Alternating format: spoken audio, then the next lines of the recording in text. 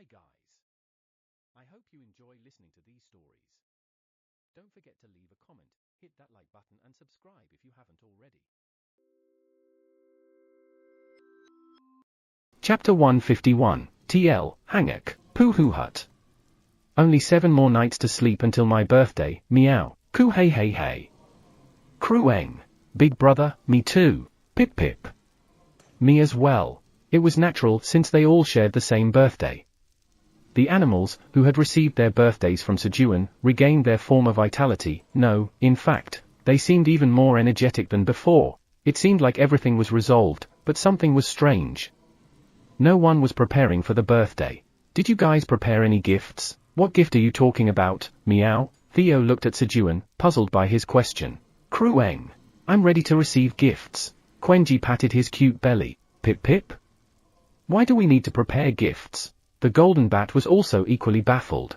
As expected, the animals were only thinking about receiving gifts, not giving any. Think about it. If all of you only think about receiving gifts, from whom will the vice chairman receive a gift? Sejun tried to point out that if everyone expected to receive gifts, then no one would actually get any. However, of course, Chairman Park will, meow. Huh? Crueng. Crueng. Of course. Quenji will get a gift from Dad. Pip pip. Sejun will give me my gift. The animals all had a plan. A plan to receive gifts from Sejun. Then, what about my gift? I will massage Chairman Park's sour face, meow. Crueng. Quenji will protect Daddy. Pip pip. I will bring things that Sejun needs. Sejun realized. He had already received a lot from the animals as gifts. However, it still feels a bit unfair. In the end, it meant Sejun had to prepare gifts for all the animals. Although it could be settled with grilled fish, churu, honey and rice cakes, fruit juice, carrots, grass. And who said I have a sour face? Whack! Sejun grabbed and pulled the cheek of Theo, who had spoken rudely, as punishment. Meow. What are you doing, meow? Theo struggled to get out of Sejun's grasp.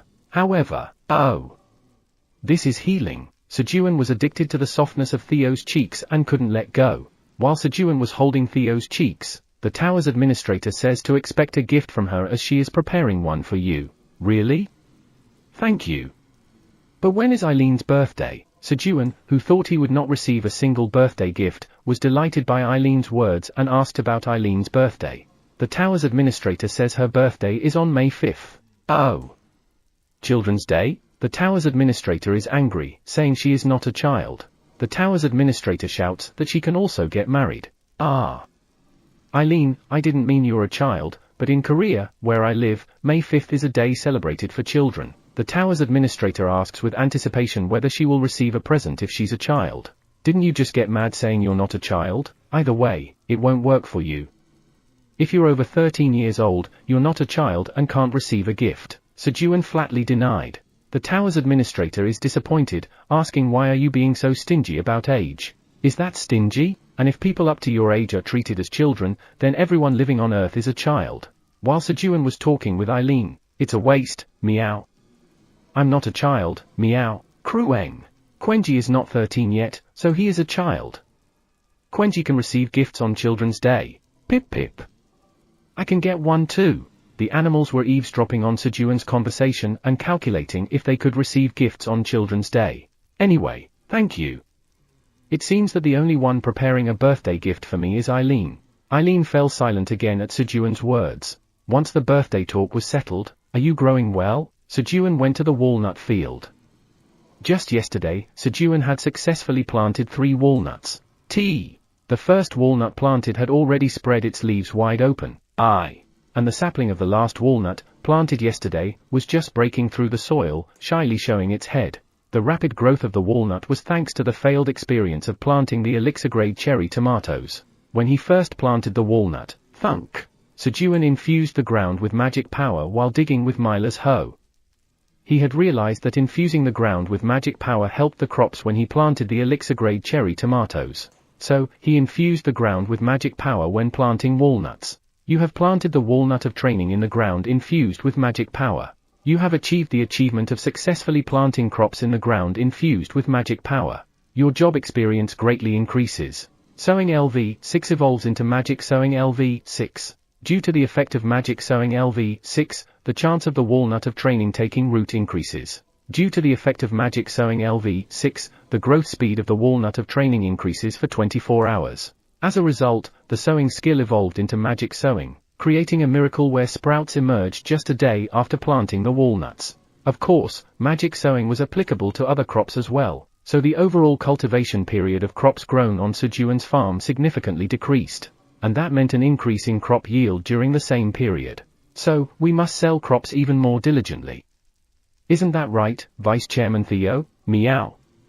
Why, meow? Before he knew it, Sejun had put a bag on Theo's back and lifted Theo off his lap, placing him on the floor. And just like that, Theo, who was planning to relax and eat until his birthday, had to go down the tower once again. At around 8 o'clock last night, the US Navy fired missiles at the Mashaho in the sea, sinking it. The Mashaho was a grain transport ship that departed from Lagos, Nigeria. Currently, every country was on high alert. They were blocking the entry of all ships departing from Nigeria, and if a ship that entered their waters lost contact, they preemptively fired missiles. The reason countries responded so aggressively was because they saw daily what kind of damage Brazil was suffering due to its delayed response. A few days ago, a drifting ship approached the harbor near Rio de Janeiro, Brazil. The harbor control tower sent a security team to the grain transport ship that was not responding to radio communications, but the security team reported that there were a tremendous number of locusts on the ship and then lost contact. Realizing the situation was not normal, the control tower immediately requested military assistance, but there was a delay, and the ship got closer to Brazil. Flap. Flap. Hundreds of thousands of starving locusts flew into Brazil. Since then, every day in Brazil was like a war. For the first 2 days, the damage was minimal compared to what was feared. Occasionally 1 or 2 were spotted, but it was manageable for the police. However, on the 3rd day, flap. Flap. The blue sky was covered with blue locusts. Their numbers were over 1 billion. Brazil, with its abundant greenery, was an ideal breeding ground for these locusts. They multiplied exponentially without any hindrance. Overnight, a city was taken over by the locusts. The number of deaths, with no bodies to be found, was in the hundreds of thousands. It was a catastrophe. Since then, Brazil had mobilized its army to fight against the locusts, but to little effect. Because other countries were receiving this information about Brazil daily, they strengthened their guard against all ships approaching them from the sea. Land moving. Thud.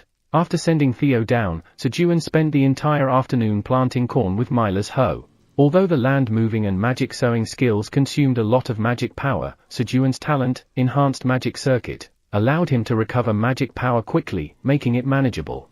And, Krueng. Flap. Flap. Quenji was lying on the bed made by Sejun, rolling around and singing with the golden bat while waiting for his stomach to empty. At that moment, Sejun. We've arrived. Giant silver wolves came running. Good job. How is the 83rd floor of the tower? Fortunately, we found a farm. And there are no dangerous monsters nearby. Hegel is guarding it now. Elka, who had returned from scouting the 83rd floor of the tower at Sejun's request, answered. Sejun had learned from the experience of going to the 77th floor using a land deed document, and had Elka scout the 83rd floor before using the land deed document. Really? What's on the farm? Well, you will be disappointed. Ah. Elka hesitated and carefully brought out a crop with his front paw, then dropped it with a painful expression. Thud. The crop was covered with thorns like a hedgehog. Ha, as I thought, you would be disappointed. It is inedible. Elka spoke as if he had expected Sejun's reaction. However, he looked regretful for not being able to please Sejun. No. It's edible. This is a chestnut. What? Chestnut? Yes. Just a moment. Sejun paused, examining the thorns of the chestnut and carefully flicking them with his finger. Ping. A metallic sound was heard. Growing in the tower made it extraordinary. A chestnut with steel thorns. Given that even Elka was in pain when pricked, they couldn't be ordinary thorns. Wow. This is dangerous. If he had carelessly stepped on it, his foot would have been full of holes. Moreover, the thorns might even be poisonous. Quenji, help me. Sejun eventually called Quenji, the all-rounder handyman. Krueng? Krueng. Did you call? Quenji will help Daddy. Upon Sejun's call, Quenji, carrying the golden bat on his back, rushed over eagerly. Peel this for me. Sejun carefully held one of the chestnut and handed it to Quenji. Crueng. Quenji, who received the chestnut, easily peeled it as if peeling an orange. Although there were steel thorns, they were not strong enough to penetrate Quenji's thick skin. Ping. Ping. Rather, the thorns of the chestnut broke as if they were crushed by Quenji's strength. And then, Crueng. Crueng? Here it is. But what is this? He asked, while looking at the two large chestnuts that came out. This is called a chestnut. Try eating it. Swoosh. Swoosh. Sejun sliced the chestnut with his dagger and put it in Quenji's mouth. Chew. Chew. Quenji, chewing the chestnut, widened his eyes in surprise. Crueng. Crueng. This is interesting. It's my first time tasting it, but it's delicious. Quenji waved its arms excitedly. Chew. It's tasty, right? In the meantime, Sejun ate a chestnut while speaking. Quenji, do you want to go pick chestnuts? Crueng. Yes. Quenji, who never refused food, answered energetically. Good. Then stay in the void storage for a while. Sejun rarely used it and often forgot about it, but when Quenji was in the void storage, he could travel with Sejun. Crueng. Quenji, along with the golden bat, entered the void storage. And then, guys, I will go to the 83rd floor of the tower for a while. This time, he informed the rabbits and mushroom ants in advance that he would go elsewhere, so they wouldn't worry. Eileen, I will go to the 83rd floor of the tower for a while. Lastly, he informed Eileen that he would be away. The tower administrator says to bring a lot of delicious food when you come back. Got it. I'll bring back a lot. Swish. Sejun answered and then unfolded the land deed document of the 83rd floor farm. The summoning function for the initial engraving of the land deed for the 83rd floor farm has been activated. This time, Sejun safely teleported to the 83rd floor. Chapter 152, TL, Hanguk, Meow Meow Meow. In a week is my birthday, meow. As Theo was going down to the 40th floor of the tower, he met the interns who were also going down for trading cherry tomatoes and supplying sturdy blade green onions. He boasted about his birthday, which he had received from Sejun, while moving together with them. Birthday? That's right, meow. If you have a birthday, you can get a gift from Chairman Park, meow. Originally, birthdays were events where you'd receive best wishes from those around you, but in the tower, birthdays had become a day to receive gifts from Sejun. Congratulations, Vice Chairman Theo. Congratulations. Thank you, meow. As Theo was being congratulated by the interns, ZZZZ. Theo's whiskers began to tremble. This feels ominous, meow. It was clear that something had happened to Chairman Park. As expected, Chairman Park can't manage without me, meow. He can't take care of his knees like this. Should we run? An intern, now accustomed to such situations, asked. That's right, meow. Full speed ahead, meow. All right. Theo and the interns started running quickly. You have arrived at the 83rd floor farm. You have moved from the top floor, 99th floor, to the 83rd floor. You have descended 16 floors. Due to the effect of title, retrogressor, all stats increase by 16. The title was not displayed in the status window. Thus, he had forgotten about it. The title retrogressor seemed to have the effect of increasing stats as you go down the floors. That's good. But are these all chestnuts? Sejun, after checking the message, looked around in amazement. There were over 1,000 chestnut trees with chestnuts hanging from them. Dragon Tooth Warrior Helmet Summon. Sejun first summoned the bone helmet and wore it on his head. One couldn't be too careful. If he wasn't lucky, a falling chestnut might leave a hole in his head. Full body armor transformation. Clank. Of course, Sejun, who valued safety, also protected the rest of his body as well. An increase in all stats by 16 didn't mean he could let his guard down. Getting pricked by steel thorns would still result in an immediate critical hit. As Sejun wore his bone armor, clink. Guys, come out. Sejun called out Quenji and the golden bat from the void storage. However, yes. Flap. Flap. Only the golden bat came out. Where's Quenji? Big brother Quenji is sleeping. Should I wake him up? Kurueng. When Sejun sneaked a peek inside, he saw Quenji, with his stomach bulging out, sleeping, and empty boxes scattered beside him. He seemed to have eaten the crops in the storage and fallen asleep. No need. Can you call the black wolves around the farm? Yes. Sejun sent the golden bat and approached the nearest chestnut tree. And then, yap! he knocked down a nearby chestnut with Mila's hoe. He. First, I'll roast them over the fire to make roasted chestnuts to eat. With the rest, I'll make chestnut macchioli that Kaiser will like and candied chestnuts simmered in honey. As Sejun was thinking about the dishes to make with chestnuts and picking chestnuts. Oh! That one is bigger. A chestnut that was about 1.5 times bigger than a regular chestnut caught his eye. It's a big catch. Sejun swung his hoe towards the larger chestnut right away. Then, thud, queak. Huh? An odd sound was heard as the chestnut fell. Did I hear it wrong? Thwack. Sejun knocked down another chestnut with his hoe. Tap, queak. Huh? This time, he clearly heard it. What is it? Feeling something strange, Sejun gently poked the chestnut that made the initial sound with his hoe. Queak. Queak. The chestnut started making a strange sound and began to move. Then, a name appeared above it. Chestnut Hedgehog Godori. Huh? A hedgehog? It was not a chestnut but a hedgehog disguised as a chestnut. It looks cute. But why is its name Godori to the power of 1? While Sejun was busy looking at Godori, thump. Thump. Chestnuts began hitting Sejun on the head. Thud thud thud. Chestnuts from the chestnut tree started launching rolling attacks towards Sejun and began falling down. About half of the chestnuts hanging on the chestnut tree were actually hedgehogs. And, queak! Queak! Godori was commanding the hedgehogs. Godori was the leader of the chestnut hedgehogs. Thud. Thud. The hedgehog's quills got stuck in the bone armor. Then, a quest has been generated. Quest, defeat the hedgehogs hiding in the farm disguised as chestnuts or regain land rights through peaceful agreement. Reward, recognition as the rightful owner of the land deed. A quest message appeared in front of Sejun. You said there were no monsters. Sejun hurriedly ran, avoiding the hedgehogs. The rolling attack of the chestnut hedgehogs was not strong enough to penetrate the bone armor, but there were too many of them.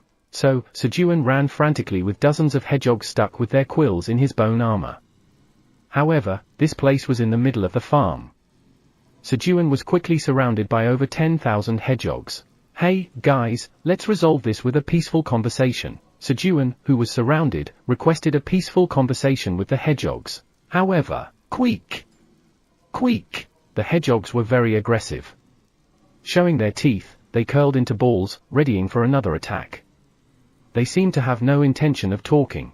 Do I have to fight? Considering his bone armor could block enemy attacks and he had the throw thunder and land moving skills, he thought he could handle a fight. Let's give it a try. Just as Sejun was about to use his skill, holding the Mila's hoe, Kuang. Quenji, who had slept well, got up, yawning. And then, Krueng. Wow. It's a chestnut.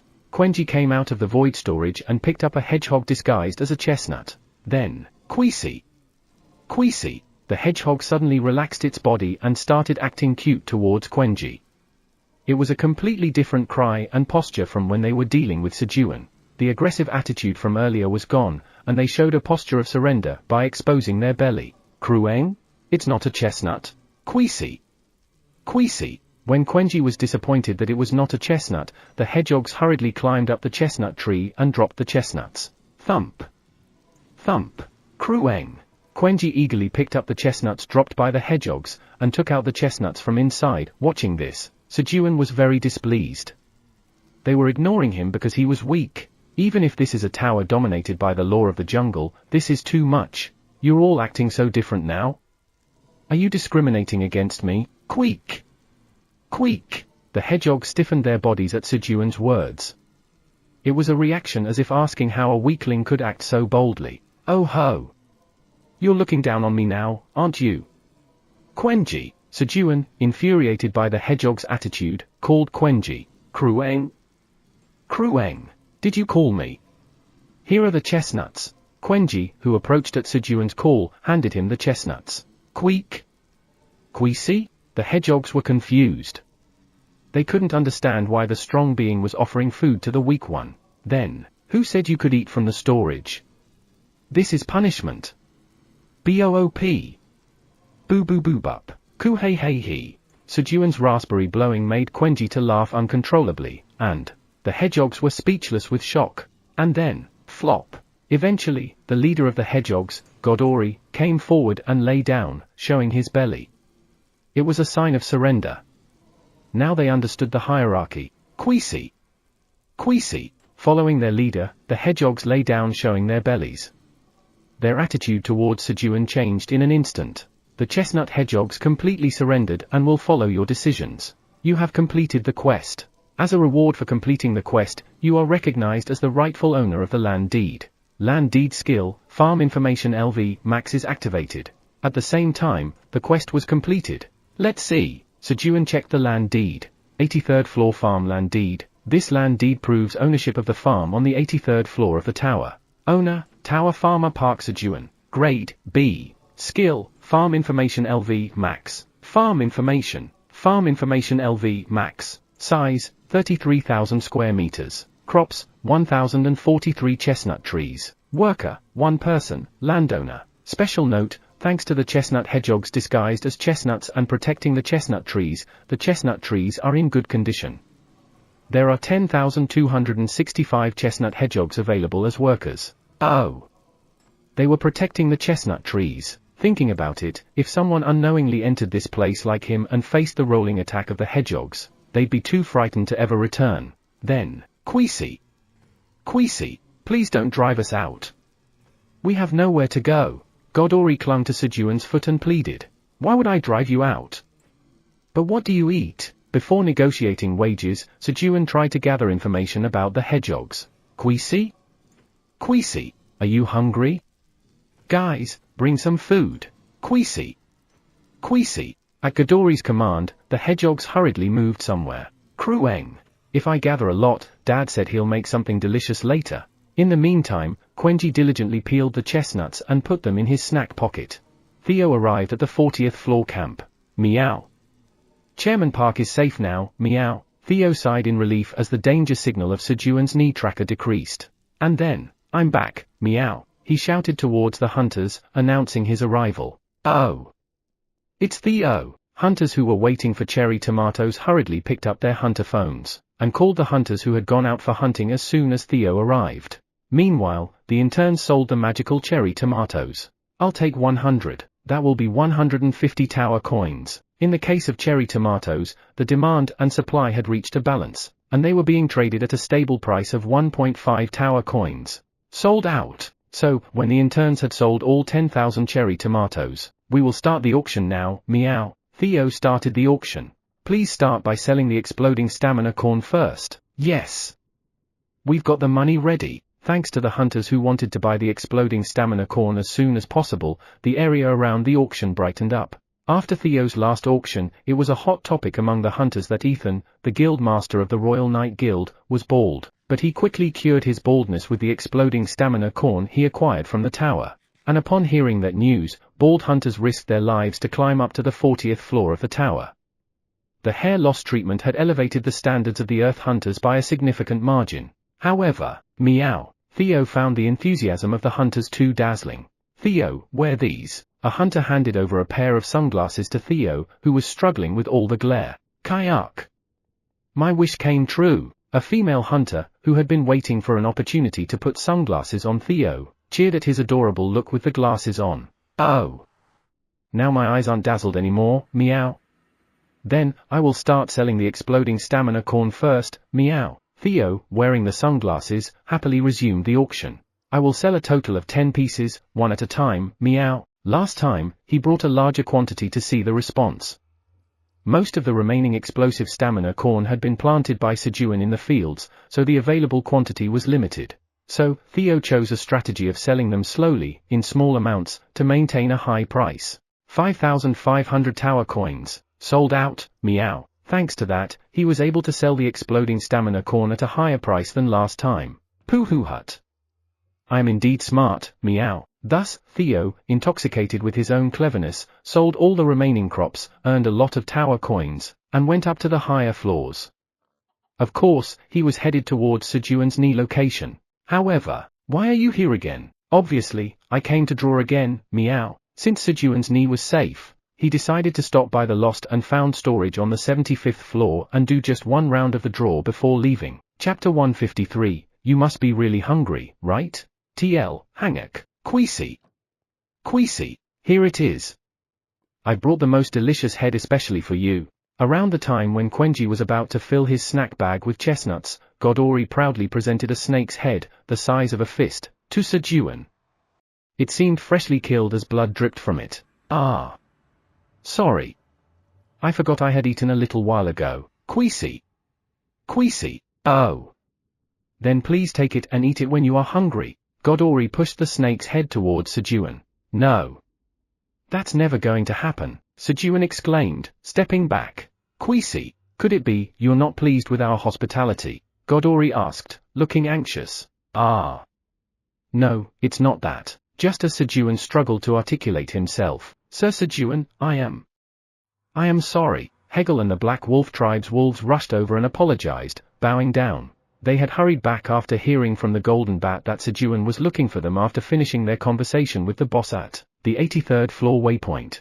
Hegel's eyes widened at the sight of the hedgehogs surrounding Sejun. There were monsters? Sir Sejun. Please, let me take full responsibility for this. Hegel was restless because he didn't know there was a monster hiding. He had no excuses. He had to take responsibility for his mistake, even if it cost his life. It's okay. But be more careful next time. Honestly, Sejun was just relieved they were hedgehogs. It could have ended much worse had they been other monsters. Yes. Thank you for your forgiveness. I will take Sir Sejun's words to heart. All right. But Hegel, you look very hungry. Running all the way here must have made you hungry, right? Very, very hungry, right? Here, eat this. Sejun pointed at the snake head, insisting Hegel should be hungry. What? Sir Sejun. Sejun was desperately trying to get rid of the snake's head. He's giving this delicious treat to someone like me who made a mistake. Hegel was deeply moved that day. All right. Let's get to work. Sejun, who handed the snake's head to Hegel, quickly started harvesting chestnuts. Queasy. The hedgehogs climbed the trees and dropped the chestnut burrs, which Quenji and Sejun would then peel to extract the chestnuts. Crueng. While Quenji easily cracked the chestnut burrs brought by the hedgehogs by hand while sitting on the ground, land moving, Sejun used a skill to put 100 chestnut burrs underground at once, a somewhat cumbersome method, but he had no other choice. He couldn't crack them by hand. By the time they had cleaned about half of the chestnut tree of its burrs, gurgle. Crueng. Daddy, I'm hungry. Quenji's stomach growled. It was dinner time. Queasy, we will catch dinner for Master Quenji. Upon hearing Quenji's proclamation of hunger, Godori reacted as if it was a serious situation, getting ready to set out. No. You guys have worked hard too. Let's eat something different today. Queasy, no, but we really. Godori looked uneasy. No. Just stay put. Otherwise, I'll kick you out of the farm. Sejun spoke firmly, even threatening the hedgehogs. He really didn't want the snake's head. Queasy, we will stay put. The hedgehogs froze at Sejun's words. No, guys, that's not what he meant. Sejun explained that he meant they didn't need to go hunt for dinner, and then started preparing dinner. Dinner consisted of chestnut porridge and roasted chestnuts made from the chestnuts they harvested that day. Swish swish swish. Sejun went to the stream near the farm and diligently washed the chestnuts. They had harvested about 100,000 chestnuts today, and he washed 5,000 of them. All right. Wash them thoroughly. Queasy. Of course, the hedgehogs helped. Since there were many hedgehogs, washing 5,000 chestnuts was quick even if each hedgehog washed only one. After washing the chestnuts, Sejun started boiling 3,000 of them in a pot. And then, you guys, make a cut in the chestnuts. Yes. Yes. Leave it to us. He instructed the Golden Bat and the wolves to make cuts into the remaining 2,000 chestnuts for roasting. This would make peeling them easier later on. Swoosh. Next, Sejun then poured rice flour into the pot, added water, and continuously stirred while boiling. Then, Crueng? Is there nothing for Quenji to do? Quenji, who usually just slept in the back, asked today if there was any work to do. Of course there is. Just keep stirring this. Sejun didn't miss the opportunity and tossed his work to Quenji. Hegel, find out the way to waypoint. I'll be going up to the 99th floor right after harvesting the chestnuts. Sejun utilized the brief free time to instruct Hegel to find the route to the waypoint in advance for a swift return to the 99th floor. The return to the 99th floor was delayed as the chestnut harvesting took more time than expected. Yes.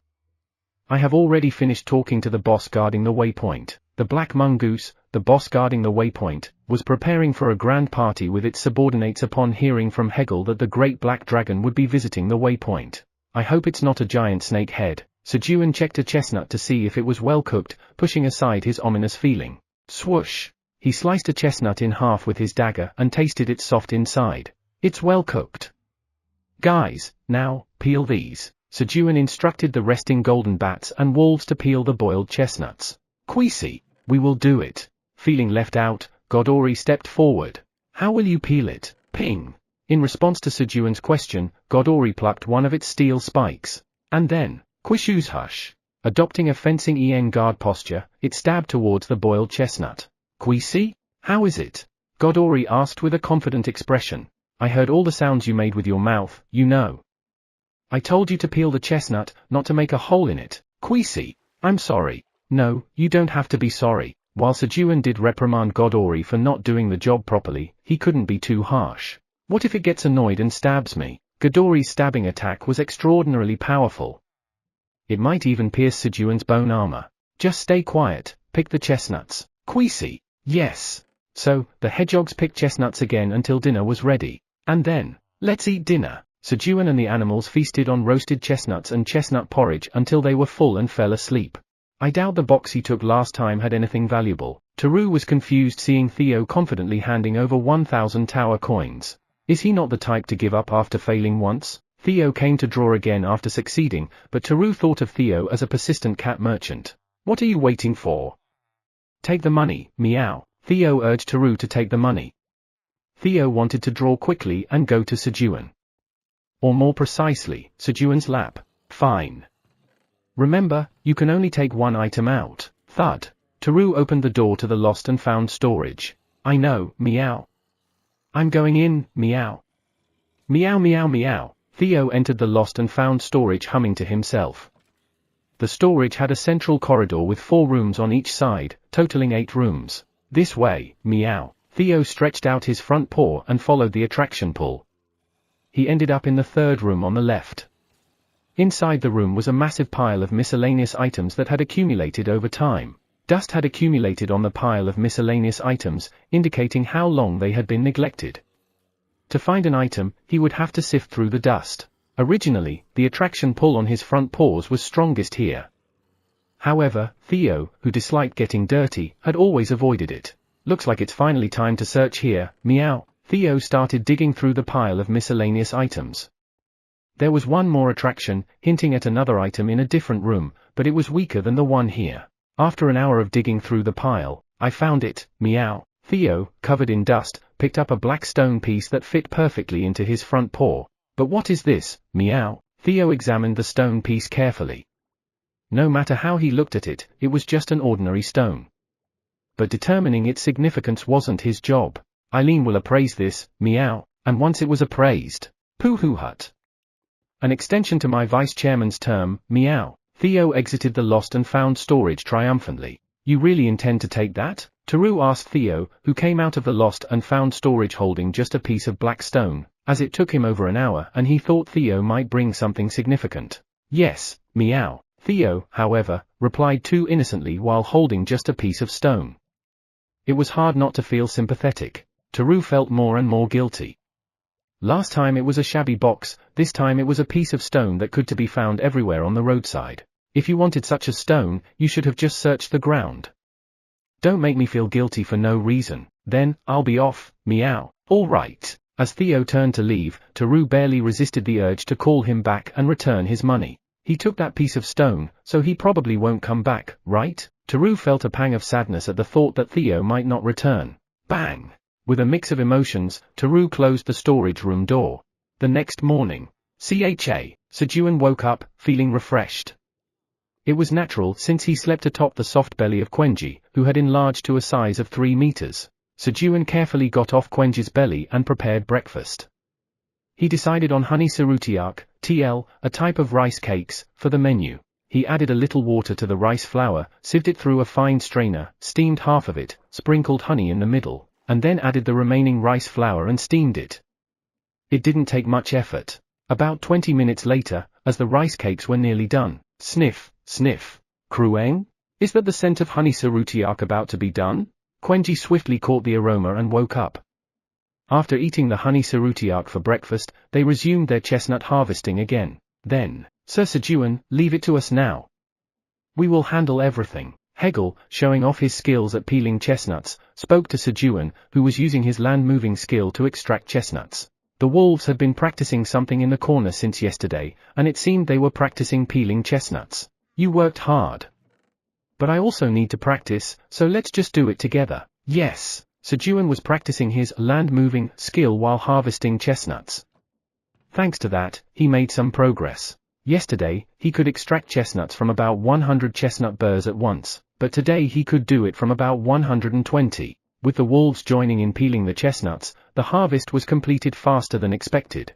Godori, please continue to take good care of the chestnut farm. Quisi, leave it to me. I'll give my life for it. Godori responded to Sejun's words with a grave expression. No, if it's too dangerous, you can run away. Just report to the 99th floor of the tower. Don't risk your life. Sejun instructed Godori and set off for the waypoint. Let's go. After about an hour's journey on the backs of the wolves, Sejun arrived at the waypoint. 83rd floor boss, Black Mongoose Mongu. Yip yip. The Black Mongoose Mongu, the boss of the 83rd floor, about 1 meter in size, and its subordinate black mongooses greeted Sejun with a bow. Just as I thought. As Sejun expected, behind the black mongooses, a giant snake head was being roasted for him. I'm not hungry, so don't leave any for me, eat it all. Before Mongu could offer the snake head, Sejun preemptively spoke. Yes. Guys, let's go. Yip. At first, the black mongooses were confused by the command to eat the snake head, but as soon as the wolves started eating, they hurriedly began to feast as well. Krueng. Quenji, you can't. Sejun stopped Quenji, who was about to run after the wolves. And then, waypoint of the 83rd floor of the tower has been saved. Loading other floors. Saved waypoint. Saved waypoint, 2, 99th floor, 77th floor. Sejun registered the waypoint. Now let's go. Quenji and Golden Bat, go into the void storage. As Sejun was about to move to the 99th floor through the waypoint. Huh? Theo is nearby? Sniff, sniff. Flap, flap. At Sejun's words, Quenji and Golden Bat focused on the smell and sound.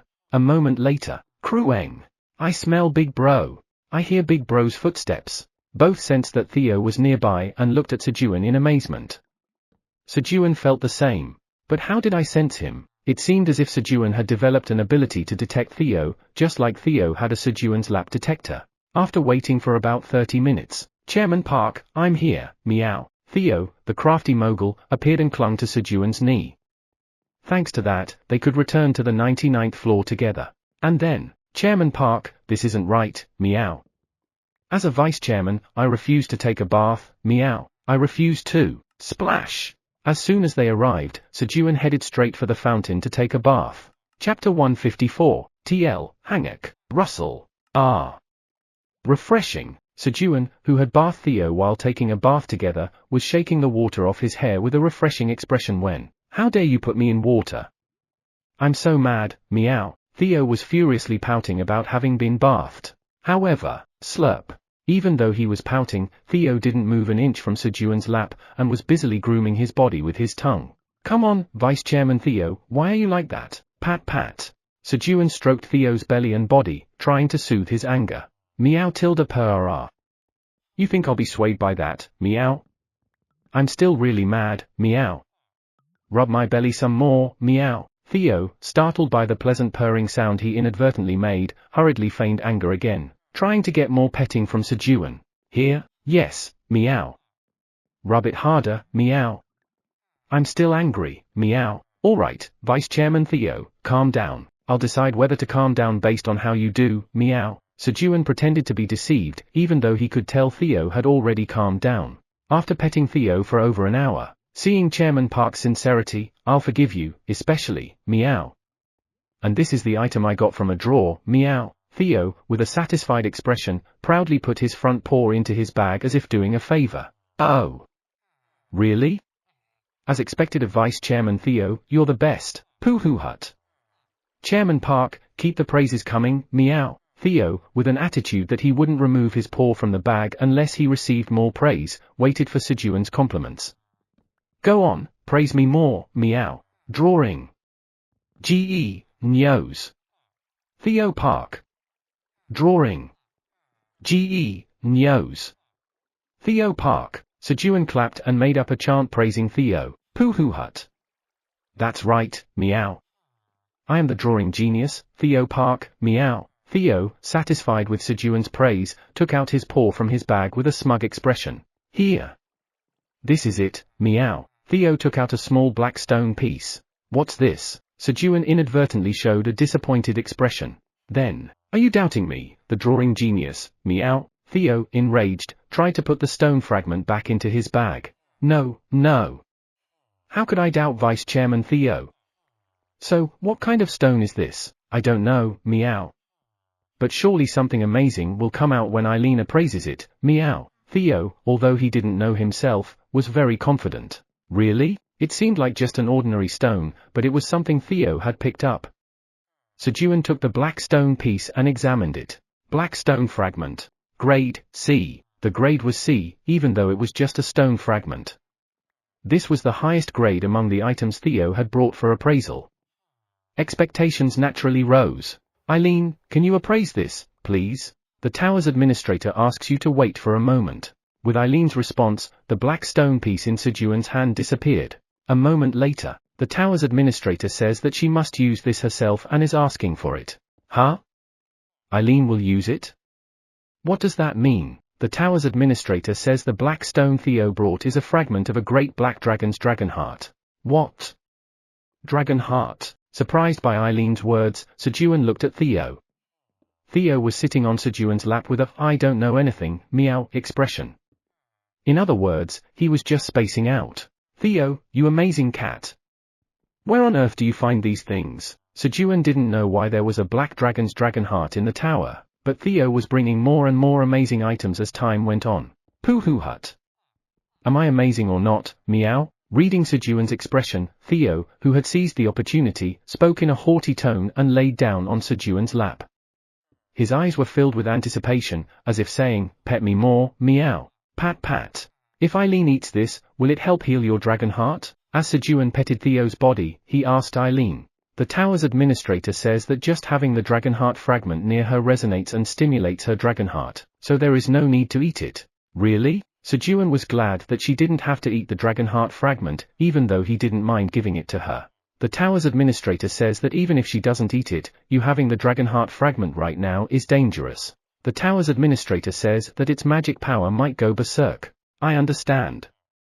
Please keep it safe, Eileen. The tower's administrator says she will start training to grow her dragon heart talent to the next level using the dragon heart fragment. The tower's administrator says she may not be able to respond for a few days. Okay, the tower's administrator says she will definitely finish before your birthday. Alright, just don't overexert yourself. Inside the administrator's area of the Black Tower. He.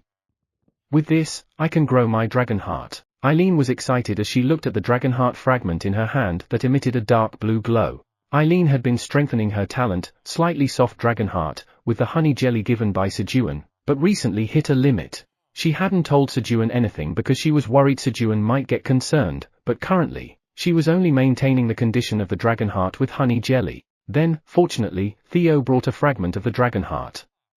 With this dragon heart fragment, she could stimulate her dragon heart using its resonating power, potentially advancing her talent to the next level. He. Good job, Theo. Eileen decided to reward Theo separately later on and cast Polymorph Release, and she returned to her original form. From now on, she had to focus all her attention on the dragon heart, so it was more easier in her original form. This time, for sure, I will appear in front of Sejun with a bang. Eileen imagined herself appearing in front of Sejun in a polymorphed state at the birthday party, and smiled happily. And then, hoo-oo, she took a deep breath and focused on the magic power of the dragon heart. Woo-wong. The dragon heart fragment in her hand and Eileen's magic power began to resonate. The next day after Sejun returned from the 83rd floor of the tower, Sejun immediately started making roasted chestnuts and chestnut macchioli for the birthday party. He needed to hurry to have them ready by the birthday party. And while Sejun was preparing for the birthday party, weeing, a poisonous honeybee came looking for Sejun, carrying a honey jelly. Did you come to give me honey jelly? Thank you. As Sejun opened his palm, weeing, thud, The poisonous honeybee placed the honey jelly on Sejun's palm. You have acquired 1 poisonous honeybee's cherry tomato honey jelly. Your beekeeping LV 7 proficiency slightly increases. Beekeeping LV 7 proficiency has been filled, and the level has increased. Oh, it had been a while since his beekeeping skill level had increased. Special job skill beekeeping LV 8, able to keep bees when you own a beehive. The activity area of owned beehive bees significantly increases. The speed at which the queen bee lays eggs significantly increases.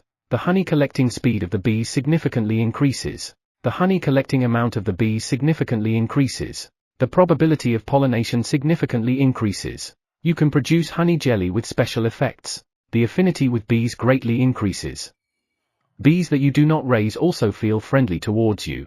Current owned beehives, 7/8 poisonous honeybee hives. When the beekeeping skill rose to level 8, information about a significant increase in affinity with bees was added. Even bees that I didn't raise also feel friendly towards me. Sejun hurriedly finished the remaining work and called Quenji. Krueng? Did Daddy call me? Quenji, who was rolling around on the stone bed, ran over in response to Sejun's call. Yes. Let's go east to meet poisonous honeybee friends. Krueng? Poisonous honeybee friends? Yes. He needed to secure 1 more beehive, and if the skill description was correct, poisonous honeybees that were not affiliated with Sejun's beehive would not be hostile to Sejun, so it seemed that he could also ask those poisonous honeybees to collect honey. Krueng. Daddy, let's go. So, Sejun rode on the enlarged Quenji and moved east. Of course, Theo hanging on Sejun's knee and the golden bat hanging on Sejun's back, naturally followed. Thud. Thud. As Quenji ran at full speed for about 30 minutes, Krueng. We have arrived. They quickly entered deep into the eastern region. Weeing. Weeing. 2 poisonous bees patrolling the area approached to attack Sejun and the animals that entered their territory. However, rub. When they got close to Sejun, the poisonous bees showed friendliness by rubbing their bodies against Sejun. As expected, they weren't hostile toward Sejun. Hey kids, do you want to try this? Sejun started promoting his honey to the poisonous bees. Krueng. Quenji also wants honey too. As Sejun gave honey to the poisonous bees, Quenji asked for honey as well. All right. Quenji, let's eat honey too. Sejun took out a glass bottle and gave it to Quenji. Chairman Park, I want churu too, meow. When Sejun took care of Quenji, Theo asked for a churu.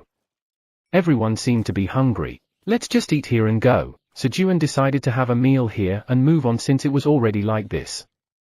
The outing to capture poisonous bees turned into a picnic in the blink of an eye. Here, golden bat, eat this watermelon. Yes. Thank you. Sejun handed a piece of watermelon to the golden bat sitting on his shoulder. And then, crunch crunch. He ate a sweet potato with his left hand, chew chew chew. And with his free right hand, he fed Theo some churu. Meanwhile, weeing. Over 1,000 poisonous bees gathered and were eating honey. The bees that initially ate the honey brought their friends along. Hey kids, how about sucking some honey from our farm? Weeing. At Sejun's question, the poisonous bees buzzed in agreement, drawing circles in the air. Then lead me to your hive. While the poisonous bees agreed, they still needed the queen's approval. Weeing. The poisonous bees led Sejun to their hive. But, huh? You guys aren't from the same family? The poisonous bees started to scatter in different directions. Weeing. The poisonous bees began to argue, each trying to lead Sejun to their own hive. Whoa. Kids, calm down. I will visit all, so relax. For Sejun, it was fortunate that he did not have to do the work multiple times. Then, Krueng. Dad, let's start from over there. Quenji pointed to the dark eastern end. Why there? Sejun instinctively felt averse. It looked dangerous at a glance. Krueng. I feel like we can eat a lot of delicious honey if we go there. Weeing. One of the poisonous bee was very happy with Quenji's idea. It was the poisonous bee that had a hive at the eastern end. All right. Let's go. It looked dangerous, but there was no risk of being attacked by the poisonous bees, and even if they were attacked, he had Theo, Quenji, and the golden bat with him. Plus, he had the bone armor, so there was no need to be afraid. Let's go to your hive first. You guys wait here and enjoy the honey. Sejun placed several plates filled with honey on the ground so that the other poisonous bees wouldn't leave, and followed the poisonous bee with the hive at the eastern end. In the southeastern outskirts of Brasilia, the capital of Brazil. Hurry up and plant the green onions. Yes, Hunters moved quickly at Han Taijun's command. Plant them more densely there. The maximum gap is 30 centimeters. I'm sorry. We'll correct it right away. The original members of the Earth Defense Force reprimanded the new recruits, who quickly apologized. All the members of the Earth Defense Force gathered in Brasilia to plant sturdy blade green onions, and create a defense line to prevent the spread of the locusts. The Earth Defense Force's counterattack against the locusts had begun. Chapter 155, Let's Take It Anyway. TL, Hanguk. The Brazilian media were outraged and condemned Han Taijun and the hunters for their actions. It's not even fanning the flames of a burning house, but rather planting more grass to aid the reproduction of the locusts. However, crunch! The moment they saw the locusts rushing to eat the sturdy blade green onion leaves, the tone of the Brazilian media changed from anger to praise. At first, they were skeptical, but as the number of such locusts exceeded hundreds of thousands, "Are you watching this? The locusts are rushing to kill themselves. Crunch! Crunch!" The media was busy filming the locusts, who were eagerly trying to eat the green onion leaves, unaware that their bodies were being cut by the blades, and broadcasting it. And then, we will now have an interview with Captain K, the leader of the Earth Defense Force, who saved the capital of Brazil by planting sturdy blade green onion leaves. Hello. I am Captain K of the Earth Defense Force. We are acting under the orders of Deputy Commander Yellow. Han Taijun made his debut on the broadcast with the codename Captain K. Whine. Whine. As Sejun approached the beehive, more and more poisonous bees felt a sense of familiarity and approached him, and Sejun realized why the eastern end had been dark. It was just that there were so many poisonous honey bees that it appeared dark. Is this the place? Sejun, surrounded by tens of thousands of poisonous honey bees, asked the poison honey bee that first led him to its hive. Whine. Yes. Just go straight from here.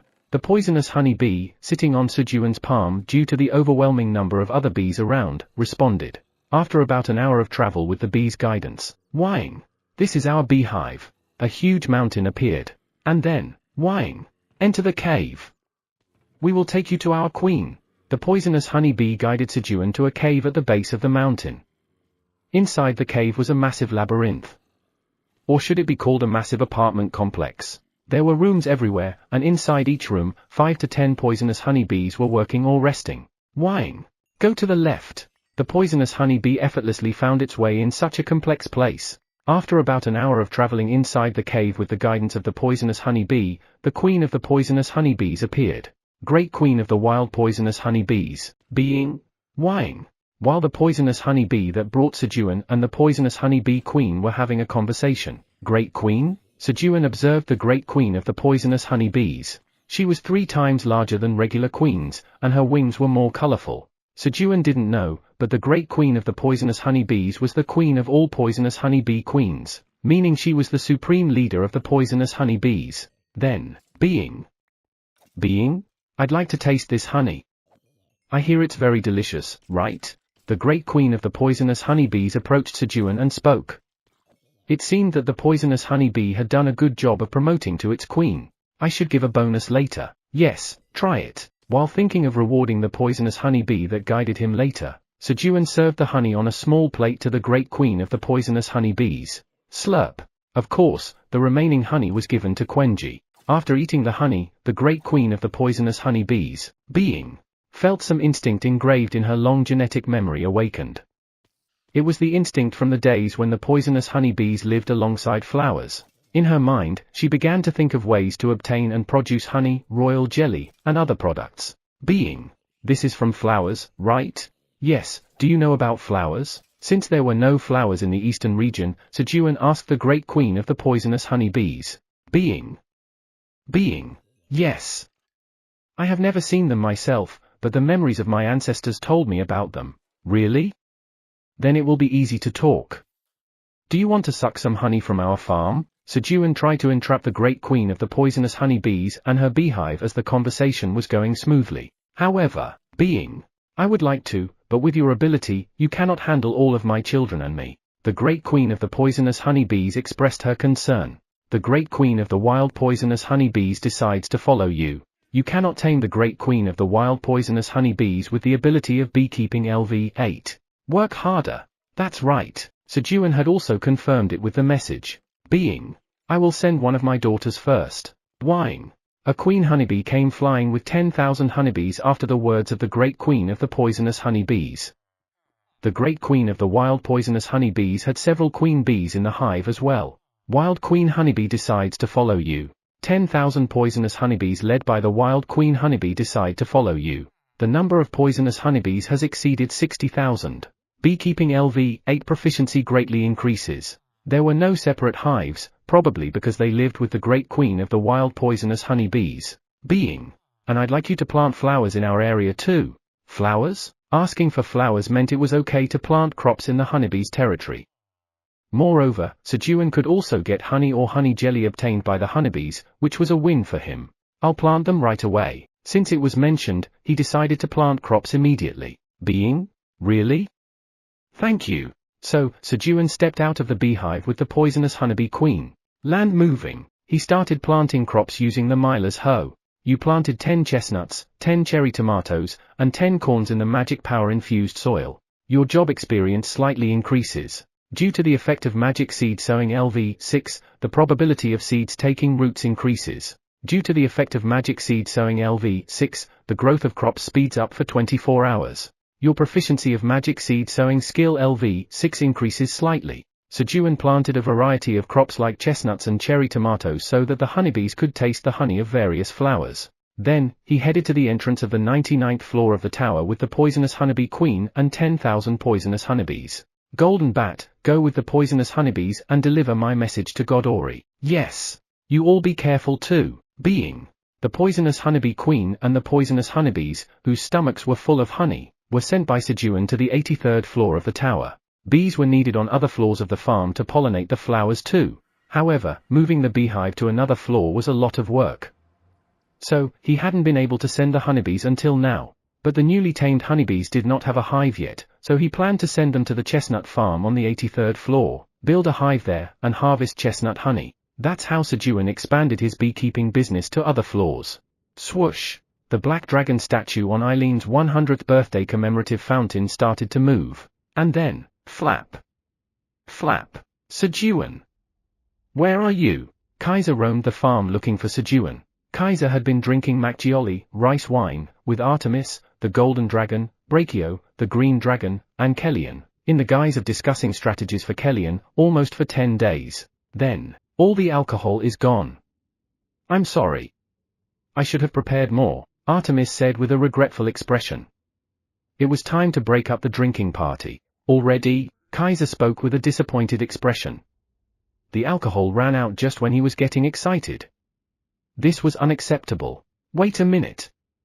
I'll bring more. So, Kaiser hurriedly returned to his residence and moved the black dragon statue.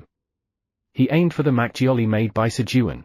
However, Sejun was at that time bidding farewell to the poisonous honeybees leaving for the 83rd floor. Sejun is not here, so I have no choice. Since Sejun was not there, Kaiser went into the brewery himself. And when he gathered 10 bottles of macchioli. Huh? What's this? Kaiser found glass bottles separate from the macchioli bottles. The liquid inside looked like macchioli, but it had a slightly more yellowish color compared to macchioli. Did it fail? It looked like Sejun failed while making macchioli, but Kaiser's instinct as a drinker strongly told him he had to drink it. Let's take it anyway. If it really was a failure, he could just rinse his mouth with macchioli. More importantly, as a drinker, he always had to enjoy taking risks. Good. With Kaiser's determination, the black dragon statue swallowed the glass bottle, and Kaiser, who gathered the bottles, hurriedly flew to Artemis's residence. Let's go for a walk, kids. Sejun, who returned after seeing off the golden bat and honeybees, walked around the farm. The green onion field, cornfield, cherry tomato field, etc., were all well maintained thanks to the rabbits and mushroom ants. And then, a tenant farmer used magic seed sowing LV6 to plant cherry tomato seeds. The Millennium Landlord receives 5% of the reward. The Millennium Landlord's job experience slightly increases. The Millennium Landlord's magic seed sowing LV6 proficiency slightly increases. A message appeared that proved everything was going smoothly. After touring the farm, he was on his way back home. Quenji, is there anything you want to eat for dinner? Sejun gave the decision for the dinner menu to Quenji, who had been carrying him around. Krueng. Krueng. Dad. Quenji wants to eat bananas and rice cakes together. At Sejun's words, Quenji raised his left hand and said banana, and raised his right hand and said rice cake. After eating honey sarutiak, honey rice cakes, a few times, he seemed to want to try mixing something else with the rice cakes. Krueng. I'm going to mix bananas and rice cakes. Quenji waved both hands, sang a song by himself, shook his hips, and danced.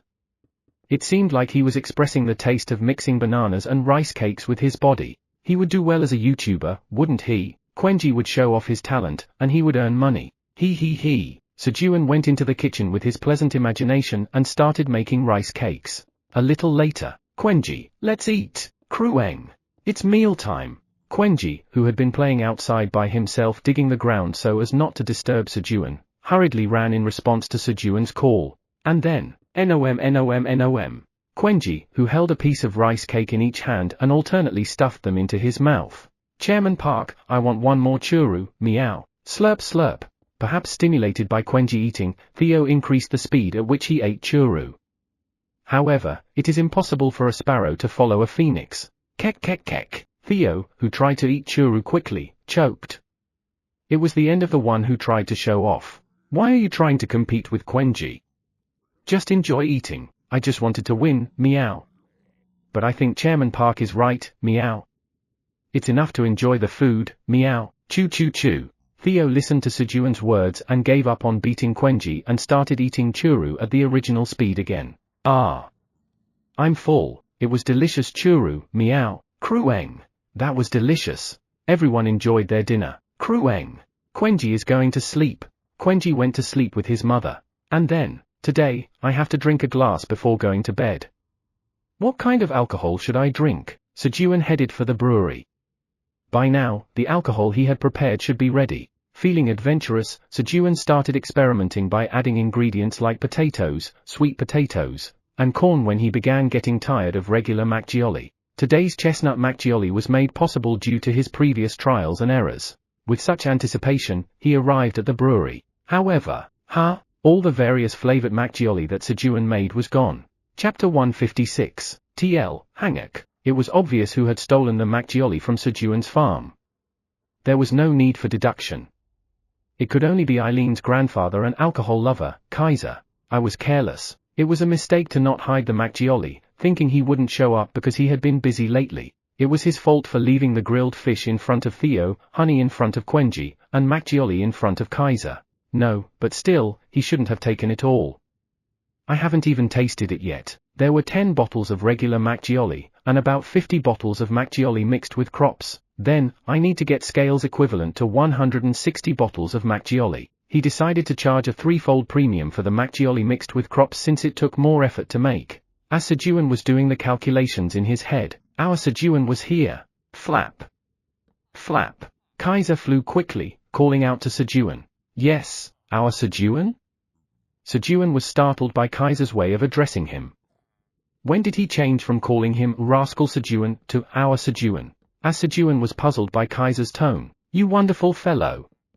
When did you make such macchioli? Kaiser began to praise Sejun outright. A few hours earlier. Ha. Let's drink again. The dragons continued their drinking session with the macchioli brought by Kaiser. Oh. There was macchioli in the Black Tower too. Ha.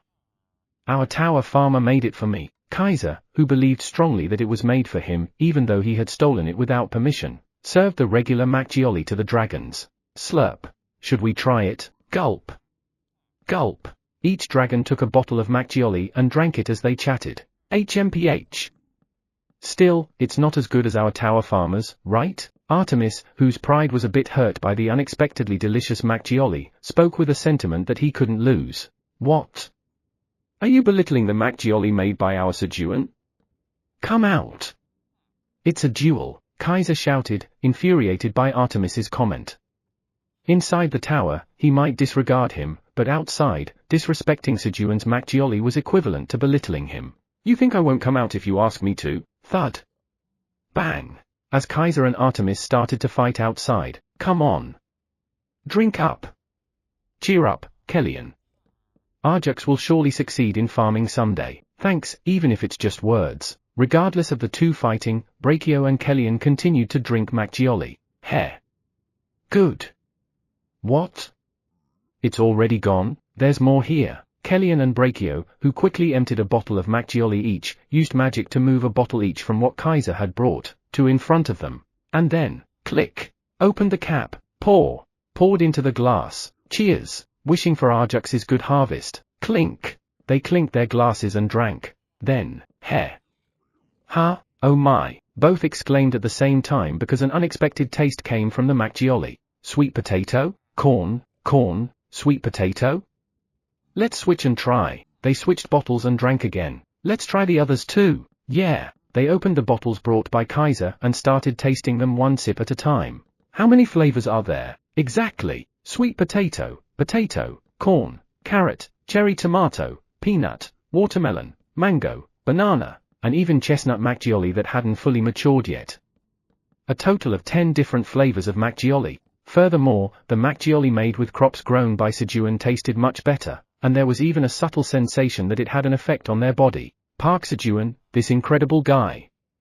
Let's see. My dragon tooth. Kellyan praised Sejun and thought about how many dragon tooth he had left.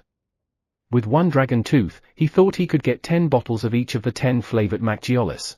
Sejun thought about a 3-fold premium, but Kellyan was thinking of giving a 10-fold premium. However, Park Sejun, the tower farmer of the Black Tower, seeing Brachio's expression, Kellyan thought he might not even be able to get 10 bottles. Let's just drink for now. Gulp. Gulp. As Kellyan started to drink the Macchioli, forgetting about his grandson's worries. Are you going to drink it all alone? Brachio came to her senses and started drinking Macchioli again. A little later, ka ha ha ha, boo ha ha ha ha, Kaiser and Artemis entered shoulder to shoulder, their faces swollen and bruised, laughing with each other. They seemed to have bonded over a fight. Huh? What? Who drank it all? Dozens of empty bottles of Macchioli were scattered on the ground in front of them. Kellyan and Brachio had almost finished all the Macchioli while they were out. Huh? You're here? Kellyan noticed them late and spoke. Huh? You're here. Is that what you say now? Try this. Then you'll understand why I'm like this. Kaiser, you're lucky to have a tower farmer like Sejun. With a voice full of envy, Kellyan handed the Macchioli to Kaiser. Why is he acting like that? Gulp. Kaiser drank the Macchioli while giving Kellyan a strange look. His throat was dry from the exertion. And then, after tasting the sweet potato Macchioli, he understood Kellyan's words. Sejun made 10 new types of Macchioli. Kellyan provided additional explanation to the shocked Kaiser. What have I done? Kaiser regretted bringing the Macchioli from Sejun's brewery. He had brought this precious drink to share with the other dragons. What does it taste like? Gulp. This? Curious about Kaiser's reaction, Artemis also took a sip of the Macchioli and was shocked. It was undeniable. It was too delicious. He. It's not just us who think so. Let's drink quickly before they come to their senses. Ignoring the shocked Kaiser and Artemis, Kellyan and Brachio started drinking the Macchioli again. Stop. Stop drinking. I'm not giving you any more. Kaiser, regaining his senses, tried to gather the remaining Macchioli, but all that was left were 2 cups worth at the bottom of 10 bottles that Kellyan had deliberately left. The taste of the 10 Macchiolis was meant to be tasted. What is this flavor?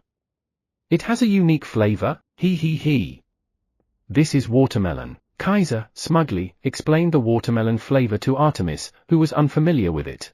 So, when Kaiser and Artemis finished tasting all 10 flavors of Macchioli, Kaiser, hand over Park Sejun to me. Brachio demanded Sejun from Kaiser. What are you talking about? Hand over the tower farmer? Don't you know that once someone becomes a tower farmer, they have to live as the tower farmer of that tower until they die? And even if that were possible, our Sejun is definitely not allowed. Kaiser responded angrily to Brachio's words. What nonsense! How dare he ask for our Sejun? I wonder if that's really the case. Brachio spoke with a reluctant expression. What? Then let's discuss it at the next meeting. Kaiser hurriedly returned to the Black Tower. He planned to ask Sejun to make more Macchioli as soon as possible. Is there anything our Sejun needs? Ah, right. I will compensate you for the alcohol I took earlier with 20 scales. And for the new Macchioli in the future, I'll give 1 scale for every 2 bottles. Huh? Really? Thank you. Ah. But Kaiser, this is not the time for that. Sejun, who was happy with Kaiser's offer, remembered Eileen, who should be training hard right now. Why? What's the matter? I'll handle everything. Kaiser, eager to get Sejun to make Macchioli quickly, actively tried to solve the issue, but it was not about Sejun, it was about Eileen. Eileen is currently. Sejun explained that Theo had accidentally obtained a fragment of the Black Dragon's dragon heart, and that Eileen had gone into training to repair the dragon heart using it. What? Our Eileen has a fragment of the dragon heart? Do you think it'll be okay? Sejun asked with a worried voice. Eileen had spoken confidently, but that made him even more worried. Don't worry. For a dragon, resonating with the dragon heart is as simple as breathing. There won't be any problems. Ha ha ha. Theo, that guy. He did a great job. Kaiser, answering Sejun's question, praised Theo. Although it was a very small fragment of the dragon heart, it was still remarkable that he had managed to obtain it. A dragon heart naturally and quickly returns to nature when a dragon dies, so it cannot be saved. Kaiser had only heard that there are cases where it does not return. But Theo had brought one. The issue wasn't the Macchioli right now. Not that he couldn't drink it, but it was okay if it was delayed a bit. Since you helped the great Black Dragon clan, I, as the lord of the Pratani clan, will bestow a reward upon you with my authority. What? Meow. What will you give? Meow. Theo got excited at Kaiser's words. Theo was thrilled at the thought of receiving a nice gift from Kaiser and giving it to Sejun. Theo's mind equation went like this. If I give money to Park Sejun, I get Park Sejun's lap, churu, and an extension of my vice-chairman term, meow. If I give a dagger to Park Sejun, I get Park Sejun's lap, churu, and an extension of my vice-chairman term, meow. Theo thought of Sejun as a vending machine where the rights to Sejun's lap, churu, and the vice-chairman term extension would come out depending on what he gave. I will specially allow you to use the title of Pratani, meow. Theo, who could not judge whether receiving the title of Pratani was good or bad, looked at Sejun. His front paws did not react to intangible things. Sejun shook his head. What changes by adding one more title to the name? Practicality was more important than honor. It's not good, meow. I want something else, meow, Unexpected. Until 1,000 years ago, everyone liked it. Then I will give you my claw. Nod. Nod. Okay, meow. At Sejun's nod, Theo decided to accept Kaiser's claw. Done. Meow. What is done, meow? I haven't received the claw yet, meow. Pull out your claw. Snap. When Theo pulled out the claw of his front paw, 10 black claws appeared. Kaiser had replaced Theo's claws with dragon claws. Meow. Theo looked at his changed claws with wonder. Meow. I can't give this to Chairman Park, meow. Theo was sad that he could not give the claws to Sejun. It's okay. Instead, Vice Chairman Theo has become stronger, meow. Yes, meow. I will protect Chairman Park with these claws, meows. But I'm sleepy, meow, yeah. Kaiser, we need to go to sleep now, Sejun said, stroking Theo's head. Okay. See you in the morning. And so, Sejun and Theo went home to sleep. Have we been too inactive lately? Kaiser, who felt that the presence of the Dragon clan had diminished, was lost in thought. He did not show it earlier because of his pride, but he was a bit shocked that Theo rejected the title of Pratani. Being allowed to use the title of Pratani means being treated as a black dragon inside the tower. But he rejected it? However, this was not because the presence of the Dragon clan had diminished, but simply a happening caused by Sejun, who knew nothing. Snore. Gororang. So, without even knowing that they missed a great opportunity to wield absolute power in the Black Tower, the two slept well. On the 312th day of being stranded, Theo obtained the dragon's claws. And there were 5 days left until the birthday party. Chapter 157. TL, Hangak. Brachio, what did you mean by what you said earlier? Artemis asked, puzzled by Brachio's comment about handing over the tower farmer to Kaiser after he left. It's a secret. Brachio, you've acquired one of the Creator God's tablets, haven't you? How did you? Straight to the point, no beating around the bush. Brachio, suddenly caught off guard, quickly looked at Artemis with a surprised expression. There's no need to be so surprised. I've also acquired a piece of the Creator God's tablet. Kellyan, you have one too, don't you? Yes. Kellyan casually answered Artemis's question. Ever since he saw a piece of the Creator God's tablet on the 99th floor of the Black Tower, He suspected that each tower might have a piece of the Creator God's tablet. Artemis was certain that Brachio had secured a piece of the Creator God's tablet when she demanded the tower farmer from Kaiser. Otherwise, she wouldn't have made such a request to Kaiser. It was clear that something was written in the Creator God's tablet. Artemis was so confident because the piece of the Creator God's tablet he had seen contained this information. Second commandment: a tower farmer can command other tower farmers from different towers. The word command is important here. Depending on the interpretation, it could mean that a single tower farmer can command all other tower farmers. Therefore, Artemis deliberately boasted about his own tower farmer for the future. It was one of his small strategies for the future. I suspect that the piece of the Creator God's tablet found in the Green Tower contains a commandment allowing one to bring tower farmers from other towers. Brachio neither confirmed nor denied. Confirming or denying it here would be equivalent to revealing the tablet's information. Let's do this. Artemis, deciding that there would be no progress in the conversation if they continued to hide information from each other, made a suggestion to Brachio and Kellyan. Let's discuss the pieces of the Creator God's tablet we know about, staking our dragon hearts. Of course, we must also swear not to tell other dragons what we hear here. All right. Agreed. Both Brachio and Kellyan accepted Artemis's proposal. Good. Then I'll start. After Artemis began speaking about his tablet's content, Brachio and Kellyan also shared theirs. Fifth commandment: if a tower farmer desires, they can become a tower farmer of another tower. Sixth commandment: tower farmers can exchange crops through contracts.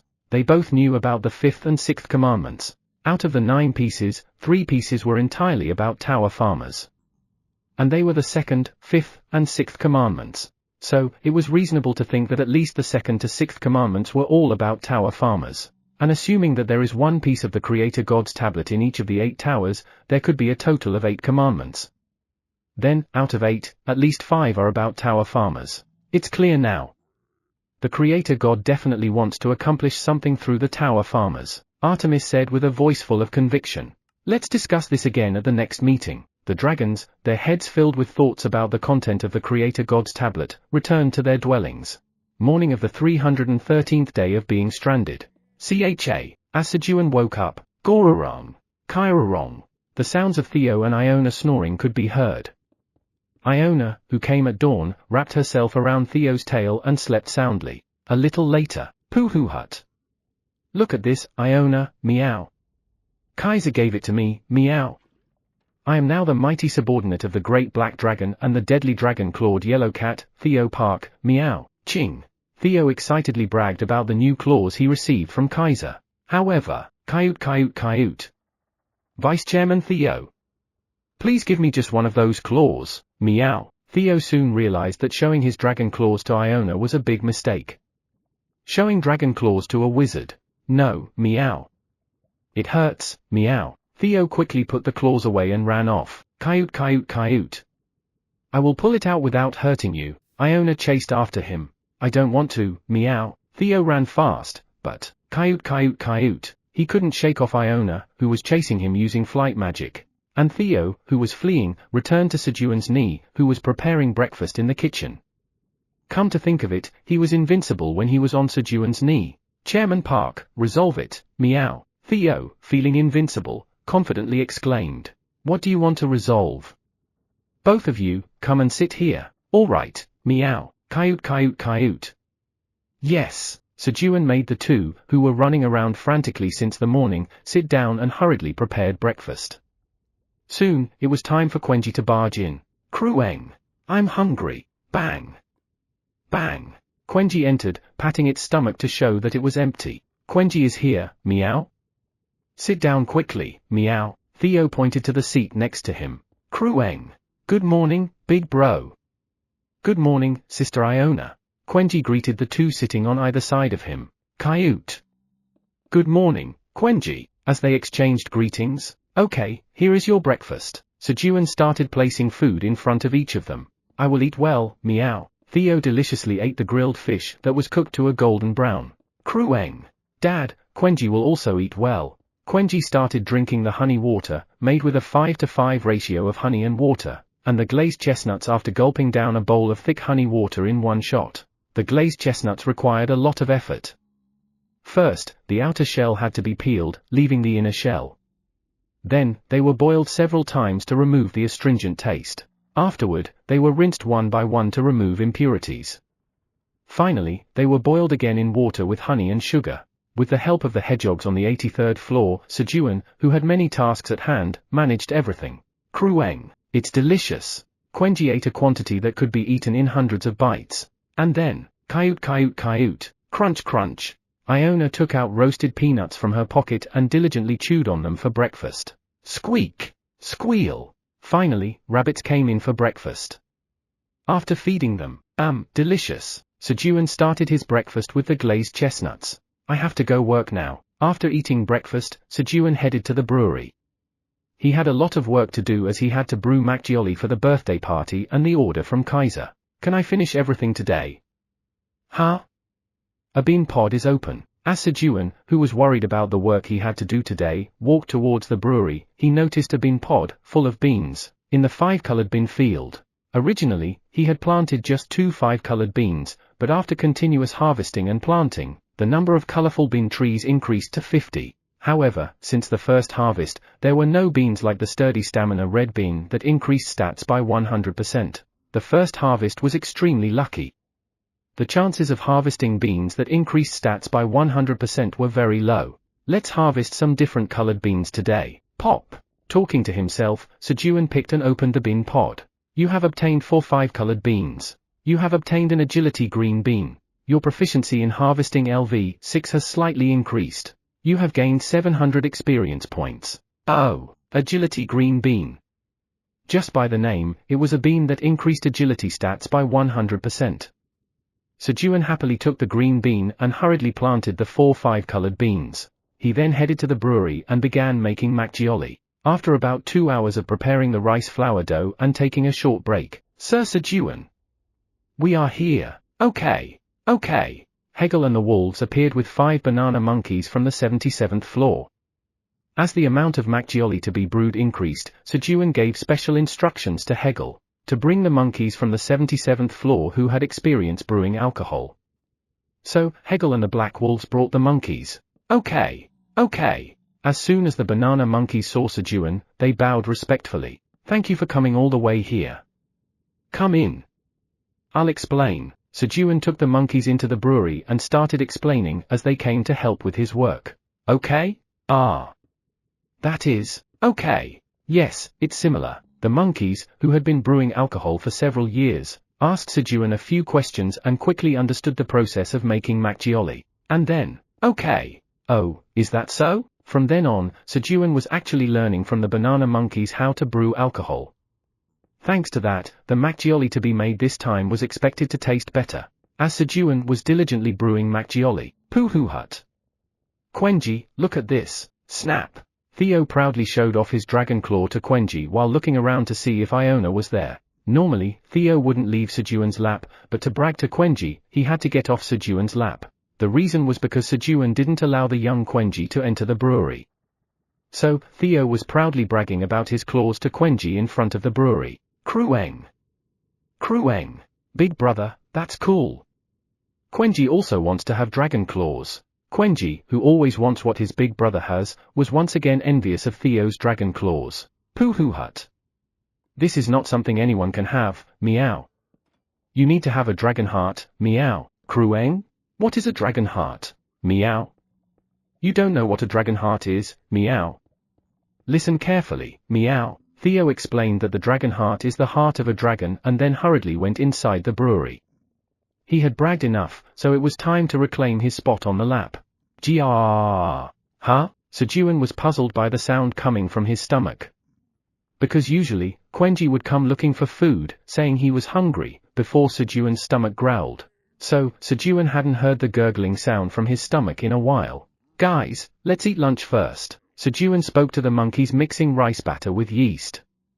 Since the remaining work was to ferment the mixture in a pot, it was okay to eat first. After speaking to the banana monkeys, Sejun quickly headed to the kitchen. If his stomach was making noise, it meant that Quenji's stomach was probably rumbling like thunder. He had to prepare lunch quickly before Quenji, who would turn into a ferocious beast when hungry, came looking for food. However, Quenji did not show up even when Sejun had prepared the lunch. Is he taking a nap somewhere? Guys, can you find Quenji for me? Sejun asked the honeybees to look for Quenji. Buzz. He's not on the farm. Quenji was not on the farm. Where did Quenji go? Just as Sejun's worry started to grow. It's my fault, meow.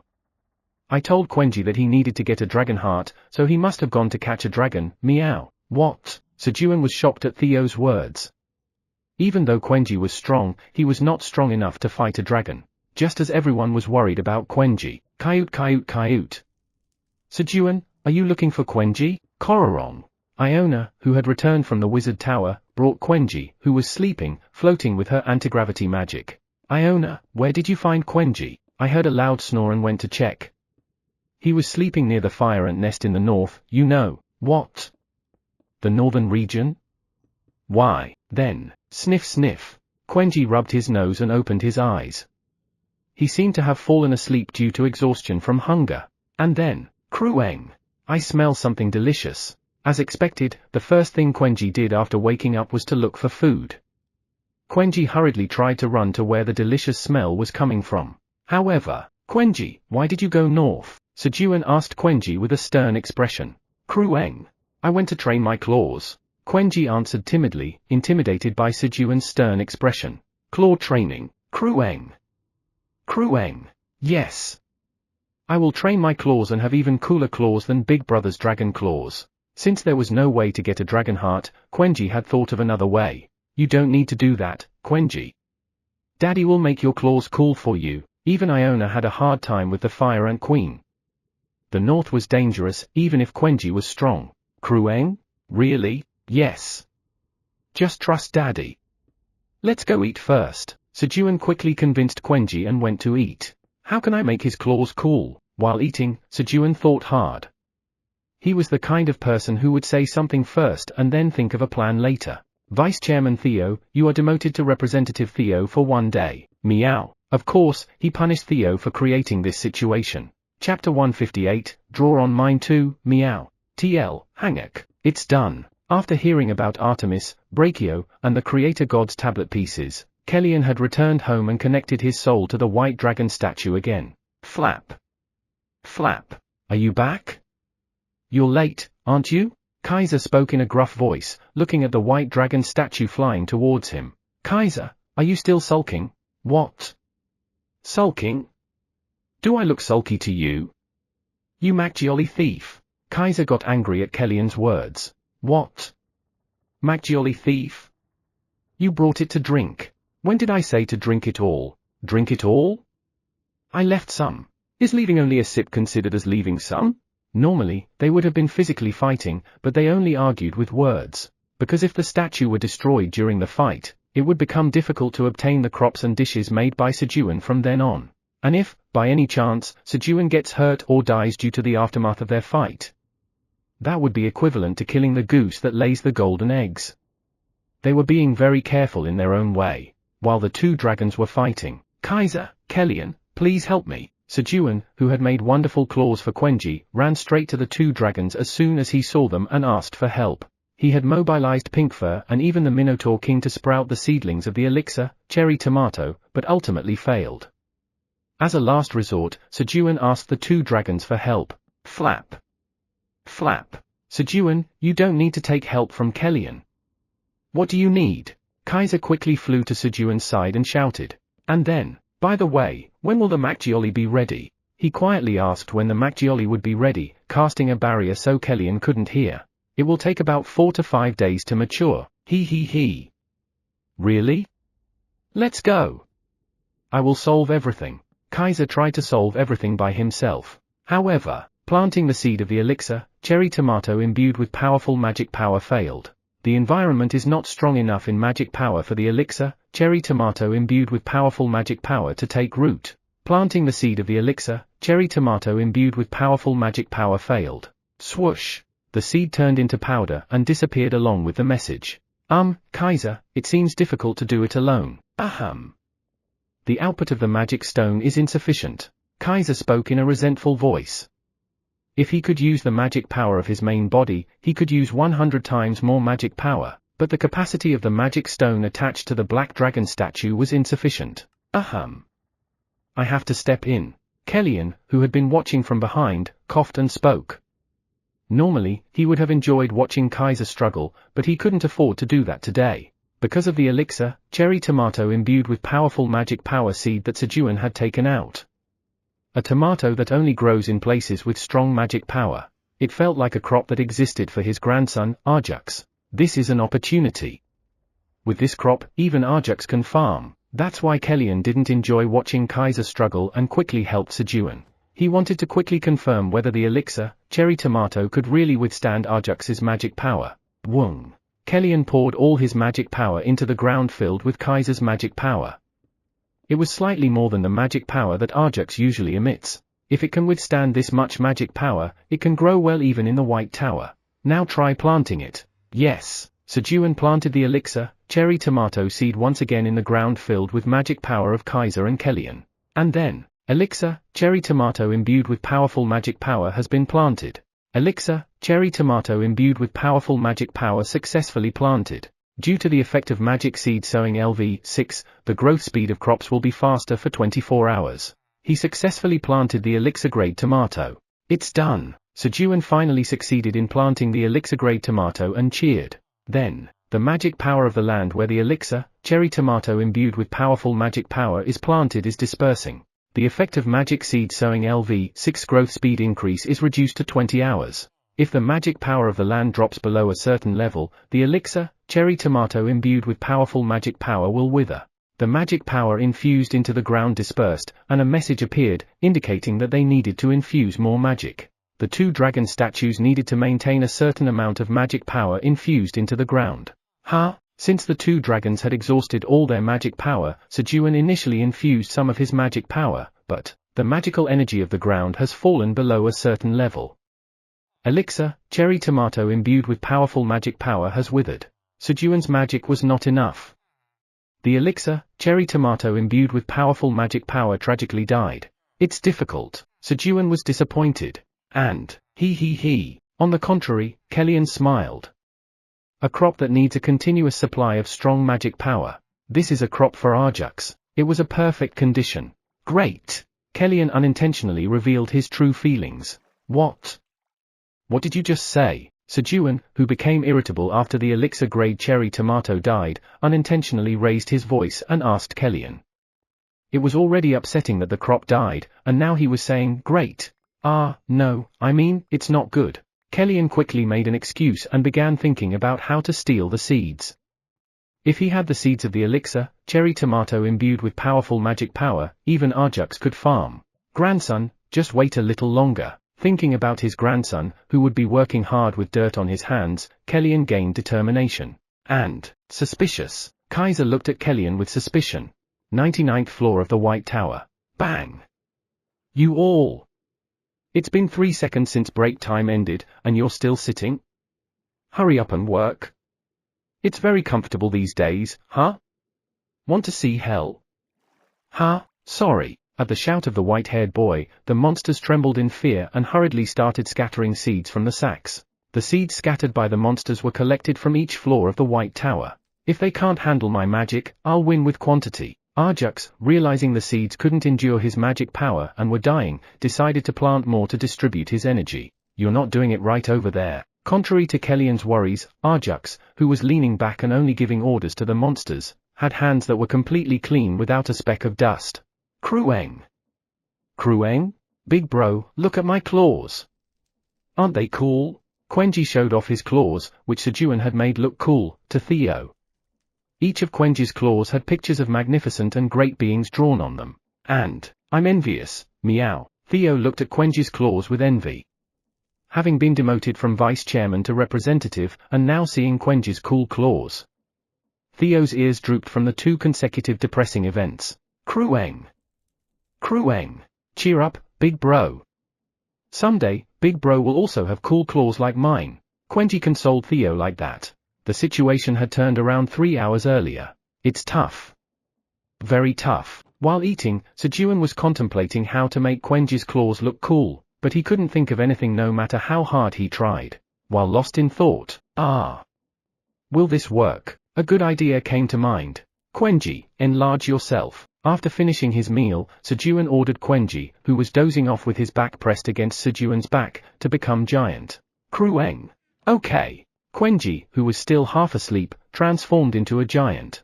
And, Representative Theo, show me your claws. Sejun held Theo's front paw and spoke. Why am I Representative Theo? Meow. You were demoted. Meow. Okay, meow. Snap. When Theo reluctantly pulled out his dragon claws with a sullen expression, swoosh, Sejun began drawing on Quenji's claws using Theo's dragon claw. What Sejun had in mind was nail art. Kuroom. While Quenji sat and fell asleep again, Sejun, holding Theo, wrote Park Quenji on Quenji's right thumb with Theo's dragon claws. Now, Sejun felt like Quenji was his own child. So, he engraved his last name as well. After engraving the name on the right thumb, Sejun began diligently drawing pictures on the other 9 claws. 2 hours later, Quenji, wake up. Sejun completed his masterpiece and woke Quenji up. Krueng? Is it done? Quenji hurriedly checked his claws. I engraved your name on the right thumb. Park Quenji. How is it? Krueng. Krueng. It's good. My name is now Park Quenji. Quenji was happy looking at his own thumb. Although he didn't say it, Quenji was envious of Theo's full name, Theo Park. Krueng? But what are these? Quenji asked, looking at the 9 incomprehensible pictures drawn on his claws. I am also curious. Meow. Huh? Why can't he recognize them? What Sejun drew on Quenji's claws were Sejun, Theo, Flamey, Black Rabbit, Quenji, Golden Bat, Choo Choo, Iona, and Hegel and Elka. To be honest, he admitted that Hegel and Elka, being bothersome to draw separately, might look like conjoined twins because he drew only one body for them. But the rest should be recognizable. However, seeing Quenji's reaction, Sejun felt he might get into trouble if he told the truth. These represent the 10 heavens, so he hastily made something up on the spot. But why are there only 9 drawings if it's the 10 heavens? Meow. Theo unexpectedly asked sharply. It was a mistake Sejun made in haste. However, well, I haven't seen the last one of the 10 heavens. I will draw the last one when I see it. Sejun calmly responded and overcame the crisis. Then, Krueng? But Daddy, what are the 10 heavens? Another crisis approached. The 10 heavens refers to the 10 strongest beings in the world. Of course, excluding dragons. People say the more you lie, the better you get at it. Soon, he might become a top-tier scam artist. But he still had a conscience, so he excluded dragons. Dragons were completely different beings who were at an entirely different level. It was impossible to compare. Of course, Quenji might one day be able to go head-to-head with dragons. Krueng. The 10 heavens are amazing. Fortunately, Quenji completely bought Sejun's story. Quenji liked the pictures drawn on his claws. And then, Chairman Park. Draw on mine too, meow. Theo begged to have the 10 heavens drawn on his claws as well. Seeing that his work had gained a fan. Okay. Excited Sejun grabbed Theo's right front paw and started drawing on one of the claw of his left front paw. However, squeak. Squeak. It won't work. Dragon claw were too hard to engrave on. Meow. I am jealous, meow. Even with his formidable dragon claws, Theo was still envious of Quenji's claws. Just then, while Theo was looking enviously at Quenji's claws, what are you doing? Meow. Thud. Sejun, who had returned after failing at planting the elixir-grade cherry tomatoes, grabbed Theo and placed him on his lap. And then, Krueng. Quenji, who couldn't climb onto Sejun's lap because of his weight, looked enviously at Theo. Pooh-hoo hut. That's right, meow. I have Chairman Park's lap, meow. Chairman Park. I want churu, meow. Theo, feeling better, asked Sejun for churu. And then, slurp, slurp, gulp. Theo, who seemed to have been stressed today due to his demotion and claws, ate the delicious churu and fell asleep. Kwee-hee-hey-hee. Quenji, who was eating honey and licking his claws next to him, took the churu that Theo left while eating and put it in his mouth. Day 313 of being stranded. Only 4 days were left until the birthday party. Chapter 159. TL, Hangak. As the Earth Defense Force, we have planted sturdy blade green onion leaves to stop the spread of the locusts. So we urge the citizens of Brasilia, please do not panic and follow the government's directives. After debuting on broadcast as Captain K of the Earth Defense Force, Han Taijun reassured people by doing interviews with other broadcasting stations. Just when Brasilia was successfully fending off the locust invasion with sturdy blade green onion leaves. What's the use of only protecting the capital? What about our farms? Farm owners from other parts of Brazil, worried about locusts invading their farms, started to protest and demand the planting of sturdy blade green onion leaves on their farms as well. However, we refuse. Han Taijun firmly refused. The situation was already critical, with all the sturdy blade green onion leaves supplied from the tower barely enough to defend Brasilia. There was no room to spare any for other places. And soon, the initially planted sturdy blade green onion leaves in Brasilia would need to be replaced. Because, unlike in the tower, the sturdy blade green onion leaves planted on Earth gradually lose their rigidity over time. Dividing the sturdy blade green onion leaves and replanting was not an option. Ultimately, the only way to accommodate the farmer's request was to increase the quantity of sturdy blade green onion leaves transported from the tower. But that's easier said than done. While Han Taijun was deep in thought, "Master, there's a big trouble." Sai Hayek, Han Taijun's first disciple, rushed over. What happened? The youngest ones transporting the sturdy blade green onion leaves from the tower were ambushed by another hunter, and the green onion leaves were stolen. What? How are the young ones? Well, Jiang Rin lost his right arm resisting until the end. Damn it! Jiang Rin, that foolish guy. Han Taijun gritted his teeth in rage. He had spent a lot of time with the Black Wolf gang, getting to know their backgrounds and why they resorted to stealing from other hunters. They all came from an orphanage in rural China and stole to fund its operations. Having grown up witnessing thievery, when they became hunters, they naturally resorted to theft. However, living with Han Taijun made the Black Wolf gang realize there was a different way to live, and their mindset started to change. And then, "Master Taijun, please take us as your disciples. We want to live righteously." The Black Wolf gang, now desiring a righteous life, asked to become Han Taijun's disciples, believing he could lead them on the right path. "If you want to be my disciples, you must first atone for your past misdeeds." Acknowledging past wrongs was a prerequisite to living righteously. After much consideration, Han Taijun made them apologize to all the hunters they had harmed and arranged compensation as a condition for accepting them as disciples. "We are truly sorry. We will definitely compensate for the damages." Han Taijun personally guaranteed the monetary compensation, and they gradually repaid it, leading to the withdrawal of all reports against the Black Wolf gang. With the chairman of the Korean Awakened Association personally vouching for them, the hunters accepted the agreement, and only after all complaints were withdrawn did Han Taijun accept the Black Wolf gang as his disciples. Since then, the Black Wolf gang, now Han Taijun's disciples, worked diligently and tried hard to lead an earnest and responsible life. And after joining the Earth Defense Force, they took pride in helping others and gave their best. However, now someone dared to harm them, who were trying to live righteously. "Gather everyone. We're going into the tower immediately." Yes. Han Taijun entrusted the sturdy blade green onion leaves farm to Lucilia, the deputy head of the Earth Defense Force and the guild master of the Wizard Guild, and led his disciples into the tower. Sejun opened his eyes. "Did I wake up a bit early?" There was no clock, but instinctively, he felt he woke up earlier than usual. Meow. As Sejun got up, he placed the sleeping Theo on his lap. Swoosh. And marked another day on the bedroom wall, starting the 314th morning of being stranded. "First, I need some coffee." Sejun couldn't just let the morning leisure time pass by. Soon, Quenji would barge in asking for food, and from then on, things would only get hectic. Sejun tore open a coffee packet, poured it into a tumbler, snap. And he created a flame with a snap of his fingers, heated the water in the kettle with his finger, and then poured a bit of hot water into the tumbler to dissolve the coffee. Then, ice cubes. Plop. Plop. Sejun formed small ice cubes and dropped them in the tumbler, and in no time, a cup of iced Americano was ready. Heh. "I think I'd make a killing if I opened a cafe." Praising himself, Sejun sat at the table in front of his house, looking out at the farm and planning the day's tasks. First, right after breakfast, I need to harvest the pineapples. The last time he harvested the pineapples, he harvested them unripe for the golden bat, but now the pineapples were finally ripe. Lastly, I should discuss about the fireworks for the finale of the birthday party with Iona in the evening. Just as Sejun was about to finish organizing his to-dos for the day, Krueng. "I'm hungry." Quenji appeared. "Is it already time for breakfast, meow tilde?" Theo woke up at the official mealtime alarm of the farm. Coyote tilde.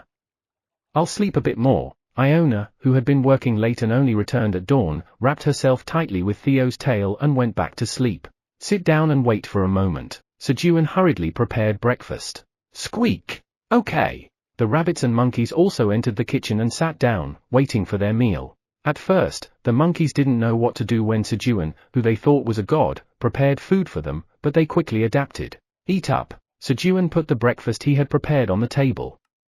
The menu was similar every day, a soup with sweet potato and locust meat, and steamed potatoes, but the animals ate it without complaints. After eating breakfast, they started harvesting pineapples. However, out of 11 pineapples to be harvested, 2 were screaming pineapples. Are you ready? I'm ready, meow. Crueng. I'm ready. In response to Sejun's question, Theo and Quenji answered and took their positions. Theo hung on the back of Sejun's head and covered Sejun's ears with his front paws, and Quenji stood in front of Sejun. Then, I'll cut it. Sejun shouted a battle cry and cut the pineapple with his dagger. You have harvested a screaming pineapple. Your job experience increases very slightly. Your proficiency in harvesting LV6 has increased slightly. Due to the effect of proficiency increase LV1, your proficiency in harvesting LV6 increases by an additional 5%. You have gained 30 experience points. And then, Quenji, hold it. Crueng. Following Sejun's command, Quenji held the pineapple to prevent it from splitting. However, it remained intact. More than 10 minutes passed, but there was no scream. Rather, it was correct to say that Quenji suppressed the pineapple's scream with his strength. Quenji, slowly release your grip. Crueng. Crueng. I got it. Daddy, it's dangerous, so it would be good if you stay back. Quenji said, worried about Sejun. Really? Got it. At Quenji's words, Sejun quickly stepped back. Although he often didn't listen to his parents, he always heeded his child's words. So, Quenji completely removed one hand from the pineapple, and some time passed, the pineapple still didn't split open. Is it all right? Sejun carefully approached Quenji from behind and picked up the pineapple to examine it. Suppressed screaming pineapple, a pineapple grown in the tower, full of nutrients, and delicious. When harvested, the stored mana explodes, splitting in the middle and releasing a mana-filled shockwave along with a scream-like sound. However, it did not explode due to being suppressed by strong force. By suppressing the mana explosion once, the purity of the mana inside the pineapple increases, greatly increasing the power of the explosion. It explodes if the pineapple is damaged or if magic power is applied to it. Grower, Tower Farmer Park Sejun. Expiration date, 60 days. Grade, C. Oh. This is nice. The screaming pineapple turned into a portable pineapple bomb. Guys, let's go pick the next pineapple. Got it, meow. Crueng. Got it. After obtaining 2 pineapple bombs, Sejun replanted the pineapple crowns and said, let's head north, and hastily changed his plans. Since he got the bombs, it was obvious he had to use them. Sejun planned to use the pineapple bombs on the fire ant nest. Quenji, enlarge. Crueng. Sejun rode on the enlarged Quenji and moved north. Thump. Crack. Sejun carefully approached the fire ant nest as if infiltrating the enemy's camp in a spy game. And then, Crueng. Don't get caught. Quenji, who was eagerly following behind. Then, Keek.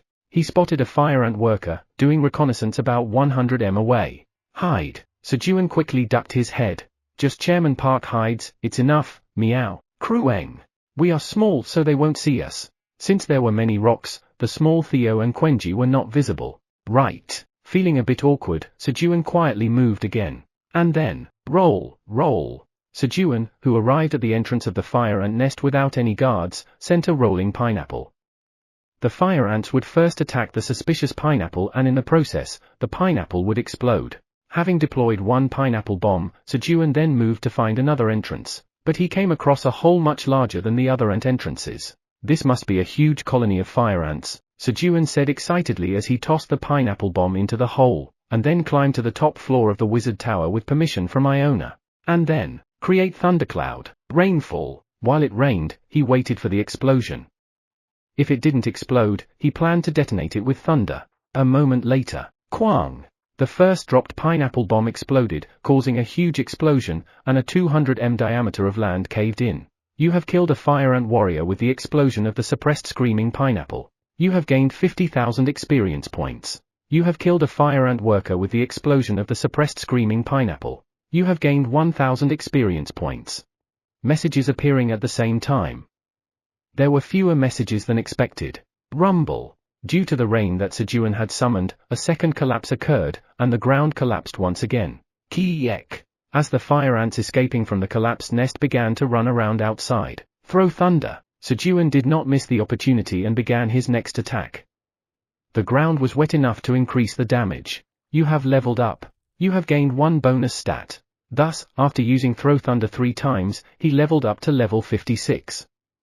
Now he had a lot of magic power, so his legs no longer wobbled after casting throw thunder 3 times. Then, quang! Another explosion occurred. It was the explosion of the second pineapple bomb. And then, the Black Earth Dragon, which was sleeping, woke up due to the explosion of the suppressed screaming pineapple. The Black Earth Dragon is furious at the one who awakened it. It seems that wasn't a fire ant nest. Huh? As Sejun was taken aback. Quang! With the message, a giant monster resembling a worm broke through the ground and turned its head towards the wizard tower where Sejun was. Chapter 160, TL, Hangak, Lucky. Sejun smiled as he saw the gigantic worm, no, the Black Earth Dragon. Who would have thought that a monster resembling an earthworm would appear on its own? Now, whether the field is 330,000 square meters or 3.3 million square meters, it doesn't matter. If the Black Earth Dragon passes by and swallows and spits out the soil several times, it's ready. There's a reason why earthworm farming is popular on Earth. But do earthworms only eat soil? Because of its size, Sejun wondered if he needed to feed the Black Earth Dragon something additional. While Sejun was daydreaming, his fantasies as if he had already tamed the Black Earth Dragon. That's a huge worm, meow. Theo rudely pointed at the Black Earth Dragon with his claw and shouted, "How dare you! Just for awakening me, the Earth Dragon, you deserve death. And to insult me by calling me an earthworm. I shall not let you die easily." This further fueled the anger of the Black Earth Dragon, who was already sending a murderous glare at Sejun for awakening it. However, humph! So what, meow? I am more amazing, meow. Because I am a subordinate of the Great Black Dragon. Theo was introducing himself without any hesitation to the Black Earth Dragon. But, what?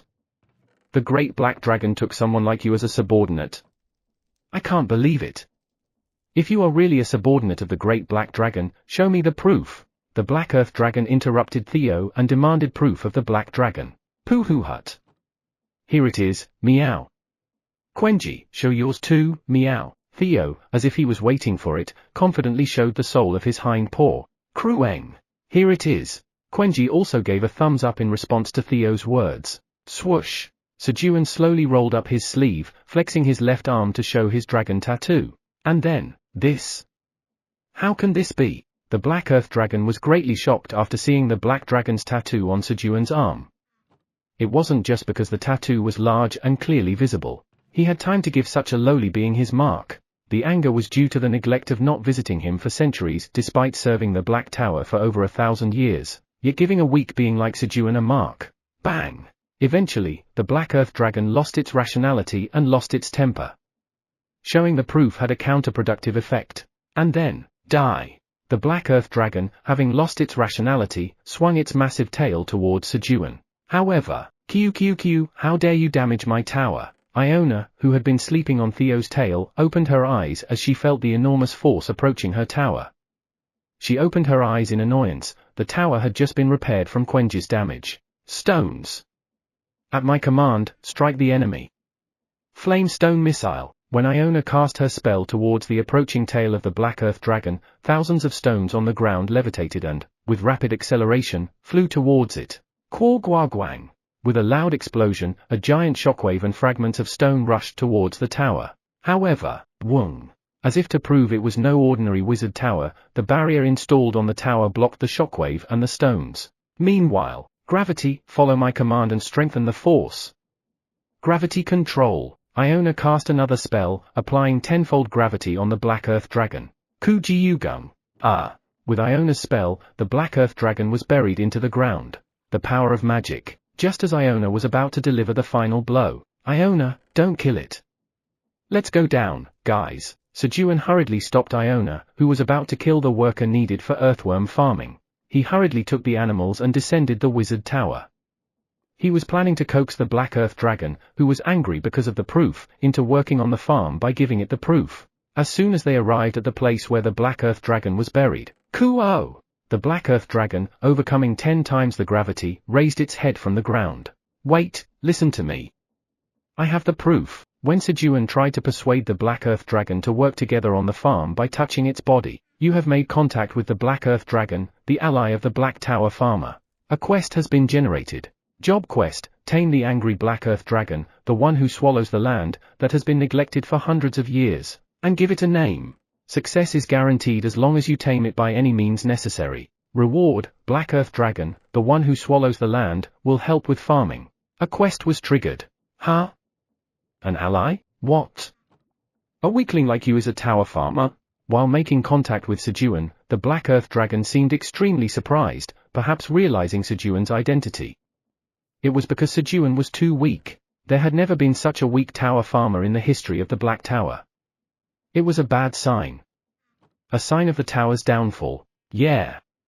So, let's work together. Already used to being looked down upon for being weak, Sejun continued to speak to the Black Earth Dragon. Then, I cannot acknowledge a lowly tower farmer like you.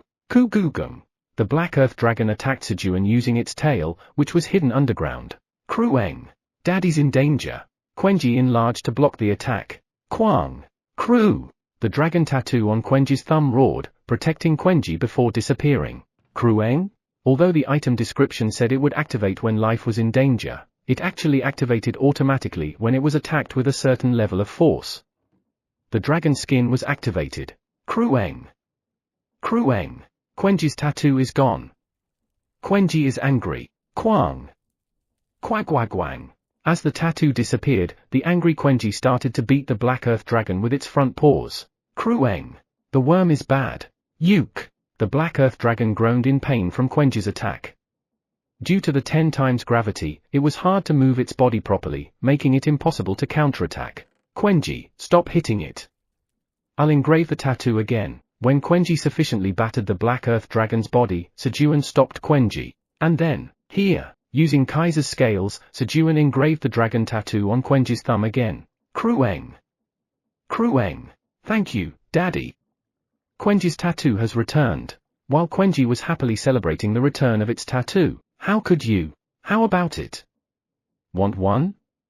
Follow me and I'll engrave one for you. Seeing Sejun engraved the tattoo on Quenji again, the Black Earth Dragon, who was in shock, was tempted by Sejun showing dozens of Kaiser's scales. However, you're weak. It felt disdain at the sight of him cowering behind strong monsters. Don't want to? Then there's no choice. Quenji, hit the worm some more. Krueng. Krueng. Got it. The bad worm needs more beating. No. Wait. Krueng. Kwang.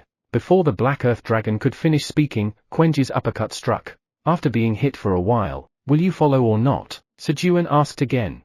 The Black Earth Dragon didn't answer. It didn't want to be hit, but it wasn't ready to submit yet. I even thought of a cool name for you. Aren't you curious? Sejun gave the Black Earth Dragon a reason it couldn't refuse. My name? Yes. How about Toryong? In Earth, Ryong is the same as Yong, dragon. Ryong means dragon, and the fact that Toryong means earthworm was a secret. However, the Black Earth Dragon, who didn't know that, was deeply moved by Sejun's words. He even included a word equivalent to dragon in the name. The quest has been completed. As a reward for completing the quest, the Black Earth Dragon, Toryong, will help with the farm work. Although there was no answer, the quest completion message indicated that the Black Earth Dragon, now Toryong, decided to join Sejun's farm. Very well. Master, I will follow you. Welcome, Toryong, Sejun said as he engraved the tattoo on Toryong's head. A dragon tattoo the size of a bean was carved on its head. Welcome, youngest brother, Toryong, meow. I am the eldest brother, Theo Park, meow. Krueng. Krueng. Welcome to the new youngest brother. I am the fourth brother, Park Quenji. Youngest? You're the last to join, so you're the youngest, meow. Krueng. Krueng. That's right. Toryong is the sixth. The second is Flamey, the third is Black Rabbit. Theo recited the family tree. Having the mark and a name was nice, but getting 5 older brothers and a sister out of nowhere? The Earth Dragon wasn't sure whether this was a good or bad thing. However, still, I'm over 2,000 years old. Being called the youngest felt a bit unjust. 20th floor of the tower. Is everyone here? Yes, Han Taijun asked, looking at the disciples who had joined halfway. Then, Jiang Rin, who was missing an arm, caught Han Taijun's eye. Jiang Rin. Why are you here? Go back to the hospital, Han Taijun shouted. It was too dangerous for him to come here with a body that hadn't recovered yet. Master! I must avenge my brothers. And without me, who remembers the enemy's appearance and characteristics, tracking will be difficult. Please let me go with you. Han Taijun looked silently into Jiang Rin's eyes. He could force him to go back, but the determination in his eyes was unwavering. Fine. But don't stray too far from me. Yes. Thank you, Master. First, tell me what you remember. The attackers who ambushed us were wearing black masks and black clothes. Is there nothing else? It was difficult to pursue them based on that alone because it was a common outfit for robbers. Ah. There was one peculiar thing. Peculiar? Yes.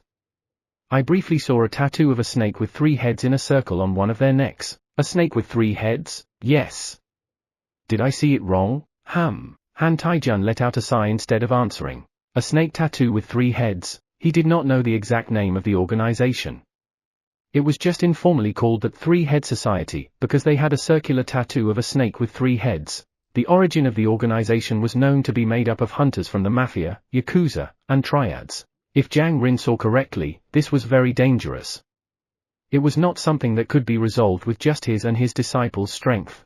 But if they continued to target the sturdy blade green onions, it was also unavoidable. For now, let's move to the 40th floor of the tower. Yes. Han Taijun took his disciples and moved to the 40th floor. He was planning to ask for help from the cat merchants. They returned to the farm riding Toyong.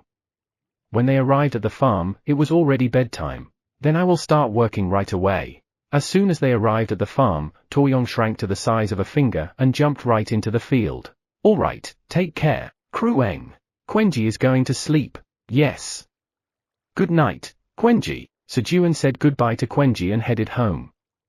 It had been a tiring day. Gororong, Kairorong, Sejun, Theo, and Iona fell asleep as soon as they lay down. Then, thud. Thud. Without any noise, the door opened, and a white figure entered the room without hesitation. However, no one noticed the intruder as there was no sound. The being that entered Sejun's bedroom began to rummage through Sejun's body, searching for something. And then, found it. When it took out a leather pouch with seeds from Sejun's pocket and tried to swallow a seed, snap. Theo's front paw blocked the white being's mouth. What? Meow. Kellyan, are you trying to steal? Meow? Ah. No. Theo asked, looking at Kellyan. How? Kellyan looked back at Theo as if unable to understand why Theo could see him. Kellyan had been waiting for the right moment when Kaiser left to steal the seed of elixir, cherry tomato imbued with powerful magic power, that Sejun had. And when Kaiser left, he cast not only soundproof magic inside the bedroom but also perception distortion and all other magic to avoid detection. Yet he was still caught by Theo. Chairman Park. There is a thief, meow. Theo loudly alerted about the thief's intrusion. It seemed the day was not over yet. Chapter 161, TL, Hanguk. I trusted you, Kellyan, how could you do this? Well. It's... As Sejun interrogated Kellyan, who was caught red-handed. Ha ha ha. Good job. Theo, you did well. Kaiser, who had returned after attending to his business, praised Theo for capturing Kellyan. That's right, meow. I'm amazing, meow. Listen closely, Lord Kaiser, meow. I was sleeping when I felt a tremendous malicious energy, meow. So I woke up feeling something was off, meow. And then, the proud Theo began to excitedly exaggerate the story of how he caught Kellyan. And then, I'm sorry. Actually, Sejun heard about Kellyan's grandson, Arjux. So, your grandson has become a tower farmer of the White Tower, but his magic power is too strong to grow crops. Yes. But when I saw the grade A elixir cherry tomatoes, I couldn't help but get greedy. Why didn't you just tell me? If he had been honest from the start, Sejun would have simply given him the seeds. Of course, in exchange for 10 to 20% of the harvest. For Sejun, it was a bit of a concession, but he would have been satisfied with that deal since he couldn't plant it himself. However, since Kellyan was caught stealing, Sejun gained leverage for a much more favorable contract. Did I save a country in my past life? No, not just a country. I must have saved the world. Otherwise, how could I be this lucky? Or did I do a great favor for Theo in a past life? Sejun smiled as he watched Theo bragging excitedly to Kaiser, then turned his gaze back to Kellyan. Let's do this. What? I'll give you 100 seeds of the grade A elixir cherry tomatoes. That was all the seeds Sejun had, excluding those in the golden box of abundance. Really? Kellyan spoke in disbelief. He didn't expect Sejun to hand over the seeds so easily after he tried to steal them. But Sejun had his own plans. But there are 2 conditions. 2 conditions? Yes. Firstly, for the next 100 years, give me 90% of the harvest. After 100 years, 20%. Fine. Although a 9:1 split was unfavorable to dragons, 100 years wasn't that long. And if they failed, there was no risk. If the harvest was 0, there was nothing to give. Okay.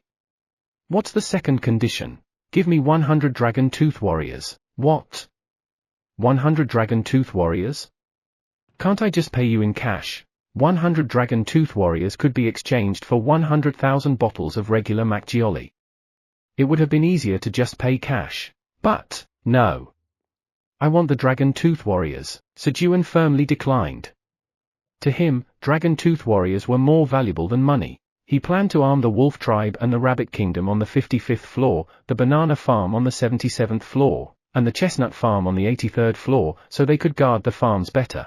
Vice Chairman Theo. Chairman Park, here's the contract, meow. Theo, having finished his conversation with Kaiser, quickly handed over the contract. Swish.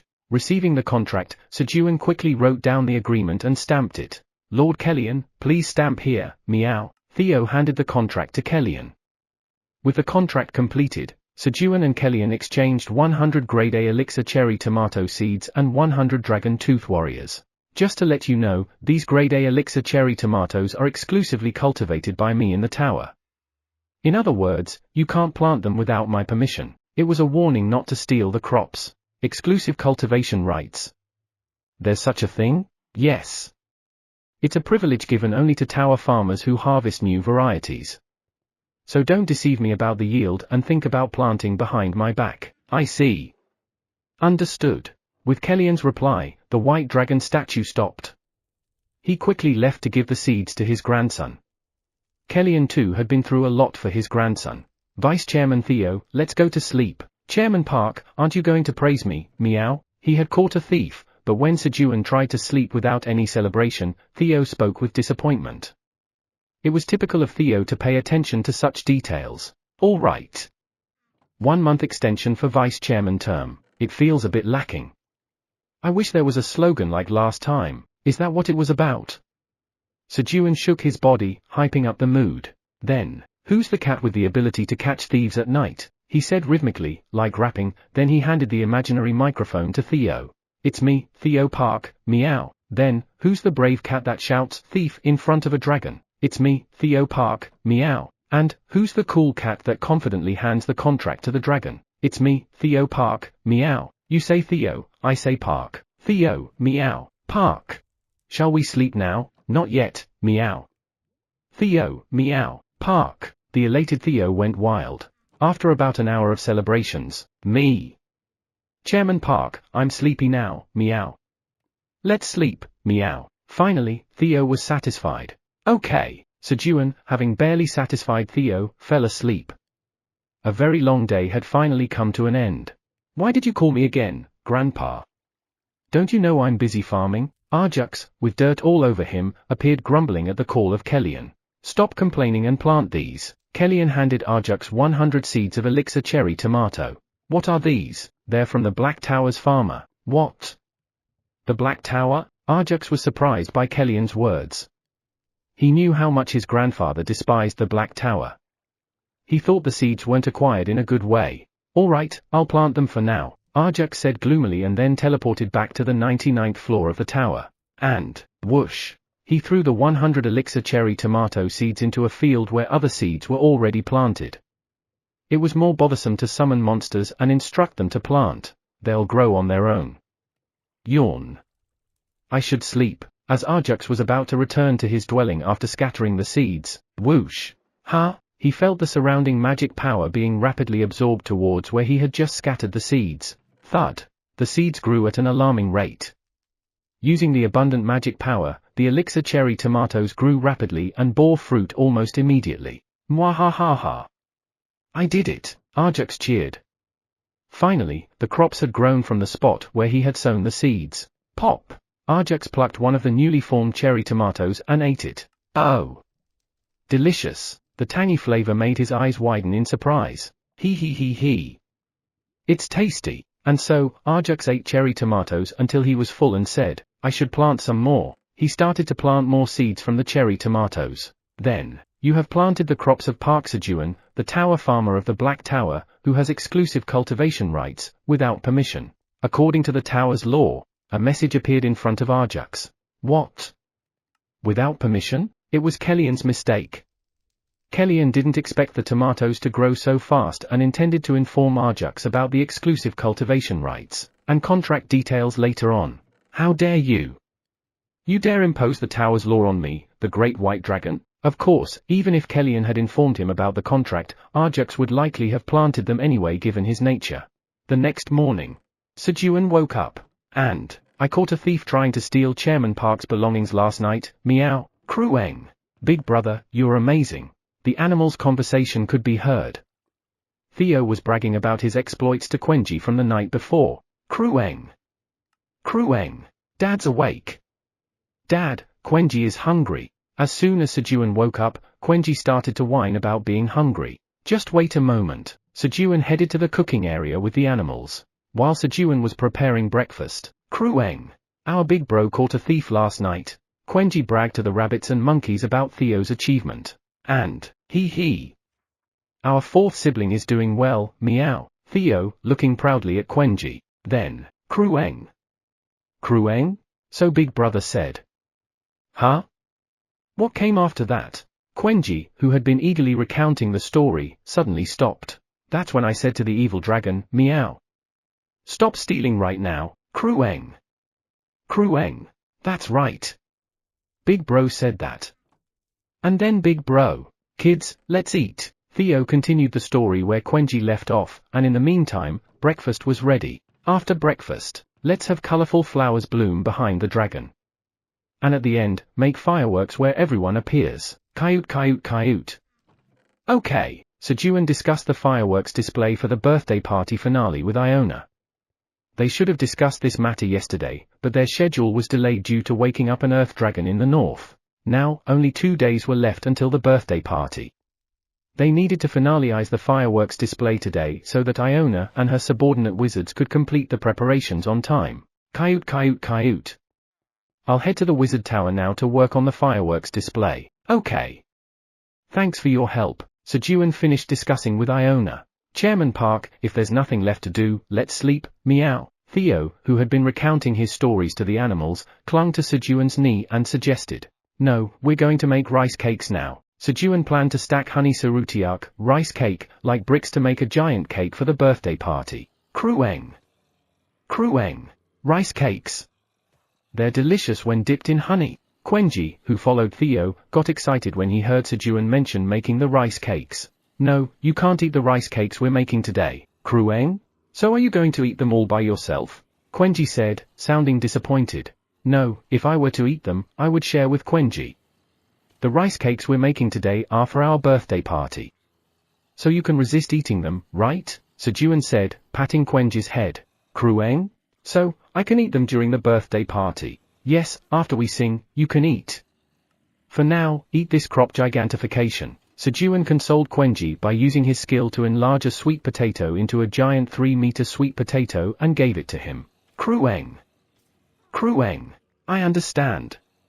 I'll wait. With determination, Quenji climbed onto the huge sweet potato and eagerly dug into it, disappearing inside.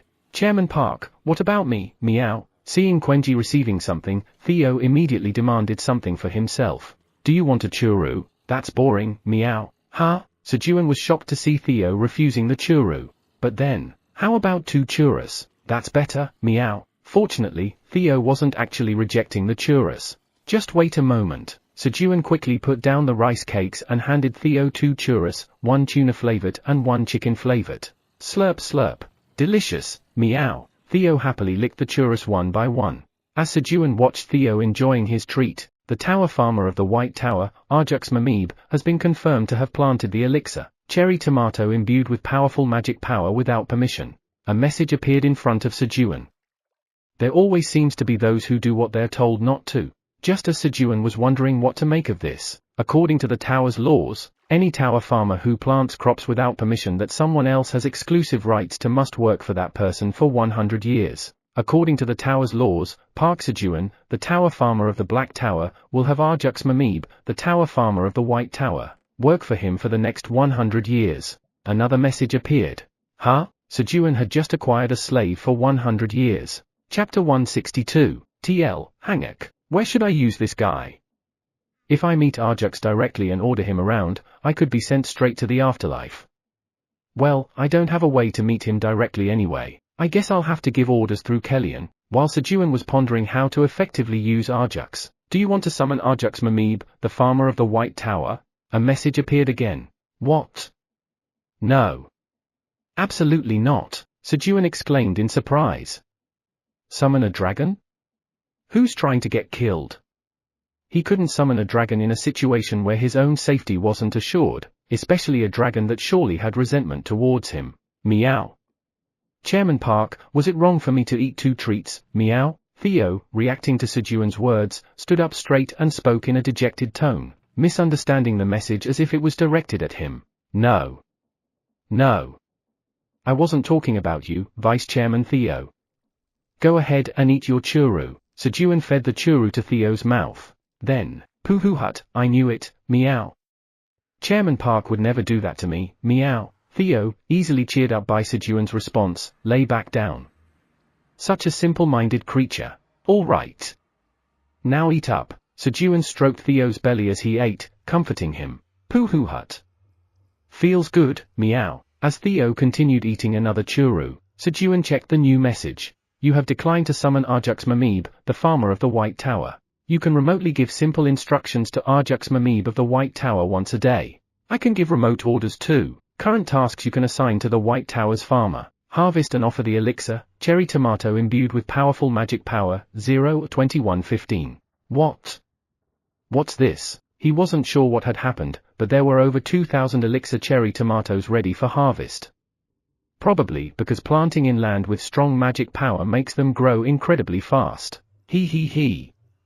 Get to work, slave. Sejun, laughing like a villain, ordered Arjux to harvest and offer the elixir cherry tomatoes. However, Arjux Mamib, the farmer of the White Tower, refuses your command. Arjux refused the command. You can punish Arjux Mamib, the farmer of the White Tower, for refusing the command. Water baptism, fire baptism, stone baptism, tickling. What? The punishment seemed quite trivial considering the opponent was a dragon. The baptisms with water, fire, or stone didn't seem like they would have any effect. Do dragons even feel ticklish? Tickling seemed the most likely to have some effect.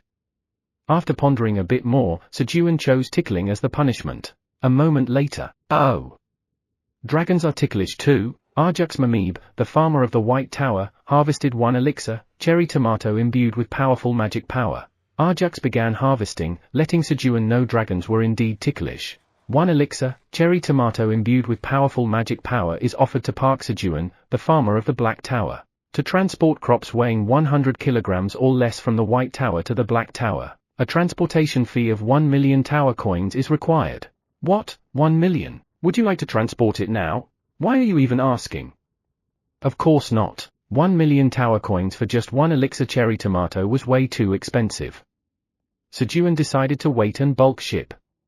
He'd transport when he had a full load. 1 elixir, cherry tomato imbued with powerful magic power are stored in the temporary storage of the White Tower. Arjux Mamib, the farmer of the White Tower, harvested 1 elixir, cherry tomato imbued with powerful magic power. 2 elixir, cherry tomato imbued with powerful magic power are stored in the temporary storage of the White Tower. Thereafter, the elixir cherry tomatoes were stored in the temporary storage. Once Sejun saw Arjux working, he didn't press further. Just then, Quenji's snoring sound was heard. Are you asleep, Quenji? Sejun quietly called out to Quenji and looked around the huge sweet potato where Quenji was. Pfft! Upon discovering Quenji, he stifled a laugh. Quenji, having eaten a large sweet potato and carved a hole inside, was sleeping within the sweet potato. Munch, munch. Quenji, even in his sleep, kept eating the sweet potato. He truly had an insatiable appetite. I need to give him a bath. Sejun said this looking at Quenji, whose fur had become sticky and clumped from the gooey residue of the sweet potato. It looked like he had eaten the sweet potato with his entire body. Chairman Park, I won't take a bath. I'm clean. At the mention of a bath, Theo quickly began to lick himself all over. All right. Sejun, with Theo on his lap, headed back to the cooking area. He needed to keep steaming the rice cakes until tomorrow morning to finish the large rice cake for the birthday party and proudly present it to everyone. After steaming a few batches, Sejun, waiting in front of the pot where the rice cake was steaming, started to feel increasingly drowsy. His head started to droop as he began to doze off. Then, foo-foo-fuff, gororong. Not missing the chance, Theo curled up on Sejun's lap and fell asleep. The Black Tower's tower farmer, Park Sejun, has ordered, harvest the elixir, cherry tomato imbued with powerful magic power and offer it. What? You want me to personally pick all of those and offer them? Arjux, who hates moving around. And now, he's supposed to follow someone else's orders? Especially an audacious order directed at the magnificent white dragon. I refuse. Offended, Arjux naturally refused. The Black Tower's tower farmer, Park Sejun, sends you the punishment of tickling for refusing the order. What? Ha ha ha. Suddenly, with the message, Arjux began to feel tickled all over his body. Among the dragons, Arjux was especially susceptible to tickling. He he he. Okay. I'll do it. I said I will. To avoid the tickling punishment, Arjux decided to follow the order for now. Park Sejun. I swear, I'll kill you. Hey! All of you, pick those now. Arjux, grinding his teeth in anger, ordered the monsters around. He had no intention of obediently following the instructions. However, the order has not been followed for 5 seconds. If the order is not followed for more than 10 seconds, the punishment of tickling will start again. The tower's system was unexpectedly meticulous. Arg! So annoying. In the end, Arjux decided to personally harvest the cherry tomato. HMPH. I'll harvest them and eat them myself. Judging from the previous events, planting was the problem, not eating. Pop. Arjux harvested a single elixir cherry tomato. You have harvested the elixir, cherry tomato imbued with powerful magic power. Your job experience greatly increases. In an instant, his rank quickly rose to grade E, and his harvesting skill level increased to level 2. He. Good. Since it has come to this, I might as well take advantage of the situation. Eating the cherry tomatoes would not only fill his stomach but also increase his job grade and skill level. It was like killing 2 birds with 1 stone. Then, elixir, cherry tomato imbued with powerful magic power has been offered to the Black Tower's tower farmer Park Sejun. Huh? The cherry tomato in Arjux's hand vanished as it was offered to Sejun. Darn it. He was frustrated, but he couldn't disobey the order, so he just harvested another cherry tomato. While doing so, I found it. Arjux found a way to avoid the command without doing the work. It was to lay his hand over the cherry tomatoes without picking them. Hey! Hurry up and pick and bring it to me. Yes. Thus, Arjux laid on a bed in front of the cherry tomatoes and simply raised a finger while ordering the monsters to pick and bring the tomatoes to him. And then, delicious. He enjoyed the cherry tomatoes brought by the monsters. Did I doze off? Sejun, who had been napping, hurriedly wiped the drool from around his mouth and the drool that had fallen on Theo's back. Just then, as Sejun turned his body due to the warmth he felt on the right side of his hip, gororong. Quenji was asleep, snuggled up to Sejun's back. When did he get here? Meow. Sejun gently picked up Theo and placed him on his knee. Approaching the pot and lifting the lid, sizzle. The smell of perfectly cooked rice cakes, along with the steam, tickled Sejun's nose. It's well cooked. Sejun set aside the finished rice cake and poured new rice cake batter into another pot, then sat down next to Quenji. Then, Krueng. Quenji slowly moved and pressed its back against Sejun's back. How cute. Sejun patted both Quenji and Theo's backs and checked his status window after a long time. Park Sejun LV, 57. Talents, mediocre all-rounder, friend of nature, millennium landlord, enhanced magic circuit, fire mastery. Stats, strength, 30, stamina, 78, agility, 45, magic, 109. Job, tower farmer, B, subordinate tower farmer, White Tower's tower farmer, F, Arjux Mamib, currently following orders. Skills, Magic Seed Sowing LV 6, Harvesting LV 7, Seed Shop LV 3, Seed Harvesting LV 6, Farmer's Touch LV 4, Crop Gigantification LV 2, Beekeeping LV 8, Rain Thunder LV 3, Cooking LV 5. Sejuan's status has grown a lot while facing various challenges. Lately, he has been secretly consuming elixir mushrooms after learning how to hide his scent by eating mushrooms and honey without Quenji knowing, thus increasing his stats. Then, he's still following orders? Looking at Arjux's status, Sejun was puzzled. It made sense that an F rank couldn't farm well, but not harvesting around 2,000 cherry tomatoes was hard to understand. He should have finished it a long time ago. When Sejun clicked on Arjux's name in the status window, current task assigned to White Tower's Tower Farmer Arjux Mamib, harvest and offer the elixir, cherry tomato imbued with powerful magic power, 201-15. The progress of the task Sejun assigned to Arjux appeared. 200? The number of elixir cherry tomatoes to be harvested dropped from 2,000 to 115, but only 200 were actually harvested. Even after waiting a while, the left number didn't change. The harvesting had stopped. Arjux had figured out how to slack off without getting punished. However, 201-10. 257. Contrarily, the number on the right kept decreasing.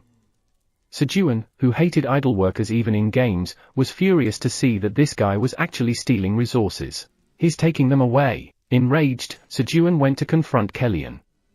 In the meantime, the number of cherry tomatoes dropped to 0. The harvest is over. When the cherry tomato harvest was done, Arjux got up from the bed. Keep harvesting cherry tomatoes until I return. Yes. Arjux, after giving orders to the monsters, left through the tower administrator's area. Then, how dare you command me? Whoosh. Arjux transformed into his original form and began flying towards the Black Tower. He knew the secret passage Kellyan used to enter the Black Tower. Park Sejun, just wait. I'll make you pay for insulting me. Just as Arjux, burning with anger against Sejun, was about to enter the secret passage to the Black Tower, thud. A majestic black dragon swiftly flew in and punched Arjux in the stomach. Who dares to mess with our Sejun? Eileen, enraged, began to beat up Arjux. Chapter 163, I'll go get him. TL, Hanguk. Sejun, striding with confidence, went to Kellyan to inquire about Arjux's matters. Just then, the tower's administrator asks what angered you. Eileen approached him. Eileen? Is your training done? How's your dragon heart?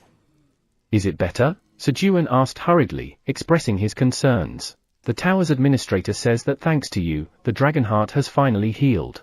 Really? That's great. Sejun expressed his genuine happiness upon hearing Eileen's answer. The tower's administrator says that from now on, you can leave everything to them. Okay, he.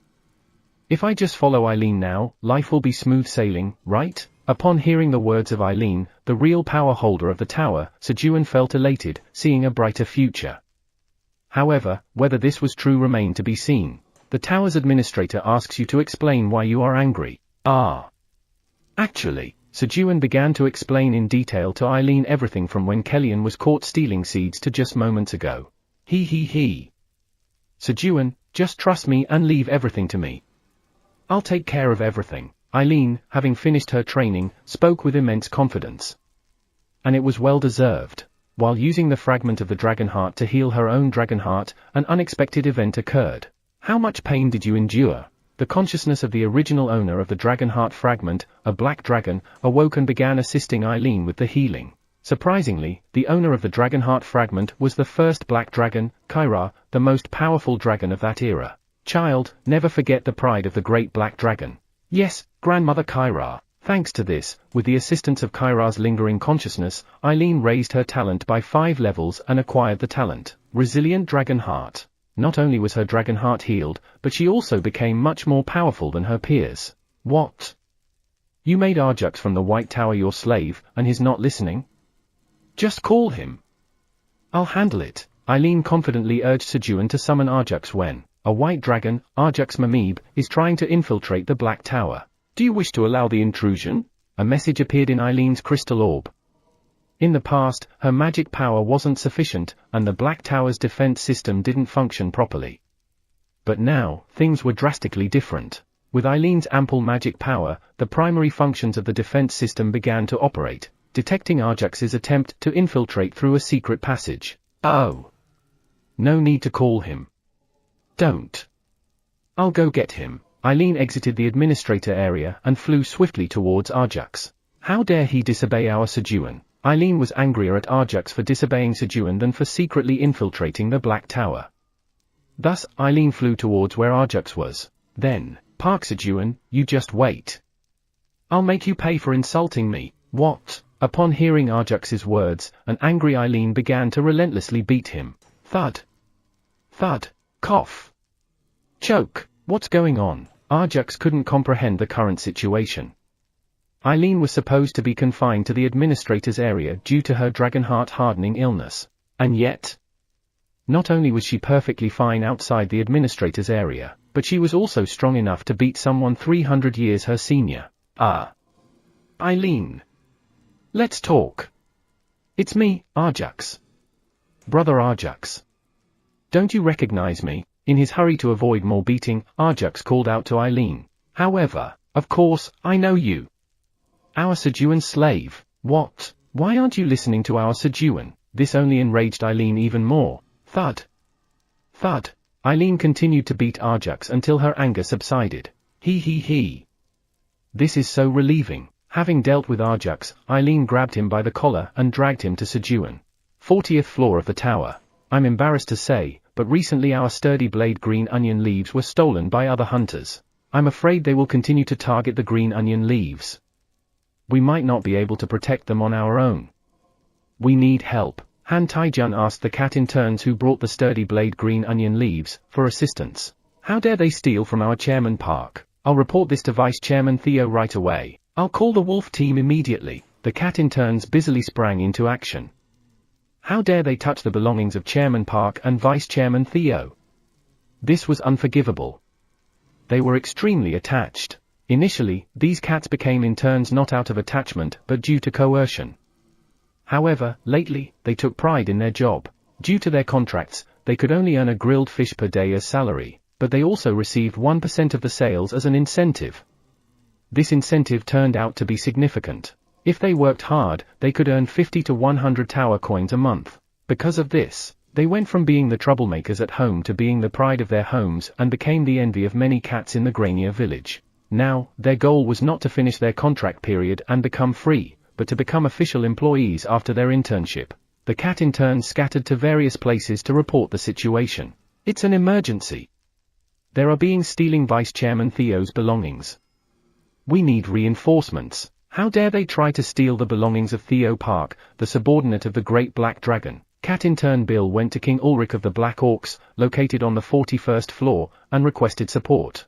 I wonder if she's okay? Sejun worried about Eileen, who suddenly mentioned bringing Ajax and then cut off the message. Meanwhile, Quenji, wake up. Let's take a bath. Sejun woke up Quenji, planning to bathe him while the rice cakes were being cooked. However, Quenji is sleepy. Quenji was grumpy from being woken up. Forcibly waking him could make the baby beast aggressive. But, of course, Sejun had a secret weapon to get Quenji up instantly. I'll give you honey after your bath. Quenji will take a bath. As expected, Quenji immediately got up at Sejun's words. Sejun then took him to the fountain for a bath. Meow meow meow. Theo, at the center of the original fountain where Kaiser used to be, was humming while grooming himself, keeping an eye on Sejun. He licked himself thoroughly, afraid Sejun might find him dirty and bathe him. After the bath, Chairman Park. Quenji. Watch my awesome landing, meow, Theo shouted and leaped from a 20m high fountain, making 3 aerial spins and landing in a superhero stance. Pooh hut. How do I look? Cool, right? Theo asked smugly, putting both hands on his hips. Clap clap clap. Whoa. You do look cool, Sejun clapped and admitted. It was a perfect landing. There wasn't even a sound, let alone any dust. Quenji can do it too. Seeing Big Bro Theo receive praise for his perfect landing, Quenji also wanted to make a cool landing and get praised. Huh? Quenji, remember your weight, Quenji. Before Sejun could stop him, Quenji jumped off the fountain. Spiraling. Quenji successfully spun 10 times in the air, harnessing both the rotational force and gravity to make a superhero landing. Then, boom! The situation was entirely different from Theo's landing. Crack! The ground split, and Quenji fell straight through. Quenji! Sejun hurriedly approached the hole that Quenji created. But it was so deep he couldn't see anything inside. Rumble! It seemed Quenji was still falling as there was a sound from the hole. What should I do? As Sejun wondered how to rescue Quenji. Crueng! Quenji suddenly sprang out from the hole. He had jumped back up from the bottom, returning to top again. Quenji! You're safe. Huh? What is this? Relieved, Sejun started to notice the aftermath of Quenji's landing. Cracks were visible on Sejun's brick house, the fountain top, the water canal, and all the other buildings. On top of that, the rice cakes Sejun made all day were covered in dust. Phew! Sejun sighed upon seeing the dusty cakes. Crueng! Did Quenji do something wrong? Quenji, who had followed Sejun to show off, asked with a choked-up voice, realizing his mistake. It's okay. We can wash it off and cut off the parts with dirt. But be careful from now on, Sejun comforted Quenji, patting his head. Crueng! Crueng! Got it! From now on, Quenji will be careful when jumping from high places. As they were cleaning off the dirt from the rice cakes, Sejun! I'm here! Eileen arrived on the 99th floor, leading Arjux. With a loud cry filled with immense power. Eileen still wasn't used to controlling her strength. K-boom! A massive surge of energy hit the 99th floor, and then, of course, Sejun, the official manager of the 99th floor, found himself facing a sudden life-threatening crisis. Eileen had become too powerful for Sejun to handle. The body is critically injured from exposure to immense power. Power, indestructible body has been activated. Using magic power to protect the body from breaking. Thud! Sejun suddenly felt a heavy weight in his chest, and his legs gave out. Chairman Park, Crueng, Dad. Theo and Quenji rushed to support Sejun. Sejun! Where are you? In the meantime, Eileen shouted out once again to find Sejun, this time with even more powerful magic power. Dragon Tribe skill Dragon Skin has been activated. The scale of the Great Black Dragon, Kaiser, has been destroyed. The dragon tattoo protected Sejun from Eileen's magic, and then disappeared. Unable to withstand Eileen's powerful magic, Sejun passed out. Chairman Park. Theo used the spare scales of Kaiser. He had to engrave a dragon tattoo onto Sejun's body once again. At that moment, flap. Flap. Kaiser and Kellyan, who were drinking, sensed the massive magic wave and moved. Then, Eileen, Arjux. The two dragons were taken aback when they saw Eileen, who was exuding immense magic power, and Arjux, who was unconscious and held by the scruff of his neck by Eileen. Grandpa! I'm all better now, Eileen said cheerfully to Kaiser. SSSSS. Every time Eileen spoke, her magic spread, causing the crops in the field to quickly turn yellow. They were dying from being overwhelmed by Eileen's magic power. Eileen! Let's go to the administrator's area and talk. Kaiser tried to change the location quickly. No. I want to see Sejun first. Look around. The crops Sejun grew are dying because of your magic power. Sejun won't like that. Let's go to the administrator's area first. While Kaiser mentioned the crops, he was in a hurry because he knew that if Eileen didn't leave soon, Sejun might die. Currently, Kaiser was blocking some of the magic power heading towards where Sejun was. Fine. Realizing that she might earn Sejun's ire if the crops died, Eileen followed Kaiser's advice and moved to the administrator's area with the two dragon statues and Arjux. Phew! That was close, meow. Crueng? Big brother. Is Dad okay now? As Theo let out a sigh of relief, Quenji, who had Sejun's head between his legs and was wrapping him with his front paws, asked. Yes, meow. He's okay now, meow, Theo replied, patting Sejun's face. Then, Chairman Park, why are you so weak, meow, Theo lamented, rubbing Sejun's frail face. Chapter 164, Get over here right now. TL, Hanguk, in the administrator's area of the Black Tower. Eileen, please let go of Arjux's collar for now. Kellyan coughed awkwardly as he spoke, looking at Arjux who had been knocked unconscious after being struck by Eileen. His own grandson was 300 years older than Eileen. Furthermore, it was widely known that Eileen suffered from a disease where her dragon heart was hardening, thus diminishing most of her magic power. However, seeing his grandson being dragged around by the collar, unconscious, by such an Eileen made him uneasy. Yes, Eileen. let go of his collar and explain why Arjux is here. Kaiser chimed in, agreeing with Kellyan's statement. While he wanted to first inquire about the dragon heart, he gave way for Kellyan's sake. The sheer magnitude of magic emanating from Eileen made it evident that her illness had been cured. Yes, actually, Eileen began explaining, releasing Arjux's collar, how she came to hold him in such a manner. I was talking with Sejun when suddenly an alarm signaled Arjux's unauthorized entry. So, that bastard. Drat. The more Eileen spoke, the angrier Kaiser got, glaring at Arjux, and Kellyan swallowed hard. The secret passage Arjux tried to use was the one Kellyan had found and informed Arjux about.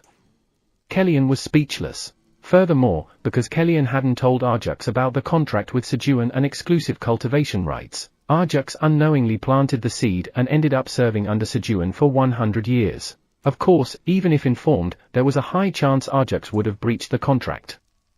But Kellyan felt highly responsible for the mess. Arjux mustn't find out about this, right? Kellyan decided to handle it so that Arjux would never discover his mistake. Then, thump!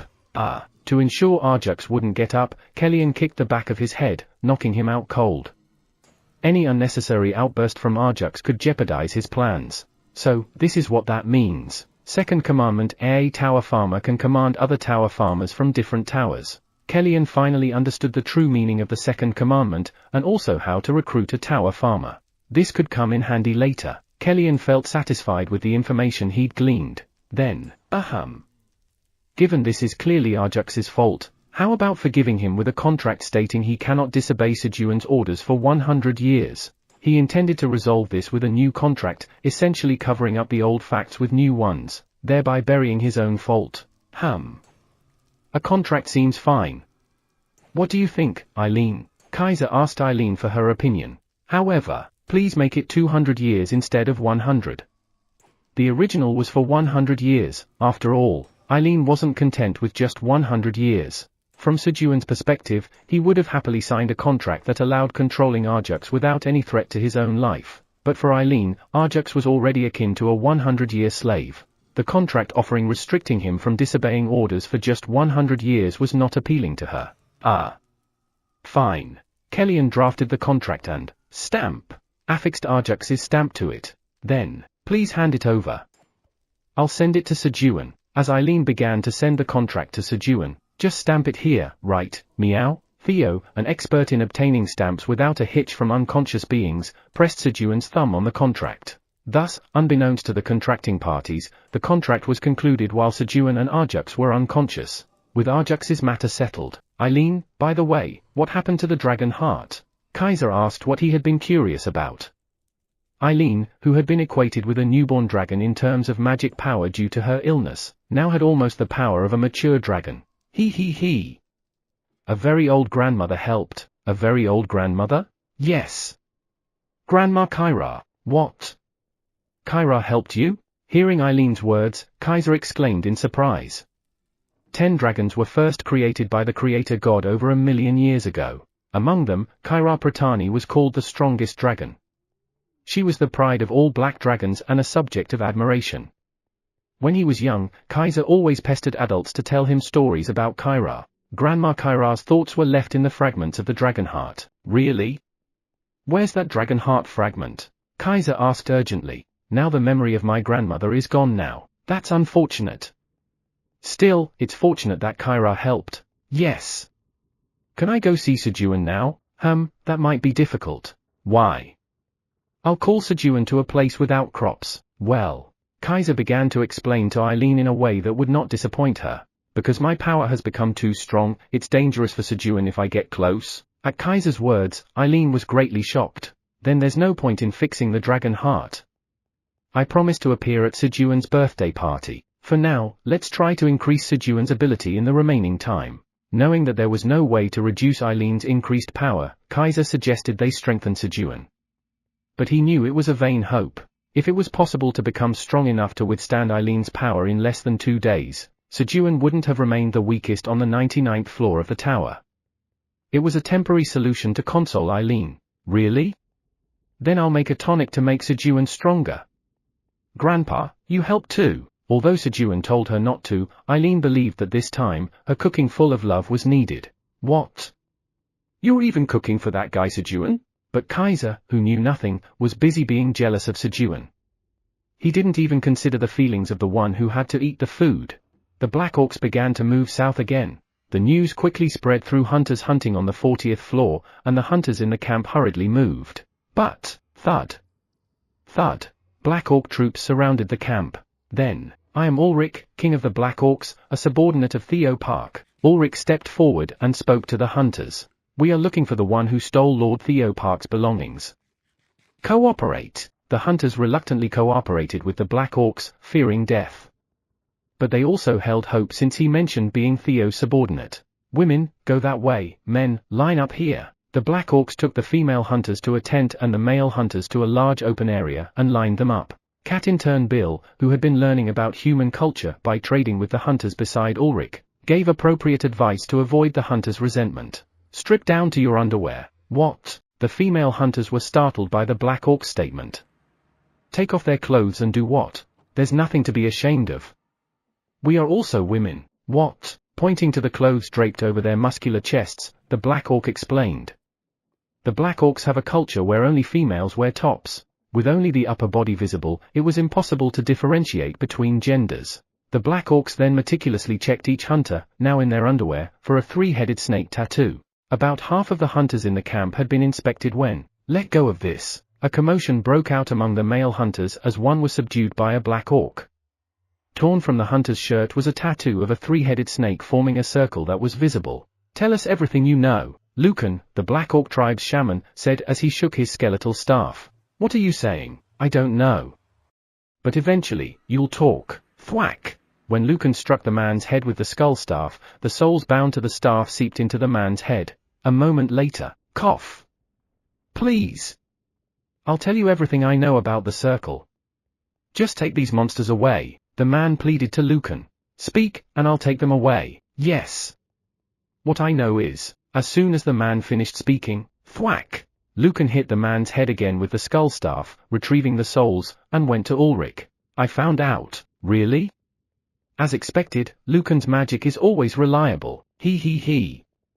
The grudge of the Black Orc maiden ghost is indeed fearsome. Just then, Your Majesty, the inspection is over, a Black Orc soldier reported. Good job. Prepare to move. Lucan, where should we go? The place he mentioned is the 38th floor of the tower. We should head there first and gather more information. Understood. All troops, move to the 38th floor of the tower. Pooh! With the sound of the horn, the Black Orc forces moved to the 38th floor. Sejun, who had fainted after being exposed to Eileen's magic power, woke up. Chairman Park. Are you okay, meow? Krueng? Dad, are you alright? Yeah, I'm fine. But why did I faint? I don't know, meow. Suddenly, an immense magic power appeared and then vanished. Meow. Magic power? Was that what it was? Sejun recalled the suffocating feeling he had just before he fainted. But what time is it now? Gurgle. In response to Sejun's question, Quenji's belly clock sounded. Krueng. It's dinner time. What? Already? Rushing to the kitchen, Sejun found that all the water in the pot had evaporated, and the rice cakes had hardened like bricks. Looks like I'll be working late tonight. Given his schedule, he would have completed the rice cakes by tomorrow morning, but now, given the current situation, he would have to pull an all-nighter. Krueng. It's a late-night snack. Let's have honey popcorn. Misinterpreting working late to the power of one for late-night snack, Quenji cheered. Seeing Quenji, a smile naturally formed on Sejun's face. Right. What's so hard about working late? Just have a few snacks, and I'll be done. On second thought, it really wasn't a big deal. Sejun hurriedly started steaming new rice cakes and preparing dinner, spicy squid soup. After smelling the steaming rice cakes, he craved something spicy. Quenji, can you get some squid from the storage? Krueng. Got it. As Quenji fetched the squid from the storage, chop. Sejun chopped onions and green onions, adding them to a large pot. The pot was so big that he had to add a lot. Krueng. Dad, here you go. Quenji returned with a box of cleaned squid, which Sejun poured into the pot. He seasoned it with red pepper flakes and salt, and finally adding green chili. Perfect. Let's eat, everyone. Satisfied with the seasoning, Sejun called the animals. He served the white rabbits a clear version of the squid soup before adding the seasoning since they couldn't eat spicy food. Okay. On the other hand, the monkeys enjoyed the spicy soup, even though it was their first time trying it. After dinner and preparing the rice cakes, while taking a break, Chairman Park, take a look at this, meow. At the perfect moment for Sejun to praise himself, Theo handed him a contract. Absolute command agreement. For 200 years, the party of the second part cannot refuse the commands of the party of the first part. Special provisions. First party, Park Sejun, human. Second party, Arjux Mamib, dragon. The special provision stated that the second party cannot be commanded to give up their wealth or life. But when did I put my thumbprint on this contract? Sejun looked at his clear thumbprint on the contract, puzzled. I stamped it when you were unconscious, as Eileen gave me the contract, meow. Eileen? Ah. Sejun then remembered Eileen saying she would bring Arjux and have him not bother Sejun anymore. So Eileen really brought Arjux and got him to sign an agreement to leave me alone. He. So does this mean Arjux can't refuse my orders? Arjux, come here right now. Sejun summoned Arjux. Chapter 165, TL, Hanguk. Summoning, Arjux Mamib, Tower Farmer of the White Tower.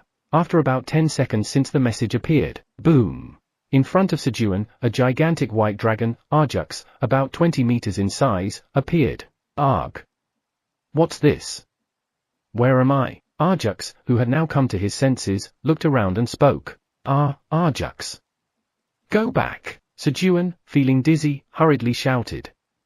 Just withstanding the magic power passively emitted by Arjux's breathing was enough to make Sejun feel faint. He may have acquired a dragon servant for 200 years, but he was unable to utilize him effectively. Reverse summoning, Arjux Mamib, Tower Farmer of the White Tower. Phew! Sejun sighed in relief after reverse summoning Arjux. Did the dragon just come and go, meow? Krueng. It was the white dragon. Theo and Quenji, who had been watching Arjux, spoke. They were already aware of the contract with Arjux and weren't too worried. Ha. Did you see? A white dragon responding to my call, Sejun shouted boastfully, trying to salvage his pride. However, Chairman Park, we aren't strangers, meow. Krueng. That's right.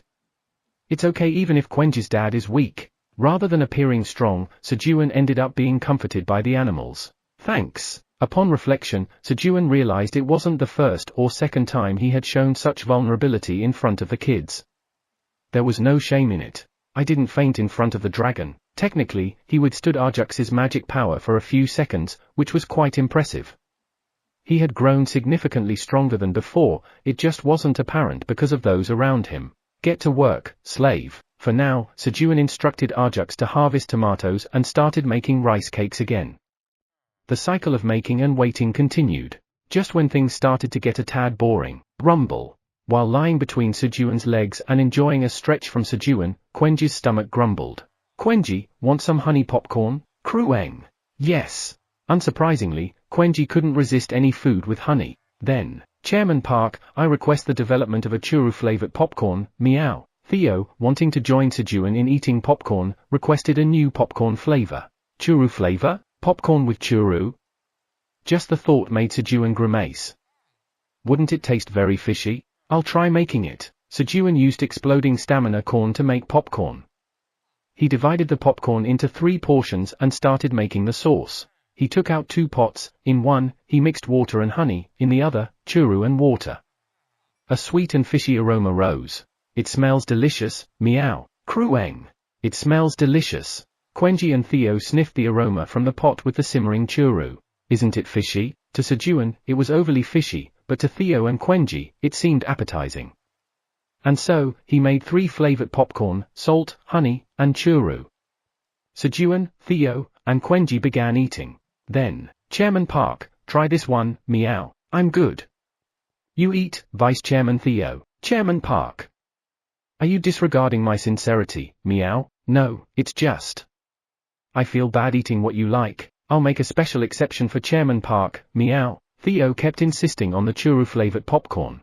I'm fine. If Theo had maliciously offered like, Chairman Park, eat this churu-flavored popcorn and suffer, meow, Sejun would have declined instantly. But, Theo, with a I'm giving this to you because it's you, meow expression, made it hard for Sejun to refuse. Krueng. Big bro, Quenji also want to eat more of churu-flavored popcorn. Quenji, you've eaten enough, so stop eating, meow. If Quenji hadn't reduced the amount of churu-flavored popcorn, Sejun would have ended up with even more of it. Thus, Sejun, enduring the fishy taste in his mouth, reached his rice cake-making target and went to bed. White Tower, 99th floor. You bastard! How dare you summon and dismiss me at will? Arjux, enraged because Sejun called him and dismissed him on a whim. Then, Russell. He saw a document rolled up between his claws. Huh? What's this? Arjux unrolled the paper and began to read its contents. And then, what? What is this? When did I stamp this?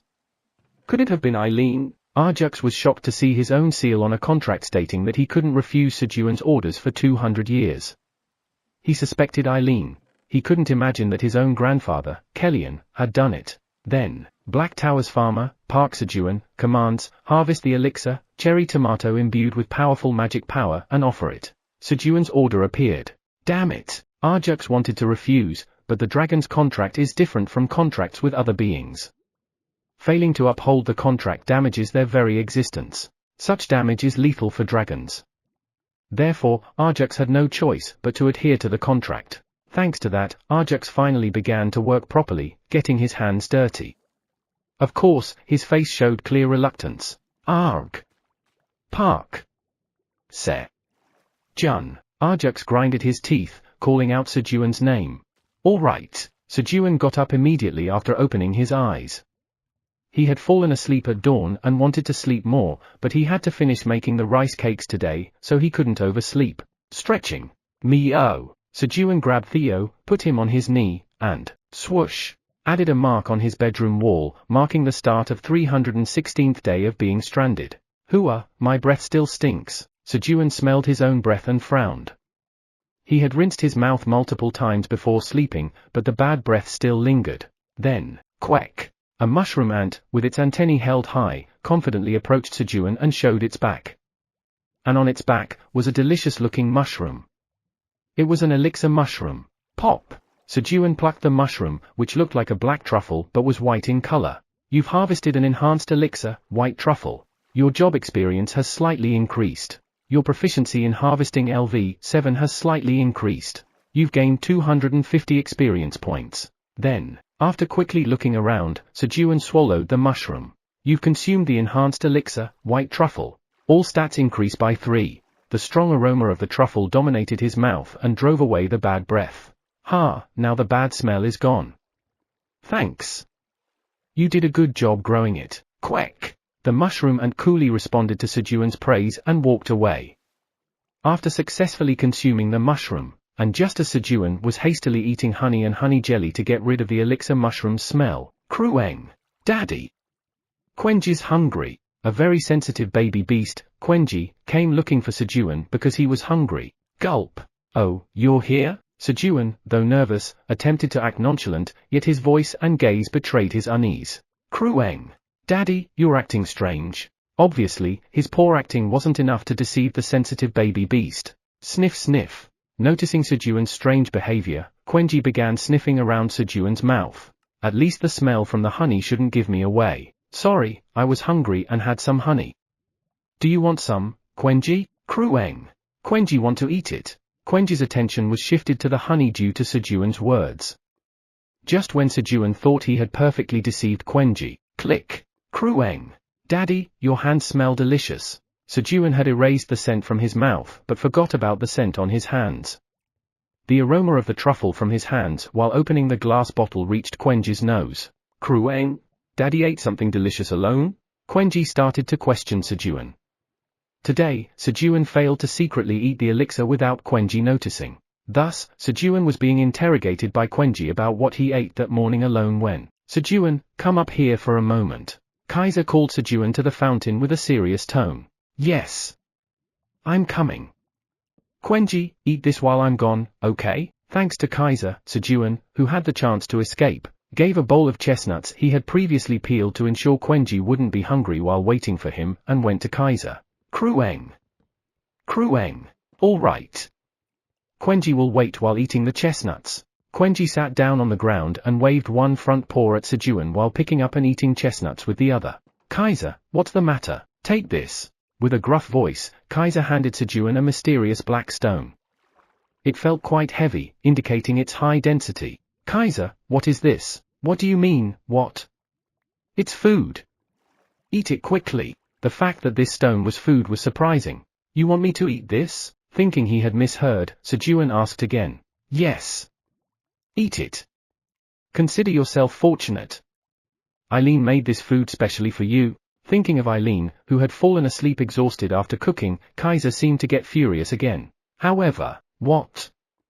This is a dish made by Eileen? Upon hearing Kaiser's words, Sejun's face turned pale, and he hurriedly examined the food, which did not look like food at all. Eileen's healthy meatball. The great black dragon Eileen Pratani combined various elixirs and meat, and then cooked them under high heat and pressure to form a ball. Due to the extreme pressure and heat, the meat became as hard as a diamond, but its effects are outstanding. With the help of the great black dragon Kaiser Pratani, most of the toxicities of the elixirs were neutralized, preventing side effects upon consumption. When consumed, all stats increase by 100. Chef, the great black dragon Eileen Pratani. Expiration date, none. Grade, S. Phew. At least this time, thanks to Kaiser, there was no poison. But all stats increase by 100. Upon confirming that there was no poison, Sejun finally took note of the other details. Eileen had specially used ingredients from their family's elixir storage with Kaiser's permission. But can I even eat this? Just to be sure, Sejun cautiously bit into Eileen's dish with his front teeth. Clink! As expected, it was solid as a rock. It felt more like he would break his teeth rather than biting the meat. It seemed more appropriate to call it a rock ball to the power of 1 rather than a meat ball. What a shame. It seemed safe to eat this dish since there were no mentions of poison or bad taste, but it was too hard. TSK. What to do with this? Give it to me. I'll break it. Unable to bear it, Kaiser broke Eileen's dish into 100 pieces and gave them to Sejun. Thank you, Kaiser. Forget it.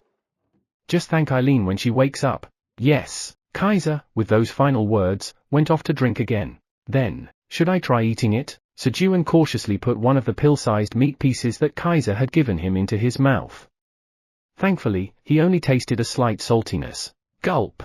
As Sejun swallowed the piece of meat, you have consumed a piece of Eileen's healthy meatball. You must eat all of it to gain the full effect. 99 pieces remain. A message appeared indicating that no effect could be gained by eating only a part of it. It would be nice if my stats increased by 1 for each piece. Still, he was grateful that he could eat it this way. Although inconvenient, all he had to do was eat 100 pieces of the meat fragment. Just as Sejun was about to eat the next piece, the compressed meat expands, providing a feeling of fullness that lasts for 24 hours. Along with the message, Sejun felt his stomach expand as Eileen's compressed dish expanded inside Sejun's stomach. What? What if I had eaten all of it? The mere thought made cold sweat run down Sejun's forehead. Chapter 166, Making Tuna Porridge. TL, Hangak, the cliff on the 38th floor's north side. Search. There is a hideout of the Three-Head Society nearby. Yes, my lord. At Ulrich's command, the Black Orc soldiers dispersed to search.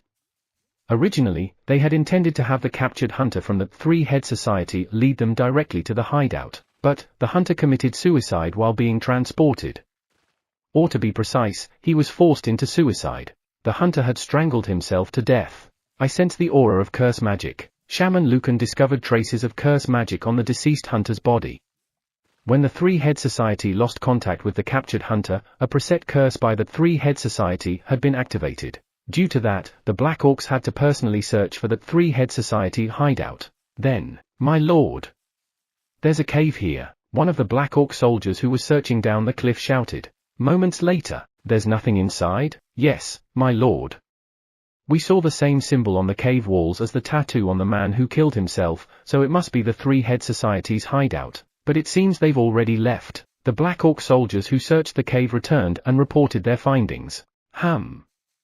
Already? Judging by the fact that they hadn't erased their own symbols from the walls, it seemed they must have left the hideout in a hurry. These aren't ordinary fellows. Considering their boldness in abandoning the hideout just because they lost contact with one member, Ulrich thought the Three-Head Society was no ordinary group. In that case, I must thoroughly track them down and wipe them out from the tower to ensure they don't interfere with the Great Black Dragon and Lord Theo's actions. As Ulrich steeled his resolve, Krung! Another cat in turn had relayed the message successfully, and Hegel, leading the Black Wolves, arrived. Elka and the Silver Wolves had split off while descending to protect the Earth Defense Force members transporting sturdy blade green onion leaves. Lord Hegel, you're here. Yes, Lord Ulrich. Ulrich and Hegel exchanged greetings. They had met several times since Ulrich became Theo's subordinate. Did you find the hideout? Well, Ulrich explained the current situation. Leave it to us. We'll inspect the hideout briefly and return. Thank you. Hegel and the wolves entered the cliffside cave to search the Three-Head Society's hideout. And then, I've got their scent.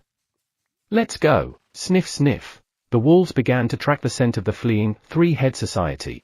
It's done. Finally, after steaming all the rice cakes for the cake, Sejun shouted in joy. Krueng. Quenji can eat rice cakes after sleeping one more night. Quenji was also excited at the thought of eating rice cakes soon. Father and son both were happy but for different reasons. Let's begin. Sejun began crafting the birthday cake with rice cakes. First, lay down some banana leaves on the bottom. To prevent the rice cakes from getting dirty, Sejun placed many banana leaves on the ground and started stacking the rice cakes like bricks. 1 hour.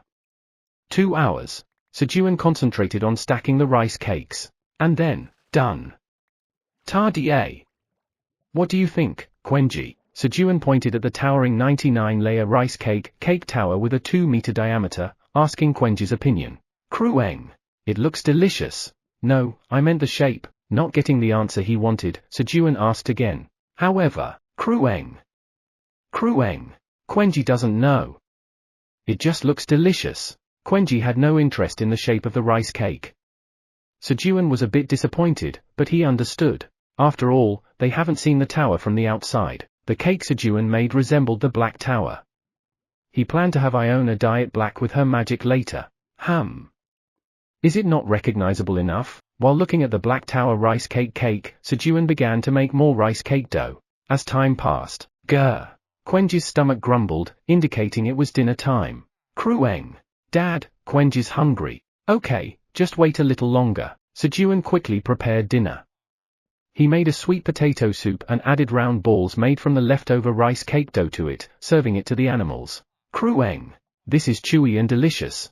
Quenji enjoyed chewing the small balls. Squeak. Okay. The rabbits and monkeys also loved it. They're eating well. As Sejun watched the animals enjoy their meal, Chairman Park, I want a churu too, meow. Alright, Vice Chairman Theo, you can have a churu too. Lick lick lick. Sejun gave Theo some churu. At that moment, why do I feel so relaxed? Sejun felt oddly at ease. He soon realized why. I feel relaxed because I haven't eaten. Thanks to Eileen's meatball, he wasn't hungry. But is this a good thing? It's nice to be relaxed, but Sejun felt a bit conflicted. Chairman Park, if you're not busy, please rub my belly, meow. I think I feel unwell, meow, Theo said, looking at Sejun's idle hand. That's not good. Next time, Sejun thought he should drink some coffee instead of a meal next time, as he stroked Theo's belly. Pat pat. Meow tilde. Lick lick lick. Theo enjoyed the churu with delight. When Theo finished eating, thud. Krueng. It would be nice if Dad patted Quenji's belly, too. Quenji, who had quickly finished his meal, lay down next to Sejun. Quenji knew exactly how to ask for what he needed. All right. Without pause, Sejun used the hand that had been feeding Theo to rub Quenji's belly. As dinner came to an end, rustle. Sejun made the last rice cake decoration for tomorrow's birthday cake in the kitchen. Chairman Park, aren't you sleeping, meow? Theo hinted at Sejun to go to bed. Vice Chairman Theo, just wait a little. I'm almost done. Okay, meow. I'll wait, meow. Sejun still had work to do, so he asked Theo to wait. Theo's voice was weak, but Sejun thought it was just because he was sleepy. However, shiver. Chairman Park. I'm cold, meow. About an hour later, Theo began to shiver. Huh? Vice Chairman Theo. What's wrong? Sejun finally sensed something was off and checked on Theo. What the? Theo, why is your body so hot? Upon feeling Theo's feverish body, Sejun was alarmed. Theo's entire body felt like it was burning. Moreover, heavy breathing. Theo's breathing had become rough. I need to bring down Theo's fever. Sejun quickly laid Theo on some leaves and tried to cool him down with a wet towel, but, tight grip. I don't want to be apart, meow. Even in his weakened state, Theo clung to Sejun's lap, not wanting to be put down. I understand. For now, Sejun held Theo with one hand and with the other, wiped his body to reduce the fever. Then he tied himself and Theo together with a rope and headed outside. Kaiser! Upon reaching the fountain, Sejun urgently called out to Kaiser. What's the matter? Why aren't you asleep? Kaiser, who was sipping some macchioli, asked. Theo is very ill. Please help. Sejun pointed to Theo, who was clinging to his lap. TSK, foolish kid. Heal. Kaiser looked sternly at Theo and used dragon tongue magic. Flash! Theo's body began to glow green. It's done. Snore. Thanks to Kaiser's healing, Theo began to sleep comfortably. But why did Theo suddenly fall ill? It's obvious. He overexerted himself. What? Overexertion? Sejun, having never seen Theo overwork himself, asked in confusion. It's natural to get sick after blocking the power of 2 dragons. What? But he looked perfectly fine. That's because Theo is quite dense. Theo, while with Sejun, felt invincible and didn't recognize his own physical condition. As Kaiser said, Theo had been overexerting himself recently. Bearing the magic power from Eileen, a high-level mature dragon, and then also the power of Arjux, it was inevitable for Theo, a meerkat merchant of the 75th floor, to feel the strain on his body. Furthermore, in that condition, he overexerted himself caring for Sejun who had fainted and was in weakened condition, which eventually caught up to him. On the other hand, Sejun, under the care of Theo and Quenji and having consumed elixirs, quickly recovered due to his job's characteristic of not being affected by minor ailments and his power. Indestructible body. Thank you, Kaiser. If you're thankful, you get it, huh? Kaiser said, shaking the liquor bottle with his hand. Yes. I'll bring you 10 bottles of new wine next time. Oh. New wine. I'll be looking forward to it. Ha ha ha. Sejun left Kaiser, who was delighted at the news of the new drink, and went down to the fountain. Theo needs some nourishment too. Sejun thought of making a nourishing dish for Theo when suddenly, boom! A loud noise came from the cave where Flamey was. Flamey, what happened? Looking down at the cave, Sejun asked Flamey. Master! A huge tuna suddenly came up here. Flamey answered, shaking its leaf exaggeratedly. Huh? A tuna came up. In front of Sejun, who had been thinking of preparing a nourishing dish for Theo, appeared a giant tuna. The timing was incredible. As Sejun listened to Flamey and went down to the cave, deep-sea giant tuna, a really huge 30m-sized tuna was outside the pond. Unable to breathe, the tuna was already dead. This will be perfect for Theo's nourishing dish. Swish. As Sejun was happily dissecting the tuna, roll. A blue bead rolled out from the tuna's chest. Huh? What's this? Sejun picked up the bead and examined it. Deep-sea giant tuna's core. This is the core of a giant tuna that has lived in the deep of the dimensional sea for over 2,000 years. It contains the power of healing and water. Upon consumption, your magic power increases by 50, and you acquire the skill, healing and the talent, aquatic affinity. It has a strong fishy taste. Usage restriction, magic power over 200.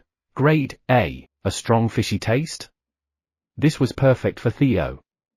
And if Theo acquired the talent, aquatic affinity, it would be convenient to give him baths later. It's like having a cat with the ability to be comfortable in water. Vice Chairman Theo, let's eat something tasty. Sejun carefully opened Theo's mouth and put in the fishy-tasting deep-sea giant tuna's core. Meow.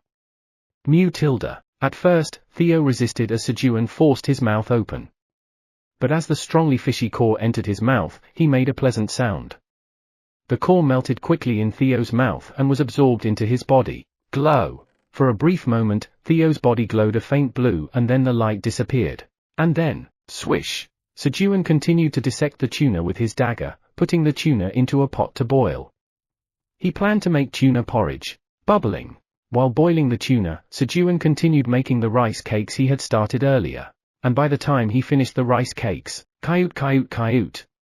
You're still awake. Iona, who had gone to the wizard tower to complete the spell for fireworks with the wizards, returned. Yes. I still have some work left. Iona, please dye the cake black for now. Kayut. Okay, and on this rice cake, Sejun requested a separate spell for the freshly made rice cake from Iona. Kayut. Got it. After all the work was done, let's sleep now. Kayut.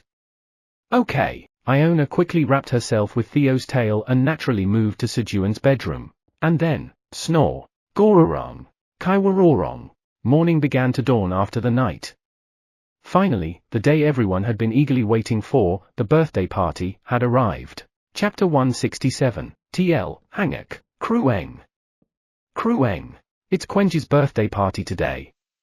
On his birthday, Quenji can eat rice cakes. Quenji, who had been waiting to eat rice cakes for days, woke up early in the morning and opened the day of the birthday party with a loud cry. However, wait, Quenji! Sejun, who had been preparing the food for the birthday since dawn, restrained the excited Quenji. Krueng? When does Quenji eat the rice cake? Quenji, who thought he could eat rice cakes as soon as he woke up, began to sound aggressive. He was getting cranky because he was hungry. Here. Eat this, Quenji, and wait until we cut the rice cake. Sejun fed Quenji a mouthful of chestnuts soaked in honey water. Chomp. Chomp. Krueng. It's delicious.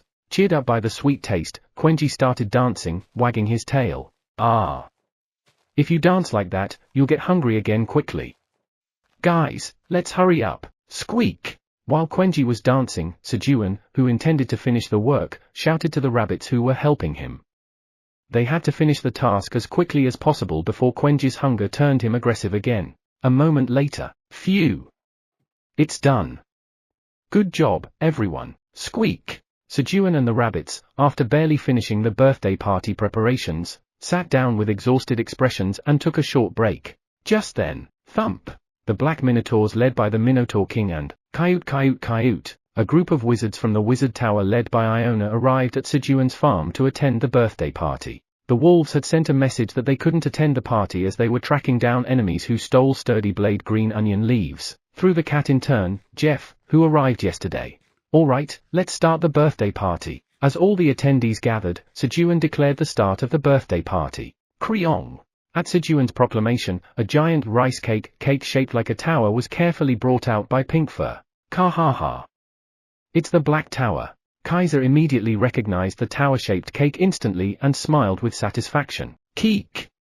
I'm envious. Kellyan expressed his envy. However, Sejun didn't just depict a tower on the cake. At the top of the tower, there were figurines made of rice cake that Sejun had painstakingly crafted the night before. At the very front, there was a small tree with 3 leaves made from finely cut green onion leaves, representing Flamey. The leaves had different colors, reflecting meticulous attention to detail. Behind Flamey, there was Sejun wearing a straw hat and sitting cross-legged. To his sides were Black Wolf and Silver Wolf, the rabbits, and the mushroom ants. Theo and Quenji sat happily on Sejun's lap, eating churu and honey. In reality, Quenji sitting on Sejun's lap was impossible. I promised to become strong enough to let you sit on my lap. Knowing how much Quenji wanted to sit on his lap but couldn't due to fear of hurting him, Sejun tried to fulfill Quenji's wish through the cake decoration.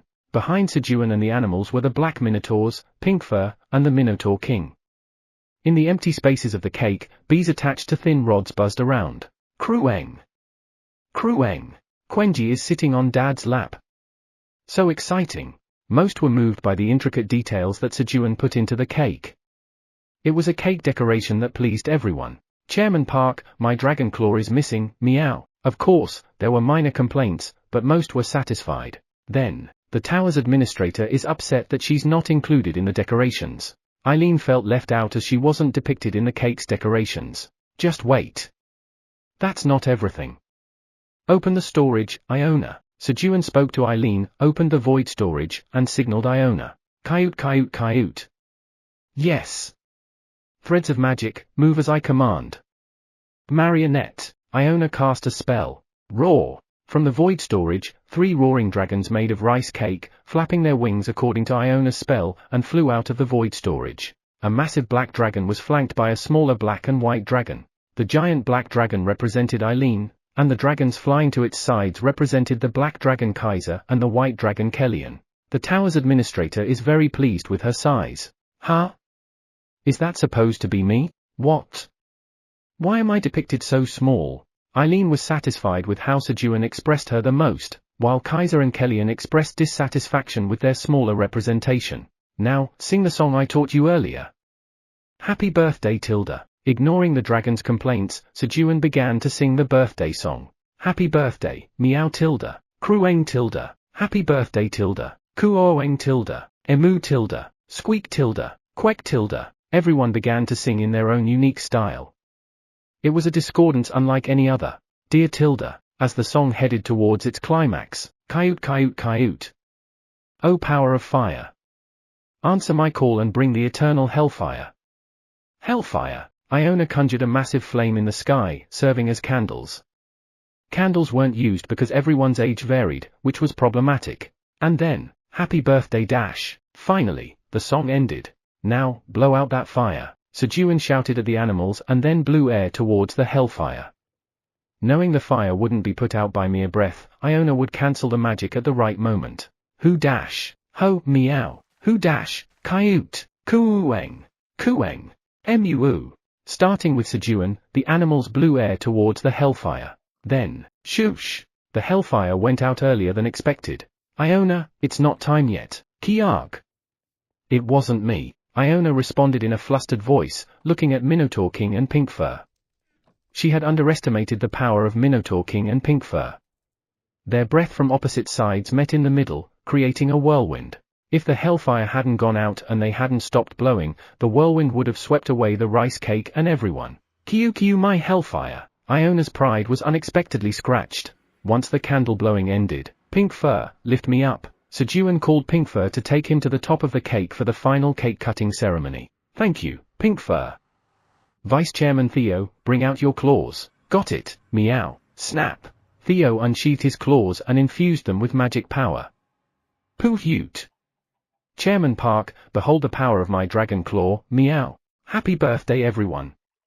Here we go. Sejun once again wished everyone a happy birthday and began to cut the cake with Theo's claw. Swish. Thanks to the dragon claw, it cut smoothly. Too smoothly. Huh? It felt like Theo's claw was slicing even before making contact. This was because Theo had infused so much magic power in his claws that an invisible power emanated from them. Ah! Theo's claw sliced the rice cake in an instant, and Sejun quickly landed on the bottom layer. Kugung! The rice cake split in two. Krueng! Can we eat the cake now, Tilda? As soon as the rice cake was cut, Quenji lunged towards it. Kuung! Mu! All the other animals also began to rush towards the cake. Kudangtang! This isn't right. Sejun looked at the shattered rice cake being ravaged by the animals, with a look of desolation. He had imagined a harmonious scene of everyone enjoying the cake. Krueng! Kriong! Squeak! Okay! It was a wild scene. Then, emu! Black minotaurs tried to pull the banana leaves spread on the floor to eat. Roll roll! Sejun, who was on top of the banana leaves, rolled with the rice cake. It was total chaos. However, he couldn't help but laugh. It was too much fun. Arg! Whatever, no matter what, as long as it's fun, that's all that matters. Sejun rolled around more actively on the rice cake with Theo in his arms. Meow! It's sticky, meow! Theo was annoyed looking at his fur covered in sticky rice, but washing later would solve it.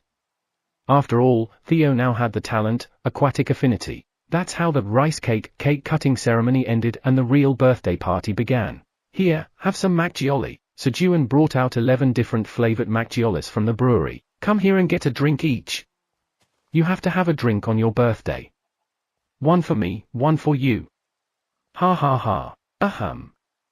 Take my drink, too. Kaiser and Kellyan barged in.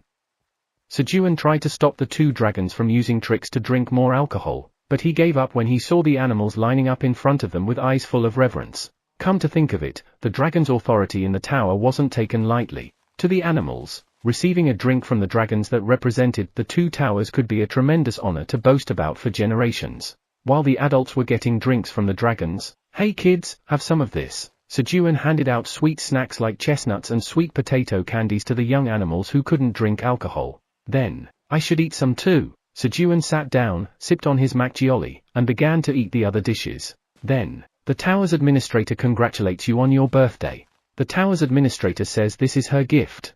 With Eileen's words, a document was placed in Sejun's hand. Eileen found the document while searching the Pratani family's warehouse for Sejun's birthday gift. Persimmon farmland deed, 49th floor of the tower. Oh! Persimmons? Eileen, thank you. It's a wonderful gift. Sejun, who can now eat persimmons, was delighted with Eileen's gift. He could now enjoy foods like dried persimmons, fresh persimmon juice, and other persimmon delicacies. The tower's administrator regrets not being able to deliver the gift personally. It's all right. Sejun had heard about Eileen's condition from Kaiser. If she came, it would rather be a situation to avoid. The tower's administrator says she has a lot to tell you. The tower's administrator says she met a very old grandmother in the Dragonheart fragment. An old grandmother? Eileen told the story of meeting Kyra's lingering spirit from the Dragonheart fragment brought by Theo. That happened? While talking to Eileen, yawn. Sejun yawned, getting drowsy from the alcohol. Along with the drinking, the fatigue from preparing for the birthday party also caught up with him. Chairman Park, your face looks so exhausted, meow. But don't worry, meow. Vice Chairman Theo, with healing power, will massage you, meow. Theo began massaging Sejun's face with his front paws. Theo now had the healing skill, so Sejun felt the effect immediately as his fatigue was alleviated. However, squish. Squish. Theo's paws, which still had sticky cake residue, felt unpleasant on Sejun's face. This won't do. Let's wash up first. Hee, alright, meow. Let's go wash, meow. Due to the water affinity, Theo didn't resist the bath. Splash! So, Sejun and Theo headed to the fountain and stepped into the water. However, the water didn't wet Theo's fur when they got in. What? Hee. Theo chuckled, looking at Sejun. Hey! Who said you could use water affinity like that? Sejun, realizing Theo's mischief, got angry. Hee. I'm waterproof now, meow. Instead of bonding with water using his water affinity, Theo had repelled it. It was a completely different use of the water affinity skill than Sejun had anticipated. Fortunately, only the fur was waterproof, so the sticky cake stuck on it could be washed off. Splash! Splash! In the end, Sejun washed Theo as if he was doing laundry, dunking him into the water a few times. It feels refreshing, meow. Theo, who finished his bath without a drop of water on him, smiled contentedly. Chapter 168, TL, Hangak. After being bathed by Sejun without a drop of water left on him, Theo felt refreshed and happy. Even though he had taken a bath, his fur remained fluffy. There would be no more occasions for Chairman Park to see his wet fur. Meow. After the bath, Theo, clinging to Sejun's lap, hummed a cheerful tune. Then, I wonder where Quenji is? Sejun, with Theo clinging to him, descended the fountain and headed towards the area where the young animals were snacking. Quenji had obviously rolled in the rice cake earlier, so Sejun intended to bathe him as well. I should remove it before the rice cake hardens. Sejun arrived at the place where the young animals were snacking. However, why is the atmosphere like this? The atmosphere around the young animals felt strangely tense. Moo! There were 5 young black minotaurs, each about 3 meters tall, lying on the ground, and Krueng! Quenji was roaring, fists raised, in front of them. Behind Quenji, there were several frozen baby rabbits and a crying young black minotaur about 1 meter tall. Did our Quenji do this? In a flash, an image played in his mind of Quenji tormenting the other animals, and the 5 black minotaurs trying to stop him. Sejun wondered if he had spoiled Quenji too much, but he had never known Quenji to strike first. The Quenji he knew was a very kind and not the first to start a fight. No way! Our Quenji wouldn't do that. As Sejun solidified his belief in Quenji. Krueng! Quenji snatched a steamed corn from the hand of the fallen black minotaur. What? Did he steal their snack? Sejun's trust in Quenji began to waver instantly. It was indeed a very fragile trust. Then, Krueng! Quenji handed the stolen steamed corn to the crying baby black minotaur. Then Sejun understood the situation. The older black minotaurs tried to take food from the younger one, so Quenji intervened and scolded them. He. Our Quenji is awesome, a proud Sejun chuckled. The baby black minotaur who received the steamed corn looked at Quenji with eyes full of admiration. Receiving such admiring gazes, Quenji approached the fallen black minotaurs. Then, Krueng! The enlarged Quenji helped them up and shared snacks from his snack pocket. Krueng! As the saying goes, you get closer through fights. Quenji and the black minotaurs quickly became friends. It was a heartwarming scene fit for a children's comic. He. Whoever raised him did a good job. Sejun looked at Quenji with satisfaction. Then, Krueng! Spotting Sejun, Quenji ran towards him. And, Krueng! Quenji's snack pocket is empty. Quenji will fill it up from Dad's storage. Quenji boldly requested to take food from Sejun's storage. Quenji was certainly not an attacker, but why couldn't Sejun shake off the feeling that he was? With a confused expression, Sejun obediently opened his storage. Perhaps for those heartwarming moments in comics to occur frequently, a parent's wallet needs to be full?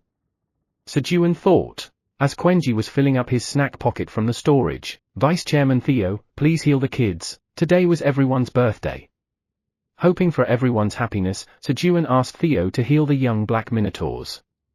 Although their black skin didn't show marks, they surely would have bruises from Quenji's blows. Understood, meow. Come here, meow. Theo proceeded to heal the young black minotaurs. Consider it an honor that Vice Chairman Theo is healing you personally, meow. But you guys look like you could carry heavy loads, meow. Would you consider becoming my subordinates, meow? Of course, in the midst of all this, Theo didn't neglect his responsibilities as vice chairman of Sejun's farm, trying to recruit helpers to sell more crops. Krueng.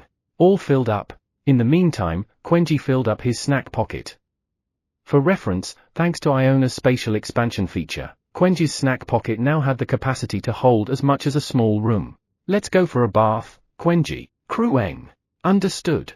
Originally fond of baths, Quenji did not resist at all and followed Sejun obediently to the fountain to bathe. Of course, Theo, who had acquired the water affinity, entered the water while hanging onto Sejun's knee. After the bath was finished, splash! Quenji shook off the water from his body. Sejun had been standing at a distance all this time, as getting hit by the water Quenji shook off was quite painful. Krueng. All done. When Quenji shook off most of the water, swoosh! Sejun approached and quickly wiped off the remaining moisture with a towel. Krueng, Krueng. Quenji's sleepy. Quenji wants to sleep. As Sejun dried him, Quenji began to doze off. Kurong. Rub rub. As Sejun was rubbing the sleeping Quenji's belly, Arjux Mamib, Tower Farmer of the White Tower has harvested a elixir, cherry tomato imbued with powerful magic power. 5,000 elixir, cherry tomato imbued with powerful magic power are stored in the White Tower's temporary storage. The White Tower's temporary storage is full. As the temporary storage cannot accommodate more crops, the harvesting task for Arjux Mamib, Tower Farmer of the White Tower is terminated. To transfer from the White Tower to the Black Tower, 1 million tower coins were needed. Sejun had been trying to fill up to the maximum weight of 100 kilograms each time, but there was a limit to the storage capacity of the temporary storage. Only 5,000 can be stored. Well, it can't be helped. I'll transfer all the crops in the temporary storage here. Sejun transferred the crops to the Black Tower. You have paid the basic tower transport fee of 1 million tower coins. Transporting 5,000 elixir, cherry tomato imbued with powerful magic power, 50 kilograms, to the Black Tower. Arjux, start harvesting again. Of course, Sejun didn't forget to remotely instruct Arjux to keep working. A moment later, flash! 5,000 elixir, cherry tomato imbued with powerful magic power, 50 kilograms, have arrived. A bright beam of light dropped in front of Sejun, and when the light disappeared, 5,000 white cherry tomatoes harvested by Arjux appeared. Wow! Sejun marveled at the 5,000 elixir, cherry tomato imbued with powerful magic power. Eating them all would increase one's magical power by 50,000. Of course, there's a high chance it might go as planned, so he set a modest target of 10,000. Let's taste it first. Sejun had never had a chance to taste the grade A cherry tomato before. He eagerly picked up one cherry tomato. As Sejun bit into the cherry tomato, crunch! The skin of the cherry tomato was crushed, releasing a tangy juice and a refreshing sensation into his mouth. And then, gulp! It went down his throat as if it was the most natural thing. As he swallowed the grade A cherry tomato, a refreshing feeling spread throughout his body. His body eagerly demanded another cherry tomato. And Sejun hastily began consuming more grade A cherry tomatoes. How many did he eat? You have consumed an elixir, cherry tomato imbued with powerful magic power. The potential for magic stat has reached its limit. You cannot absorb any more magic power. Magic power is being discharged.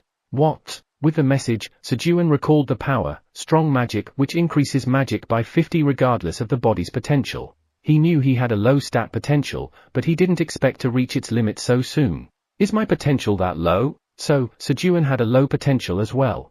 So, what's my magic stat potential? As Sejun was about to check his magic power, gurgle. Suddenly, he felt a pain in his stomach. The discharged magic seemed to be exiting from below. T.E. Vice Chairman Theo. Guard this for me. I need to go to the restroom. Got it, meow. Sejun hurriedly entrusted Theo with the grade A cherry tomatoes and ran to the restroom inside the house. During Sejun's absence, quack. It was as if a blue moon had occurred. Monsters in the vicinity lost their senses and rushed towards the white cherry tomatoes. The presence of 5,000 grade A cherry tomatoes, although not as influential as a blue moon, still affected the monsters. Meow. No, meow. Don't eat, meow. Theo rushed to block the oncoming monsters. Phew.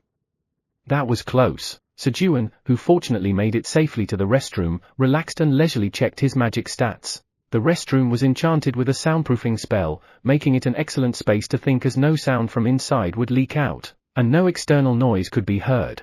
Magic, 157.94. How sad. Sejun spoke with a desolate expression after checking his magic stat.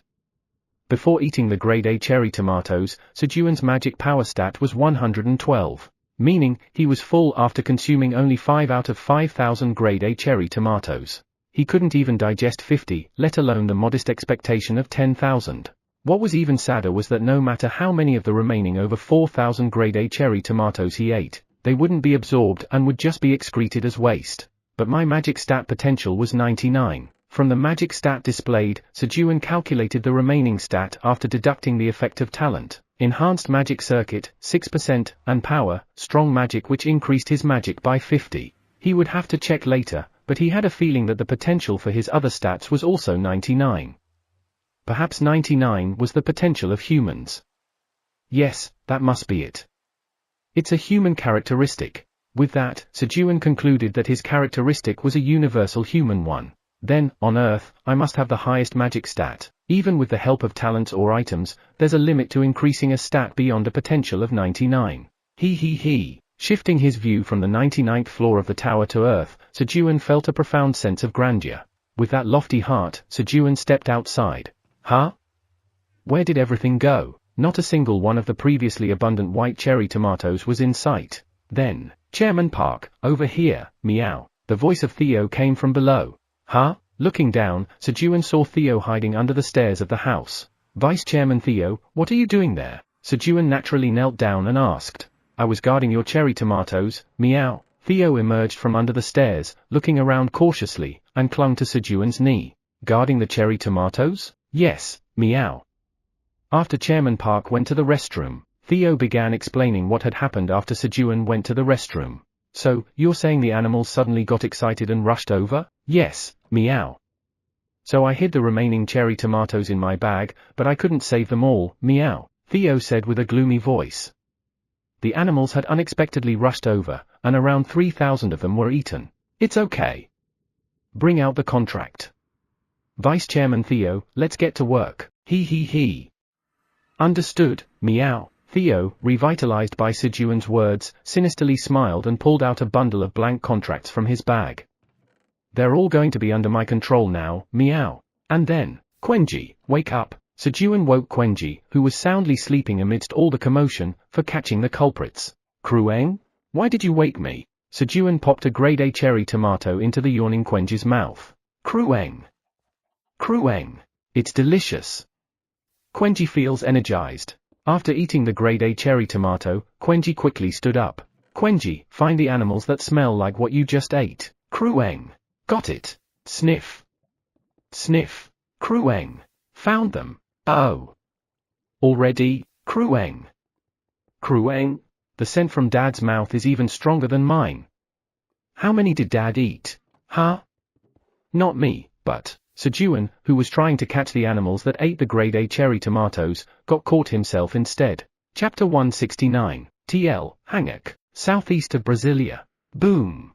While the wave from Locust paused, a sudden explosion sounded from where the Earth Defense Force members had gathered, taking a break. What was that? Is it the Locust? In the midst of the members' confusion, thud, arg, stealthily infiltrated hunters began attacking the members. Attack them! Simultaneously, hunters poured out from all sides and assaulted them. It's the hunters. They're ambushing us. Everyone, get into formation. Power of Ice. Amidst the chaos, Lucilia, the guild master of the Wizard Guild, issued commands to the members and began preparing her magic. It was to buy time for the members to get in formation. However, Lucilia, whose specialty was fire magic, couldn't use it near the sturdy blade green onion leaves. With no choice, she utilized ice magic to gain time. While Lucilia was buying time, the members managed to form up. However, there are too many of them. Compared to the 50 members of the Earth Defense Force that had managed to regroup, they were surrounded by 3,000 enemies, specifically, 1,000 hunters and 2,000 civilians. Block them. Hold on. They desperately fended off the enemy attacks, but they were continuously pushed back. Before they knew it, they had been driven far from the area with the sturdy blade green onion leaves. Damn it! Just as Lucilia and about 10 other members were barely holding on, we've secured the items. Retreat! The masked hunters began to withdraw. When Lucilia returned to the location of the sturdy blade green onion leaves, what Lucilia saw was an empty land. Damn! The masked individuals had taken all the sturdy blade green onion leaves. I ate 5. Crueng? And you're only giving Quenji 1? Upon hearing Sejun's words, Quenji turned away, showing his back to Sejun. It was his way of expressing his displeasure. Grr, I'm upset. No. I thought you were sleeping, that's why. If you liked it, I was going to give you more, Sejun hastily explained as he took out another grade A cherry tomato from Theo's bag. Then, here, eat. Sejun approached the turned Quenji and fed him a cherry tomato, appeasing his hurt feelings. Crueng. It's delicious. Quenji happily accepted and ate 10 of the grade A cherry tomatoes that Sejun fed him. Crueng. Quenji's going to catch the thief who stole Dad's crops. Sniff, sniff. Quenji, having had his feelings assuaged, began tracing the scent of the grade A cherry tomatoes. At last, the dream team set out to catch the cherry tomato thief. Quenji was in charge of power and tracking. Theo was responsible for getting the contract stamped. Sejun was the victim, the owner of the stolen cherry tomatoes. Well, the last role seemed unnecessary, but, by the way, Quenji, don't you need to go to the bathroom? Or feel any discomfort? Sejun asked Quenji. Just a while ago, Quenji had eaten 11 cherry tomatoes, which meant an increase in magic power by 110 in such a short time. Sejun believed it would probably be fine but asked out of concern that Quenji might overexert himself. Crueng. Crueng. Quenji hasn't eaten enough to need the bathroom yet. And Quenji's feeling perfectly fine. As expected, Quenji was just being Quenji. Sejun had been overly worried. You fool. Always worrying about others.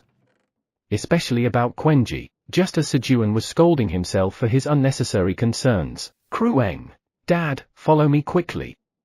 I've caught the scent. Quenji called Sejun, having detected the scent of the grade A cherry tomatoes. Already? Got it. Sejun quickly followed the scent tracing Quenji. Central Mato Grosso in Brazil. Step, step. 2 men in black suits left their disciples behind and walked around the massive farm. Mr. 3, isn't the amount of sturdy blade green onion leaves less than what you promised? Michael McLaren, the vice chairman of Gaggle, spoke with a voice full of displeasure to the man wearing a mask labeled 3. The agreed quantity was supposed to cover the southeast of Mato Grosso completely. Please wait a little longer. The required quantity will arrive soon, the masked man said, checking the time. And then, vroom. About 5 minutes later, dozens of trucks loaded with sturdy blade green onion leaves appeared. Wow. How did you gather such a large quantity? Just pay the promised amount. Understood. Michael took out his smartphone and sent the promised payment. I've sent it, thank you. We'll be on our way then. With that, the man left. Vice Chairman. We have a big problem. A secretary rushed over in a hurry. What's the matter? Quickly get the workers and tell them to plant the sturdy blade green onion leaves. That's not the issue.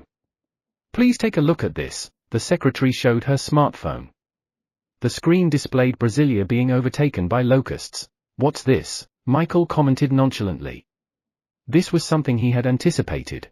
To fulfill the deadline Mr. 3 had promised to Michael for the sturdy blade green onion leaves, he naturally had to interfere with the ones planted around Brasilia. The Black Tower has disappeared. Before Michael could avoid watching the video further, the secretary jumped to the conclusion. What? The Black Tower disappeared? Upon hearing the secretary's words, Michael continued watching. Suddenly, the locusts that entered Brasilia all flew in one direction. Their target was the Black Tower, and as the locusts surrounded the Black Tower in Brasilia, whoosh, the Black Tower vanished. What? How? How could the Black Tower disappear? Facing this unexpected situation, Michael was taken aback. When the grade A cherry tomatoes disappeared, the monsters who had eaten them soon came to their senses. They pretended to be calm, trying to hide the fact that they consumed the tomatoes. The smell is there. Isn't it, Detective Quenji? Crueng.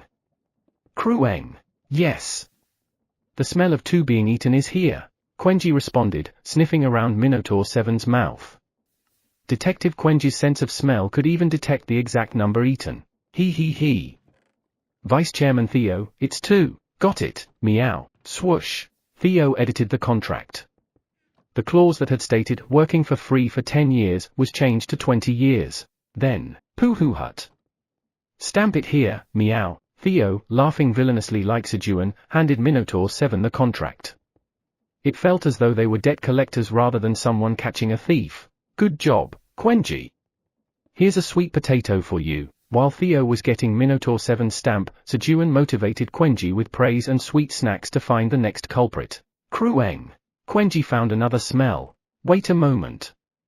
Just need the stamp. With the motivation from praise and snacks, Quenji quickly found the next culprit and, the culprit is here, thanks to Sejun playing detective and, stamp it, meow. Theo, who quickly collected the stamps on the contracts. All the thieves were caught and over 1,000 contracts were obtained in about 3 hours.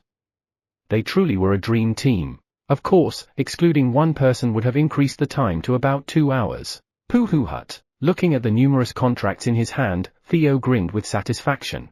I have more employees now, meow. It was great to have more subordinates to command. By the time they had caught all the culprits who stole the grade A cherry tomatoes, Sejun.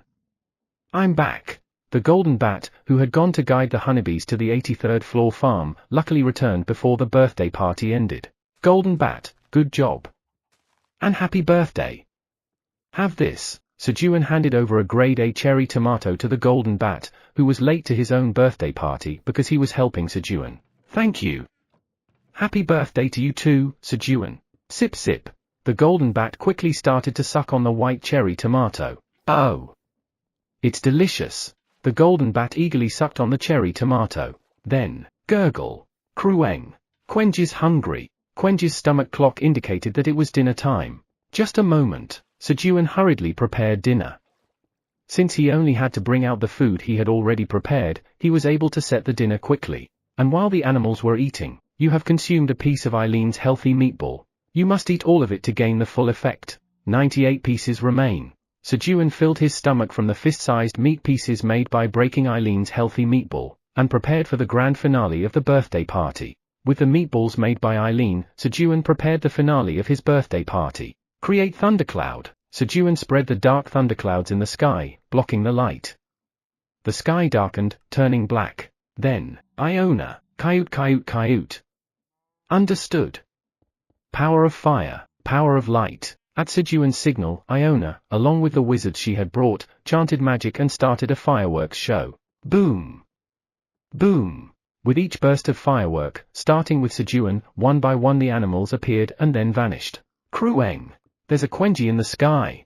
As they were enjoying the fireworks, row! A firework in the shape of a massive dragon, Kaiser, appeared and roared. This was the climax of the fireworks show. I bet Kaiser will love this. Sejun looked towards where the dragon statue stood, expecting Kaiser to be pleased, but, neither Kaiser nor Kellyan were in sight. Row! Meanwhile, a massive white dragon firework representing Kellyan appeared, roaring. Where did they both go? Eileen, pay attention.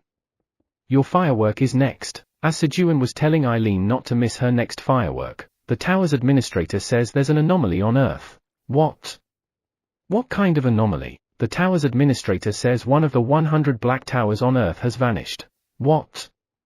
A tower disappeared? I'll explain. Kaiser, who had helped Eileen in the administrative zone due to the sudden emergency, appeared and spoke. When any tower faces destruction, its entrance automatically disappears.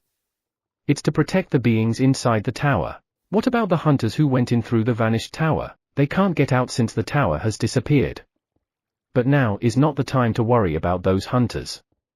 If 9 more towers disappear, making it 10 in total, all the black towers will vanish from Earth. What? Sejun was shocked by Kaiser's words. If the black towers disappear, it would mean the end of the Earth. In essence, it would mean leaving the planet behind. Isn't there a way to prevent the towers from disappearing? Regrettably, there isn't. This is a law set by the Creator. All we can do is delay the tower's disappearance to prolong the impending doom. It was hard to believe such a pessimistic answer had come from the usually powerful and arrogant Kaiser. Then, boom! Row! The biggest firework so far exploded, revealing a massive black dragon, Eileen, roaring in the sky before gradually fading. While watching the disappearing firework, Chairman Park, stay strong, meow. I don't know what's going on, but Vice Chairman Theo will help, meow. Krueng. Quenji will help Daddy too. Theo and Quenji, who didn't even know the situation, stepped forward to help when they saw Sejun's distressed face. And, the tower's administrator says she will also help you. Eileen also offered her assistance to Sejun. Thank you, everyone. Alone it might be tough, but together, there will be a way. Sejun stroked Theo and Quenji's fur while thinking of ways to prevent the earth from easily being destroyed. Chapter 170, It's Not Free, TL, Hangak, Sejun woke up from his sleep, squinting his eyes. He had gone to bed late because he had been thinking of ways to save the earth until dawn. Chairman Park, your face is all wrinkled again. Theo, who had woken up early for the first time in a while and was observing Sejun's face, began to press it with his front paw as soon as Sejun got up. No, there's no need to thank me, meow. Theo generously offered his kindness. Fine. Do as you please, thud. Thud. Sejun left his face in Theo's paws and organized the thoughts he had before dawn. The conclusion he had drawn after much contemplation was unchanged, his crops were effective in repelling the locusts. So, we'll proceed with the original plan. However, this time he was thinking of expanding it on a larger scale, creating a new farm.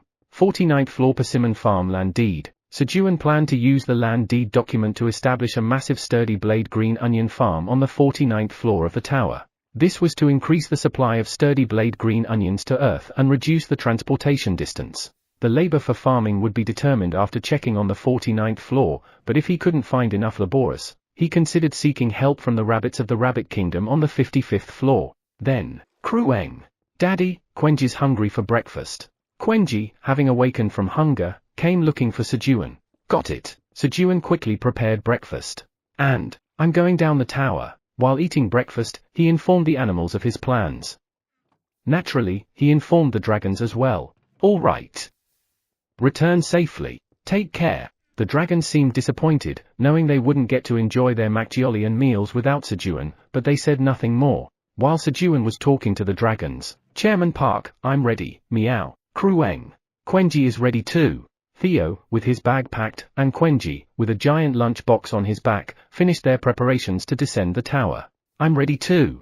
The golden bat sat atop Quenji's bag with a tiny bundle. Clank. Get inside the void storage. After placing the animals into the void storage, Sejun said, Eileen, I'll be back. The tower's administrator will be watching over you, so do as you please. Now, with her enhanced abilities, Eileen could use the tower's features effectively, which included the ability to see situations on other floors through the crystal orb. Knowing you're watching makes me feel reassured. Swish. Sejun smiled as he unfolded the land deed document. The summoning function for the initial engraving of the land deed for the 49th floor Persimmon Farm has been activated. Sejun disappeared as he moved to the 49th floor. Black Tower first floor. There was a commotion near the exit. What's going on? Why can't they leave? Some of the hunters, intending to return to Earth via the tower's exit, were unable to proceed, as if blocked by a wall. They had one thing in common, they had entered through the Black Tower located in Brasilia. They had heard about Brasilia being attacked by locusts and were in a rush to return to Earth. Then, the Black Tower you used to enter has been destroyed. The exit is gone, and you can't leave. The message that appeared before them felt like a death sentence. Over 30,000 hunters who had entered the tower through the Black Tower in Brasilia panicked as their way back disappeared in an instant. This made other hunters realize that if the tower they entered through disappeared, they could never leave. They quickly informed their respective countries. Consequently, nations intensified their scrutiny to prevent even a single locust from getting through. In the current situation, the power and economic strength of each nation heavily depended on the hunters growing within the towers. Therefore, the disappearance of the tower was a significant loss to the nation. With the introduction of mysterious crops from the tower, its value had increased even more. What do we do? A member of the Earth Defense Force, who entered the Black Tower in Brasilia to escape the locusts, asked Lucilia. Among the hunters who couldn't leave were 10 members of the Earth Defense Force. First, let's inform Han Taijun and ask for his help. Understood. Upon hearing Lucilia's response, they hurriedly began to ascend to the 40th floor of the tower. You have arrived at the 49th floor farm. You have moved from the top floor, 99th floor, to the 49th floor. You have descended 50 floors. Due to the effect of title, retrogressor, all stats increase by 50. Wow. No matter how he thought about it, the effect of title, retrogressor was simply too good. The idea that his stats would increase even more as he descended was like telling the weak to become even stronger. Ah. Now's not the time. Clang. Sejun quickly opened the void storage, summoning Theo, Quenji, and the golden bat. There's no telling where danger might lurk. The painful experiences on the 77th and 83rd floors had taught Sejun to never let his guard down. He quickly surveyed his surroundings. There were about 100 persimmon trees around, but not one bore fruit. The trees, filled with withered branches, certainly didn't seem to be in good shape. Then, Earth Defense Force. Let's move out, meow. A shout from Theo echoed from within the void storage. And then, flap. Flap. Speed Gold is here. From the void storage emerged the golden bat, donning the bone helmet, swiftly emerged and took to the skies. Following that, Krueng. Power Honey is here. Similarly wearing the bone helmet, Quenji rolled out from the storage, positioning itself in front. Poohoo Hut. Lucky Yellow is here, meow. Lastly, Theo, also wearing the bone helmet, came out, and struck a pose with one leg stretched forward. Roll. Roll. Krueng. Quenji rolled next to Theo, taking a mirrored stance. And then, flap. Flap. The golden bat, which had soared into the sky, landed between the two, spreading its wings as wide as possible. What are you guys doing? To defend the Earth, we must pose like this, meow. Chairman Park, you didn't know, meow. Krueng. That's right.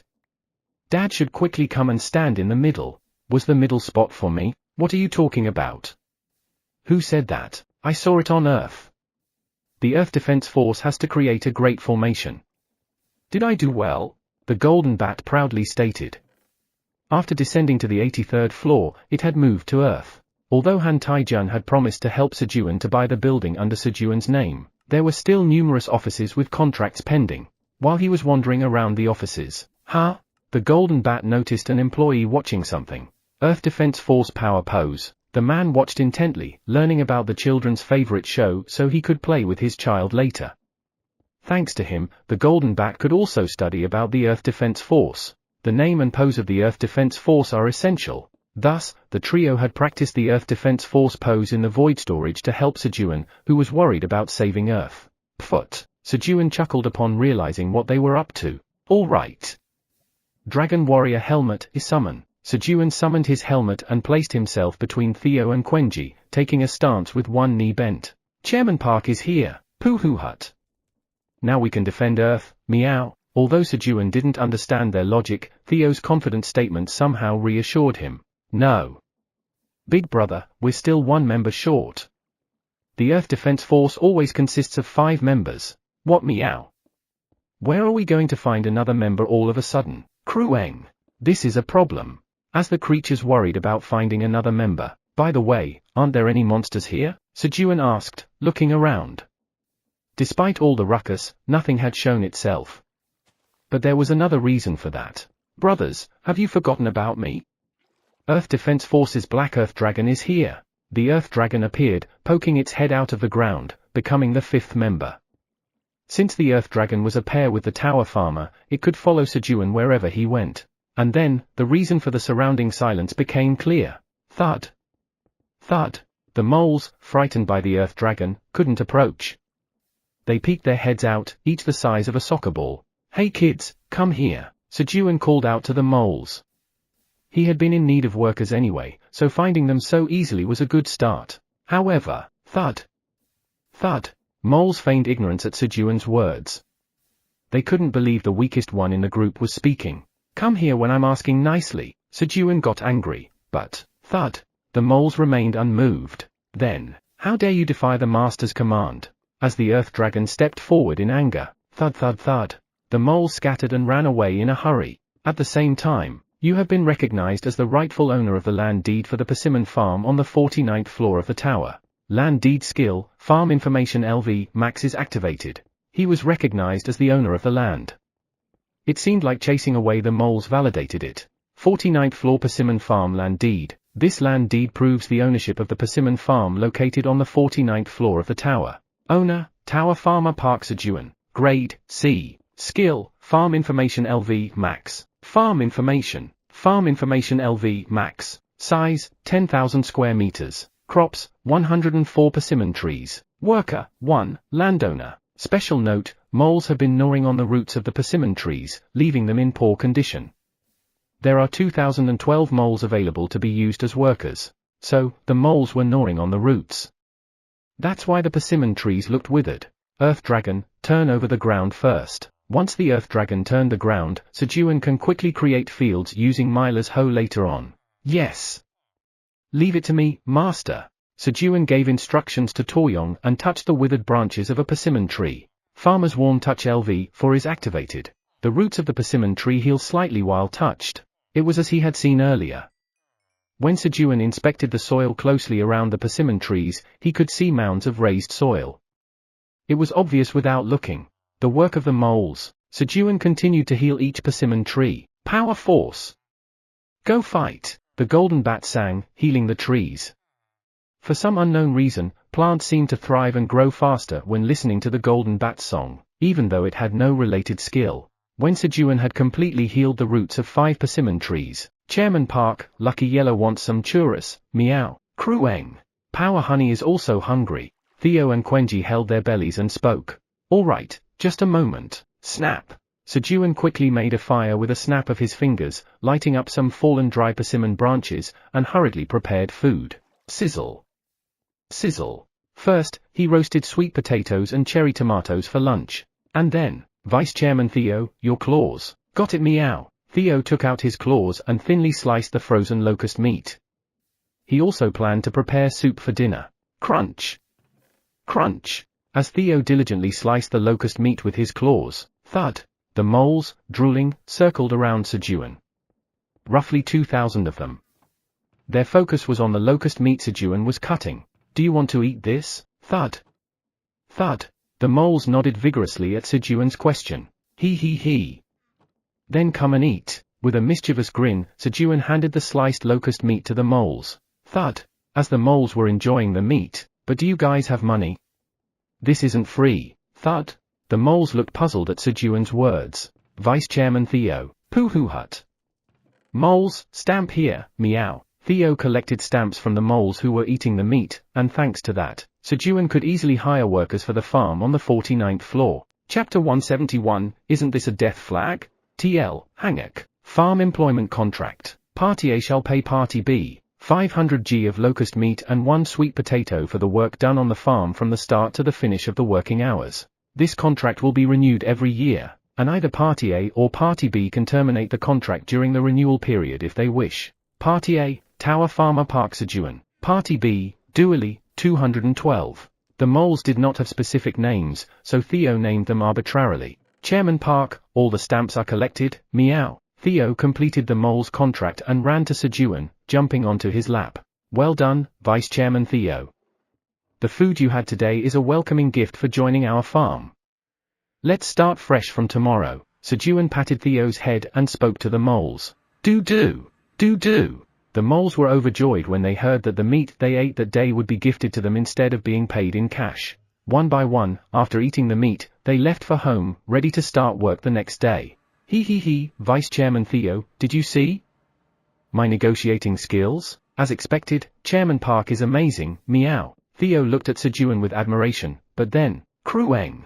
Quenji. I'm sleepy. After having lunch, Quenji lay down, leaning against Sejun's back and lay down, wanting to take a nap. However, because Sejun and Theo were busy getting the mole contracts, they hadn't eaten lunch. Munch. Sejun swallowed a piece of meat that Eileen had given him. Now, 97 pieces remained.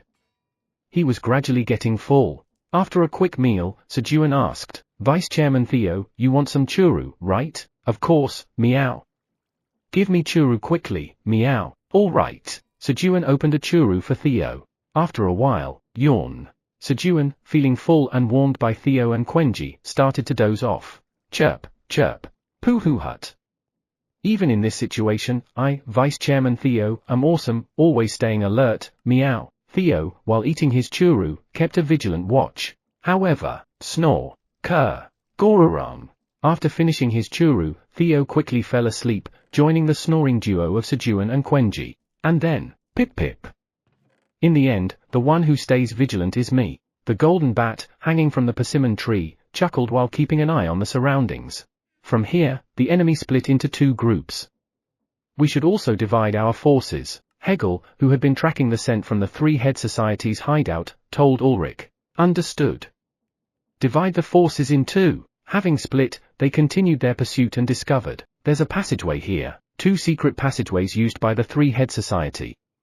They didn't know their exact use, but they seemed to connect different floors, similar to merchant routes. After confirming the enemy's routes, the divided forces regrouped. And then, quickly, check where these lead and come back. Yes, Hegel ordered the wolves, who swiftly returned with the information. The passages they found connected to the 49th and 33rd floors of the tower. One led up, the other down. I used to oversee the 49th floor. I'll take that. Please handle the 33rd floor. Understood. Then I'll take the 33rd floor. With that, Ulrich and Hegel led their combined forces of black orcs and wolves, splitting up to go either up or down. After a 30-minute nap, all right, Sejun, waking up, stretched energetically. Getting up after a short nap, he felt rejuvenated. Guys, wake up. Sejun hurriedly tried to wake up Theo and Quenji. Meow. I want to sleep more, meow. Krueng. I want to sleep more. When Sejun woke them, both responded with drowsy complaints. Then sleep a bit more. Since Sejun was the only one working anyway, he placed Theo on Quenji's belly and got up. Sejun, are you starting your work again? The golden bat, who had been keeping watch from the persimmon tree, flew over and perched on Sejun's shoulder. Yes. Golden bat, can you sing in the center of the farm for all the persimmon trees to hear? Yes. Sejun sent the golden bat to the center of the farm so all the persimmon trees could hear. Then he placed his hand on the nearest persimmon tree and began to heal it. Krueng. Quenji stood up from his spot alone. Theo quickly felt uncomfortable and had long since settled on Sejun's lap. Then, Krueng. A massive vibration occurred from the ground. Krueng? Is someone there? Kwung. Feeling something strange, Quenji tapped where the vibration occurred. It was a gentle knock. Kugoom. In response to Quenji's knock, something started rising from the ground. Then a giant mole, about 3 meters in size, appeared. It had horns on its head and a fresh-looking lump at the back of its head. How dare you attack me, the boss of the 49th floor, horned mole Dooku. Dooku, who was the boss of the 49th floor, could only leave his post for 1 hour a month, was furious to have his precious time interrupted. Krueng. Krueng. No. Quenji never attacked.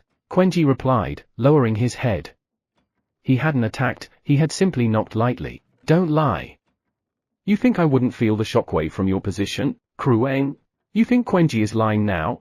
Dooku's words infuriated Quenji. I'm a good bear who listens to Dad. I don't lie. And then, thump. In an instant, Quenji, who had grown to about 10 meters in size, grabbed Dooku by the collar with his left hand. Krueng. Krueng? Are you saying Quenji really lied? Shake. Quenji asked, shaking Dooku by the collar roughly. However, what's with him? Save me times. Overwhelmed by Quenji's explosive power, Dooku had already fainted. Shake. Krueng. Wake up. Quenji tried to wake up Dooku. But since Quenji didn't weaken his magic power, Dooku kept fainting. Shake. Quenji didn't give up and kept shaking Dooku to wake him up. Then, Quenji, what's happening? Sejun, who stopped his work upon feeling the strong magic, asked. Krueng. Krueng. He said Quenji lied. So Quenji was explaining that he didn't. Huh? Who explains things by grabbing someone by the collar? Calm down and eat this. I'll talk to him. Sejun, who had heard the whole story, gave Quenji a snack to calm him down. Krueng. Okay. Quenji replied and returned to his original size. Then, Krueng. Delicious. After eating the snack, Quenji quickly cheered up. As his anger subsided, his explosive power also diminished. Ah. Dooku regained consciousness. You're the one who said Quenji lied. It's not a lie. I clearly felt the hit when I was passing by, but you said you didn't hit me. Dooku, now speaking more respectfully, burst out in indignation at Sejun's words. That's my mistake. Our Quenji still can't control his strength. Having heard the situation, Sejun apologized to Dooku. Clearly, this was Quenji's fault. Then, Quenji apologized to Dooku. Sejun decided to teach Quenji that unintentional actions can still hurt others. Crueng? Why should Quenji apologize when he didn't hit? Quenji tilted his head, questioning. He had no intention of hitting, so he couldn't understand Sejun's request. Quenji, with great power comes. Sejun started, thinking of a fitting movie quote. No, he quickly cut himself off. The character who gives that line usually dies in movies. That's a death flag. Crueng? Dad, why did you stop talking? Quenji, even if you didn't mean to hit, if the other person feels hurt, it's as if you hit them. So, let's apologize to Dooku. Crueng. I'm sorry. Though he seemed not to understand completely, Quenji apologized to Dooku as Sejun asked. That's how one learns, slowly but surely. I apologize too. I also misunderstood the situation. When Quenji apologized, Dooku graciously accepted the apology. Thank you. Here's a gift as an apology. Sejun handed Dooku a whole piece of locust meat. Oh. Thank you. Dooku, receiving the meat, drooled and couldn't take his eyes off it. By the way, is it okay for you, a boss monster, to stay here? Ah. Look at the time. I must return. Dooku, jolted by Sejun's words, hurriedly tried to return to the waypoint. Let's go with him. Sejun intended to familiarize himself with the route to the waypoint and even complete the waypoint registration. Thus, Sejun, having become acquainted with the boss of the 49th floor of the tower and completing the waypoint registration in a smooth process, returned to heal the persimmon tree and spent his first night on the 49th floor. The next morning, Sejun couldn't move his right arm as if it was pinned down. Since Pinkfur was not here, naturally, Quenji slept together with Sejun, and Quenji was sleeping while holding Sejun's right arm. When looked closely, it was almost like an arm lock. Quenji, who unconsciously employed an advanced technique, was indeed a formidable creature. Hey guys, wake up. Sejun quickly woke the animals. Starting today, the moles would start their work, and he needed to be teaching them farming. After waking the animals, Sejun left the brick house, which looked similar to the one on the 99th floor. He had built it using Mila's hoe and the land-moving skill the day before. There was also a cooking area next to it. Let's have breakfast. Sejun quickly prepared breakfast and called the animals. While Sejun and the animals were eating, the moles began their day by digging tunnels. We need to start by fixing the moles' tunnels, Sejun said, looking at the haphazard tunnels the moles had made. If the moles always arrived like this, they wouldn't be able to make a field. By the time Sejun finished breakfast, all 2012 moles had reported for work. Today, Instructor Quenji will teach you how to create fields and plant. Crueng.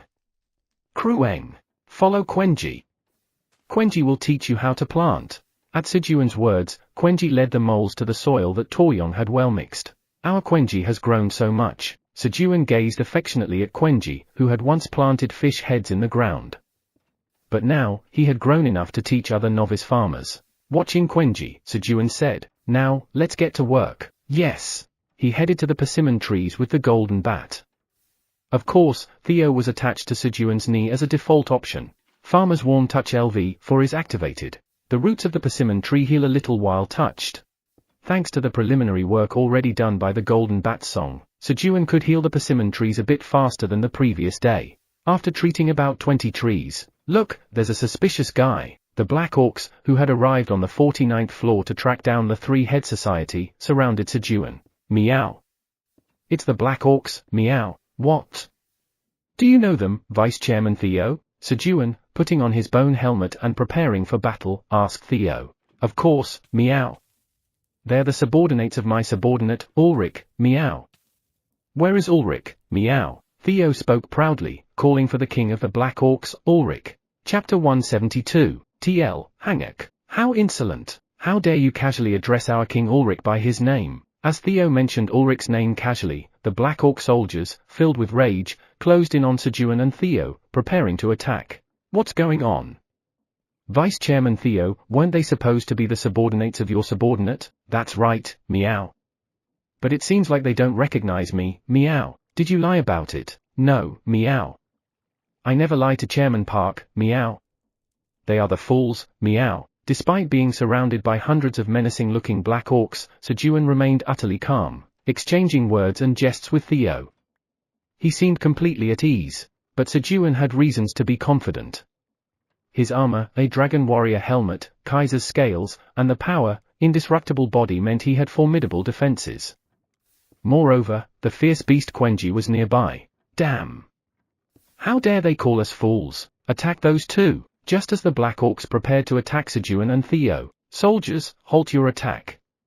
Stop immediately. Following the soldiers from behind, Lucan recognized Theo, who was hanging on Sejun's knee, and shouted as he hurriedly approached. Then, thud! Lord Theo! We have committed a grave offense. Please forgive our impertinence. Lucan knelt and pleaded earnestly. Lord Lucan, why? As the soldiers were perplexed by Lucan's behavior. You fools! Show your respect. That is Theo Park, who bestowed the mark of the Great Black Dragon upon our King Ulrich. Lucan shouted at the soldiers, reprimanding them. What? Thud! Thud! We pay our respects to Theo Park, the deadly yellow cat and a subordinate of the Great Black Dragon. Please forgive our rudeness. The soldiers hurriedly knelt alongside Lucan, begging for forgiveness. Poohoo Hut, Chairman Park, did you see, meow? They are indeed the subordinates of my subordinates, meow. Seeing the Black Orcs change in attitude, Theo bragged. Indeed, it's true. Sejun looked at the over 300 Black Orcs with delight. They seemed strong and capable. Poohoo Hut, I had instructed them to set up a farm on the 41st floor, so these Black Orcs even know farming, meow. As if reading Sejun's thoughts, Theo commented. Oh. Even a farm? Poohoo Hut, how's that, meow? Quite impressive. Praise me some more, meow. Thus, upon receiving Sejun's praise, Theo puffed up with pride. But haven't you guys heard the latest news, meow? Suddenly, Theo began to berate Lucan. Huh? What do you mean? Now, I am Theo Park, the deadly yellow cat with the dragon's claw and subordinate of the Great Black Dragon, meow. Ping! Theo flaunted his claw and made Lucan memorize his new introduction. Oh! The Great Black Dragon personally bestowed his claw upon you? Lord Theo! That's truly remarkable. Poohoo Hut, that's right, meow. I received it after accomplishing a great feat, meow. As Theo enjoyed Lucan's admiration. Krueng? Is Dad okay? Quenji suddenly emerged from the ground, asking the question. The suspicious monsters surrounding the persimmon farm had caused the moles to move through their tunnels. Yes, there was a slight misunderstanding, but it's resolved now, Sejun reassured Quenji while patting its head. Did you teach all the moles, Krueng? Krueng. Yes. They are currently trying out planting. Then you've taught them well. Good job, Quenji. Sejun patted Quenji's back in praise. Ku hey hey hey. Delighted by Sejun's praise, Quenji gently hugged Sejun's leg and presented its back for more affection, eager for more praise. Then, tat-a-tat. From a distance, the sound of something rapidly approaching was heard. And, we pay our respects to the Great Black Dragon, Lord Sejun. The Black Wolves ran swiftly and bowed before Sejun. They had been tracking the scent of the Three-Head Society but had quickly come back after detecting Sejun's scent. Why are you all here? Sejun was puzzled to see the Black Wolves, who he thought were tracking the hunters who stole the sturdy blade green onion, on the 49th floor of the tower. We were pursuing the Three-Head Society. The Three-Head Society? Yes, the Three-Head Society is. The Black Wolves explained the information they had learned from Han Taijun to Sejun. So, you're saying the Three-Head Society is formed by hunters from the Mafia, Triads, and Yakuza? Sejun asked with a trembling voice. Everyone on Earth knew about them due to their infamous brutality, widely publicized by the media. Am I really involved with those cruel bastards? Sejun was genuinely scared. Even though there were entities much scarier than the Three-Head Society around Sejun, the unfamiliarity of the Three-Head Society seemed more frightening to him. Krueng. Krueng? Daddy's hand is sweaty. Are you feeling hot, Daddy? Seeing the sweat on Sejun's hand, Quenji asked. No. I'm not hot. Swoosh, swoosh. Sejun quickly wiped the sweat from his hands onto his pants when, we greet the Great Black Dragon. Lucan and the Black Orcs quickly bowed to Sejun. Shiver, shiver, shiver. They hadn't realized that the being next to Theo was the Great Black Dragon, and became scared looking at Sejun. Merely upsetting the Great Black Dragon could lead to death. They only hoped that the dragon's anger wouldn't be directed towards their entire race. Then, thump. Thump. Thump. From afar, with tremendous vibration, an army of 2 million black orcs approached, brandishing Theo's replicated flag of a black dragon tattoo and footprints. Chairman Park, the largest black orc leading the army is my subordinate, Ulrich, meow, Theo boasted as he pointed out Ulrich leading the charge. Thump. I greet the great black dragon. I am Ulrich, the subordinate of Theo Park and king of the black orcs, as Ulrich bowed to Sejun. Thump. Thump.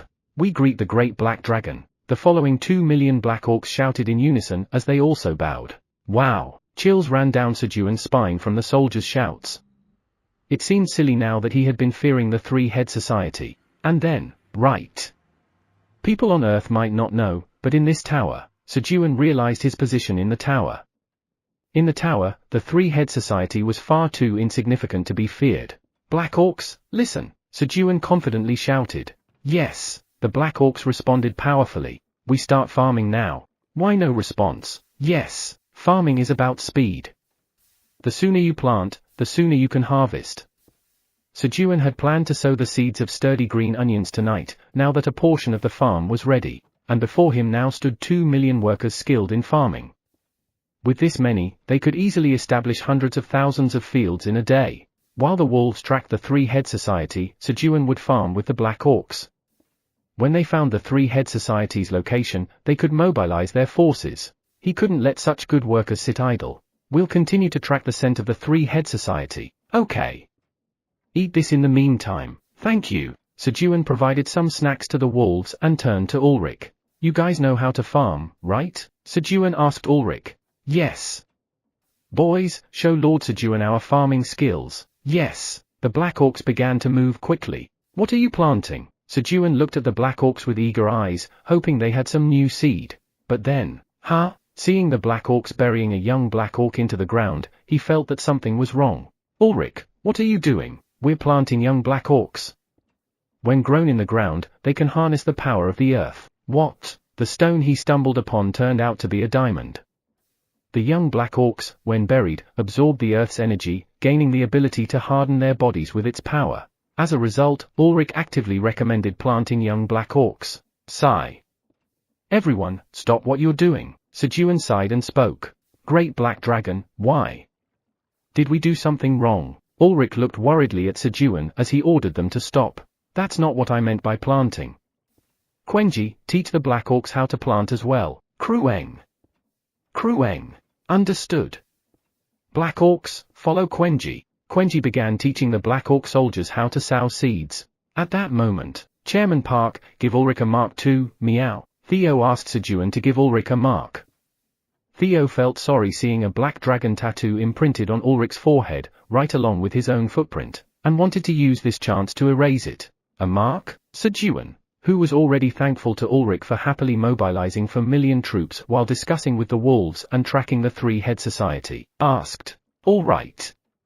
Ulrich, follow me. Yes. Sejun beckoned Ulrich aside. Then, lie down. Yes. On Ulrich's forehead, he placed a scale of Kaiser and began engraving the mark of the black dragon. This time, the mark wasn't a mere copy, so instead of Theo's paw, the dragon tattoo covered the entire head based on Ulrich's own power. Pooh hut. Ulrich, you should be very thankful to me, meow.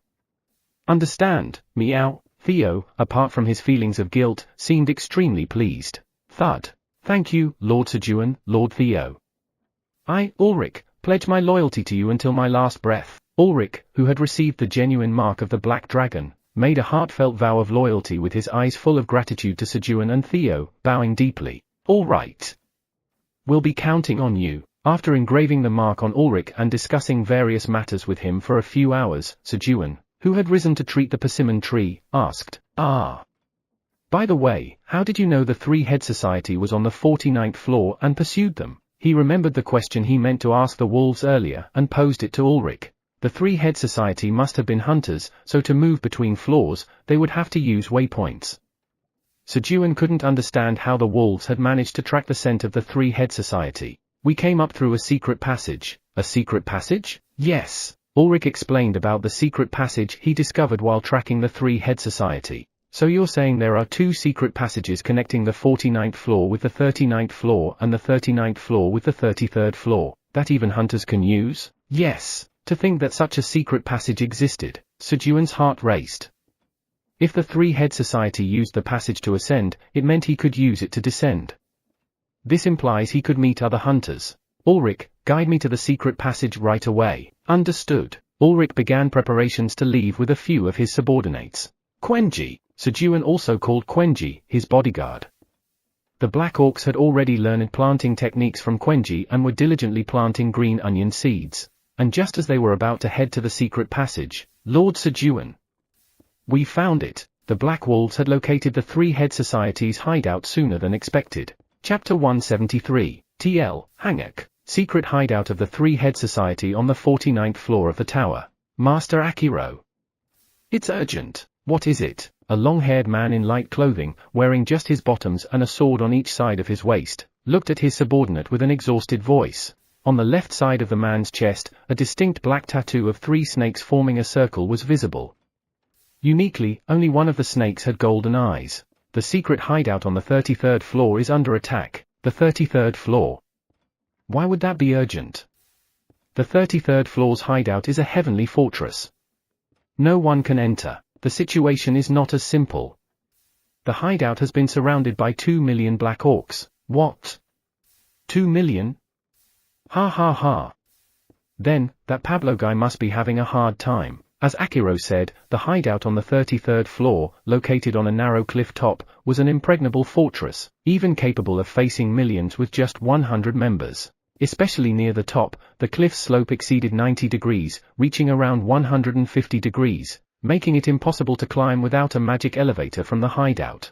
If they held their ground, the enemies would have no choice but to retreat. However, the situation isn't as optimistic as we hoped. What do you mean? The crazy Black Orcs are trying to topple the cliff by digging at its base. These enemies were beyond their understanding. What?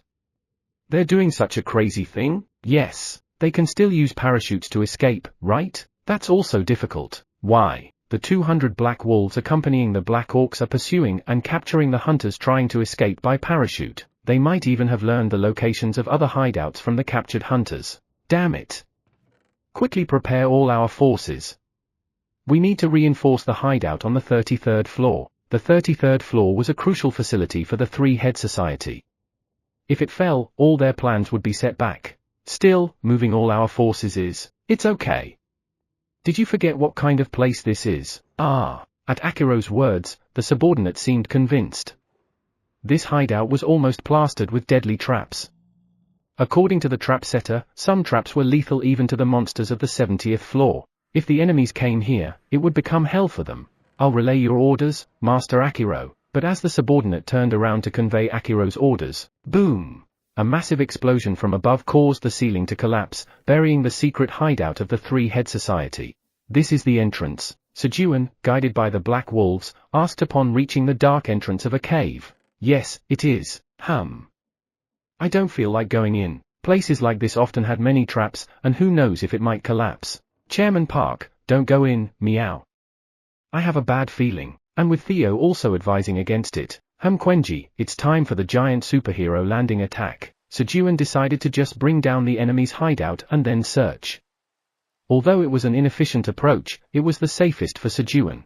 With Quenji's excellent sense of smell and the wolves around, they could speed up the search. Krueng. Got it. Boom. Upon hearing Sejun's words, Quenji excitedly jumped and expanded mid-air. Sejun rarely let him unleash his full power. In an instant, the 27 tall Quenji, after expanding to a height of 100 majestically performed a superhero landing about 500 away from the cave entrance. Boom! With a tremendous sound, the ground within a 100 radius of Quenji sank about 20 Then, crash! The force of Quenji's landing caused a second collapse, sinking the ground in a 500 radius around Quenji. Krueng? Dad, wasn't Quenji awesome? From the center of the sunken ground, Quenji raised his fist and shouted triumphantly to Sejun. Thumbs up. Sejun gave a thumbs up to praise Quenji. No words were needed. Our son is the best. Ku hey hey hey. But as Quenji was dancing in delight from Sejun's praise, flash! A golden light burst from the ground. And then, crash! A blood-covered golden snake emerged from the ground. Quenji, catch it! Sejun shouted, feeling that he shouldn't let it escape. Krueng. Understood. Bang! Quenji's foot pressed down on the snake's head, pinning the golden snake to the ground. Creak! The golden snake writhed, trying to free itself from Quenji's foot, but his foot was firm. Hiss! The golden snake changed its strategy and coiled around Quenji's leg, trying to squeeze him. But Quenji remained unaffected. Moments later, thud! The struggling snake went limp and collapsed. Crueng! It fainted. As Quenji picked up the limp golden snake to hand over to Sejun, flash! With a burst of golden light, the golden snake turned to dust and began to disintegrate. Crueng? By the time Quenji first stepped on the snake's head, its skull had already been crushed, and it was already dying. Clink! Something fell to the ground as the golden snake disappeared entirely. Then, Guard Quenji has defeated the seventh head of the snake, Hydra, 10th apostle of destruction that infiltrated the Black Tower. You've gained 10 million experience points, 50% of the experience points earned by Guard Quenji. A message appeared announcing the experience gained. Apostles of destruction? Hydra? Sejun was puzzled by these unfamiliar terms when, level up. Acquired 1 bonus stat. Level up. Acquired 1 bonus stat. Level up. Acquired 1 bonus stat. Sejun had leveled up 3 times and reached level 60, all thanks to the immense amount of experience he gained. A quest has been generated. Job quest, sprout 10 million seeds. Rewards, unlock level 61, 500,000 tower coins, and a job combat skill. Upon reaching level 60, a new job quest appeared. Sprouting 10 million seeds seemed like a colossal task, but Sejun wasn't focused on that. He was excited about the rewards. Job. Combat. Skill. Who would have thought that even a tower farmer job would have a combat skill? Sejun was thrilled at the thought of finally having his own combat skill. Then, achievement unlocked, you've achieved the feat of being the first tower farmer to defeat an apostle of destruction in combat. You've received the title, Hunter of Destruction. Although Quenji did all the fighting, because Quenji was Sejun's guard, the merit of defeating the golden snake was credited to Sejun. Oh! Hunter of Destruction? The title alone sounded impressive. Crueng! Daddy, Quenji found this. Quenji handed Sejun a bronze-colored coin that the golden snake had dropped. On one side of the coin was a snake with 9 heads, and on the other was the number 7. What's this? Sejun examined the coin. Hydra's 7th bronze coin. The coin could not be appraised, so no details were provided. Eileen, can you appraise this? The tower's administrator says, leave it to her. 10 minutes later. The tower's administrator says she cannot appraise this item as it came from outside the tower. She says she will consult with his grandfather and asks you to wait. All right. Sejun thought that if even Kaiser needed to see the item, it might take some time. Guys, for now, check if there's anything suspicious around. Sejun ordered the wolves to scout the area as they couldn't just wait idly by for Eileen. Yes, the wolves rushed to the ground where Quenji was and began sniffing for scents. The black orcs followed them. Soon, we smell something here. Dig here. Whenever the black wolves found a scent, the black orcs dug up the ground to investigate.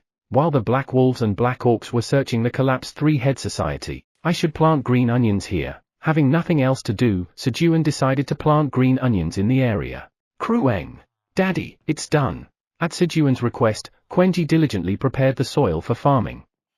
Sejun could also use his skills to prepare the soil, but he wanted to save his magic power and thus asked Quenji. Good job. Land moving. Sejun scattered 500 seeds of the sturdy blade green onions on the field and swung the miler's hoe, and used his skill. Swish. You've planted 500 seeds of sturdy blade green onions in the magic power-infused soil. Due to the effect of magic seed sowing LV6, the chances of the sturdy blade green onions taking root increases. Due to the effect of magic seed sowing LV6, the growth speed of the sturdy blade green onions increases for 24 hours. 9,999,500 times remaining to complete the job quest. Great! In a single scoop, 500 seeds were planted. Only 20,000 times more to complete the job quest. Of course, Sejun would probably pass out from magic power exhaustion before that. Crueng! It's all done. Yes.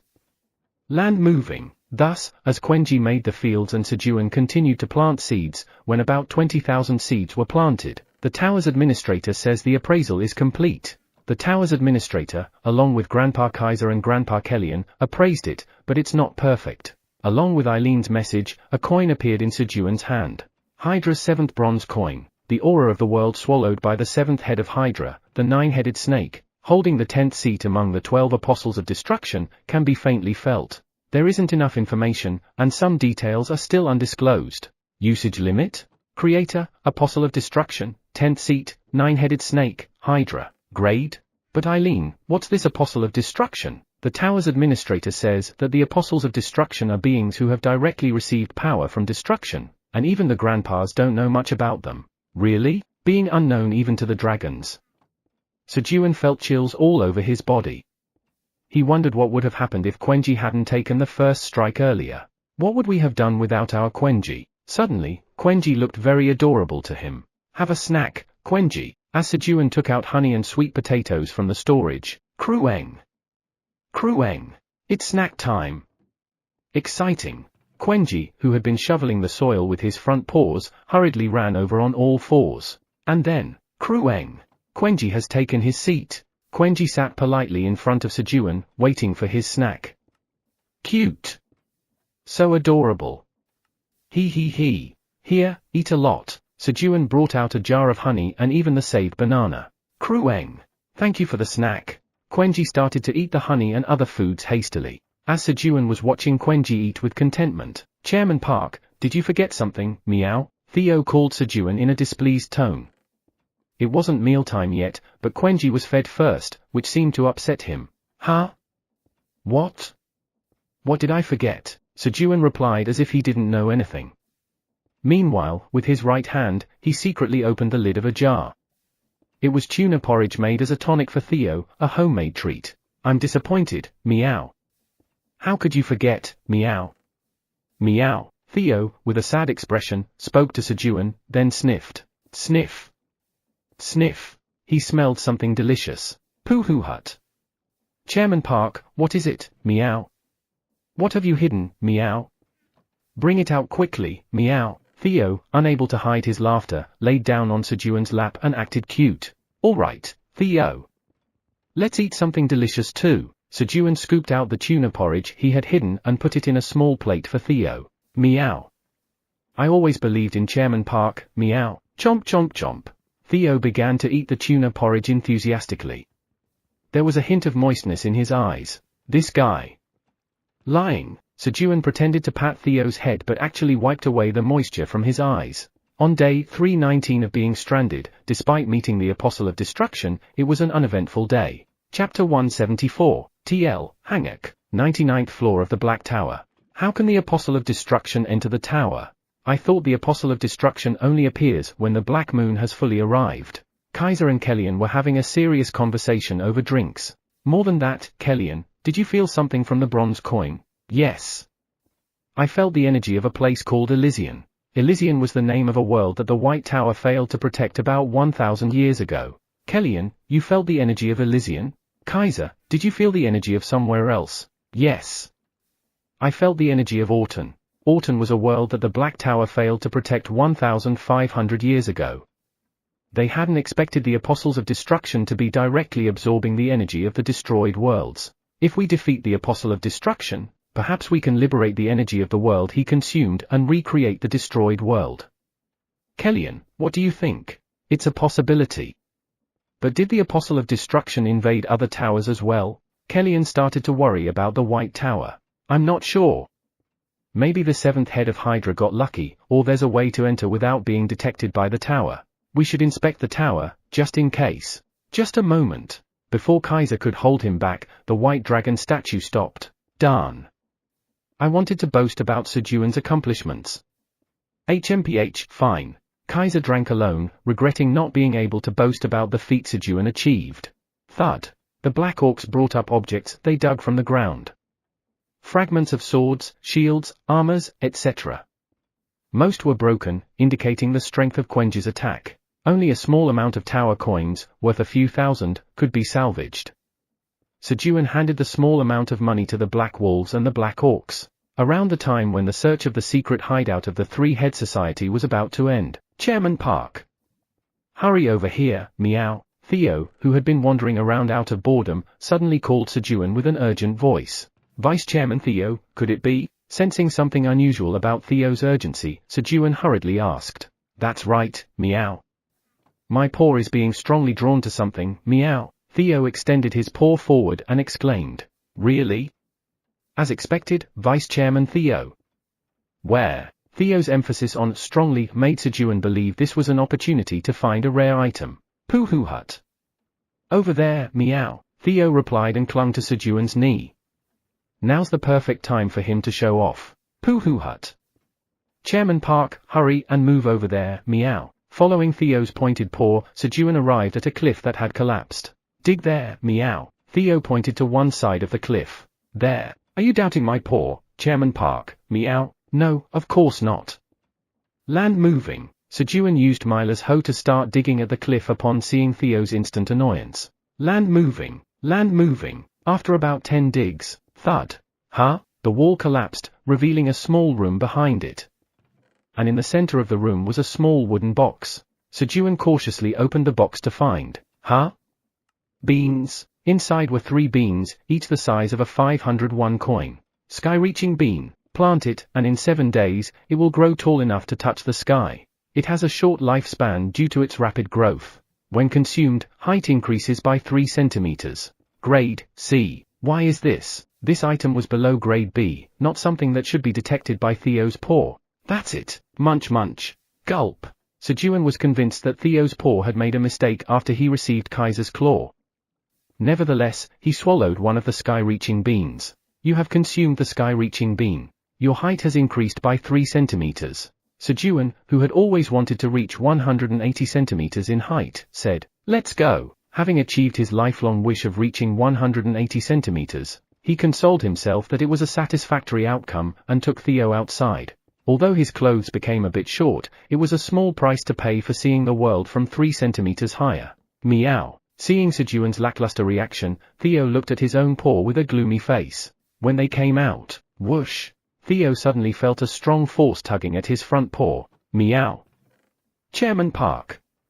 The direction of the attraction has changed, meow. Theo suddenly stretched his front paw towards the sky and said, "What do you mean the direction suddenly changed? I don't know either, meow." Suddenly my front paw, meow. While speaking, Theo's body slightly lifted and then descended. An immense attraction. It was clear that this was an incredible item. And he seemed to understand why Theo's front paw didn't point straight to the sky but led them here first. It wasn't that Kaiser's claw broke it, but rather Theo's front paw got upgraded, planting the sky-reaching bean to go to the sky. It had guided them to find an item that would allow them to ascend first. A strategy guide function was added to Theo's front paw. What? Why has Vice Chairman Theo's front paw performance improved so much? Poohoo hut. That's right, meow. Now that I am Vice Chairman Theo, my front paw has also grown, meow. Thanks to that, Theo's pride soared once again. We have to plant this first, right? Sejun planted the sky-reaching bean in the center of the field created by Quenji. You have planted the sky-reaching bean in magic power-infused soil. Due to the effect of magic seed sowing LV6, the probability of the sky-reaching bean rooting increases. Due to the effect of magic seed sowing LV6, the growth speed of the sky-reaching bean increases for 24 hours. 998 for 499 times left until the job quest is completed. Whoosh. The bean grew at an astonishing speed, audible by the sound of its roots digging. Create thundercloud. Rainfall. Sejun hurriedly created a small cloud to rain, just in case the sky-reaching bean dried up and died. And once the roots were firmly in place, let's go back for now. Knowing it would take time for the beanstalk to grow, Sejun decided to come back in a few days and return to the persimmon farm with his group. As they returned to the persimmon farm, even though it was past quitting time, the moles were seen diligently sowing seeds in the field with the black orcs. They are working hard even forgetting to go home. Sejun looked at the moles with pride. However, sound non-stop for the great black dragon. Anyone slacking will have their back broken, of course. Who would dare to slack? If anyone does, I'll break their arms and legs too. Do. Upon closer inspection, the moles were working as if their lives depended on it due to the intimidating words of the black orcs. No matter how enjoyable the work, nothing beats going home after work. Everyone, take a break. Sejun hurriedly stopped the work and sent the moles home from their hellish overtime. Feeling sorry for unintentionally making them work late, he gave them an additional 100 g of meat. We will go to the secret passage tomorrow. As it was getting late, Sejun decided to call it a day after dinner. Golden Bat, tell Ulrich we'll go to the secret passage tomorrow. Yes. The golden bat, which had been quietly hiding on Quenji's back, quickly conveyed Sejun's words to Ulrich. A moment later, rumble. The busy movements of the black orcs could be heard. "Where are you guys going?" When Sejun asked Ulrich, who was leading the black orcs. "We're going hunting." "Hunting? Yes. Please wait a moment. The scouts say they found a giant mole guarding the waypoint." "A giant mole guarding the waypoint? That's Dooku." "Wait. Everyone stop." Sejun quickly halted the black orcs. "What's the matter? Did we do something wrong?" Ulrich asked, observing Sejun's reaction. "Ulrich, hunting is prohibited here. Come to think of it, to feed so many black orcs, hunting was the only way. And if they hunted in the 49th floor, the prey would inevitably be the moles, which meant fewer workers for Sejun's farm in the future. It was like cannibalizing their own resources. He had to prevent this. Then, what should we? The black orcs couldn't be left starving, so a plan was needed. Sejun naturally had a plan. "I'll provide dinner." Clank. Sejun opened the void storage. "You're personally offering this, Lord Sejun?" "Yes, crop gigantification." As Sejun responded, he used his skill on a power sweet potato, which grew to a size of 3 meters in an instant. "How can this be?" Ulrich was astonished as if he had witnessed a great miracle. He.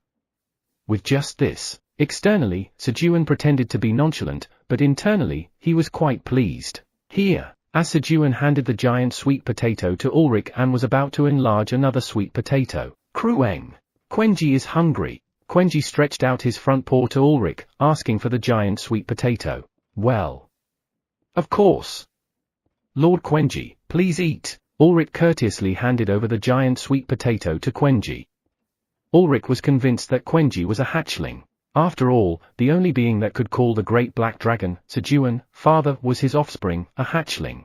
And recalling Quenji's enormous superhero landing attack that destroyed the secret hideout of the Three-Head Society earlier, Ulrich began to regard Sejun with even more reverence. If a casual jump attack from a hatchling was that powerful, then Sejun would be. "Krueng.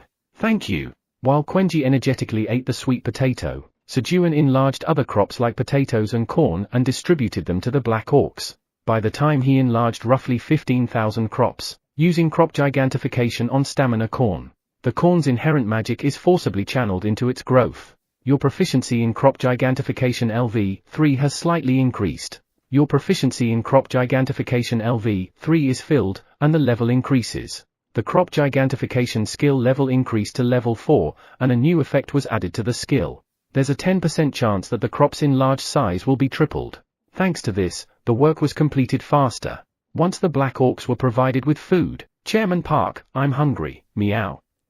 I want the churu that Chairman Park sincerely made specifically for me, meow." Theo, who had been waiting for Sejun to finish, requested tuna porridge. "Okay." Feeling proud when Theo specifically requested his homemade tuna porridge, Sejun quickly retrieved a jar of tuna porridge from the void storage. "Here." He poured it into a small dish and handed it to Theo. Slurp, slurp. While Theo was eating the tuna porridge, Sejun also had his late dinner. Then, tiptoe. Tiptoe. Lick. Lick. Suddenly, Quenji, who had sneaked up quietly, was fervently eating from Theo's jar of tuna porridge. Q-hee-hee-hee. Krueng. Q-hee-hee-hee. Big Brother's food is so delicious that Quenji can't resist eating it secretly. Quenji, who had merrily eaten all of Theo's tuna porridge, was trying to sneak away. He had aimed for a perfect crime, but, Krueng? Krueng. Huh? Quenji's face is stuck. Upon finishing and trying to pull his face out, Quenji found it trapped in the jar. Krueng. Quenji is in big trouble. Chairman Park. Quenji is eating my churu, meow. And so, Quenji was easily caught. It seemed detective work was more suited for Quenji. Chapter 175, TL, Hangak. The next morning, when Sejun woke up and went outside in the morning, he noticed places that had not yet been tilled were severely dug up. Did Toryong do this? Sejun assumed it was Toryong's doing and hurriedly prepared breakfast. Today was the day they planned to go to the secret passage. He couldn't wait to check out the secret passage. Let's eat! After breakfast, Sejun arrived in front of the secret passage they had used, guided by Ulrich. This is the secret passage? Sejun looked at the entrance of the passage with a distasteful expression. He imagined something like a cave for a secret passage. However, Red Lin Jen. What stood before Sejun was a huge red flower with its mouth wide open. The true nature of the passage was a plant monster called Lin Jen, which grew by piercing through dimensions. Pooh hut. Chairman Park, is this your first time seeing it, meow? Let me explain about the Lin Jen, meow. Seeing that Sejun seemed unfamiliar, Theo confidently stepped forward. And then, okay, meow. Listen closely, meow. There are 5 types of Linjens, meow. White, yellow, red, green, Theo, who was confidently explaining with his hand on his hip, suddenly paused, struggling to remember the last color. Then, Lord Theo Park, it's blue. Lucan, who had followed them, quietly added. But given the loud voice of the Black Orcs, Sejun heard it clearly too. Yes, it's blue, meow. Depending on its color, the Linjen's passage length, speed of movement, and transport capacity vary, meow. Theo continued his explanation, seemingly excited to share something Sejun didn't know. However, his explanation was all over the place and often incomplete, so Lucan kept quietly correcting him, loud enough for everyone to hear. According to Theo and Lucan, Linjens are rare in the market and often sell for high prices. Linjens are typically used by criminal gangs or smuggling organizations. For reference, the merchant passages of the Wandering Merchant Association were created by analyzing the structure and principles of Lin Jen. Lucan added, that's right, meow. When a Lin Jen sprouts, you can detach a leaf and plant it where you want to connect, and its stem will find the leaf and create a passage, meow. Theo started talking again whenever he recalled a fact, even if he had just been listening to Lucan. Pooh hut. Lastly, the light-speed merchant passage that I, the elite wandering merchant Theo Park, use, is even better than the best white Lin Jen, meow. Theo concluded, boasting about himself. It felt like he had given all the previous explanations just to lead up to this statement. But, can anyone use the Lin Jen, even if they weren't born in the tower? No. That's what's strange. Humans can't use the Lin Jen, really? Upon hearing Theo's response, Sejun approached the entrance of the secret passage, thinking he would understand better by experiencing it himself. As Sejun approached, thunk, the Lin Jen closed its mouth, blocking Sejun's entry. However, Quenji, open this for me. Fortunately for Sejun, he had the all-purpose opener, Quenji. Krueng. Understood. Squeak. With its 2 front paws, Quenji forcibly pried open the Lin Jen's entrance. Krueng. Daddy, Quenji opened it for you. Thanks. Just as Sejun was about to enter the passage, the tower's administrator says you must not enter. Eileen stopped Sejun. Eileen, why? I was just going to take a look, the tower's administrator says. Eileen explained the reason why Sejun shouldn't enter. So, only those fully recognized by the tower can use the passage without any risk? The tower's administrator says that's why there's a separate waypoint that only hunters use. Sejun fell deep into thought. According to Eileen's explanation, when using the Lin Jen or any other passage, one temporarily exits the tower.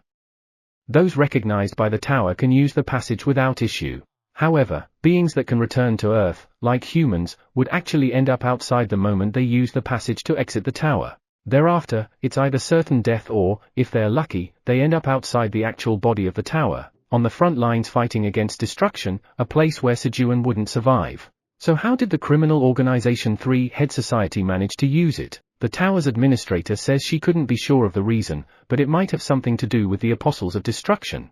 That's too bad. Sejun looked disappointedly and carefully inspected the flower of Lin Jen.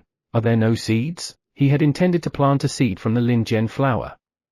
But not only were there no seeds, there wasn't even any fruit. Swish, swish. Unable to find any, Sejun cut a few petals. I wonder if it's edible? He was considering checking if it was edible. That's how Sejun ended up cutting the petals of the Lin Jen flower and returned to his persimmon farm. 33rd floor of the tower. It's collapsing. Get out of the way. The Black Orcs, who had been tirelessly digging into the cliff, shouted in haste and dispersed. And then, boom! A stone pillar began to tilt and collapse. Simultaneously, a few parachutes unfolded from the hideout of the 3-Head Society. Wolves, chase the parachutes. Black Orcs, surround the enemy's hideout. Yes. Upon Black Wolf Chief Hegel's command, the Black Wolves and Black Orcs swiftly moved into action. At that moment, bang! With a loud blast, a ball of fire shot towards the entrance of the secret passage from the 3-Head Society's hideout. Inside the ball of fire was a silhouette of a person. It was Pablo, the manager of the secret hideout. After him, Hegel chased after the fireball with 5 wolves. Boom! You bastards! Just wait and see. Pablo, after landing on the ground in fury, hastily entered the secret passage, deliberately emitting a strong smell of fire. Come to the 49th floor of the tower. Pablo intended to lure the enemies to the 49th floor, a secret hideout managed by Akiro and filled with deadly traps, with the intention of killing them all. Yawn. After having lunch and a long nap upon his return from the secret passage, Sejun stretched as he woke up. And then, Gororong, Kurong, gurgle. Kids, wake up. He woke up Theo, Quenji, and the Golden Bat. However, yes, only the Golden Bat responded to Sejun's call immediately. Theo and Quenji showed no reaction. No choice then. Golden Bat, come here. I'll give you a massage. Sejun decided to give massages while waiting for the others to wake up. Yes. Sounds good. The Golden Bat swiftly flew onto Sejun's palm. Stretch. Stretch. Sejun held the wings of the Golden Bat and stretched them, gently. Gently. And gently massaged its legs. It feels good. As Sejun continued massaging the Golden Bat, Krueng, Quenji, who had been leaning against Sejun's back, drowsily rolled over in front of him. And then, Krueng. Daddy, Quenji wants a massage too. Quenji laid down in front of Sejun, wanting a massage. All right. I'll give you a growth massage. Stretch. Stretch. Sejun stretched Quenji's legs and body, though it seemed ineffective due to his lack of strength. However, Kukei. Quenji was just happy to play with his dad. After about 10 minutes of massaging, what, meow, the last one woke up Theo, who felt left out because only Quenji received attention. Chairman Park, massage me too, meow. Theo laid down on Sejun's lap, waiting for his turn. All right, Sejun responded, grabbing Theo's 2 front paws and lifting them. Stretch. Stretching out Theo's body like a glutinous rice cake. And then, shake. Shake. Sejun shook Theo back and forth, moving towards the persimmon farm. Meow. Chairman Park, this doesn't feel like a massage, meow. No, it's also a massage, really, meow. Then keep going, meow. All right, shake. Shake. Theo found it amusing and let himself be completely controlled by Sejun's hands. Krueng. Quenji is jealous of Big Brother. Quenji looked at Theo with envy. Sejun was too weak to shake him like that. Pooh hut. Don't worry, meow. I'll find something with my paws to strengthen Chairman Park's strength, meow. Theo, as the older sibling, comforted Quenji. Krueng? Really? Pooh hut. Trust your big brother, meow. As Theo was reassuring Quenji, Sejun arrived at the persimmon farm. Farmer's Warm Touch LV4 is activated. The roots of the persimmon tree heal a little while touched. Sejun began healing the persimmon tree. Theo clung to Sejun's knee again, while Quenji searched the surroundings for something to eat. And, massage. Stretch. Stretch. The wings feel refreshed. Tilda, the Golden Bat, which was singing to help Sejun invigorate the persimmon tree. As each of them diligently went about their tasks, Guard Golden Bat has awakened a new talent, Plant Healing Singer. A message appeared before Sejun. Huh?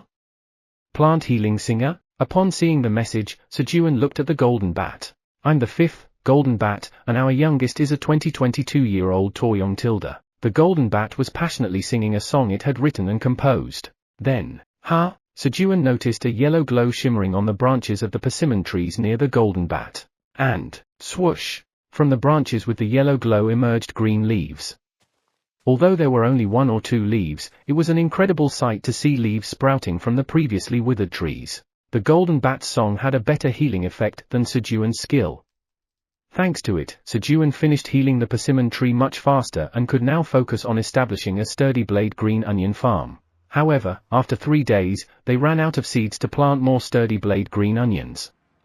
This was because they had planted seeds on a large scale, thanks to the black orcs. Once these grow, we should be able to harvest enough sturdy blade green onions to cover the entire earth, right? Sejun said, as he watered the field where he had sown the seeds. Then, Krueng?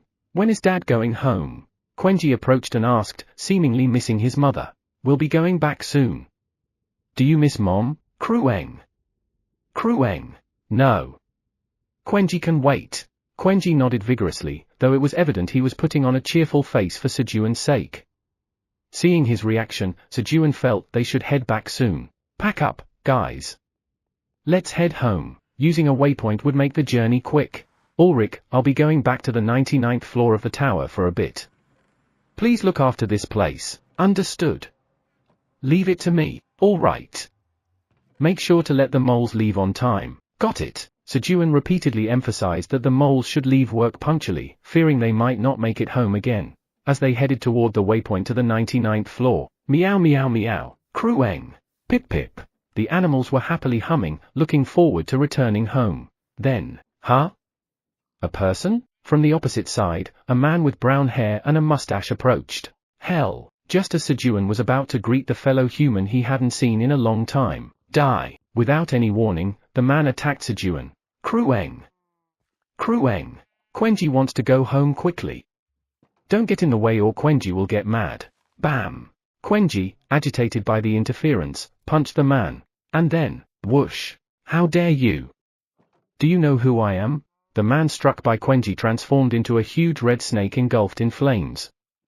It was the third head of Hydra, which had been hiding in Pablo's body from the 33rd floor of the tower. Chapter 176. TL, Hangak. We've arrived. Pablo, who used the secret passageway on the 39th floor of the tower, arrived at the 49th floor. They're following well, aren't they? Pablo looked at the entrance of Lin Jian from which he had emerged, ensuring the black wolves could follow. He deliberately moved slowly. Then, he noticed that some of the petals of the Lin Jian were cut off. It was the mark of Sejun cutting it with his dagger, wanting to taste it. What could it be? The thought crossed Pablo's mind that perhaps they had already discovered the secret base on the 49th floor. However, he wasn't too worried since the secret base on the 49th floor couldn't be destroyed as easily as the one on the 33rd floor. Let's go and see. So Pablo headed towards the secret base managed by Akiro. Then, Akiro? Pablo felt the aura of Akiro approaching him. However, meow meow meow, crueng, pip pip. In front of Pablo appeared a cat, a bear, a bat, and a single hunter. And from the hunter, he felt Akiro's energy. To be precise, it was the bronze coin containing the energy of the seventh head of Hydra. Akiro is dead, Pablo quickly concluded. Naturally, anyone who killed Akiro would be an enemy. Die. Without any hesitation, Pablo attacked Sejun, but, crueng. Crueng. Bam. The bear beside the hunter countered with a punch, knocking Pablo down. Then, how dare you?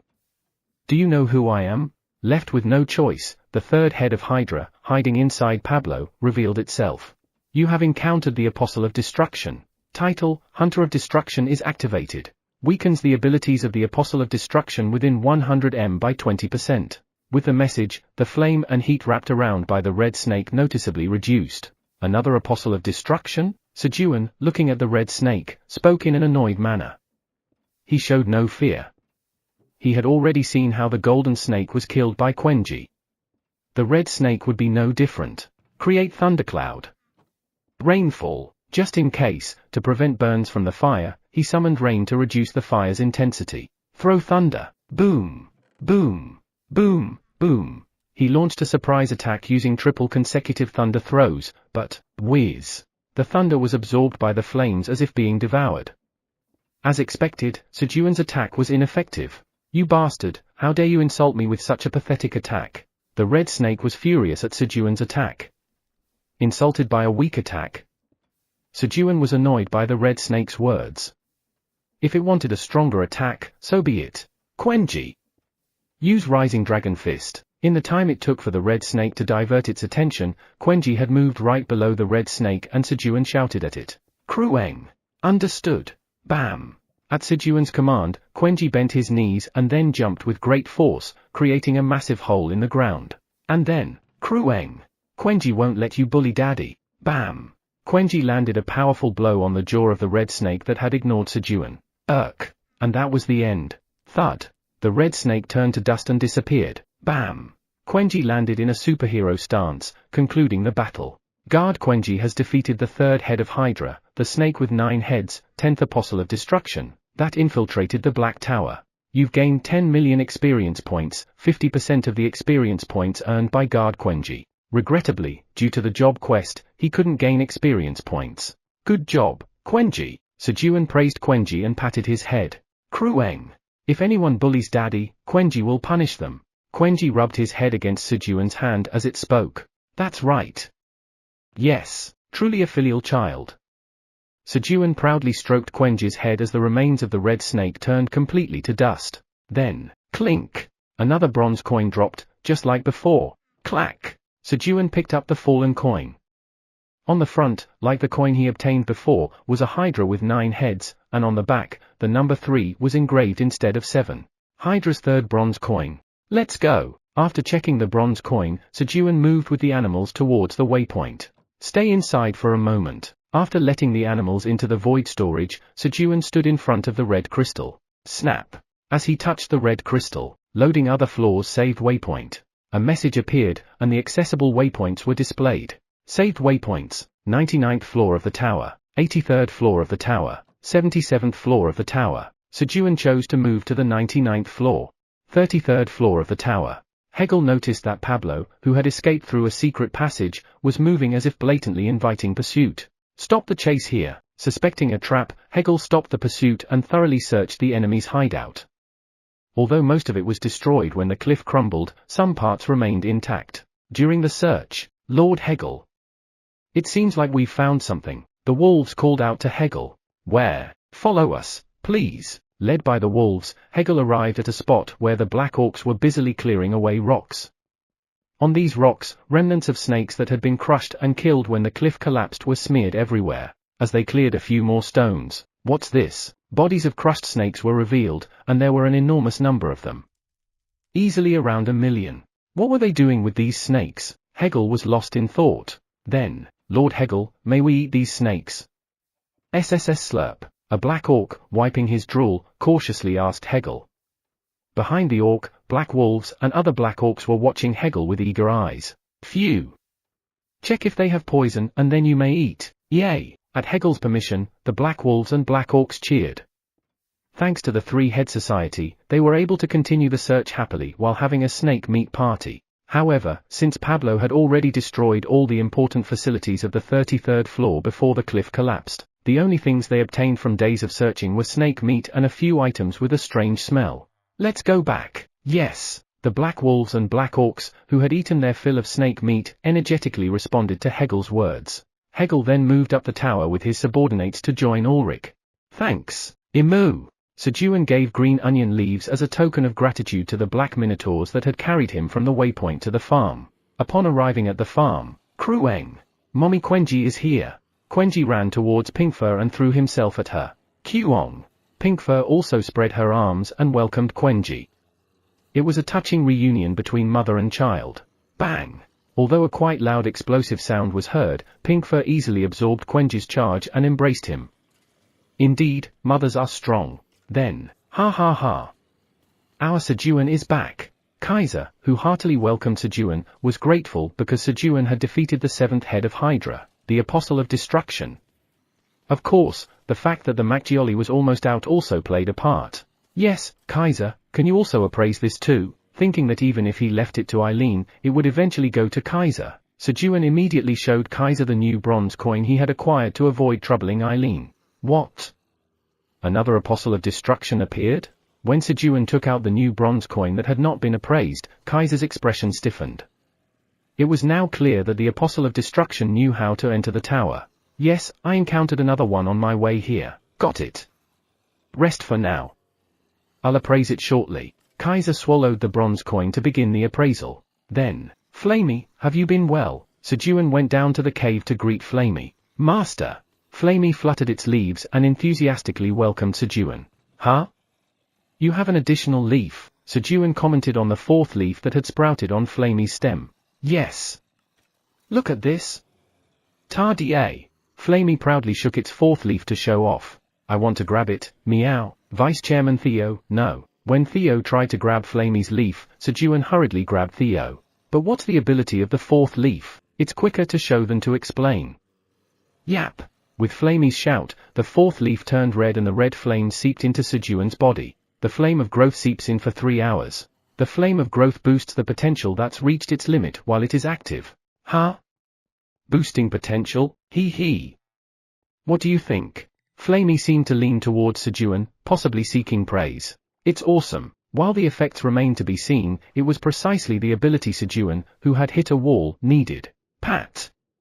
Pat. Sejun gently stroked Flamey's leaf that had done such a remarkable thing. And with the activation of the farmer's warm touch skill, the recovery speed of Flamey's leaves slightly increased. Hee. It feels good. As Sejun pampered Flamey, Chairman Park, do it for me too, meow. Theo, not wanting to be outdone by Flamey, confidently lay on Sejun's lap, presenting his belly. There are too many competitors these days, meow. Theo thought to himself as he contemplated his tiring life. All right. Sejun stroked Theo with his left hand and Flamey with his right hand, giving everyone a moment of healing time. About 3 hours later, the flame of growth is disappearing. The flame of growth increases the potential of the magic stat by 6. Magic stat potential rises to 105. Wow, the flame of growth had an effect. As Sejun was celebrating, flap. The appraisal is done. Kaiser flew in and handed over a bronze coin. Thank you. When Sejun, who received the appraised bronze coin, was about to closely examine the coin, there's no significant difference from the previous one. Kaiser said. Is that so? Yes. More importantly, the situation isn't good. Just in case, carry this with you. Kaiser handed over a bracelet. It had a luxurious black gloss with gold characters engraved on it. Clearly, it was no ordinary item. Thank you. Sejun promptly put on the bracelet given by Kaiser and checked its options. Bracelet of the Dragon's Return. The great black dragon, Kaiser Pratani, has personally enchanted and crafted this from a piece of his own horn. By infusing it with magic, the return magic spell can be activated, transporting up to 10 people to a designated place in the tower, regardless of any interference. Can be used once a month. Usage limit, Park Sejun, recognized by Kaiser Pratani. Creator, Kaiser Pratani. Grade, unmeasurable. Return, Sejun looked at Kaiser with a puzzled expression. An item made using a horn and only having a return spell. He had hoped for a more practical magic spell and was slightly disappointed. Of course, having a survival tool is good, but with Theo and Quenji, he had no need to flee. Don't be complacent. The Apostle of Destruction you've defeated is just a small fragment of its main body. Perhaps reading Sejun's expression, Kaiser sternly warned. What? A fragment of the main body? Yes. It was ambiguous at first, but after another appraisal, I'm sure.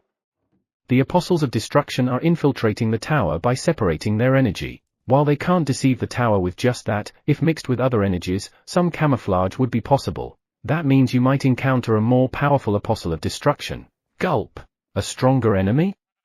Sejun swallowed hard at Kaiser's words. And then, HM. The Apostle of Destruction. From below, Flamey perked up its ears, listening to their conversation with interest. Chapter 177. TL, Hanguk, don't worry too much. It's just the worst-case scenario. Kaiser reassured Sejun, who looked tense. For the Apostle of Destruction to enter the tower, it needs to mix its own aura with another aura, and it won't be easy to find a strong aura that can sufficiently mix with the aura of the Apostle of Destruction. Just then, Krueng, Daddy, where are you? Quenji is hungry. Having spent enough time with the pink fur, Quenji started looking for Sejun. It was dinner time. Has it gotten this late already? Sejun quickly got up and headed to the kitchen. Then, I haven't had roasted sweet potatoes recently. Kaiser mumbled to himself, following Sejun, as if wanting someone to hear. Krueng, Daddy. On his way to the kitchen, Quenji spotted Sejun and rushed towards him. Quenji, are you hungry? Wait a bit. Quenji's good, so you can wait patiently, right? Krueng. Quenji is good and can wait patiently. But if you give me a snack, I can wait even better. Even though I'm good, when I'm hungry, I can become fierce. So, give me a snack. You had to interpret the baby beast's words correctly. Well, all right. Sejun took out a handful of chestnuts from the storage and placed them on Quenji's front paws. Munch, munch. Ku-hey-hey-hey. Krueng. He. Now, Quenji can wait patiently. After eating half the chestnuts Sejun gave him, Quenji wagged his tail and danced happily. That's baby beast's behavior when he's happy from eating something delicious. But it also means he gets hungry again quickly. Sejun had to hurry. Swoosh. Sejun quickly filled a pot with water and put it on the fire. Then, Sejun used the relic, wealth-devouring rice dough. He then quickly made dough and began steaming beeksiolji, rice cake. Tata-tata. Next, he chopped up locust meat and vegetables, added them to a new pot, and boiled them. Phew, now I just need to grill the fish. Taking a breather, Sejun skewered the fish on wooden sticks and began grilling. In the meantime, he also wrapped sweet potatoes in green onion leaves and put them on the fire, making roasted sweet potatoes for Kaiser. While Sejun was busy, the delicious aroma from the kitchen spread outside. And then, squeak! Okay! Rabbits and monkeys started hovering around the kitchen. They've been waiting for Sejun's cooking for days. Come in and eat this first. Sejun shared the freshly grilled fish with the rabbits and monkeys. It's delicious, meow. I give this fish grill a full score, meow. Of course, Theo, who was beside Sejun, also enjoyed the meal. While Sejun took out the finished rice cakes from the pot, let them cool, served the soup, and prepared for the final boss, Krueng. Quenji can't wait any longer. Just in time, Quenji, about to get angry, entered the kitchen. Alright, Mr. Quenji, please take a seat here. Acting as a waiter, Sejun pulled out a chair for Quenji. Kuhem. Krueng. Ahem. Bring me the dish you're most proud of. Quenji immediately took on the role of a customer, sat down, and ordered. Sejun quickly placed the prepared dishes in front of Quenji. The first dish was a cake-sized bixiolji. Glug glug glug. As a special touch, Sejun then poured 3 dollops of honey over the bixiolji for sweetness. Krueng. This looks delicious. The sight of honey made Baby Beast cheer. In an instant, he went from being the fierce final boss to the cute Quenji again. That's how Sejun satisfied Quenji and then placed the soup and grilled fish in front of him. Now, should I eat too? Sejun sat down and began his meal. After dinner, finish the dishes quickly, meow. Quenji, clean them better, meow. Under Theo's command, who wanted to quickly return to Sejun's lap, the animals washed the pots and dishes. Sip. Watching the animals, Sejun leisurely sipped a cup of coffee. It was a brief but sweet moment of rest. Then, squeak! The father rabbit approached Sejun. What is it? What's going on? Squeak! It's time to harvest the radishes, napa cabbages, and cucumbers. The father rabbit responded to Sejun's question. It was time to harvest the crops that had been planted before, and Father Rabbit had come to ask Sejun whether he should continue to nurture them for seeds or harvest them now. Really? Let's go and see. Sejun went with the Father Rabbit to the place where the crops were planted. Wow! The first things that caught Sejun's eye were the fully grown cucumbers and plump napa cabbages. Thunk! Sejun plucked a cucumber first. You have obtained the agility cucumber. Your job experience has increased slightly. Your proficiency in harvesting LV7 has increased slightly. You have gained 50 experience points. Looks like it boosts the agility stat, huh? From its name, Sejun inferred the cucumber's ability and checked its detailed options. The cucumber had an effect that improved kidney function. Ah! Delicious! Crunch! After quickly wiping the cucumber on his clothes, Sejun took a bite. It tasted fresh with a hint of sweetness. Here, you try some too. Sejun cut the cucumber in half and gave it to the father rabbit. Then, snap. Next, he sliced off the bottom of a napa cabbage. You have obtained the Win Napa cabbage. Win Napa cabbage? Intrigued by the peculiar name, Sejun checked the napa cabbage's options. Win Napa cabbage, a napa cabbage grown inside the tower, it is full of nutrients and tastes delicious. Cultivated by a farmer familiar with farming, enhancing the napa cabbage's sweetness. Upon consumption, affinity with wind attributes temporarily increases slightly. If digested, there's a chance to awaken intermediate or lower wind-related talents. Cultivator, Tower Farmer, Park Sejun. Expiration, 90 days. Grade, B. Oh. This is great. It seemed like a crop popular among mags using wind attributes. He felt he could sell it for a high price in Iona's Wizard Tower. While Sejun was considering how much to sell it for, squeak! A noise came from below. Huh? Looking towards the sound, the father rabbit was gazing eagerly at the napa cabbage Sejun was holding. It must have looked delicious. Squish. Here. Sejun cut a napa cabbage leaf and gave it to the father rabbit. Squeak. Thank you. Crunch. Crunch. The father rabbit expressed gratitude and began eating the napa cabbage leaf fervently. Squish. Crunch. Crunch. Sejun also tasted a napa cabbage leaf. It was even sweeter than the cucumber. I should try the radish too. Pull. While eating the napa cabbage, Sejun reached for a radish next to him and pulled it out. It was a big radish, as big as his calf. You have obtained the stamina radish. Upon checking, the stamina radish had an effect that improved lung function. Chop! Chop! Here! Sejun sliced the radish and shared a piece with the father rabbit. Crunch! As he bit into the radish, a crunchy texture and a sweet, refreshing taste spread in his mouth. He couldn't help but imagine a refreshing radish soup and a mayentang, spicy fish stew. That sounds delicious. Sejun's mouth watered. Just then, Quenji, look! Chairman Park is eating something by himself, meow. Theo, who was looking for Sejun on Quenji's back, shouted upon seeing Sejun. And then, Krueng! Is Dad eating alone? Quenji, with Theo on his back, charged towards Sejun. Fortunately, the sweetness of the cucumber, napa cabbage, and radish wasn't too strong, so Quenji quickly lost interest after tasting them. Vice Chairman Theo, pack 20 radishes and 100 cucumbers in your bag. Got it, meow. Sejun instructed Theo to pack the cucumbers and radishes. He planned to sow the rest later. The reason Sejun asked Theo to pack the crops separately was that he intended to send him down soon to trade with the hunters. It was about time for Theo to get back to work. Meow. Theo looked a little sad, realizing this. Cheer up, Vice Chairman Theo. You'll be back soon. And I have to go back down anyway. Sejun had to return to the 49th floor of the tower to check on the sky-reaching beans he had planted. Although Theo would go down alone, when coming back up he'd only need to travel from the 40th to the 49th floor. If he moved quickly, it was a distance that could be covered in less than an hour. Pooh hut, alright, meow. Let's go to sleep now, meow. Realizing he wouldn't be away from Sejun's lap for too long, Theo's spirits lifted again. White Tower's administrator area. As soon as Kellyan arrived, he ordered the leaders of each floor to report any suspicious beings they had noticed recently. So, there have been reports of hunters with purple crystals embedded in their hands or foreheads recently. Kellyan received reports of these suspicious beings. From the moment he heard about the purple crystal, Kellyan instinctively felt it was connected to Violet, the crystal giant of destruction, who was located at the 11th seat among the 12 apostles of destruction. I will verify this myself. Kellyan went directly to the areas reported by the leaders where these suspicious entities' hideouts were located to confirm the facts. His mere presence implied a massacre. Kellyan warned others to avoid the area so that no other entities would be harmed.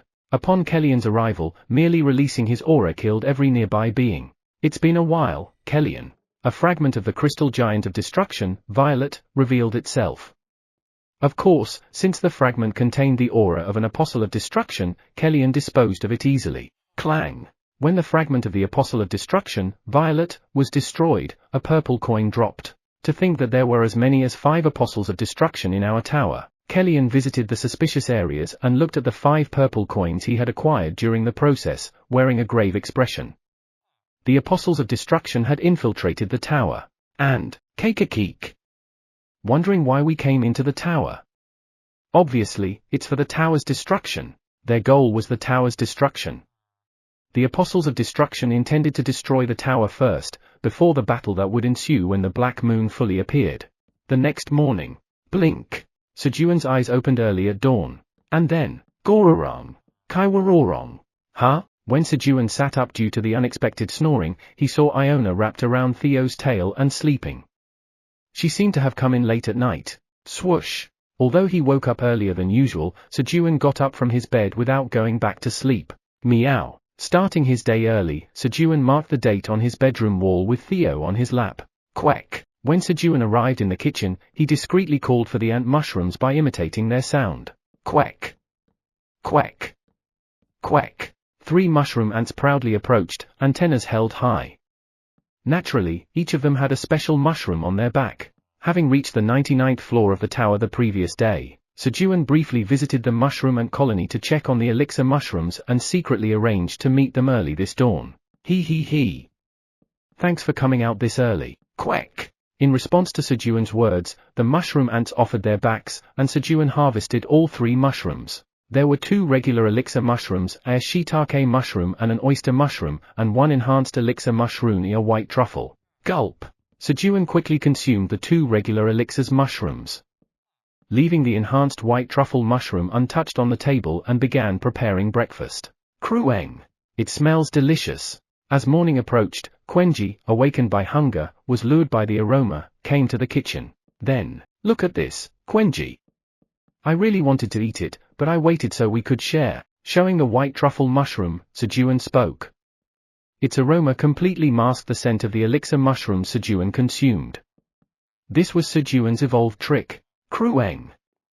Krueng! I'm so happy Dad waited for Quenji. Elated by Sejun's words, Quenji danced joyfully. While Sejun might have been a tad deceitful, he did indeed wait to share the last piece, so it wasn't a complete lie. Here, Sejun shared the delicious white truffle with Quenji, and thanks to that, the morning of the 324th day of being stranded began peacefully. Krueng! Dad is the best. Sejun thought that next time, he'd secretly eat just one. Of course, sharing them all would be the best approach, but Sejun, being the weakest, longed to break free from this condition. Chapter 178, Making Soju, TL, Hanguk. Is Arjux doing well? After breakfast, Sejun checked if Arjux was doing the task he had assigned properly. Current tasks assigned to Arjux Mambube, the tower farmer of the White Tower. Planting seeds of elixir, cherry tomato imbued with powerful magic power, 50,000 or 100,000. Harvesting elixir, cherry tomato imbued with powerful magic power, 3, 9, 20 or 28,000. A new task of planting seeds had been added to what was assigned to Arjux. When Sejun realized that eating the elixir-grade cherry tomatoes had no effect, he kept only a portion and harvested seeds from 3,000 of them, obtaining 100,000 seeds. He then used the tower's transportation to send those seeds to Arjux with instructions to plant them. Of course, Arjux had to pay the 1 million tower coins for the delivery. It would have been easier to have Arjux directly plant the harvested elixir-grade cherry tomatoes directly, but that would infringe on the exclusive cultivation rights. Sejun had to give permission and hand over the seeds himself. It was a bit bothersome, but in return, it ensured the preservation of exclusive cultivation rights, so there was no complaint. He's doing well. Seeing Arjux diligently completing his tasks, Sejun commented with satisfaction. Judging by the harvest, it seemed he would soon need to use the tower's transport system again.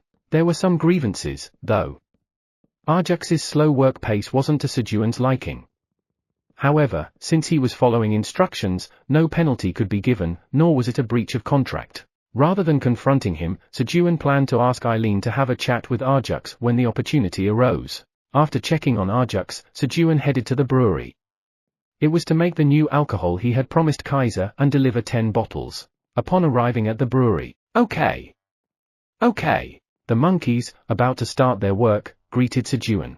Do we have any finished Macchioli stored? Okay. In response to Sejun's question, the monkeys pointed to the massive glass jars containing Macchioli. Great.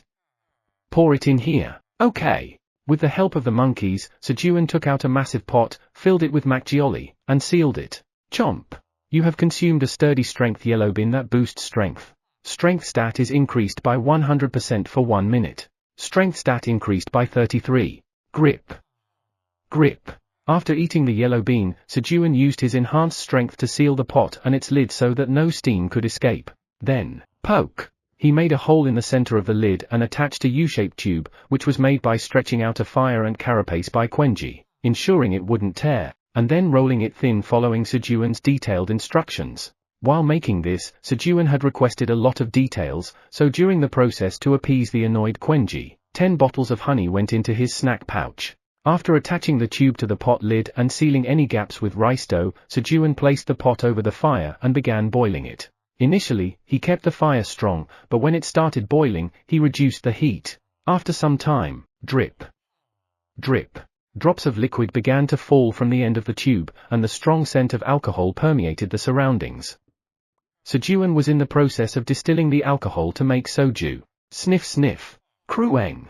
Big bro, it smells. Quenji, who was playing with Theo at the entrance of the brewery, said while inhaling deeply. Theo was playing with Quenji since he wasn't allowed inside. Of course, it wasn't Theo's choice, Sejun had placed him there before entering. Smells like alcohol, right? Theo responded while licking himself. Krueng. Yes. Quenji wants to try it too. Quenji, imitating his big brother, followed Theo's gesture and licked his body in response. He occasionally lost his balance and fell. Poohoo-hut, Quenji, you're still too young, meow. Alcohol is for adults only, meow, Theo replied with pride. Krueng. So jealous. Quenji gazed enviously at Theo. Poohoo-hut, should I have a sip, meow? With Quenji's eyes on him, Theo entered the brewery. Although he typically disliked alcohol, he took out a bottle and began drinking. Initially, he only wanted to show off, but, Krueng. Big bro, Quenji's envious. Being an adult is cool. Gulp. Gulp. Theo, feeling the envious gaze of Quenji, got excited and drank a whole bottle of high alcohol content soju that Sejun had just distilled. Hick, meow. How is it, meow? Pooh hut. Aren't I cool, meow? But why is the ground moving, meow? Stay still, meow. Theo, who had gotten quite drunk, scolded the ground as he staggered towards Quenji. Krueng? Big brother, are you okay? Quenji asked Theo with a concerned tone, watching Theo sway. Pooh hut. Of course I'm fine. Theo wasn't particularly good at drinking, nor could he handle his alcohol, and certainly not strong alcohol. So after downing a bottle of freshly distilled soju in one go, he was bound to feel its effects. Thud. Theo fell to the ground. Krueng. Dad, big brother is dead. In a rush, Quenji desperately called out to Sejun from the entrance of the brewery. Flap. Flap. The white dragon statue flew in front of the black dragon statue. Kellyan, how did your mission go? I found 5 fragments of the Apostle of Destruction. What? 5? Were you also up against Hydra? No. It was Violet, the crystal giant of destruction of the 11th seat, who invaded our tower. Not just Hydra, but Violet too. The situation seems worse than we thought. It was possible that all the towers had already been infiltrated by the Apostle of Destruction. We should inform the other dragons. Violet said their goal is to destroy the towers. Destroy the towers? But why? Kaiser seemed puzzled. The existence of the towers had no effect on their battles with the Apostle of Destruction. Only the dragons could fight the Apostle. But even if the tower was destroyed, the dragons would not be harmed at all, though it might hurt their pride for not being able to defend it. However, even if it's just a small fraction of their power, the Apostles of Destruction were sending fragments to the towers, which would have no influence on the battle during the Black Moon. There must be another reason. Then, huh? What's this smell? Kellyan suddenly followed a scent with his eyes. Smell? Kaiser's black dragon statue was equipped for sight and hearing, but not for other senses. It's a strong scent of alcohol. It's coming from the brewery. In contrast, the dragon statue Kellyan crafted contained his soul, allowing him to experience all 5 senses. Alcohol scent? Flap. Flap. Kaiser quickly flew towards the brewery. Kaiser, wait for me. Kellyan followed him. Sigh. How can you drink that much when you can't even handle alcohol? Sejun carried the unconscious Theo to his room and laid him on the bed. Keep an eye on him, Quenji. If something happens, call me. Krueng. Krueng? Is Big Brother going to be okay? He's not going to die, right? Quenji asked with worried eyes. Yes, he'll be fine.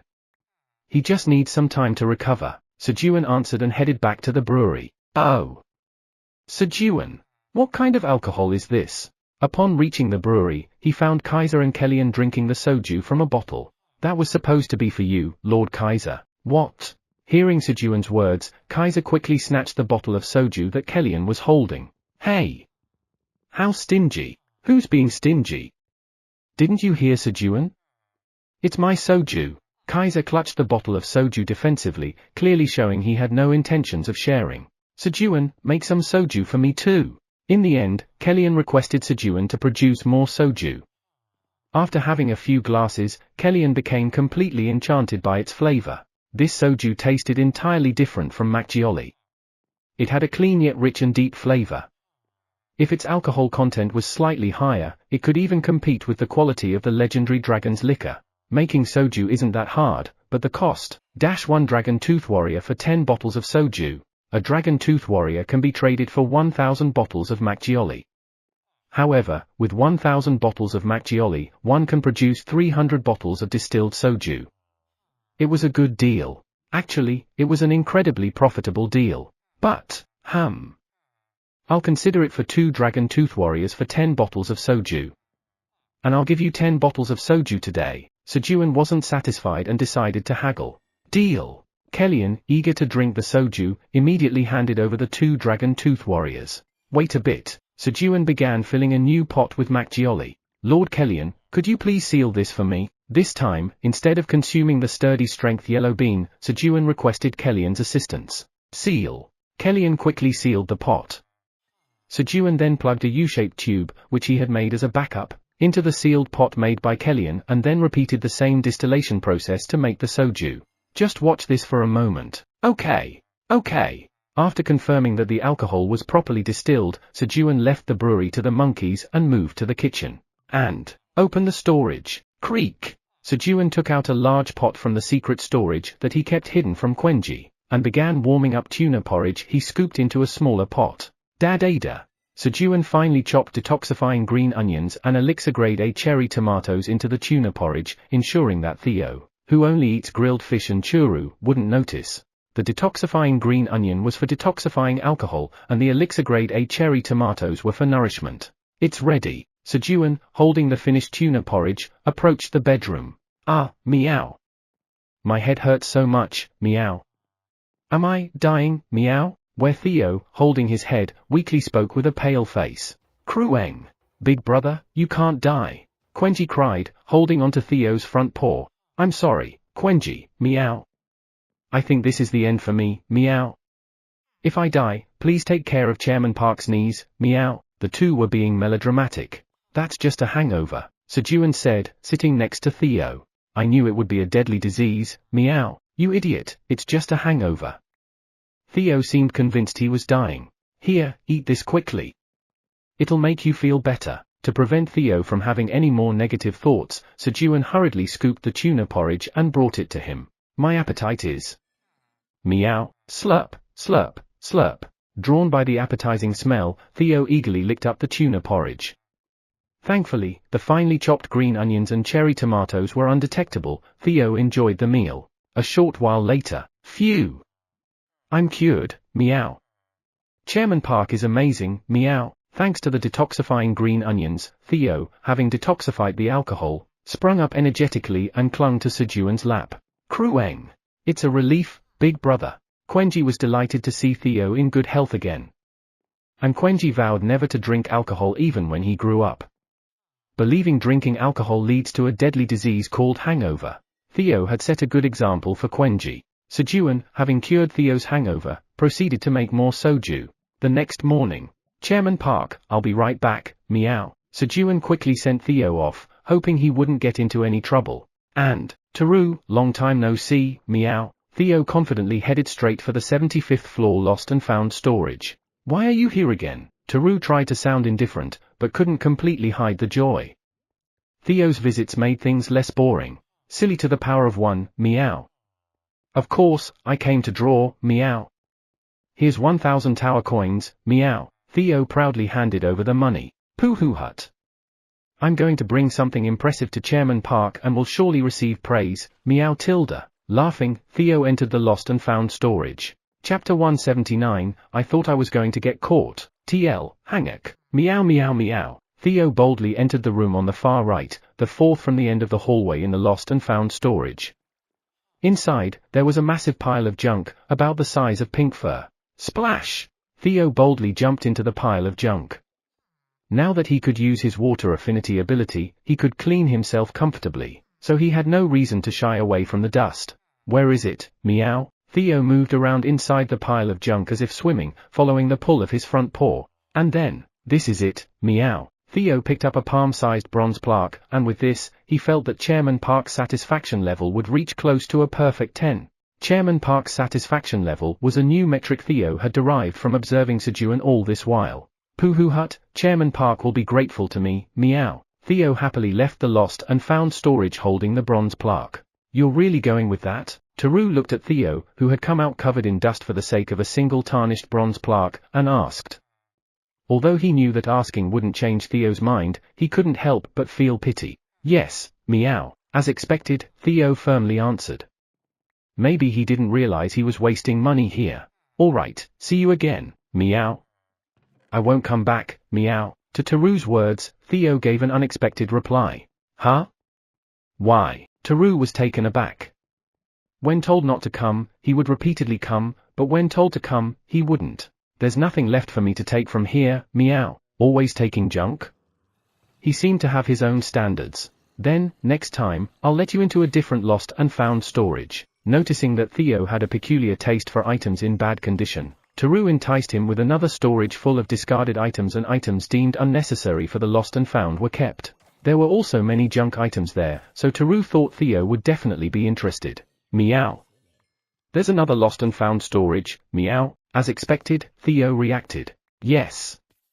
So come back again next time. Got it, meow.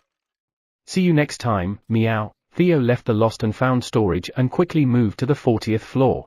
Land moving. You have planted 500 magical cherry tomato seeds in the magic power infused soil. Due to the effect of magic seed sowing LV6, the probability of the magical cherry tomato seeds taking root increases. Due to the effect of magic seed sowing LV6, the growth speed of the magical cherry tomato seeds will increase for 24 hours. You have 7733817 times left until job quest completion. After sending Theo off, Sejun was diligently planting tomatoes to complete his job quest. Then, Krueng?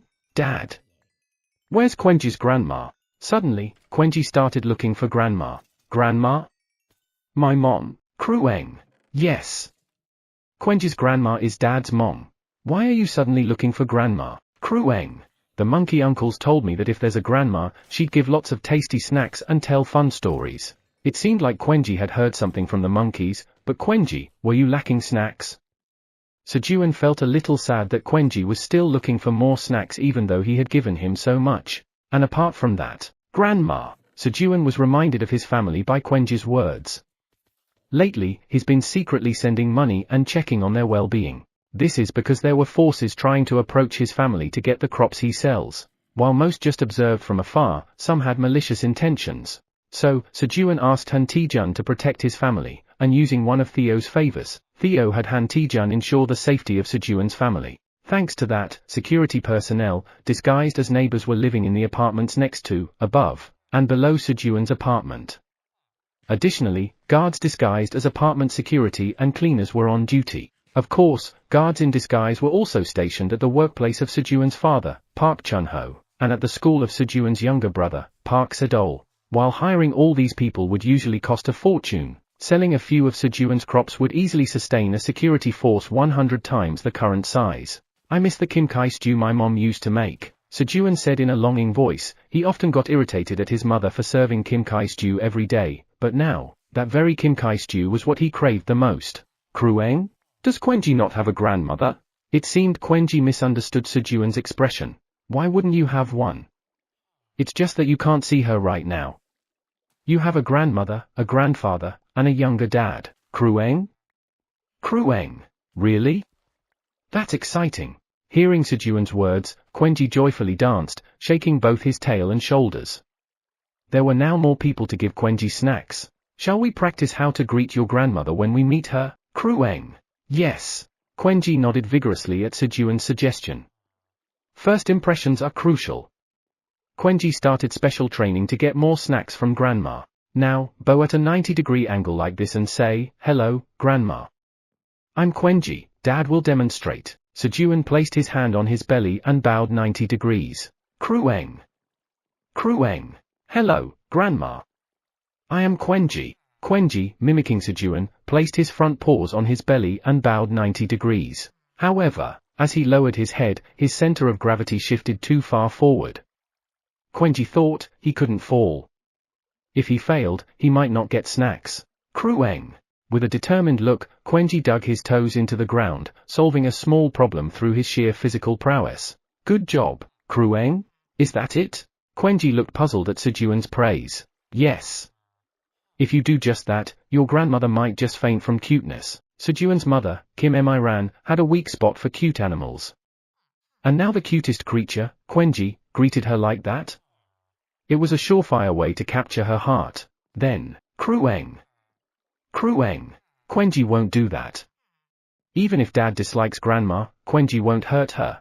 Quenji seemed to have misunderstood Sejun's words, thinking Sejun wanted to use him to hurt his grandmother because he didn't like her. What? Ha ha ha. Sejun burst into laughter at Quenji's misunderstood words.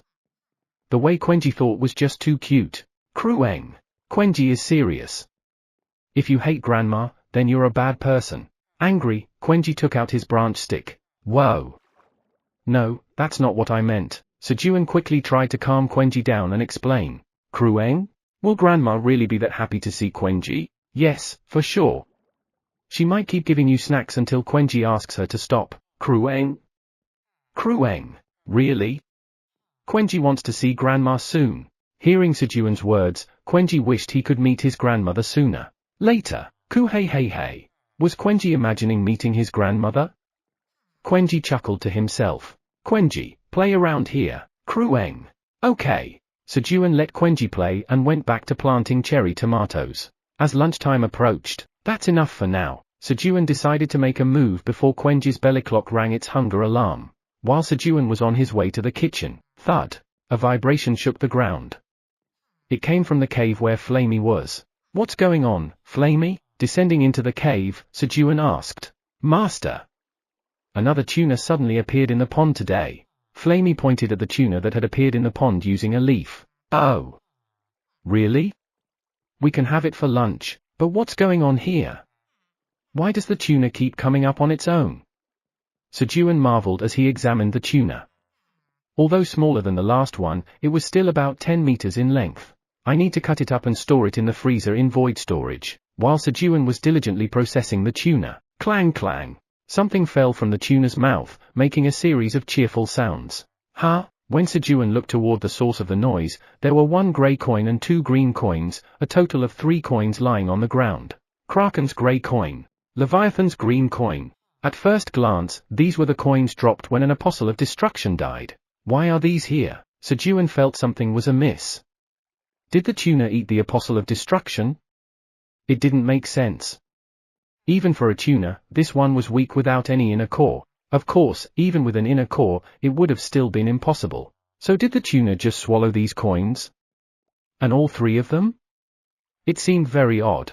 As Sejun was lost in thought, Krueng.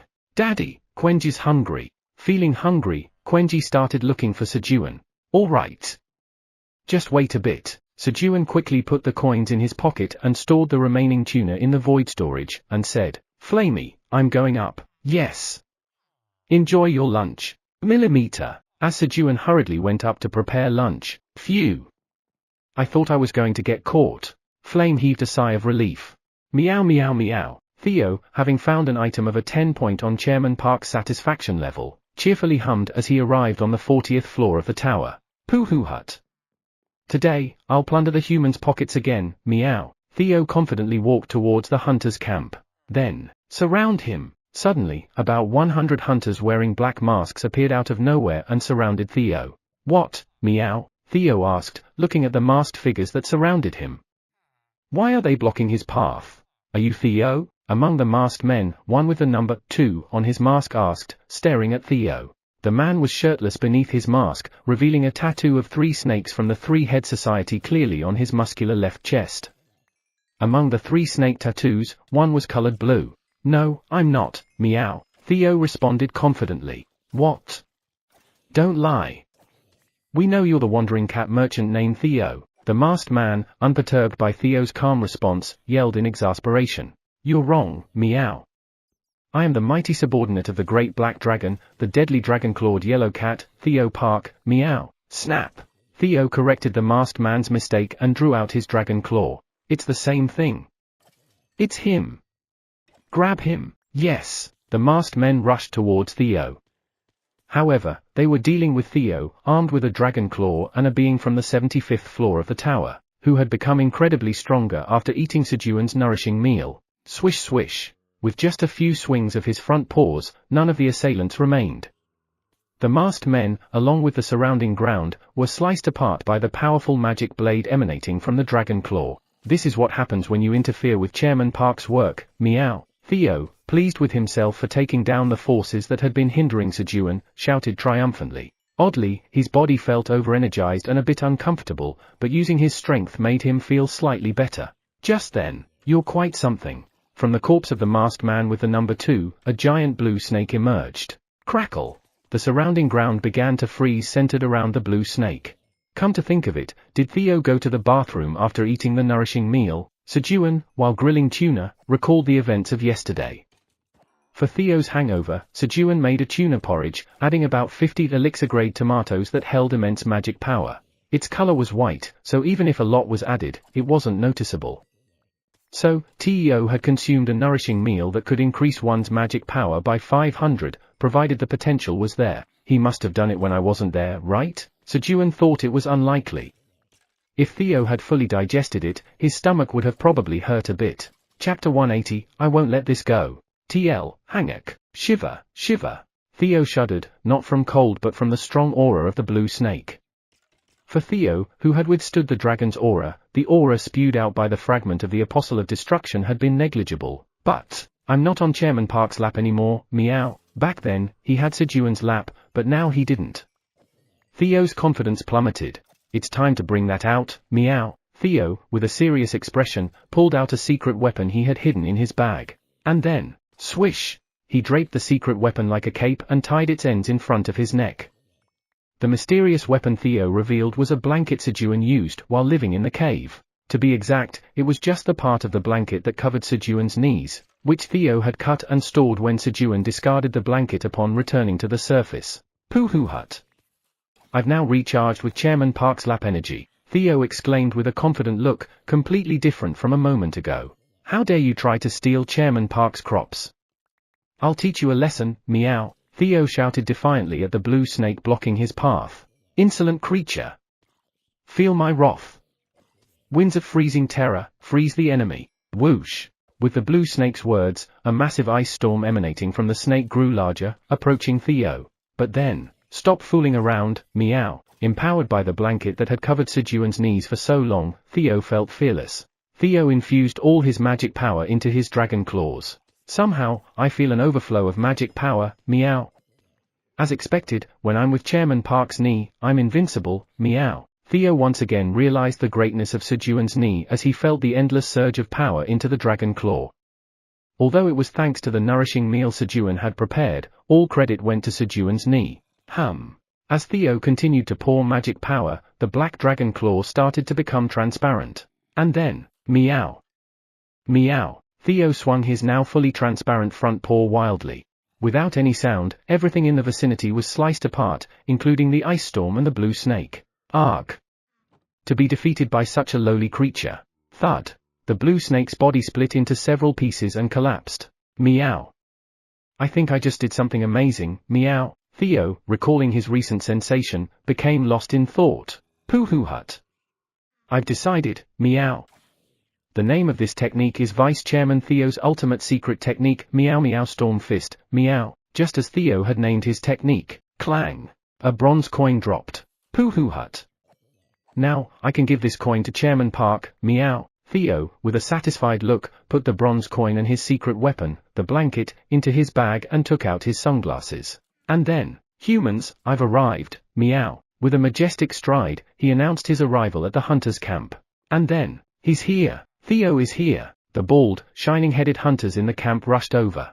I knew I did the right thing, meow. Theo, warmly welcomed by the bald hunters, moved to the center of the camp and started the auction. Today, I'll start by selling the new crops first, meow. New crops? At Theo's words, the hunters' faces were filled with anticipation.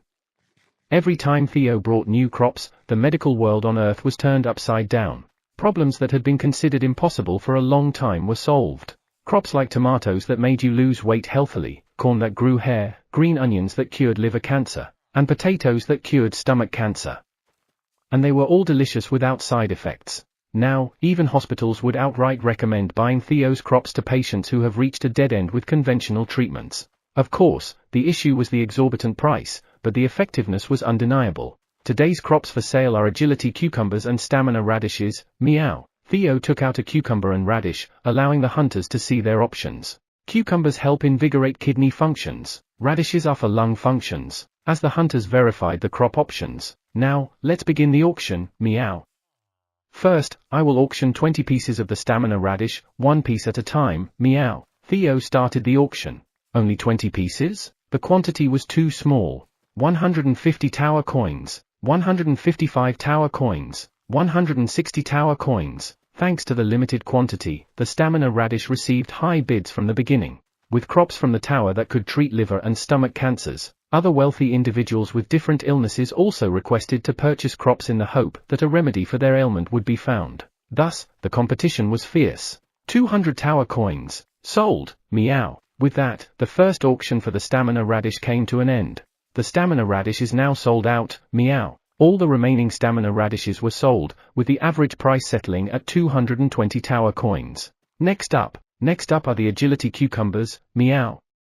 I will auction 5 at a time, for a total of 100. Meow. 150 tower coins. 152 tower coins. 153 tower coins. In the case of the agility cucumber, they weren't as expensive because kidney transplants could serve as a cure, so its price didn't rise significantly. The average price was 25 tower coins. After the new crops auction, the auction for previously sold crops began. Starting with the exploding stamina corn for hair loss treatment, followed by the detoxifying green onion for liver cancer, the power potato for stomach cancer, and the power sweet potato that enhances the absorption rate. While most crops were sold at similar prices, the price of the power sweet potato skyrocketed that day. 350,000 tower coins for 1,000 pieces, 370,000 tower coins for 1,000 pieces, 400,000 tower coins for 1,000 pieces. This was due to the stamina radishes that Theo had sold. For lung cancer treatment, 5 stamina radishes were required, but there was a serious shortage. The idea was to compensate for the lack of radishes with the effects of the power sweet potato. Despite the need to spend nearly 400 billion won to buy 1,000 power sweet potatoes, on Earth, there were many wealthy individuals willing to pay a high price for just one. Even with a slight markup, there were many willing buyers, so they could afford to buy 1,000 power sweet potatoes without any issues. With the auction concluded, see you next time. Meow. Theo quickly left the venue without even taking photos. Huff, huff. I suddenly feel so unwell. Meow. I need Chairman Park's lap. Meow. Although the after effects of using a lot of magic power during the fight with the blue snake were only manifesting now, Theo believed it was because he was away from Sejun's lap. Feeling exhausted, he quickly headed to the 49th floor of the tower. Quenji, let's go. Krueng. Understood. Daddy, get on. Upon hearing Sejun's words, Quenji, who had eaten a hearty lunch and was patting his stomach, enlarged himself and lay down in front of Sejun. Let's go. So, riding on Quenji, Sejun moved towards the waypoint to head back to the 49th floor. And then, creak. Quenji, stay inside for a bit. Upon arriving at the waypoint, Sejun spoke as he opened the void storage. Krueng. Understood. Quenji seemed excited to go into the pocket void storage, probably planning to munch on stored food until Sejun opened the door for him. However, you can't eat while inside, Quenji. Krueng? Can't eat inside? Yes, Krueng. Understood. Quenji seemed disappointed by Sejun's words. Creak. You have arrived at the 49th floor. After closing the door, Sejun arrived at the 49th floor using the waypoint. Lord Sejun, you've arrived. Upon Sejun's arrival, Dooku hurriedly greeted him. Yes. Everything's been okay? Yes. No issues. Good. Oh, right. Use this. Sejun handed a dragon tooth helmet to Dooku. What's this? It's made from a dragon's teeth. A dragon's tooth? For a mole like me. Moved by Sejun's gesture, Dooku carefully put on the dragon tooth helmet. How to use it is. Sejun quickly explained the helmet's usage. Sejun had been distributing these helmets to bosses on the farming floors. To use the waypoint safely, it was more convenient for him if they kept their positions. Thanks to this, Dooku would later be known as the impenetrable Dooku among the hunters. After teaching Dooku how to use the helmet, Sejun. Creak. Quenji, come out. Sejun called for Quenji, who was in the void storage, to come out and travel from the waypoint to the farm. Krueng. Krueng. Quenji listened well to Daddy. Quenji resisted and didn't eat. Quenji came out with his snack pouch so full of food that it looked ready to burst, and he did so confidently. What he meant was that he had restrained himself from eating in the storage, and now he was ready to feast. Well done. Sejun smiled and patted Quenji on the head, appreciating the effort he made to keep his promise. Let's go. The golden bat, you can go ahead and start singing songs. Okay. At Sejun's call, the golden bat, which had been sleeping on Sejun's back, quickly flew towards the persimmon farm. Krueng. Dad, hop on. Sejun mounted the now enlarged Quenji and moved to the persimmon farm. Just then, huh? I can feel Theo's presence. Sejun's Theo detector was activated. Sniff. Sniff. Krueng. I don't smell big bro. Even though Quenji sniffed around diligently, he couldn't detect Theo's scent. Sejun's Theo detector seemed to have improved for some reason. Really? But why do I feel so uneasy? Quenji, let's quickly head that way. Sejun pointed in the direction where he felt Theo's presence. Krueng. Understood. Thud. Thud. On Sejun's command, Quenji started to run quickly. After about 30 minutes of full-speed running, Krueng. I can smell Big Bro. Finally, Quenji detected Theo's scent. There he is. After running for about 10 more minutes, they spotted Theo lying on the ground. Vice Chairman Theo. Krueng. Big Bro. Sejun and Quenji ran towards Theo, calling out to him. And then, Vice Chairman Theo. Sejun hurriedly and gently picked up Theo. Chairman Park, put me on your lap. Hearing Sejun's voice, Theo opened his eyes with difficulty and spoke with great effort. I got it. Sejun quickly placed Theo on his lap. Pooh-hoo, hut. It's mine, meow. Theo chuckled weakly and clung to Sejun's lap with all his remaining strength. What's so funny that you're laughing like a fool? Sejun, looking pitifully at Theo, tied him to his knee with a rope. Having done it once before, he could skillfully wrap the rope. Theo, feeling the warmth of Sejun's lap, seemed relieved and soon passed out. But why is Theo drained of magic power? Having experienced magic power depletion himself many times, Sejun instantly recognized Theo's condition.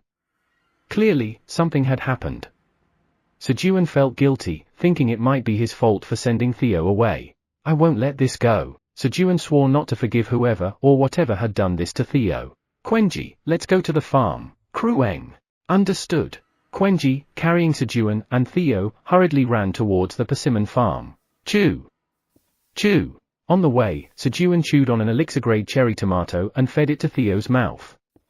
As an elixir that boosts magic power, it helped to recover quickly from the magic power depletion. Thanks to it, Theo awakened, having recovered from the depletion. As long as I'm on Chairman Park's lap, I'm invincible, meow. I feel so powerful, meow. Once again, all the credit went to Sejun's lap. And then, why aren't you healed? Sejun anxiously looked at Theo, who had consumed 20 elixir-grade cherry tomatoes. Chapter 181, because I have Theo on the left and Quenji on the right. TL, Hangak. But how did you end up collapsed on the floor? Sejun asked the fully recovered Theo. To which, it's all Chairman Park's fault, meow. Theo immediately blamed Sejun. Me? Yes, meow. Why me? It's because Chairman Park sent me away, and I was away from Chairman Park's lap for too long, so I lost my energy, meow. Ah. Sejun had forgotten that this was Theo's usual behavior. So, he changed his question. Did anything unusual happen? Yes, meow. The members of the Three-Headed Society tried to kidnap me, meow. The Three-Headed Society? Don't tell me one of Hydra's heads appeared? Even if hundreds or thousands of regular hunters from the Three-Headed Society attacked, they wouldn't be able to bring down Theo due to magic depletion. The only remaining possibility was the appearance of one of Hydra's heads. Yes, meow. The blue snake appeared, but I defeated it easily, meow. There were some ups and downs in between, but Theo boldly skipped them to show off his competence to Sejun. Vice Chairman Theo, you? Sejun was astonished by Theo's words. Pooh-hoo hut. Chairman Park, take this, meow. Feeling pleased by Sejun's surprised expression, Theo took out a bronze coin from his bag and handed it to Sejun. On one side, there was an image of Hydra and on the other, the number 4. Hydra's fourth bronze coin. What kind of snake was it? It was a blue snake that created ice, meow. Vice Chairman Theo, you really are strong. Sejun had to admit it. He had somewhat underestimated Theo, but Theo was evidently much stronger than he'd thought. Pooh-hoo hut. I'm super strong, meow. I even developed a new skill this time, meow. Feeling happy from Sejun's praise, Theo lazily sprawled across Sejun's lap. Then, but there's been a weird smell coming from my mouth since earlier, meow. Quickly give me some of Chairman Park's homemade churu, meow. Theo demanded the homemade churu. Sejun was annoyed thinking about how he had fed elixirs to recover quickly, and now he's complaining about a weird smell. Sejun felt a bit upset. However, here you go. Regardless of his feelings, Sejun naturally handed Theo the homemade churu. Slurp, slurp, slurp. While Theo was enjoying his second mouthful of the homemade churu. Right, meow.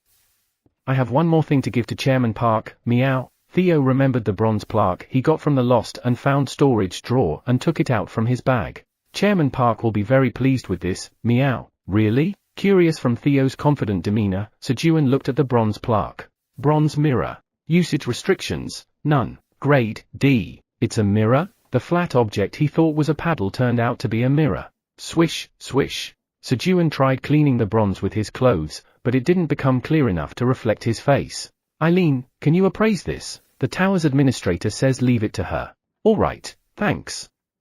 And isn't this too little?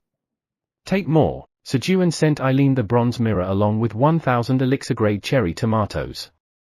That morning, he transported 5,000 tomatoes from the temporary storage in the White Tower, so he had plenty. The tower's administrator says thank you. A moment later, the tower's administrator says she senses a powerful divine power from the item Theo brought. The tower's administrator says she needs to appraise it with her grandfather and needs more time. A divine power? Okay, take your time.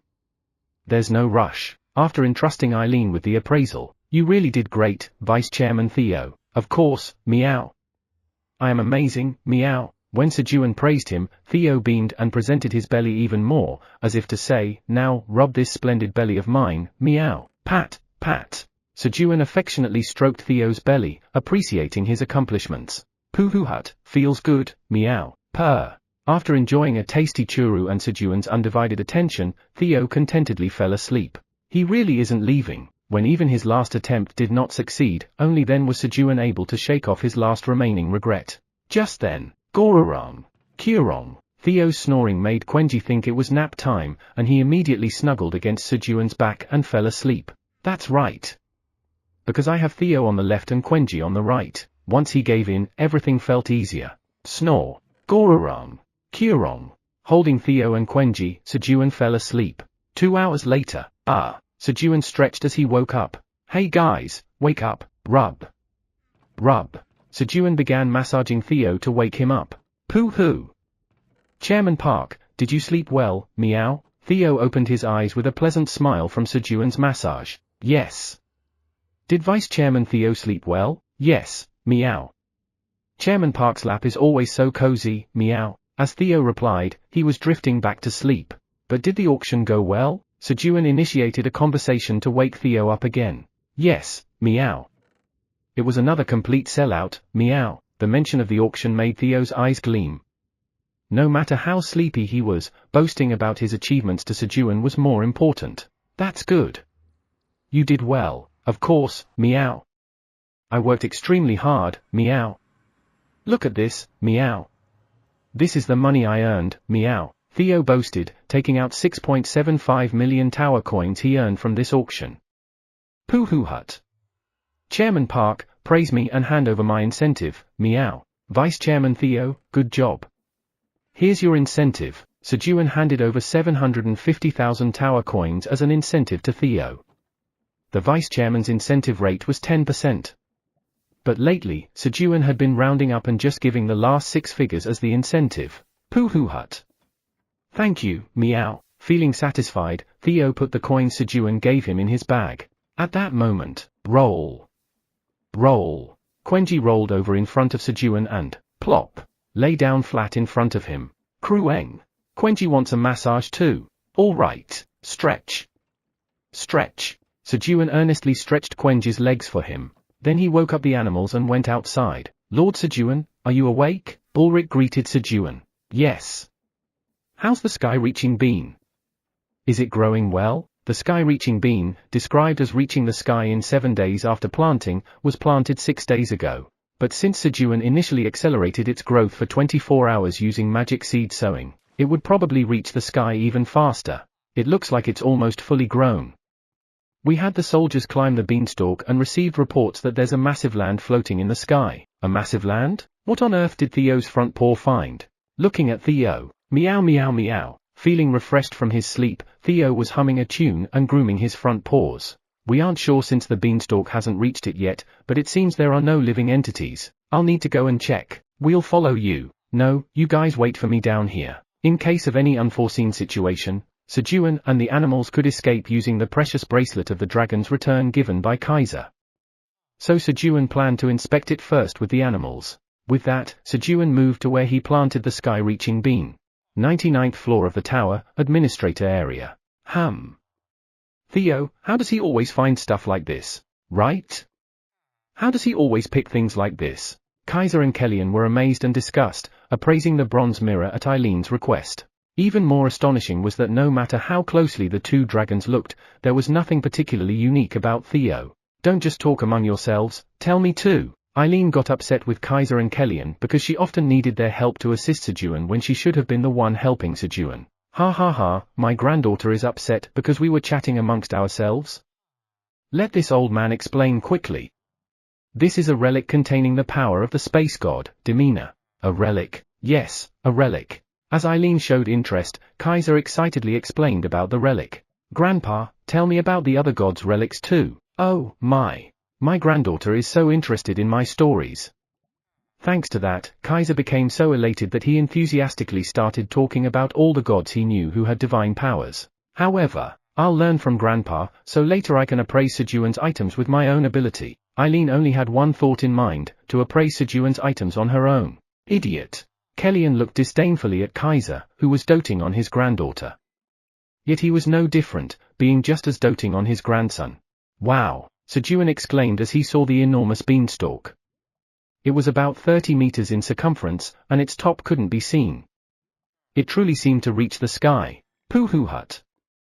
How is it, meow? Theo began to feel proud again, tightly holding onto Sejun's knee with his front paws, so as not to be pulled into the sky. Excellent. This amount was more than enough, even if all the rabbits and black minotaurs ate it. Quenji, stay inside the void storage for now. Concerned that the beanstalk might collapse due to Quenji's weight, Sejun made Quenji wait inside the void storage.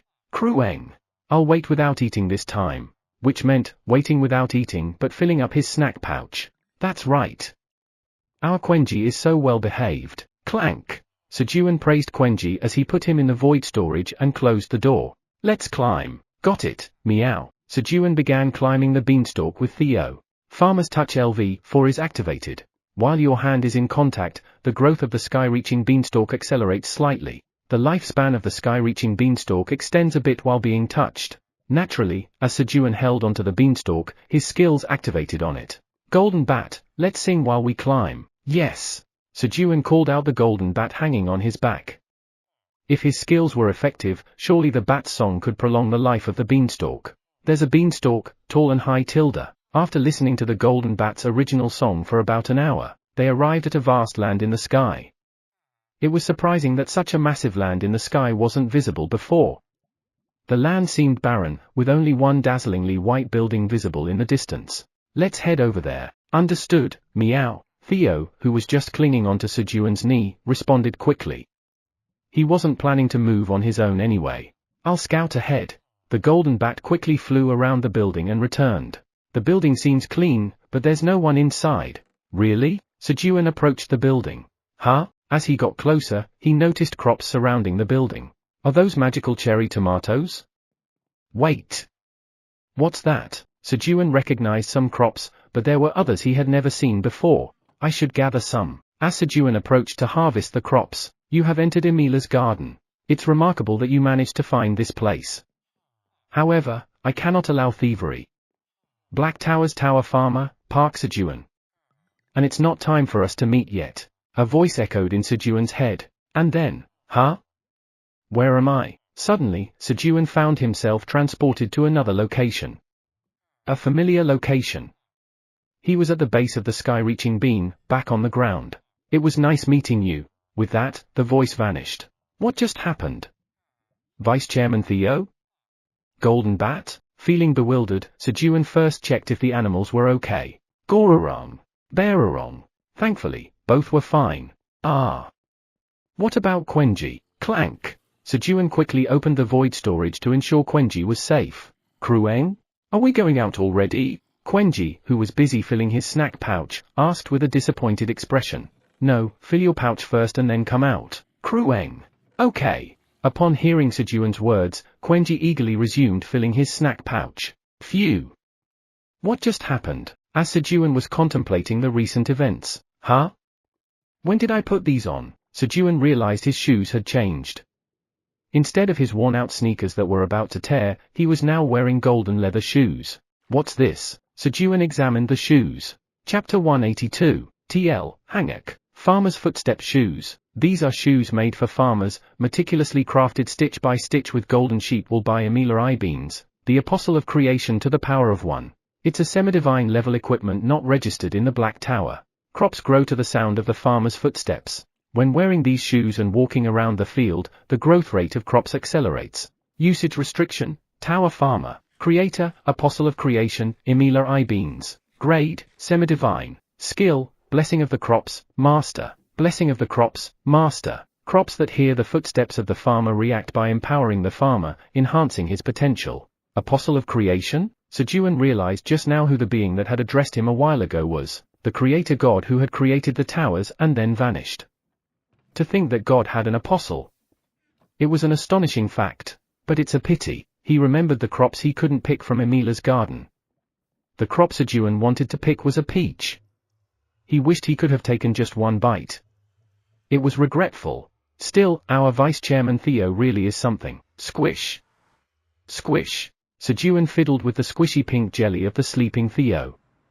Sejun remarked on his incredible detection ability that could even identify an apostle of the creation god that no one knew existed. Probably even dragons couldn't do that. As Sejun was admiring Theo, Krueng. Quenji has filled up his snack pouch. Quenji emerged from the void storage, patting his full snack pouch with a proud expression.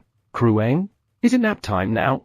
Quenji, looking at the sleeping Theo and Golden Bat, asked. Are you sleepy, Quenji? Sejun asked, thinking that if Quenji was sleepy, they would rest here before moving on. However, Krueng. Quenji's not sleepy yet. In response to Sejun's question, Quenji shook his head. He had just filled his snack pouch with food, there was no way he'd feel sleepy now. Then, let's go back to the farm first. Krueng. Understood. Sejun rode the enlarged Quenji back to the farm. Incheon International Airport. It's been a while since I've been to Korea, a man with silver-white hair and a black suit spoke as he exited the departure gate. A long scar marred the left side of his face, making people avoid getting too close to him. Then, welcome, Mr. Tamuro. For muscular men who had been waiting greeted Tamuro. What's the situation? As usual. There are 50 guards at home, around 30 at the workplace and school.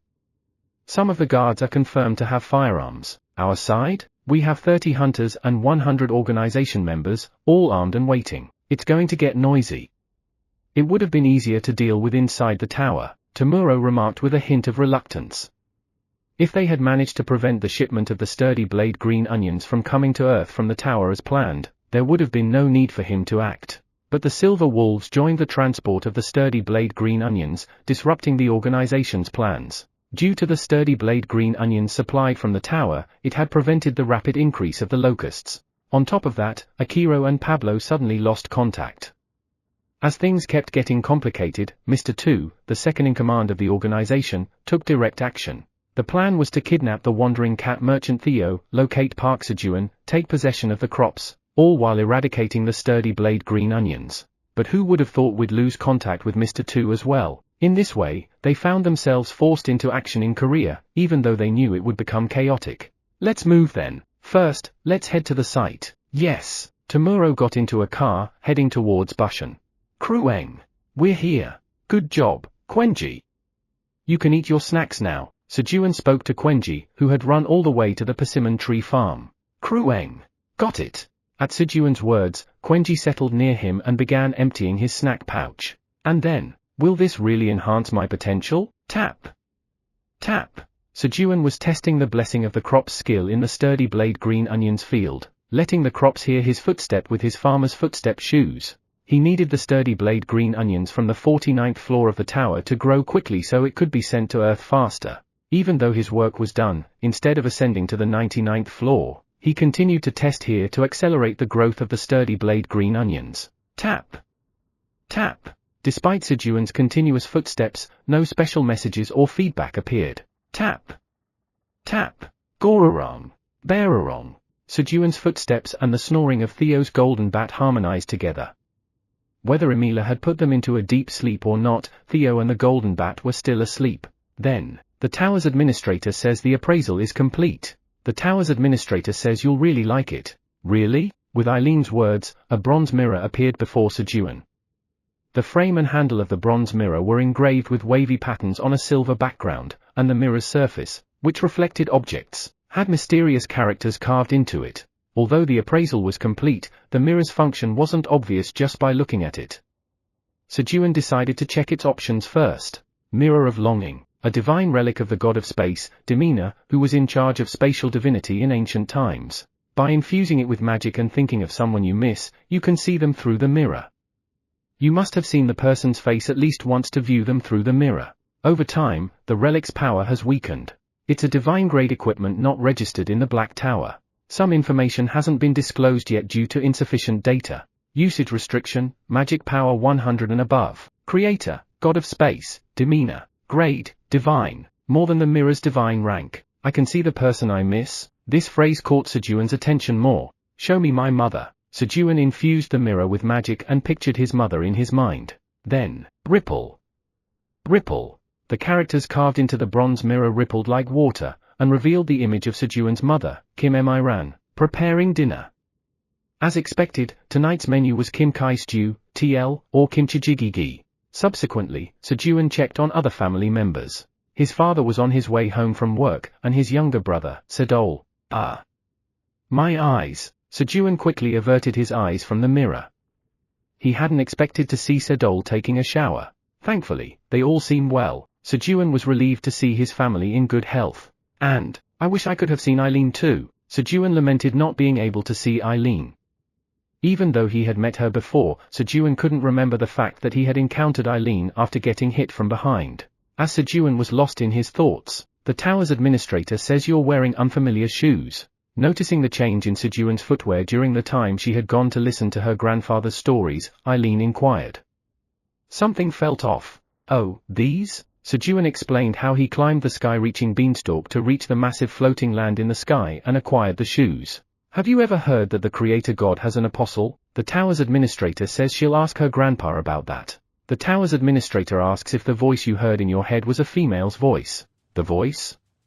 Of course, it was. Sejun, about to reply, felt a sudden chill but said, it was a woman's voice. He spoke honestly, thinking that hiding the truth would be worse. The tower's administrator says she understands. After that, Eileen remained silent. And, how dare you? Gifting something to our Sejun? Eileen registered the apostle of creation as a threat. Tap. Tap. Sejun continued to let the sturdy blade green onions hear his footsteps. After about 2 hours, the sturdy blade green onions are grateful for the farmer's footsteps and lend their strength. Your stamina stat potential has increased from 99 to 100. The awaited message appeared, and his stamina limit stat increased by 1. It really works. Sejun, having confirmed the effect of the blessing of the crop's skill, said, good. Test over. Time to go back. Quenji, let's go. Sejun called for Quenji. It was time to return to the 99th floor of the tower. However, Quenji's sleepy. Quenji, having emptied his snack pouch, felt drowsy from a full stomach. Then let's rest a bit before we go. Daddy, sleep next to Quenji. Quenji pointed to a spot beside him. All right. As Sejun sat beside Quenji, hey. Quenji snuggled up to Sejun's side and promptly fell asleep. Pat pat. Sejun, stroking Quenji and the head of Theo who was on his lap, fell asleep together. A short while later, Gororong, Kurong, Bearorong, meow. Where are we, meow? Theo woke up from his sleep. Then, thank goodness, meow, squeeze. Squeeze. Realizing he was on Sejun's lap, Theo pressed down on Sejun's body with his paws to check if everything was okay. His face looks a bit rotten, but he seems okay, meow. After checking Sejun's condition, Theo lay back on Sejun's lap. 10 minutes later, meow. I can't sleep, meow. Perhaps he had slept too much because he wasn't sleepy anymore. Then, isn't that what I brought, meow? Theo spotted the mirror of longing in Sejun's pocket. I want to see Chairman Park's knee, meow. Holding the mirror, Theo infused it with magic, thinking about Sejun's knee. Then, oh. It's me, meow. Theo, along with Sejun's knee on which he was sitting, appeared in the mirror. Pooh hut. I'm truly amazing, meow. Theo boasted about the mirror's brilliant feature, praising himself. I want to see Elka, meow. I want to see Ulrich, meow. I want to see Sister Eileen, meow. As Theo was amusing himself with the bronze mirror. Krueng? Big bro, what's that? Quenji, who had just woken up from his nap, asked Theo about the mirror he held. It looked fun. Poohoo hut. Look at this, Quenji, meow. If you infuse it with magic and think of someone you want to see, they appear in the mirror, meow. Theo proudly showed Quenji the image of the black rabbit in the mirror. Crueng. It's big bro, Poohoo hut. What do you think, meow? Quenji, want to give it a try, meow? Theo suggested, as if he was doing Quenji a favor. It's time to show the elder brother's authority, meow. Crueng. Crueng. Yes. Quenji wants to try. Excited by Theo's offer, Quenji responded. You must use it carefully, meow. Crueng. Understood. Theo warned Quenji as he handed over the bronze mirror. Then, Crueng. Mirror, Quenji wants to see Quenji's grandma. Holding the mirror with both front paws, Quenji infused it with magic power. However, nothing appeared in the mirror. It was expected since Quenji had never seen Sejun's mother, Kim Miran. Crueng? Crueng? Why isn't it working? Why can't Quenji see Quenji's grandma? Quenji shook the mirror and exclaimed. You silly, meow. You need to know their face to see them, meow. Crueng. Crueng. Quenji is not silly. But Quenji doesn't know grandma's face. At Theo's words, Quenji started to sob sadly. At that moment, Why are you two fighting? Sejun woke up due to their commotion. Kwuong. Daddy, Quenji wants to see Quenji's grandma. Quenji, with a tearful voice, ran to Sejun. Whoa. Quenji, st, gar, Sejun hurriedly exclaimed, but, whack. Quenji was much faster. Koom. Fortunately, the dragon tattoo on Sejun's left arm disappeared, saving Sejun. Chapter 183, TL, Hangak, Phew. Quenji, come here. Sejun, after re-engraving a new tattoo with Kaiser's scale on his left arm, called Quenji. Crueng. Crueng. Sorry, Dad. Quenji made a mistake. Knowing he was at fault, Quenji cautiously approached Sejun, checking his reaction. He was aware that his brief moment of agitation had put Sejun in danger. It's okay. It wasn't Quenji's fault, Sejun said, patting Quenji's head, reassuring him. Sejun knew such incidents could happen again. It wasn't something Quenji could just control with willpower alone. In TV or YouTube videos, you'd sometimes see owners struggling to handle the energy levels of their large dogs. However, it's the owner's responsibility to handle it, not the dog's fault. Rather, Quenji had been holding back, even subconsciously, always considering Sejun. For example, he never kicked Sejun in his sleep. Moreover, whenever Theo cuddled, Quenji, wanting the same, resisted the urge every day. Whenever he exerted force during fights, he always adjusted his direction and strength, considering Sejun's position. Sejun felt more guilty knowing how much Quenji was trying for him. Crueng. Relieved by Sejun's words, Quenji shed tears. Only now did his pent-up emotions burst out. Why are you crying, Quenji? Dad is really okay. Sejun wiped Quenji's tears and reassured him, holding him close and comforting him. Then, I don't like it, meow. Theo felt uncomfortable seeing only Quenji getting petted. But for now, as the elder brother, he sat quietly on Sejun's lap. Tap. Tap. Theo's tail gently patted Quenji's butt. Quenji, you said you wanted to see Grandma? Once Quenji had calmed down a bit, Sejun spoke, holding up the mirror of longing. Crueng. Crueng. Yes. Quenji wants to see Quenji's grandma. Quenji responded energetically to Sejun's question. Okay. Look, this is Quenji's grandma. Sejun showed Quenji the image of Kim Miran in the mirror of longing. Crueng. Crueng. It's Quenji's grandma. Quenji missed grandma. Quenji joyfully observed the mirror. Beside her are grandpa and younger dad. Since it was dinner time and they were all eating together, Sejun also introduced the others. In this way, Quenji familiarized himself with all of Sejun's family. Crueng? Daddy, what's that? Quenji began to inquire about the side dishes he saw in the mirror. That's Kim Kai stew. It's the food Dad wants to eat the most. Crueng? Is Kim Kai stew that delicious? Well, you can get tired of it if you eat it often, but then you miss it when you don't. Crueng. That's confusing. Quenji found Sejun's words puzzling. You'll understand when you're older. Sejun gently stroked Quenji's head as he spoke. Of course, it might never happen for Quenji. The thought of Quenji getting tired of food? It was hard to imagine. Let's go home now. Sejun took the animals and ascended to the 99th floor of the tower. This week alone, we've seized 220 ships that approached the coast without permission. Good job. Please do your best to ensure that not a single suspicious ship enters the US. Yes, it wasn't wartime, but over 200 ships were seized just on the basis of being suspicious. Under normal circumstances, detaining over 200 ships on the mere suspicion of an authorized approach was a potential international issue. Yet, instead of reprimanding the Navy Chief of Staff, the President of the USA praised him. How's the situation at the Mexico border? We've installed high-voltage fences that stand 50 m tall in the border areas and have soldiers and drones patrolling. The Army Chief of Staff responded this time. We must prevent even a single locust from crossing. The moment one does, it's the end for the US, the President spoke gravely. The breeding capacity of the locusts was tremendous. In just a week, a single locust could multiply into more than 100,000. Right now, the US was at war with the locusts. Actually, every country was. What's the status of the report's verification? The President directed the question to the CIA director. The CIA confirmed that the reports from several universities analyzing the spread of the locust had a common thread: human intervention. They were verifying if there was any actual human interference.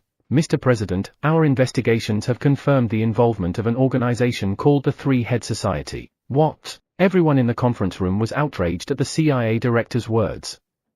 It would be madness to cause the spread of the locusts, as it puts the entire human race at risk. What information do we have on the Three-Head Society? Currently, we are conducting multiple operations to locate and infiltrate the Three-Head Society.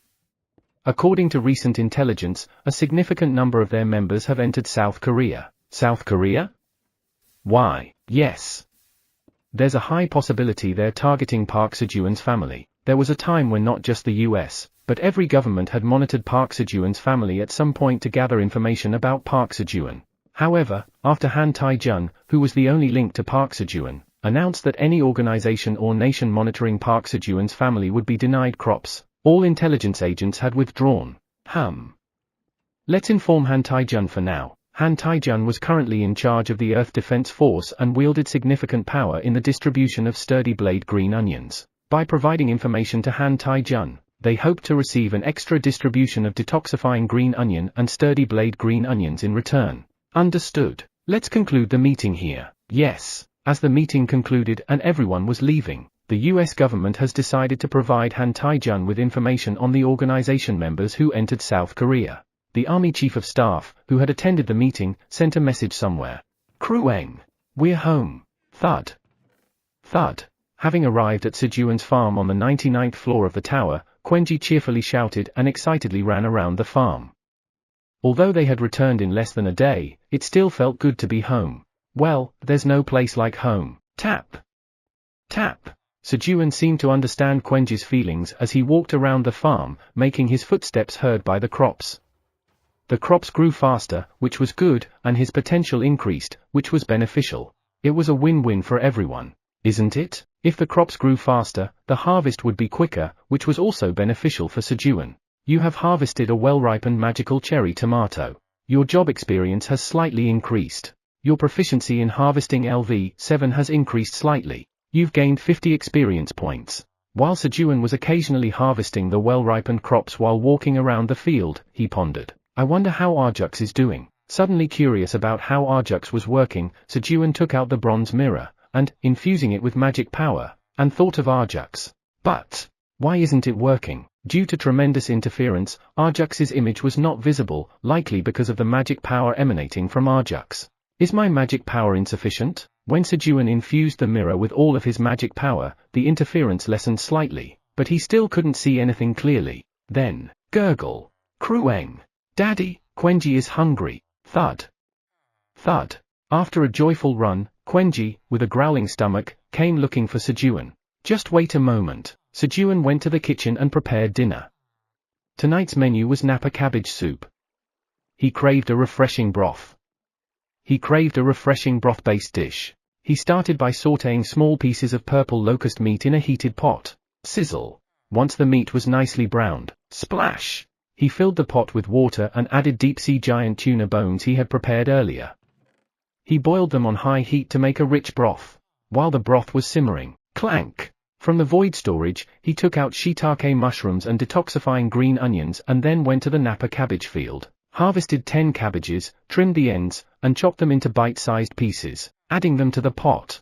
After seasoning the dish with soy sauce, salt, and pepper, he completed the dish. You have achieved the accomplishment of making the refreshing Win Napa cabbage soup for the first time in the tower. The recipe for refreshing Win Napa cabbage soup is registered in Cooking LV 5. Your Cooking LV 5 proficiency has increased greatly. A message appeared indicating that Sejun had cooked a new dish after a long time. Have I been neglecting my cooking lately? Sejun self-reflected as he checked the dish options. Refreshing Win Napa cabbage soup. The purple locust meat was pre-fried to retain its clarity, and the broth made from the bones of a deep-sea giant tuna added a savory taste. The detoxifying green onion neutralizes the strong poison found in the purple locust meat, preventing the dish from spoiling easily. All ingredients synergize, maximizing the flavor and effects of the Win Napa cabbage. Upon consumption, affinity with wind attribute increases slightly for 1 hour. There's a very low chance of awakening a mid-tier or lower wind attribute related talent upon consumption. Chef, Tower Farmer Park Sejun. Expiration date, 120 days. Grade, A. Oh. Not bad at all. He was pleased with the dish options. Furthermore, slurp. Ah, so refreshing. The taste was impeccable. He genuinely wished he had a spoonful of rice to go with it. Come on, guys, let's eat. Sejun called over the animals and they all dined together.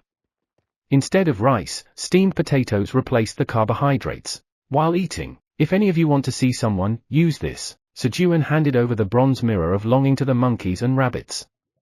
He thought that some of the animals who were separated from their families might miss them. Squeak. Okay. Touched by Sejun's thoughtfulness, the rabbits and monkeys began to use the mirror to see their loved ones. Meanwhile, gulp. Crueng. It's delicious. While everyone was engrossed with the bronze mirror, Quenji finished the entire bowl of cabbage soup Sejun had served in one go and continuously refilled it from the pot. When they finished dinner, you've consumed the refreshing Win Napa cabbage soup. Affinity with the wind attribute slightly increases for 1 hour. A message appeared, and Sejun felt a cooling sensation throughout his body. Russell. Chairman Park, I feel cool, meow. This is wonderful, meow. While enjoying his churu, Theo, feeling Sejun's change, rubbed himself against Sejun's knee. Then, Russell. Russell. A gentle breeze began to emanate from a few of the rabbits and monkeys. They had awakened their wind attribute talent. Huh? Awakening a talent just from a single bowl of cabbage soup? Even if the probability was said to be very low? Why them? What about me? Unlike the animals, Sejun hadn't acquired any new talent, felt slighted. He examined himself but not even a hair moved. Huh? Then what about Quenji? Quenji had consumed the soup by the potful. As Sejun hurriedly searched for Quenji, whoosh, a strong wind began blowing from behind. Turning around, Crueng.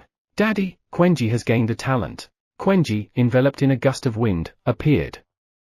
As Sejun suspected, Quenji too had awakened a wind attribute talent. Crueng. I'm so happy. Elated, Quenji jumped into Sejun's arms. Huh? Wait. Quenji, stew, poof. What? Sejun was taken aback, holding Quenji in his arms. Although he felt a bit hefty, Sejun could comfortably hold him as he was now light enough to be held. Ku-hei-hei. Crueng. He.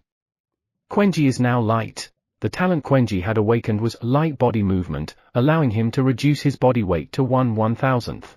On day 325 of being stranded, Quenji finally realized his dream of being held in Sejun's arms. Chapter 184, An opportunity has arrived. TL, Hangak, thump. Ku-hei-hei. Thud. Thump. Ku-hei-hei. Thud. Crueng. It's fun. Quenji's so excited. After dinner, Sejun repeatedly threw and caught the lightweight Quenji, playing with him. Then, Kuong. From a distance, Pink Fur, Quenji's mother, called for him. It was bedtime. Crueng.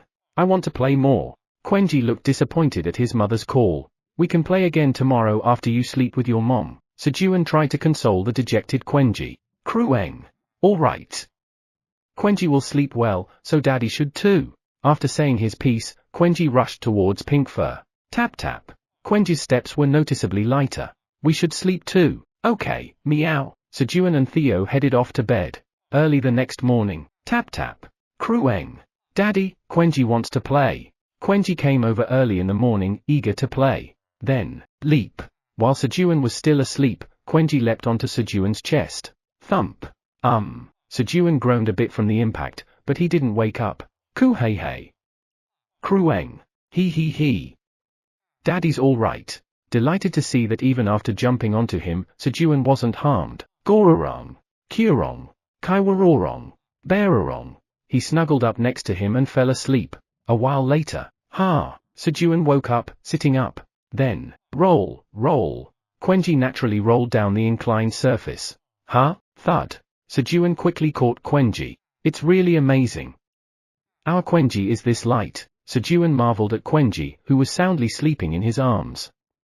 Quenji now felt like he weighed around 70 kilograms, which was as light as a feather compared to before. Holding Quenji with both hands and lifting him, Sejun was still amazed by his own strength to lift Quenji. Then, grin.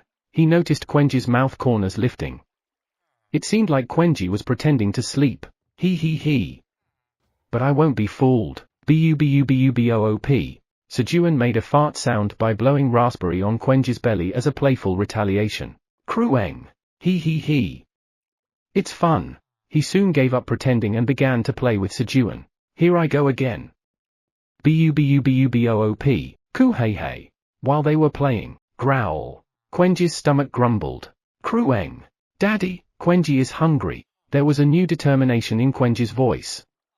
No matter how fun, hunger was non-negotiable. All right, let's eat. Briefly setting down the now ferocious-looking Quenji for a moment. Meow. Sejun placed the still-sleeping Theo on his knee.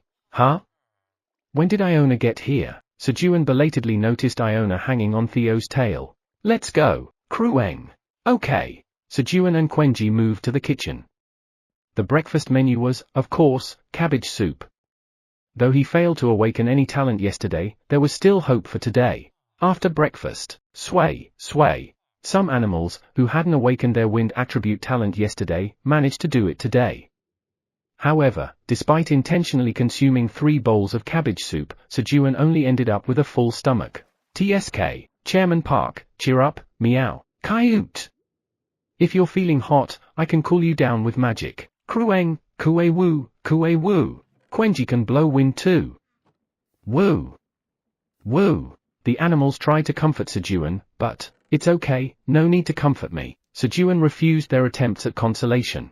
I'll have cabbage soup for lunch too. Sejun hadn't given up. Then, after breakfast, thud, tap. Sejun took the miller's hoe, which was placed in front of his house, and headed to the yet-to-be-planted field. Then, thump. He scattered carrot seeds on the ground. Thud. Land moving. Using Mila's hoe, he began planting the carrots. You've planted 500 agility carrot seeds in the magic power-infused soil. Due to the sound of the farmer's footsteps, the effect of magic seed sowing LV6 has been enhanced. With the effect of magic seed sowing LV6, the growth rate of the agility carrot seeds will double for the next 24 hours. You have 7,702,173 times left until the job quest completion. Oh. The effect of magic seed sowing was enhanced due to the synergy with the sound produced by the farmer's footsteps shoes. Great! Tap. Thanks to the effect, Sejun, with newfound enthusiasm, began planting carrots while making footstep sounds. About an hour into planting carrots, the agility carrots are grateful for the farmer's footsteps and lend their strength. Your agility stat potential has increased from 99 to 100.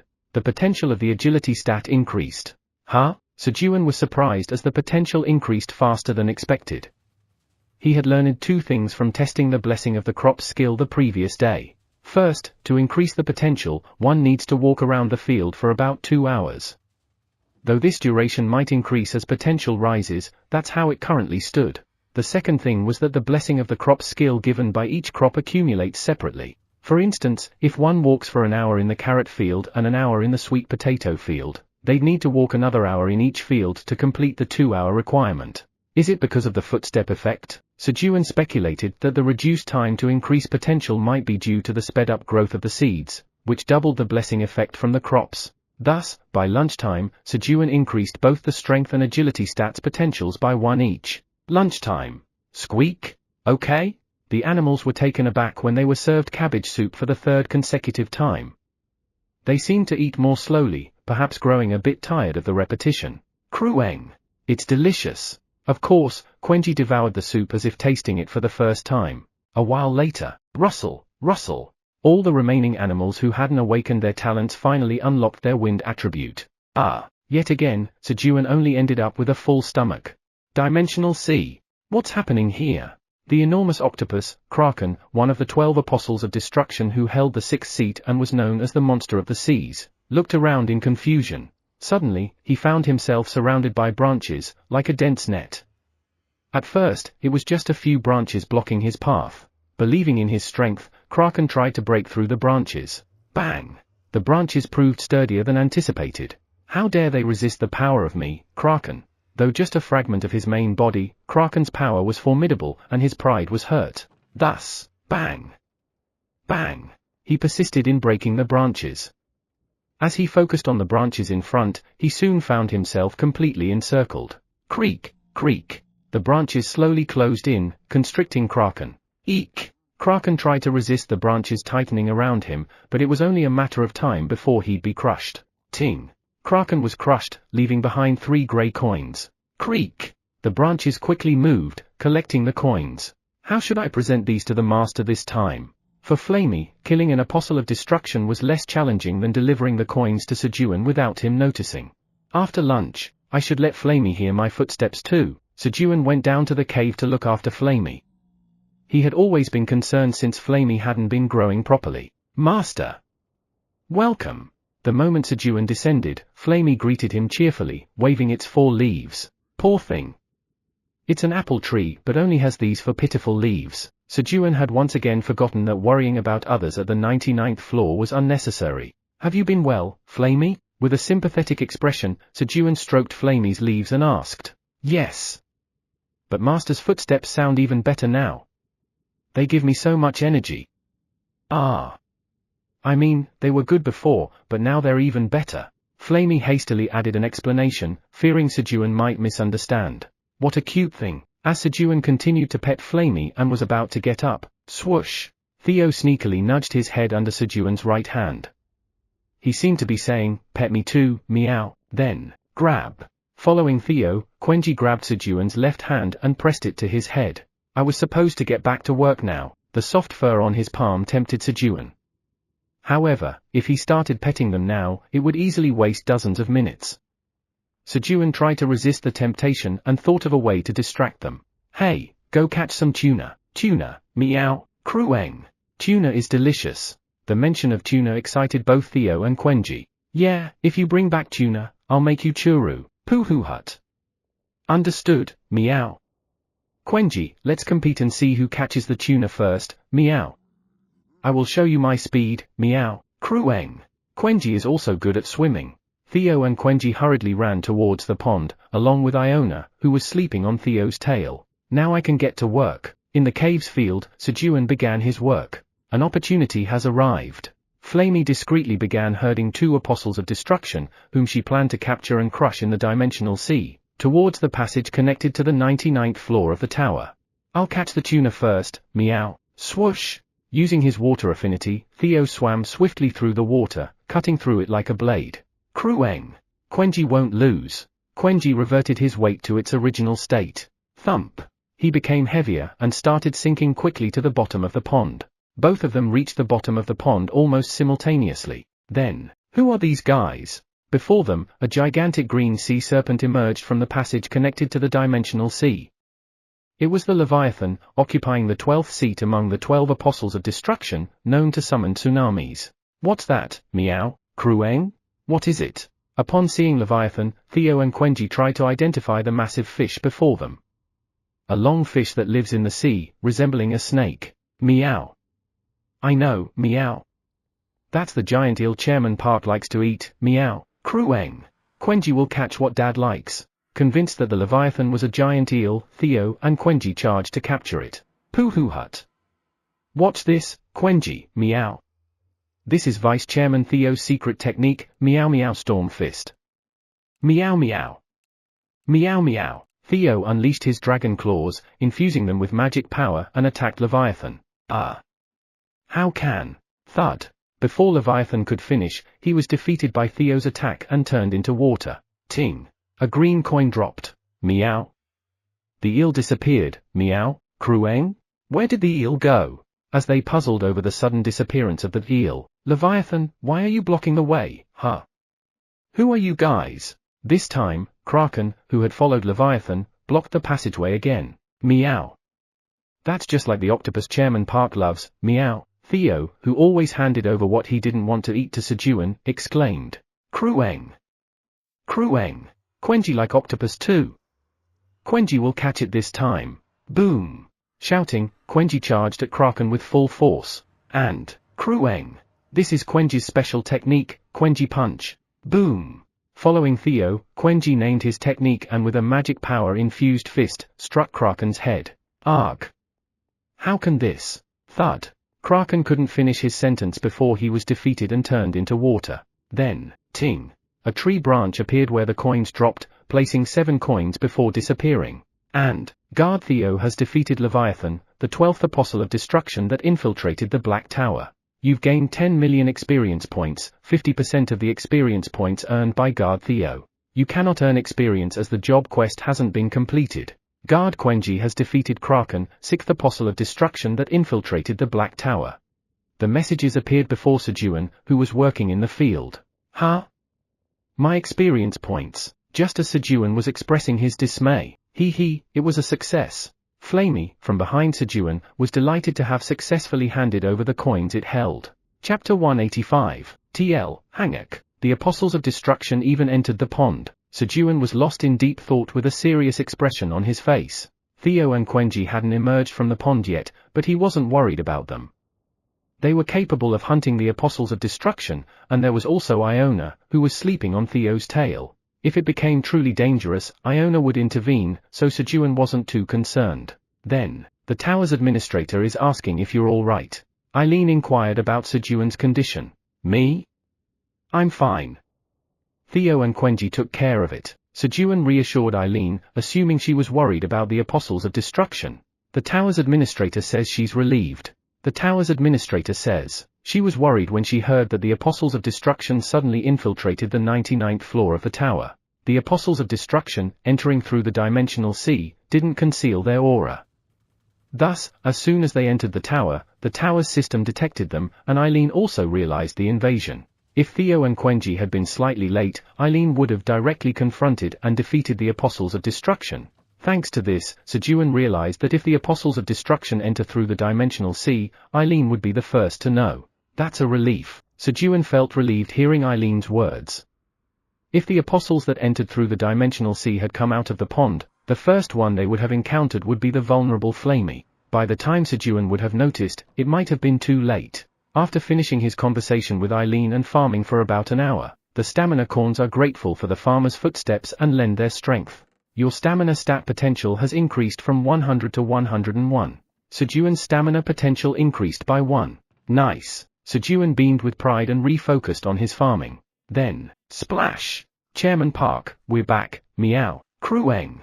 Quenji caught a tuna. Theo and Quenji emerged from the pond.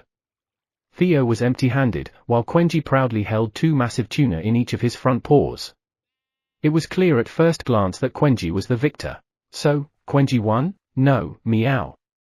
I caught tuna too. Theo, taking offense at Sejun's remark, started pulling out giant tunas from his bag, 2 just like Quenji's. They were of similar size. It was thanks to Flamey, who had released 4 tunas of similar size into the pond to prevent them from fighting. And here are the coins I got, meow. Theo handed over 4 green coins and 5 grey coins to Sejun. This many? Sejun exclaimed in surprise as he received the 9 coins. Krueng. Quenji has 1 more coins. That means Quenji won. Quenji claimed his victory because he had 1 more grey coin. No, meow. I have this, meow. The victory belongs to me, Vice Chairman Theo, meow. Theo pulled out a thin, elongated object from his bag, about the size of Sejun. Krueng? Isn't that just a stone? Quenji tilted his head, wondering why his elder brother brought a useless stone that couldn't even be eaten. Pooh hut. This isn't an ordinary stone, meow. My paws were attracted to it, meow. Theo proclaimed confidently. His paws were indeed attracted to it, and Chairman Park's satisfaction level was around 8 to 9 points, which was not bad. What is this? As Sejun examined what Theo brought, he became excited. Giant deep-sea oyster. It wasn't a stone, but an oyster. Vice Chairman Theo, take out your claw, Sejun instructed Theo, holding his paw. Poo-hoo-hut. All right, meow, clang. Seeing Sejun's reaction, Theo, sensing that he had brought something remarkable, confidently took out his dragon claw. Scrape. Scrape. As Sejun carefully started cutting the oyster shell, water began to seep out. Scrape. Scrape. Ignoring it, Sejun continued to slice the oyster. After cutting about half of the oyster shell, Quenji, can you open this? Krueng. Okay. Realizing that Theo had brought something edible, Quenji eagerly helped. Creak. As Quenji easily pried open the oyster shell, its white flesh was revealed. It was a massive piece of flesh. Slice. As Sejun cut a piece of the glistening oyster and placed it in his mouth, it burst with the rich flavor of the sea. Wow, he couldn't help but exclaim. While Sejun was savoring the sea's aftertaste. Thump. Thump. Krueng. Dad, Quenji want to try some too. Sejun didn't offer him any, and Quenji, growing impatient, stamped its feet, trying to show he wanted some too. All right, here. This time, Sejun cut a piece of the oyster about the size of his palm and put it in Quenji's mouth. Chew. Chew. Krueng. Krueng. Quenji can taste the blue sea. It's delicious. The connoisseur Quenji immediately recognized the taste of the sea. Vice Chairman Theo, do you want some? No, meow. Theo declined firmly, in stark contrast to Quenji. As expected, he was a devout fish lover. Krueng. Quenji will eat it. Having already swallowed the oyster in his mouth, Quenji quickly responded, opening his mouth like a baby bird. Okay. One bite for me, one bite for Quenji. Sejun sliced the huge oyster to bite-sized pieces for himself and palm-sized for Quenji. As Sejun and Quenji were eating the oyster in harmony, when they had consumed about half of it, Krueng. Dad, you should eat this. From the flesh of the giant oyster, Quenji pulled out an ivory-colored bead the size of a walnut and handed it to Sejun. What's this?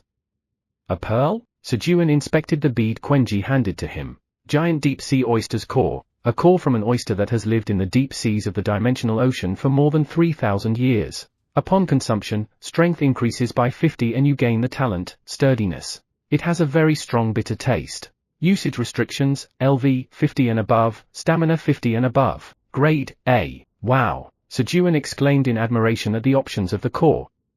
The strength increase by 50 and acquiring a new talent was remarkable. It also explained why Quenji handed over the core without hesitation. It has a very strong bitter taste. Krueng. Krueng. Quenji doesn't like bitter. Dad likes bitter, so Dad should eat it and become stronger. Quenji gave a thumbs up, cheering Sejun on.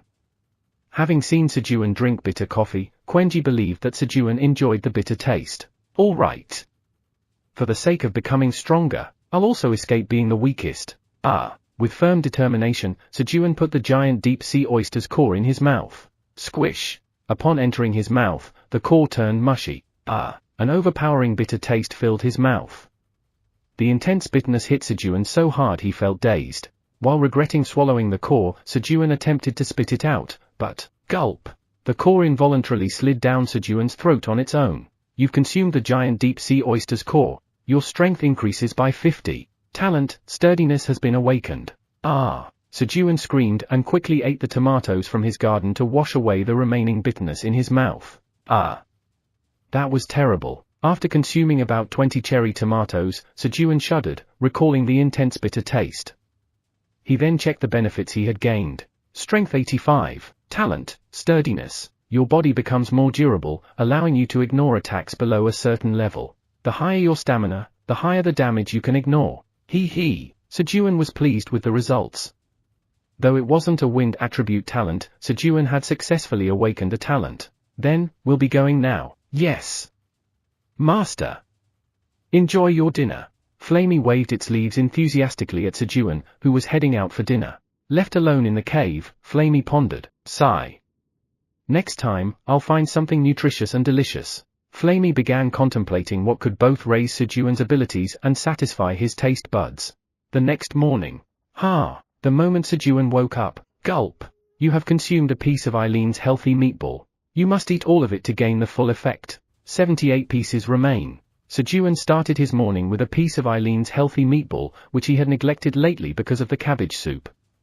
Eating it first thing in the morning meant he could digest up to 2 pieces a day. Shortly, he felt the meat quickly filled his stomach, satiating his hunger. Swoosh! After finishing his meal, he marked the date on the bedroom wall, indicating the start of his 327th day, and stepped outside. As soon as he left the house, quack! From a distance, a mushroom and called out to Sejun. It was signaling him to come and collect the elixir mushroom. Flick flick! Sejun quietly signaled the mushroom ant to move towards the back of the house. Then, quack! The transaction took place behind the house. You have harvested an enhanced elixir, oyster mushroom. Your job experience has increased slightly. Your proficiency in harvesting LV7 has increased slightly. You have gained 250 experience points. Immediately after the harvest, the scent of oyster mushrooms spread. Let's give up on this. He was too full to eat more, and the strong scent would undoubtedly give him away to Quenji. Hiding it would only diminish his dignity as a father. Sejun decided to give the entire oyster mushroom to Quenji. Thanks. I'll count on you next time too. As Sejun praised and sent off the mushroom, and that brought the mushroom. Krueng? Krueng. Dad, where are you? Quenji is hungry. He heard Quenji's distant call searching for him. Dad's over here. Upon hearing Sejun's response, thud thud thud, chasing Sejun's voice, Quenji came running with cheerful footsteps. Krueng. It's Dad. Jump. Quenji launched himself towards Sejun. Sejun caught Quenji with ease. Thanks to his increased strength, Quenji now felt as light as a feather to him. Of course, much of it was due to Quenji's efforts. Sniff. Sniff. Krueng. Krueng. Dad smells delicious. Did Dad eat something tasty without me? Quenji, detecting a delightful scent from Sejun, began to sniff around his mouth, increasingly skeptical. Quenji was showing signs of turning into his fierce baby beast mode. But, Krueng? Surprisingly, there was no scent coming from Sejun's mouth. Ta-da! Dad saved it just for Quenji. Here, eat this while you wait. Sejun took out the oyster mushroom he had hidden around his waist and gave it to Quenji. Krueng. Krueng. Dad's the best. Quenji will wait patiently. Chomp. Chomp. Held in Sejun's arms, Quenji responded energetically and began eating the mushroom. After feeding the animals the tuna porridge he made the previous day, Sejun went outside. And then, thud. Thud. As he had done the previous day, Sejun took Mila's hoe and started planting crops in the field. You have planted 500 magical cherry tomato seeds in the magic power-infused soil. The magical cherry tomato seeds hear the farmer's footsteps, enhancing the effects of magic seed sowing LV6. Due to the effects of magic seed sowing LV6, the growth speed of the magical cherry tomato seeds will double for the next 24 hours. You have 755 for 673 times left until the job quest completion. The only difference was that he planted carrots yesterday and cherry tomatoes today. While planting the cherry tomatoes, Sejun. I think I'll be heading to Earth soon. The golden bat, which had been hanging on Sejun's back, hurriedly exclaimed. Oh. Really? Yes. What should I bring back? Ramen. Definitely bring back a lot of ramen, Sejun cried out as if he had a lingering craving for ramen. Ever since he had only tasted the broth because Quenji snatched his ramen, that scene haunted his dreams. Perhaps he wouldn't have felt this way if he hadn't tasted it at all. However, after tasting it, Sejun's yearning had only intensified. Yes. Just trust me, the golden bat confidently replied and then teleported to Earth. Chapter 186, TL, Hanguk. Inside the monitoring room of the Handler building, several people were watching dozens of CCTV footages on many screens. Suddenly, beep. Beep. An alarm signaling the activation of a motion sensor began to sound. Where is it? It's the storage room for cleaning supplies in room 315 on the 3rd floor. In response to the monitoring room administrator's query, a subordinate quickly replied. We've confirmed the appearance of a golden bat in room 315 on the 3rd floor. Another employee who had been observing the 3rd floor CCTV then shouted after spotting the image of the golden bat on the screen. Attention! This is the monitoring room. We've confirmed the presence of the golden bat on the 3rd floor. All guides on the 3rd floor should urgently head to the cleaning supply storage room in 315 to make contact with the golden bat. Moments later, are you the golden bat? Yes.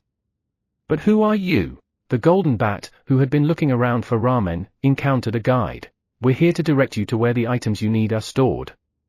What exactly are you looking for? I need ramen. Do you have a specific type in mind? I'm not sure. Sejun just told me to bring as much ramen as possible. So, as much as possible? Got it. Please follow us. We will guide you to the ramen storage. You can sit on my shoulder. Okay. As the golden bat perched on the man's shoulder, have this as we move. The man opened a fruit lunchbox he had prepared for the golden bat's visit and handed it a grape. Thank you. Munch, munch. The golden bat nibbled on the grape as they moved towards the ramen storage. The handler building, which had once been occupied by various offices, was now operating solely as a distribution center for the golden bat. Upon arriving at the ramen storage, the golden bat, with the help of the warehouse staff, gathered the ramen. Pip pip. Thank you. I'll be off now. Flap. Flap. The golden bat, clutching 100 packets of ramen in its claws, expressed gratitude to the helpful individuals and teleported back to the tower. However, thud. Of the 20 bundles of ramen, each containing 5 packs, only one bundle remained clutched in the golden bat's grasp, while the other 19 had fallen to the ground. He. I wonder how many packets of ramen golden bat will bring. As Sejun planted cherry tomatoes, he awaited the return of the golden bat from Earth. He hoped the golden bat would bring at least 2 packets of ramen so that he and Quenji could share one each. Even though he asked for as much as possible, he tried not to expect too much. Just the fact that the golden bat could fetch items from the outside world was a blessing. Initially, when the golden bat first traveled between back and forth from Earth, Sejun was greedy. He wanted to equip the golden bat with a pocket space magic spell to bring a large quantity of items. But Iona stopped him, explaining the dangers of interfering with dimensional travel, especially when using space-related magic like the pocket space. There's a risk it could interfere with the golden bat's travel, diverting it elsewhere or, in the worst-case scenario, trapping it between dimensions. Then, flap. Flap. Pip pip. Sejun, I'm back. The golden bat returned. I managed to bring a lot of ramen. The golden bat exclaimed excitedly, but then, realizing its load was lighter than expected, it quickly looked down. To its surprise, it was holding only a single bundle of ramen. Pip! I had packed a lot of ramen. Sejun, I'm sorry. The golden bat, its voice tinged with sadness, approached Sejun. However, wow! Golden bat, you did amazing. You brought 5 packets of ramen. Sejun stared in disbelief at the ramen the golden bat had brought. He had hoped to have at least 1 packet to share with Quenji, but the golden bat had fetched 5 packets of ramen. Moreover, all were of different varieties, 3 different types of regular soup ramen, 1 jajang ramen, aka black bean sauce ramen, and 1 extremely spicy chicken ramen. It was a tremendous success. You did well, golden bat. Pip pip. Did I do well? Of course. Come here. Sejun stretched out his hand. Okay. Here, have this. Sejun handed the golden bat, which had landed on his palm, a white cherry tomato. It was a elixir-grade cherry tomato. Thank you. Munch, munch. The golden bat began eagerly sucking the juice out of the cherry tomato. Sejun's fruits are always the best, even though the golden bat had just been treated with fruit from Earth, but the fruit he had eaten on Earth was nothing compared to this. He. I'll eat these ramen for dinner later. Sejun needed time to digest Eileen's healthy meatball piece.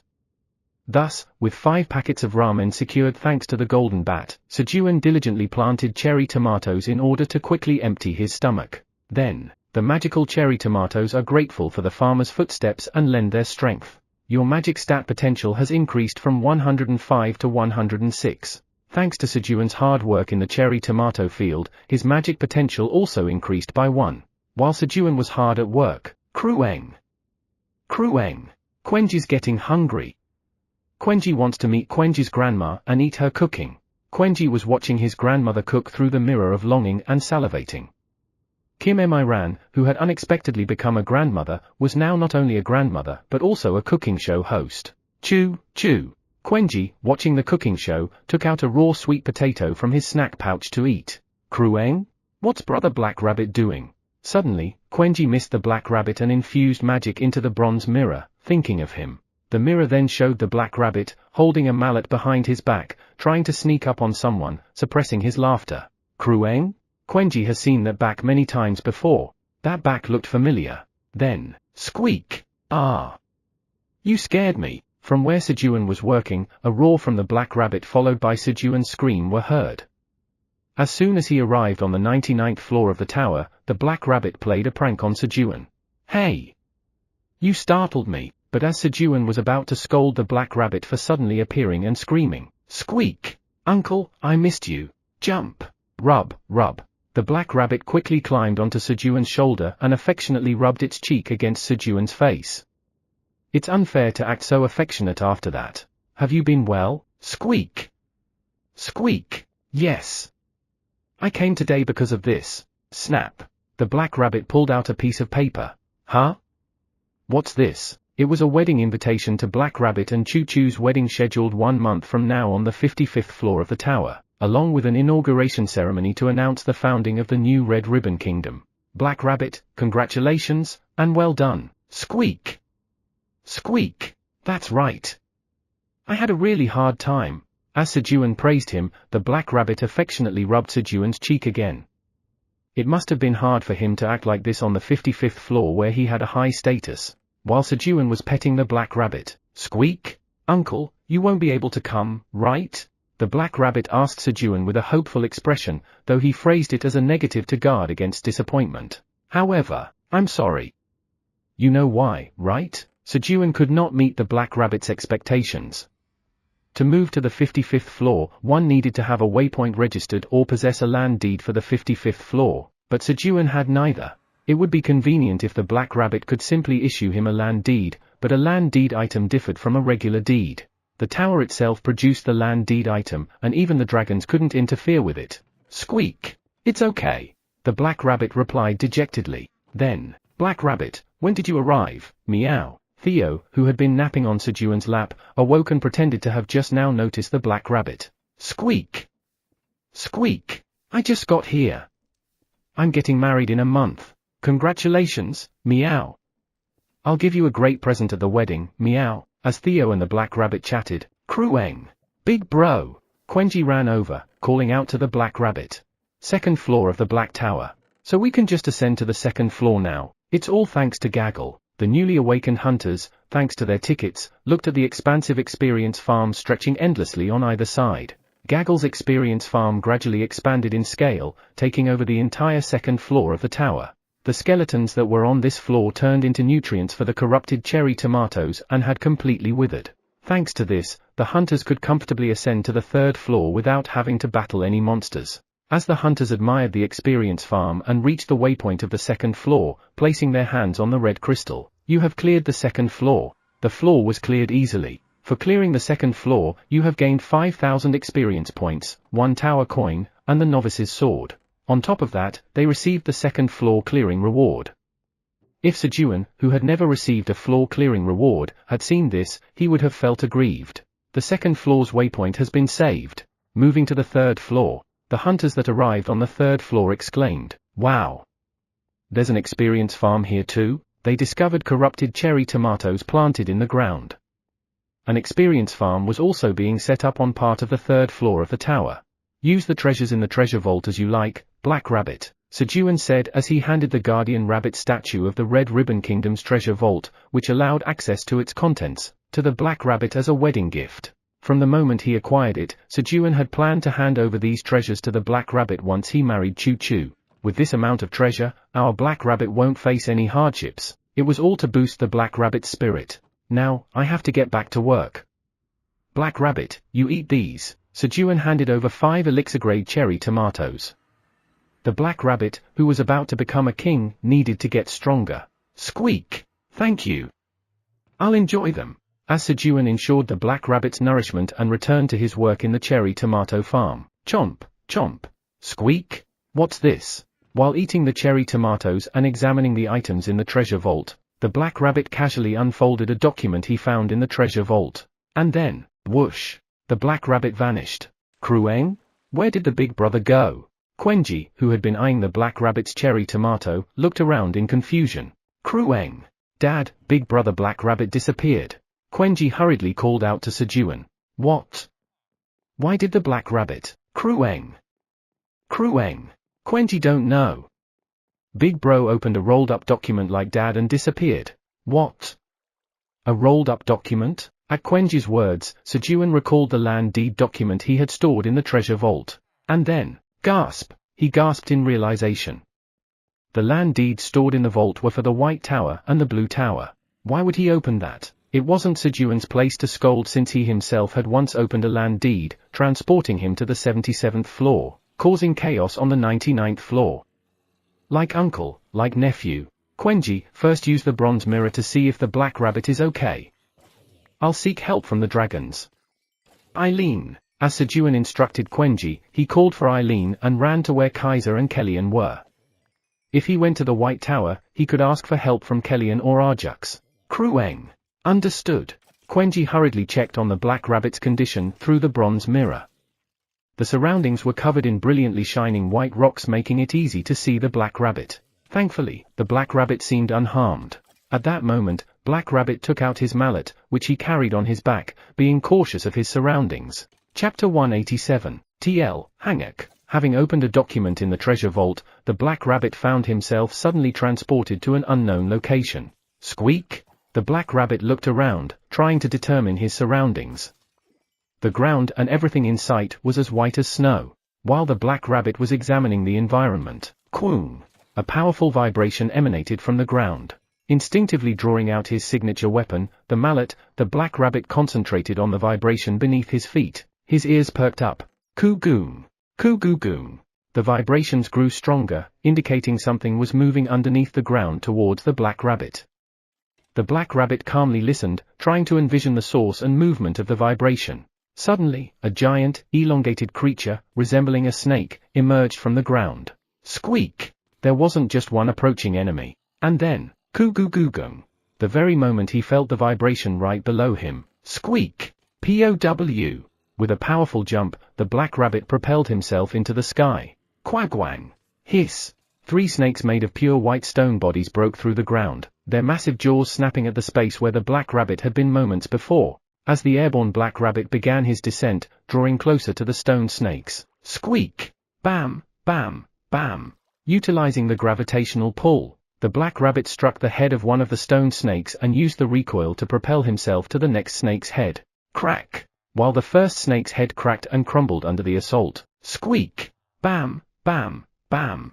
The Black Rabbit smashed the second snake's head in the same manner, then used the recoil to destroy the last remaining snake's head before landing gracefully. Coo-goo-goong! Coo-goong!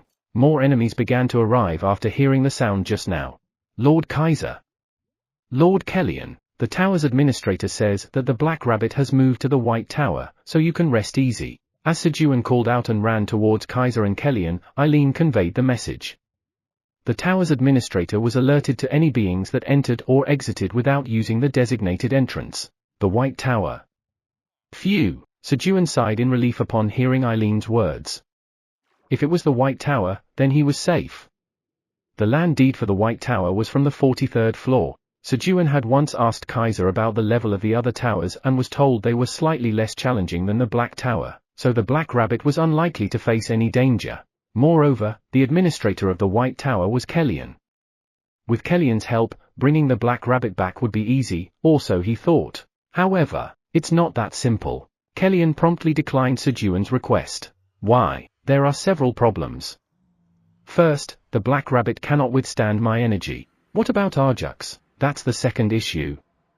While dragons remain unaffected, other creatures, upon leaving the tower, are affected by the power of destruction.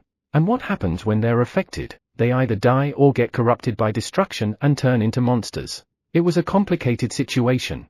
There are 3 ways to bring the Black Rabbit back: give him a land deed document for the Black Tower, wait for a White Tower to appear on Earth and have him exit from there into the Black Tower, or use Lin Jian to create a passage. Realistically, the first option is the only way. Upon hearing Kellyan's words, Kaiser affirmed. There had never been an instance of another tower appearing where one already existed since the creation of the towers. And while Lin Jian could create a passage out of the tower, it was impossible to connect 2 towers. Get the land document, and I'll have Arjux deliver it. After the discussion with the dragons, Vice Chairman Theo, you heard, right? Sejun spoke to Theo. At this juncture, the only entity capable of procuring a land deed document was Theo. They had to bring back the groom before the wedding. However, what are you talking about, meow? I didn't hear anything, meow. Theo, who had just woken up from sleep, responded in a drowsy voice. Vice Chairman Theo, listen carefully. Sejun explained the situation. Vice Chairman Theo, you're the only one I trust with this task. Understood, meow. Chairman Park, you can trust me with this, meow. Theo was invigorated by Sejun's complete trust in him. He was determined to meet Chairman Park's expectations and, as an older brother, rescue his soon-to-be-wedded younger brother. Pooh Hut. Chairman Park trusts me, meow. I'm too cool, meow. I'll be right back, meow. Elated with himself, Theo headed to the 77th floor of the tower. It was time to visit the new lost and found storage that Teru had mentioned. Quenji, how's the black rabbit? Krueng. Big brother is teaching the bad guys a lesson. Really? As expected, being on the 43rd floor meant there wasn't much to worry about. Sejun peered into the bronze mirror held by Quenji to see the current situation of the black rabbit. Inside the mirror, the black rabbit was fiercely fighting against the giant stone snakes. There's plenty of food in the treasure vault, so there shouldn't be any problems until Theo brings the land deed document. As Sejun was feeling relieved, that must be their leader, right? A stone snake, much larger than the others, emerged from the ground. A large purple crystal was embedded in the forehead of this leader snake. It's good that I gave him elixir-grade cherry tomatoes. Sejun spoke in a satisfied tone, watching the black rabbit effortlessly finish off the snake boss. The leader snake crumbled under just 2 blows from the black rabbit's mallet. However, from the fallen leader snake's purple forehead crystal, a burst of light erupted. What is that? When the light vanished, a giant made entirely of crystals appeared. It looked like a formidable opponent. Sensing the enemy's strength, the black rabbit adjusted his stance and wore the dragon armor helmet, a gift given by Sejun. That can't be the Apostle of Destruction, can it? Since Black Rabbit had the scale of Kaiser and the dragon helmet, Sejun decided to watch the situation unfold and prepared to instruct Arjux to descend to the 43rd floor to protect the Black Rabbit. In the meantime, the Black Rabbit raised his mallet towards the sky, and the sky darkened as a huge crescent moon appeared. And then, what's that? From the crescent moon, 11 transparent rabbits holding rice cake mallets began to descend.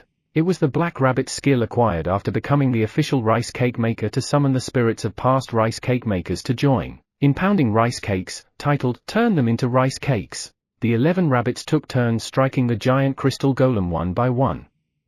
And with each hit, the golem staggered significantly. After the 11th and final ancestral rice cake maker had struck, the Black Rabbit delivered the finishing blow, turning the crystal golem to dust. Then, 3 purple coins sparkled as they fell.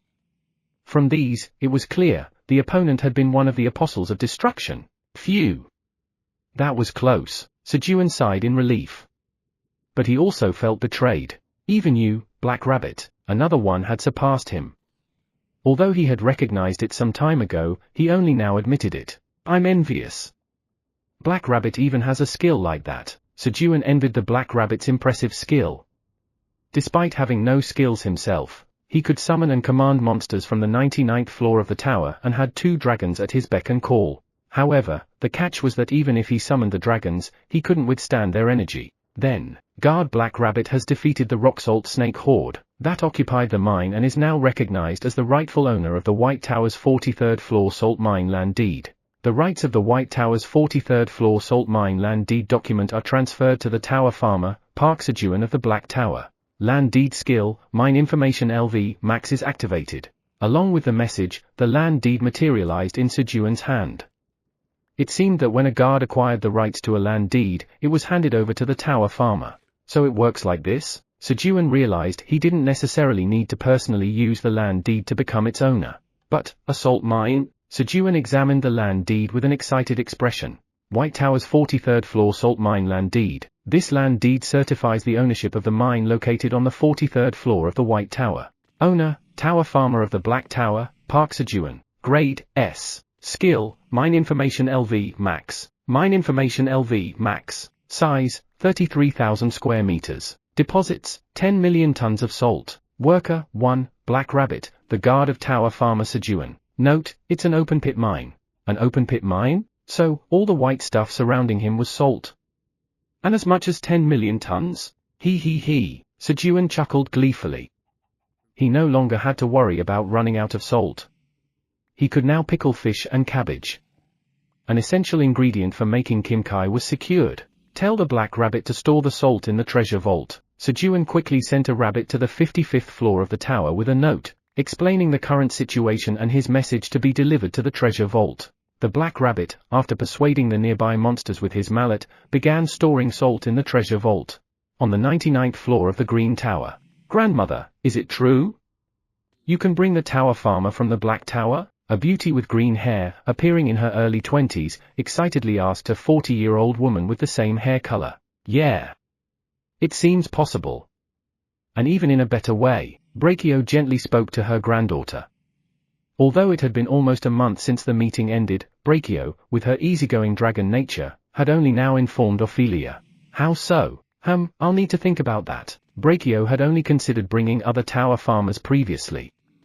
However, her perspective changed after exchanging information about fragments of the Creator God's tablet with other dragons. To think that a tower farmer played such a significant role in the Creator's plan. Second commandment: a tower farmer can command other tower farmers from different towers. Depending on one's interpretation, this second commandment implies that a powerful tower farmer could dominate all towers. Only my granddaughter Ophelia can command all the other tower farmers. Brachio got ahead of herself, daydreaming about dominating other towers, an involuntary smile creeping on her lips. Kellyan's grandson Arjux was a bit challenging, but Arjux is 500 years old and Ophelia is 800 years old, a difference of 300 years. Maybe things will change in a few thousand years, but for now, Ophelia was overwhelmingly stronger. Grandmother, please bring the tower farmer from the Black Tower quickly. How dare he produce better crops than me? He's unforgivable. Ophelia was intent on scolding Black Tower's tower farmer, Park Sejun, who had produced better crops than her at the harvest festival. Ophelia, don't be too hasty. An opportunity will arise soon, Brachio said with a mysterious smile. Meow meow meow.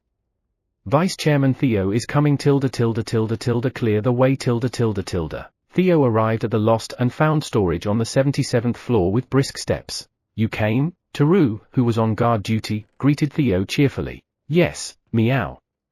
I want to draw from the other lost and found storage, meow. Follow me. Teru unlocked the storage door and led Theo inside. The building looked so dilapidated it could have been called a ruin. Even the previous lost and found storage he visited earlier seemed decent in comparison to this one. How much is it for one drawer here? Theo asked Teru with sparkling eyes. Feeling a strong pull from inside the building, Theo was itching to get in. Chapter 188, make sure to keep these safe, meow. TL, Hangak. Just like last time, it's 1,000 tower coins for a single drawer, and you can only take one item. The same conditions as before. Got it, meow. Here are 1,000 tower coins, meow. Theo coolly handed over the money, accepting Teru's conditions. Good. I wish you luck. Creak. After receiving the payment, Teru opened the door to the storage that was filled with only junk. Pooh hut. I don't need luck, meow. Theo confidently entered the lost and found storage. A moment later. Meow. What is this? Meow. Crash. From inside the storage, the sound of things breaking and Theo's shriek echoed. What happened? Teru, about to rush in to help, stopped. Come to think of it, I heard there's a ghost in here. Quietly, Teru stepped back, creating distance from the door, and waited for Theo. Meow. What a mess in here, meow. Theo looked around the storage, which resembled a vast sea of junk. The entrance of the storage had stairs leading downward, with an entirely open structure. It seemed the constant piling of items resulted in its current state. But every time I look at it from the outside, the inside seems more spacious, meow. Theo mused as he walked over the heap of items, towards the attraction on his front paw. Then, he. Give me your body. I won't hand over my item. Rustle. Rustle. With a sinister voice, items began levitating, whoosh, and began rapidly flying towards Theo. Meow. What's happening, meow? A flustered Theo dodged the flying objects while shouting, bang. Crash. Items fell and broke everywhere. But Theo soon regained his composure, noting the objects weren't faster than him, and started looking around again. And then, meow, he noticed black shadowy figures appearing and disappearing as the items were thrown. What were those, meow? Just as Theo grew curious about these entities, Master, those are evil spirits. Garen informed Theo. What's an evil spirit, meow? They are souls filled with grudges or attachments to certain items. If continuously exposed to negative energy, they turn into such evil spirits. Summon me. I can subdue them. Got it, meow. My servant Garen, come forth, meow. Upon summoning, a small frog the size of Theo's foot emerged from a swamp on the floor. Garen had chosen a smaller size to avoid breaking things around. Ribbit. When Garen croaked, Ki-yip, the evil spirit screamed in panic and started to flee. Garen was once a divine being. The spirits panicked due to the divine aura emitted by Garen's soul. As they tried to escape, Garen began hunting them down. Zap. Zap. Each time Garen extended his tongue, spirits got stuck to it and were sucked into his mouth. While Garen busily hunted the spirits, here, meow, Theo, following the attraction on his front paw, started digging in the pile of items. And then, it's below here, meow. Upon reaching the spot his front paw pointed to, Theo began digging through the items to reach the source of the attraction. However, rumble. The item was buried deeper than Theo had anticipated, making his search in the newly dug hole more challenging, as the surrounding items kept on dropping into the hole Theo had dug. When will I find it at this rate, meow? Theo's motivation was quickly waning. Then, meow. That's it, meow. An idea struck Theo. The evil spirits can levitate items, meow. Pooh-hoo hut. I, Vice Chairman Theo, am truly a genius, meow. Garen, stop eating, meow. After praising himself for the brilliant idea, Theo spoke to Garen, who was still busy gobbling up spirits. Huh? Why all of a sudden? I have a use for the evil spirits, meow. Spirits, listen up, meow. Quickly come here and find the item I want, meow. Otherwise, Garen will eat you, meow. If we just find the item, you won't let him eat us, right? One of the black spirits cautiously approached and asked. That's right, meow. The rest of you, come over here now, meow. When one spirit approached without harm, the other spirits began to gather around Theo one by one. There were about 1,000 spirits in total. It was no exaggeration to call this accursed storage. You all, fetch items from the spots I point to, meow. Theo pointed to 5 locations he felt his front paw drawn to and instructed the spirits, who replied, yes. The spirits then began to lift items from the locations Theo had pointed out and brought them to him. Then, each item was inspected by Theo. Not this one, meow, swoosh. Items Theo rejected were discarded in a non-attractive zone, ensuring no mix-ups. 2 hours later, found it, meow, Theo exclaimed as he touched a leather document. He felt a pull from it. Finally, it's over. The relieved spirits cheered. Their 2 hours of labor had almost sent some of them to eternal rest. It wasn't a joke, some of the weaker spirits had completely expended their energy and faded away. Make sure to keep these safe, meow, Theo said, pointing to the 3 items he'd found before finding the document. Keep these safe? For what? The spirits asked, taken aback by Theo's statement. Was he planning to return? That's right, meow. See you next time, meow. Theo waved goodbye and left the storage. Oh. I wish I had disappeared. Me too. The remaining spirits envied their departed comrades. Once Sejun confirmed that the black rabbit was safe, he resumed his farming work. Sejun worked diligently until evening. Gurgle. Finally, hunger struck. He. Quenji, let's eat. Now able to eat ramen, Sejun hurriedly called out to Quenji, who was playing nearby, and ran to the kitchen. Krueng. Okay. Quenji quickly followed Sejun. Once they arrived in the kitchen, Sejun said, Quenji, keep an eye on Black Rabbit and wait a bit while I prepare. Krueng. All right. Upon Sejun's instruction, Quenji infused magic power into the bronze mirror to check on Black Rabbit. Shall I get started then? Sejun took out 2 pots and, using the 500 milliliters water bottle he had since he was stranded, carefully measured the required amount of water. Just as a soldier who fails to execute a mission can be forgiven but one who fails to be vigilant can't, a chef who fails in water measurement for ramen can't be forgiven. Sejun poured water for 1 serving of ramen in the right pot and 2 servings in the left pot and began boiling. The right pot was for Sejun, the left for Quenji. Jajang ramen was reserved for Eileen, an extremely spicy chicken ramen was saved for Black Rabbit when he returned. While the water was boiling, shake, Sejun added the soup seasoning. And as the water bubbled, it's boiling, Sejun added 1 noodle pack to the right pot and 2 to the left. He discreetly poured any broken bits into the right pot without letting Quenji see. While the noodles cooked, chop. Sejun quickly chopped green onions and green chili peppers and added them to both pots. As the ramen was almost ready, sniff, Sniff. Krueng. It smells delicious. The aroma of ramen spread throughout the cooking area, making Quenji happily jump in delight. How's Black Rabbit? Krueng. Krueng. Big brother is fine. He's currently chasing someone trying to escape secretly. Really? A quick peek into the mirror showed Black Rabbit, arms crossed, standing atop the head of the giant rock salt snake, chasing after a mine worker. Wherever he learned it from, he was doing a good job. All right. Let's eat. Sejun placed a pot in front of each of them and began to eat. Slurp. First, he took a sip of the broth with his spoon. Ah. This is it. The taste he missed. Slurp. Slurp. After savoring the broth about 5 times. Who? Sejun cooled the noodles by blowing on them. Then, slurp. He slurped up the noodles. A moment later, ah. Ha. While engrossed in his meal, Sejun came to his senses after sipping the last bit of broth. It was truly a satisfying meal. However, lick. Lick. Quenji, seemingly still hungry, pressed his face against the pot, licking its bottom. Indeed, the portion wasn't enough to satisfy Quenji. I'll feed you more later. Thinking ahead, Sejun decided not to give beeksulji, rice cake, to Quenji just yet. Instead, he chose to mix honey into the beeksulji and sprinkle it with boiled 5-colored beans. Having had his ramen, he suddenly craved a hint of sweetness. Krueng. It's rice cake. Upon seeing Sejun start making a new dish, Quenji joyfully danced, wagging his tail. He'll probably get hungry again soon. Sejun worriedly looked at Quenji. After all, noodles digest quickly. Then, gurgle. Krueng. Dad.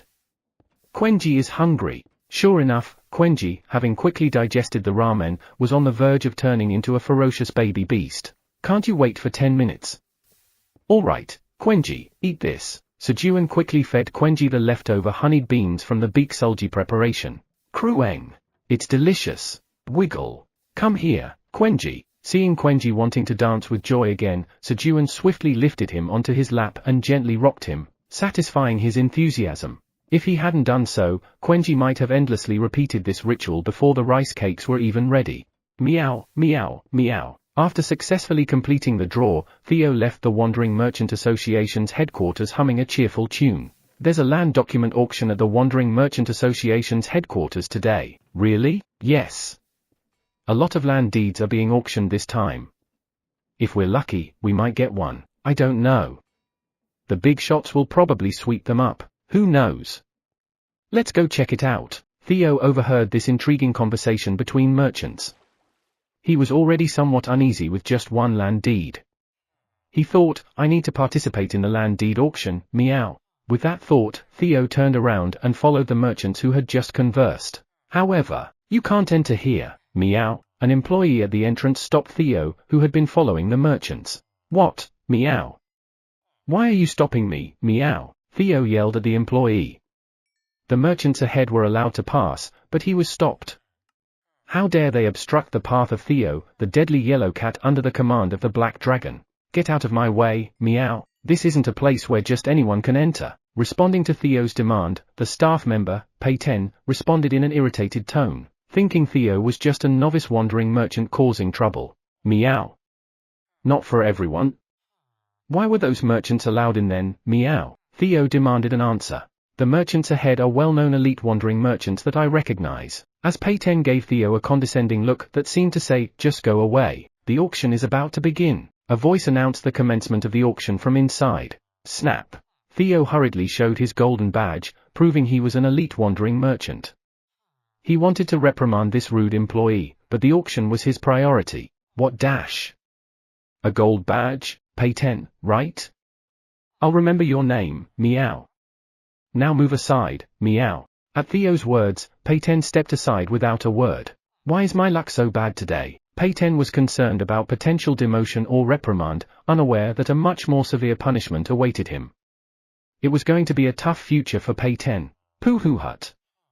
I was so cool just now, meow. Feeling proud of himself, Theo entered the auction hall. Chapter 189, Did I create something wrong? TL, Hanguk, meow, meow, meow, click. Theo entered the auction house and took a seat at its very center.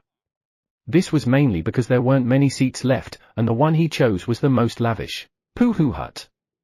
Comfy, meow tilde. Theo comfortably settled into his seat, transforming his body into a loaf-like shape, and waited for the auction to begin. At that moment, "Who are you?" a giant shadow loomed over Theo, asking in a commanding voice. However, "Move aside, meow. You're blocking my view, meow." Theo, unfazed, expressed his annoyance at the creature blocking his view, a being with an impressive 5-meter-tall eagle's head. Having lived on the 99th floor of the tower, Theo was unimpressed by such size and grandeur. He dealt with far more formidable beings every day, and of course, he wasn't intimidated by a black minotaur or a dragon, especially when he was with Sejun's lap. "How dare you sit in my seat, and now you're telling me to move? You bastard!" Enraged by Theo's words, the eagle-headed being shouted. "He. I sat here first, so it's my seat, meow." Theo refused to back down, retorting firmly. "What did you say, Sir Jato? What seems to be the problem?" Hearing the commotion, Peyton rushed over. Peyton had been eagerly waiting for such a disturbance after Theo blatantly sat in the seat reserved for the highest-ranking attendee, especially since he knew that one of the top 3 figures, Sir Jato, would be present. "If this cat angers Sir Jato, I won't have to face any disciplinary actions." He'd simply claim that he had tried to prevent such a troublemaker from causing trouble in the first place. "Sir Jato, I clearly told the elite wandering merchant, Theo Park, not to sit here. My apologies for not ensuring he heeded my advice." Pretending to apologize, Peyton informed Jato that Theo was an elite wandering merchant, hinting that Jato could rebuke him all he wanted. "Please get down from there at once. That's not your place, Mr. Theo Park." Peyton raised his voice at Theo, pretending to appease the situation. However, Theo Park, upon hearing Peyton's words, Jato, instead of lashing out at Theo, looked startled. Jato had heard of a cat merchant named Theo from Mason, the chairman of the Wandering Merchants Association, and was told to be cautious around him, this being claimed to be the subordinate of the Great Black Dragon. The association's Secret Inspection Bureau had verified Theo's claims with a 99.99% certainty through constant investigations, through cross-verification with the Black Wolf Tribe, the Silver Wolf Tribe, and the Black Orc Tribe. All of Theo's words were confirmed to be true. And after analyzing the helmet said to be gifted by the Great Black Dragon to the bosses of the 83rd, 77th, and 49th floors of the tower, were proven to be made from dragon bones. But there was more to Theo's identity. He was also the elder brother of the Black Rabbit, the king of the Red Ribbon Kingdom on the 55th floor of the tower that would hold its founding ceremony in a month. And he was also the object of unrequited love of the destructive wizard, Iona. Every single identity aspect was nothing short of remarkable. The second misunderstanding occurred when seeing Iona following Theo around. However, Iona was currently engrossed in her research in the Wizard Tower. Sir Jato? Peyton, sensing something off, cautiously addressed Jato. And then, "I've screwed up." Seeing the worried expression on Jato's face, Peyton realized he had backed the wrong horse. How could this seemingly ordinary cat merchant be more influential than Sir Jato? I apologize. I didn't recognize Mr. Theo Park and was inadvertently rude.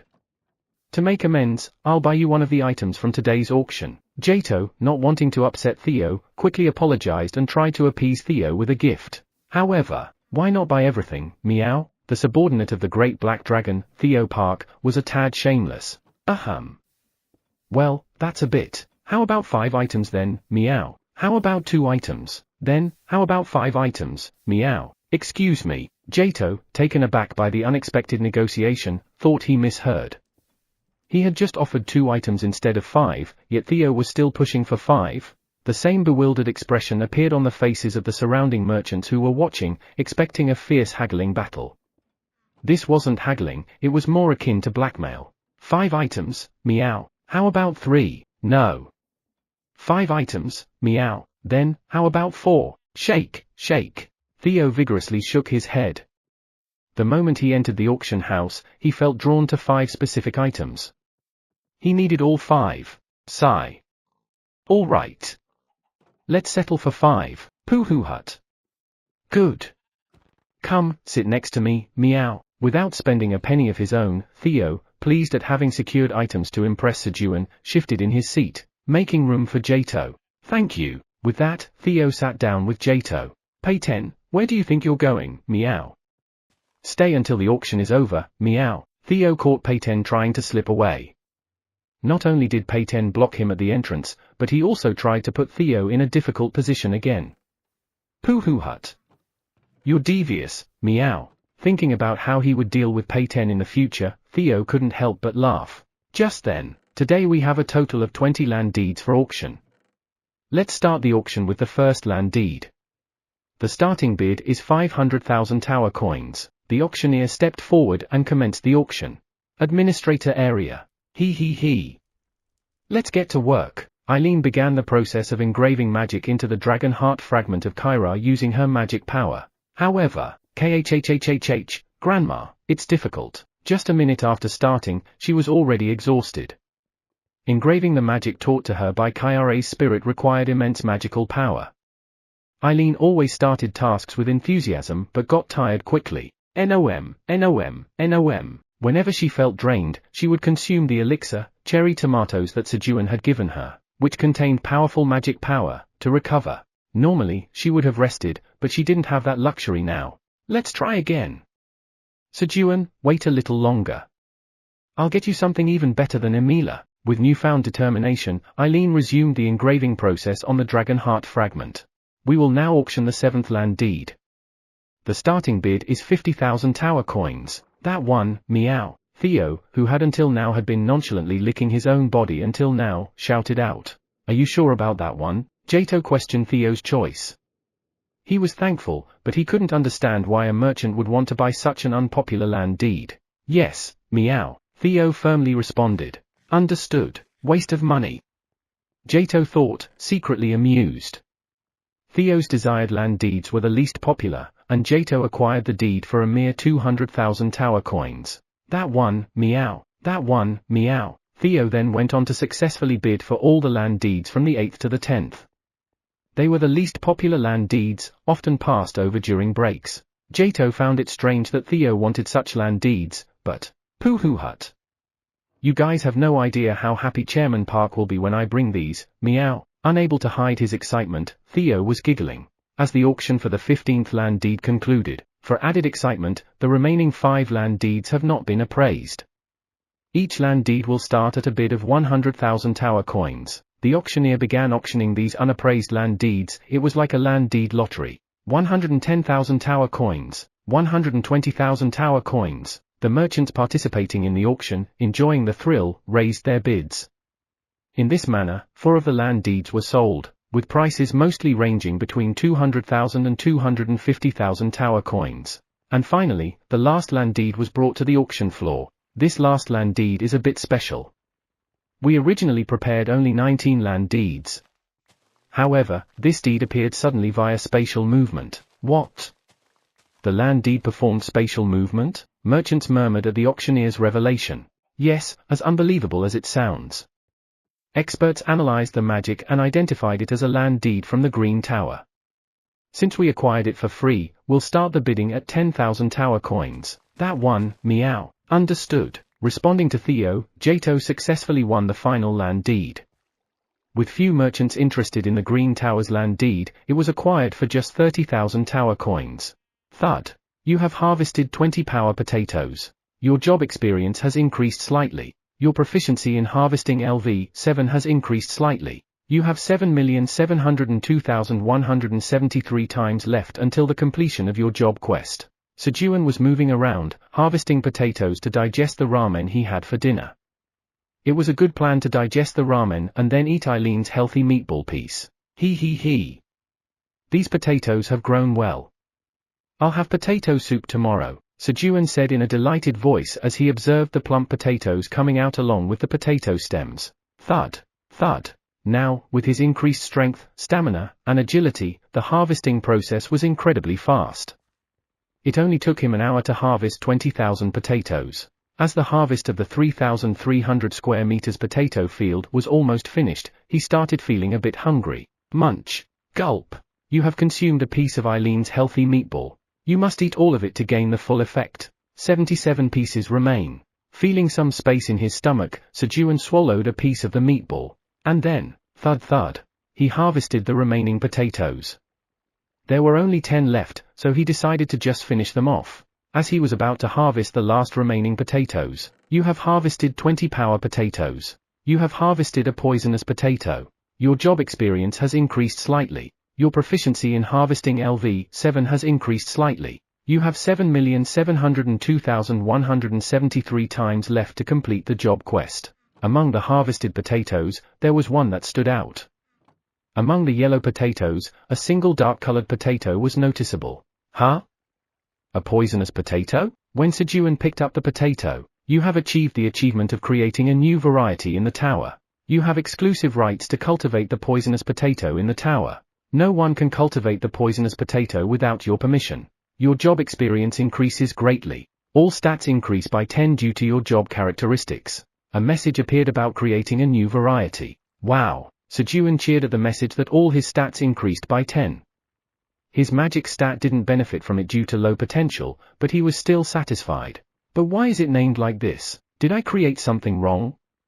Sejun wondered, examining the black potato. Poisonous potato. A potato grown inside the tower, it absorbed plenty of nutrients but, for some reason, stored only poisons. It has a very bitter taste. If consumed, you will be poisoned with grade A paralytic poison. If consumed, you will be poisoned with grade A acidic poison. If you endure its effects and digest it, you can gain the talent, poison resistance. If planted, it contaminates the surrounding soil with poison. If planted alongside detoxifying crops, it enhances the detoxifying ability of those crops. Cultivator, Tower Farmer Park Sejun. Expiration date, 120 days. Grade, B. Well, it has some uses, after all. He considered just throwing it away due to the very bitter taste and grade A poison, but it seemed okay since planting it with detoxifying green onions would enhance the green onion's abilities. Sejun quartered the poisonous potato, ensuring each piece included an eye, and planted one piece in the middle of the detoxifying green onion field. At that moment, Sejun spotted a land deed document on the ground of the detoxifying green onion field. Chapter 190, What have I created? TL, Hangak. What is this? A land deed lying conspicuously on the ground, and in his own field at that? It was a suspicious situation for anyone to see. Tap. Tap. Sejun lightly touched the land deed with his miler's hoe to check if it posed any danger. Fortunately, it seemed harmless. Naturally, a land deed wouldn't attack him. Sejun was only being overly cautious because of his prior experience dealing with land deeds. Ha ha ha. Well, it's safe until I open it. Just as Sejun was confidently reaching out to pick up the land deed, flap. Flap. What are you doing? Kaiser flew in.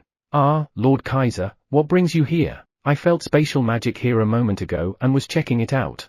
Spatial magic? At Kaiser's words, Sejun hurriedly looked around. There might have been a dangerous intruder. Relax. There's no suspicious figures around. Phew.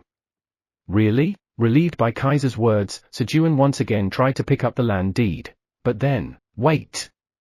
I can sense remnants of spatial magic from there. Kaiser pointed at the land deed. Really? From this? Sejun hurriedly backed away from the land deed. It was indeed a dangerous item. It's brachios magic. How dare she? To do this, Kaiser inspected the traces of magic left on the land deed. Lord Kaiser? Sejun, you were in danger just now. If you had touched it, you would have been immediately transported straight to the Green Tower. Brachio had cast a spell on some of the land deeds sent to the Black Tower, so that if one touched them, they would activate immediately. Sejun's prior experience with land deeds saved him. Really? Thank you for stopping me, Kahaha. You owe me, understand? Yes. I'll give you 5 bottles of soju. Good. I'll take this and inspect it. Kahaha. Flap. Flap. Delighted by Sejun's response, Kaiser deactivated the magic spell cast on the land deed, took it, and flew away. Sejun, left alone. Time to sleep. Sejun went home and fell asleep alone. Poohoo hut. Jato, thank you, meow. As he placed the 5 land deeds into his bag, Theo thanked Jato. Then, I'll see you at the Red Ribbon Kingdom's founding ceremony. Got it, meow. Bye, meow. Goodbye. After Jato disappeared, Pei-ten, follow me, meow. Yes. Theo took Pei-ten and went somewhere. He intended to visit the association chairman Mason of the Wandering Merchant Association and complain about Pei-ten, who had troubled and disregarded him. As Theo was heading to the chairman's office with Pei-ten, Mr. Theo? Geras, who was approaching from the opposite side, recognized and called out to Theo. Gerras, good to see you, meow. Have you been well? Yes, meow. Salute. It's an honor to meet you, Sir Gerras. Peyton, with a solemn expression, saluted Gerras. He had never known that Theo had a connection with Gerras, the son of the chairman of the Wandering Merchant Association, which was unexpected. After Gerras's identity as the son of the association chairman Mason was revealed when he was held hostage by Grid, Gerras had quit the Secret Inspection Bureau. Now, he was working as the head of security at the headquarters of the Wandering Merchant Association. And Gerras was Peyton's direct superior. Salute. But why are you with Mr. Theo, Peyton? I'll tell you, meow. Theo explained what Peyton had done to him. Is that really true? Gerras, infuriated by Theo's words, glared at Peyton. He had always warned Peyton about judging by appearances, but he never expected him to cause such a huge problem because of it. Mr. Theo, I apologize. I'll convene a disciplinary committee and have this guy fired. Meow. No, you can't, meow. When Gerras wanted to fire his slave, Theo strongly opposed. If Peyton was dismissed, Theo would have to feed and shelter him. Do you have any other wishes regarding Peyton? Yes, meow. I'll have Peyton clean the storage, meow. Clean the storage? Yes, meow. The one over there. Theo wanted to tidy up the new lottery drawing location, the lost and found storage that was known for being filled with evil spirits. Ah. Got it. I'll relocate Peyton's work area to that place. Gerras willingly changed Peyton's work area as Theo wished. Then, I'll be going, meow. Yes. Please take care. Theo hurriedly headed to the 99th floor of the tower. The next day. Phew. Is this my new workspace? Peyton sighed as he stepped into the dilapidated storage room. And then, boo-wah. Meeting the evil spirits on his first day, he fainted, concluding his first day of cleaning. Sejun woke up feeling refreshed and reached out towards the warmth he felt on his knee. Pooh-hoo-hoo. Theo purred happily at Sejun's touch. Theo had returned at dawn. Swoosh. Swoosh. While Sejun continued to stroke Theo, gulp. He ate a piece of Eileen's healthy meatball. Then, meow. He lifted Theo, put Theo on his lap, swoosh. Marked the date on the wall, stepped outside, and thus began the 328th morning of Sejun's survival. Under the warm sunlight, Sejun stretched, raising both arms high. Then, Krueng. Daddy, Quenji missed you. Da da da da. Quenji, who had woken up earlier than usual today, ran towards Sejun with quick steps and, thump, leaped into his body. Poof. He. We just saw each other yesterday, but you still miss Daddy? At Quenji's words, Sejun, feeling even better, hugged Quenji and asked. Krueng. Yes.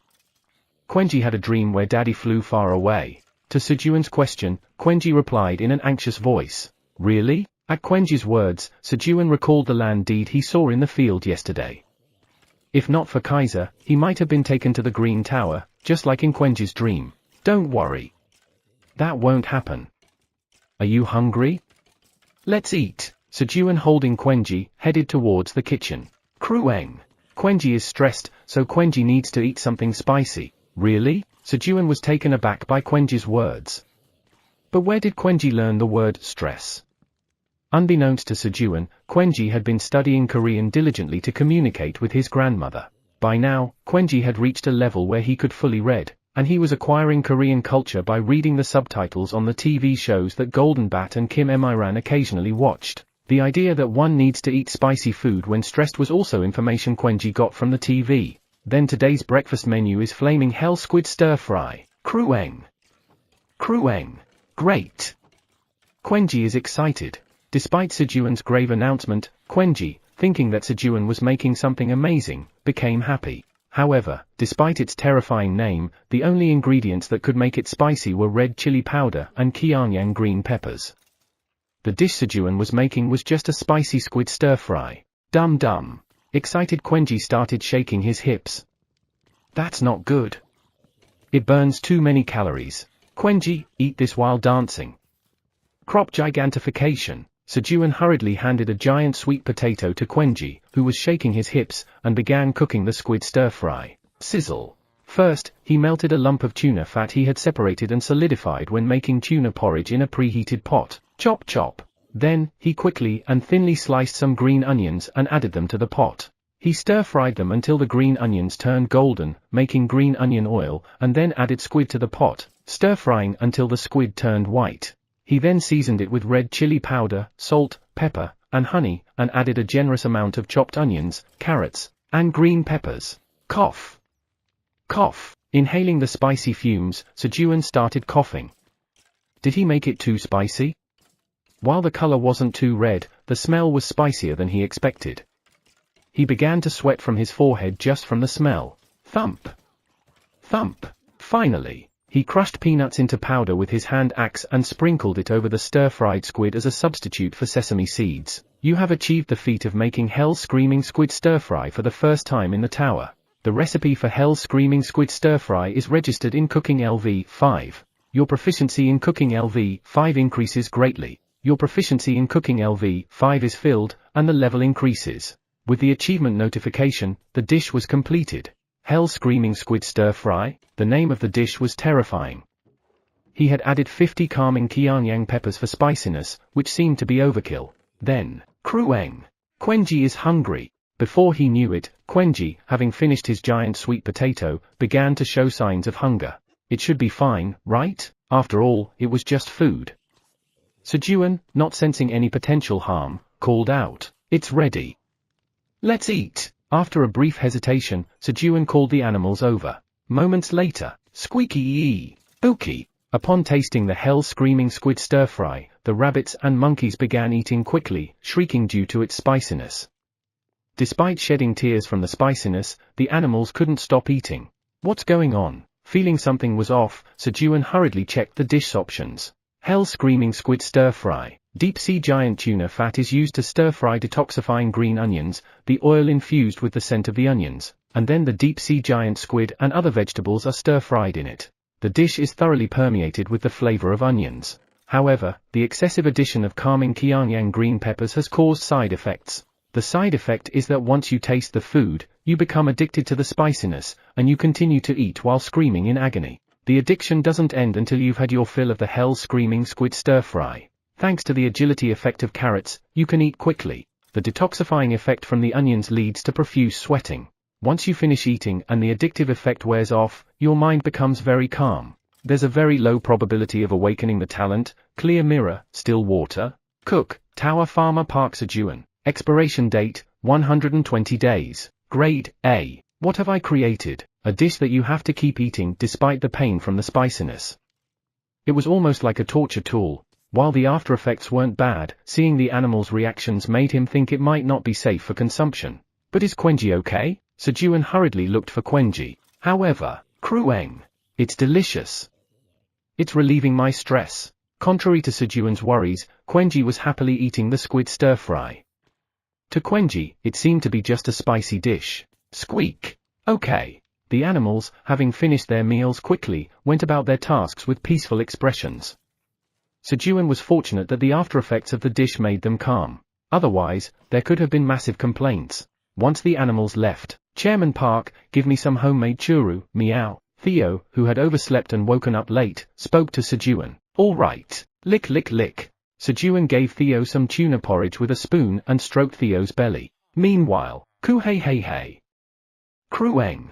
Hee hee hee, Quenji is stress-free. Having finished the stir-fried squid, Quenji, looking refreshed, began playing with the golden bat while riding on Sejun's back. By the way, did you manage to get the land deeds, Vice Chairman Theo? Sejun asked Theo, who had filled his stomach with 5 spoonfuls of tuna porridge. I got them, meow. Theo confidently replied, pulling out 6 land deeds from his bag. Oh. You brought 6 land deeds? Vice Chairman Theo, you're amazing. Pooh hut. That's right, meow. I am amazing, meow. From now on, Chairman Park can rely on me, meow. Flattered by Sejun's compliment, the delighted Theo flopped down and rubbed his back against Sejun's knee.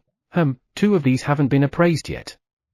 Eileen, can you appraise these for me? The tower's administrator says you can leave it to her. Sejun sent the 2 unappraised land deeds to Eileen and examined the other 4 that were already appraised. Chapter 191, Becoming a True Second-in-Command. TL, Hanguk. Black Tower 98th Floor Wasteland Land Deed. Black Tower 85th Floor Wasteland Land Deed. Black Tower 57th Floor Rocky Mountain Land Deed. Black Tower 44th Floor Lake Land Deed. All the appraised land deeds were from the Black Tower.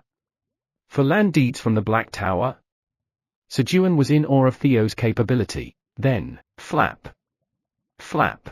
I'll deliver the land deed to the Black Rabbit for you. Kellyan flew over and said. What?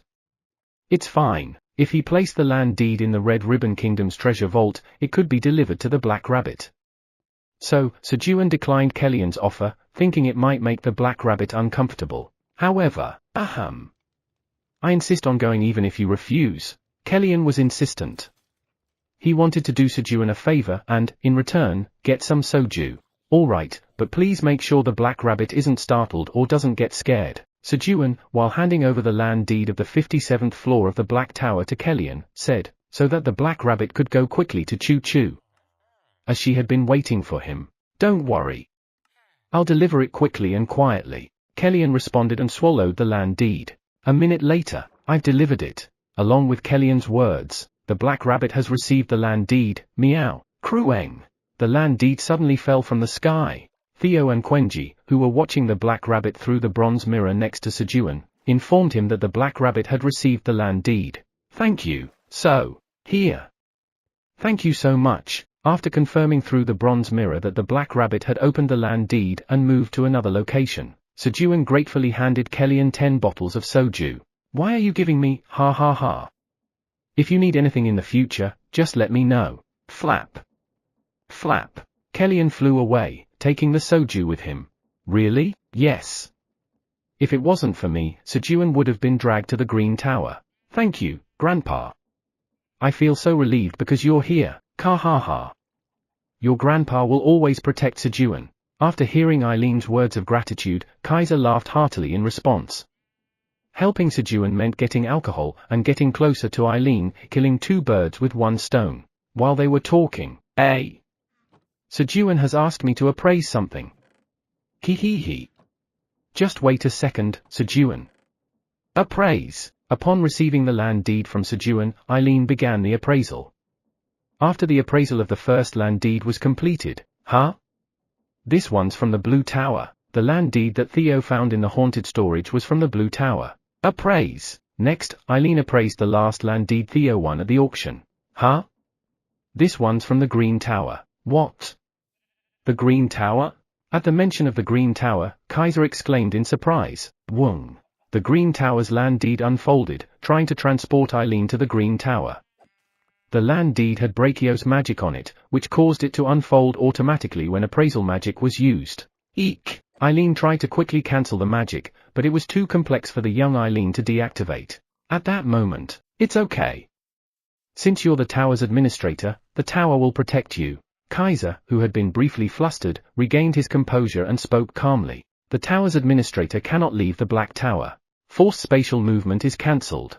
As Kaiser said, an alert appeared on the crystal orb, and the land deed rolled back up on its own. For now, I'll keep this. Kaiser took custody of the Green Tower's land deed. Damn. How dare she try to kidnap my granddaughter? An infuriated Kaiser gritted his teeth, contemplating how to get back at Brachio. The tower's administrator says the appraisal is complete. Eileen, thanks. Wait.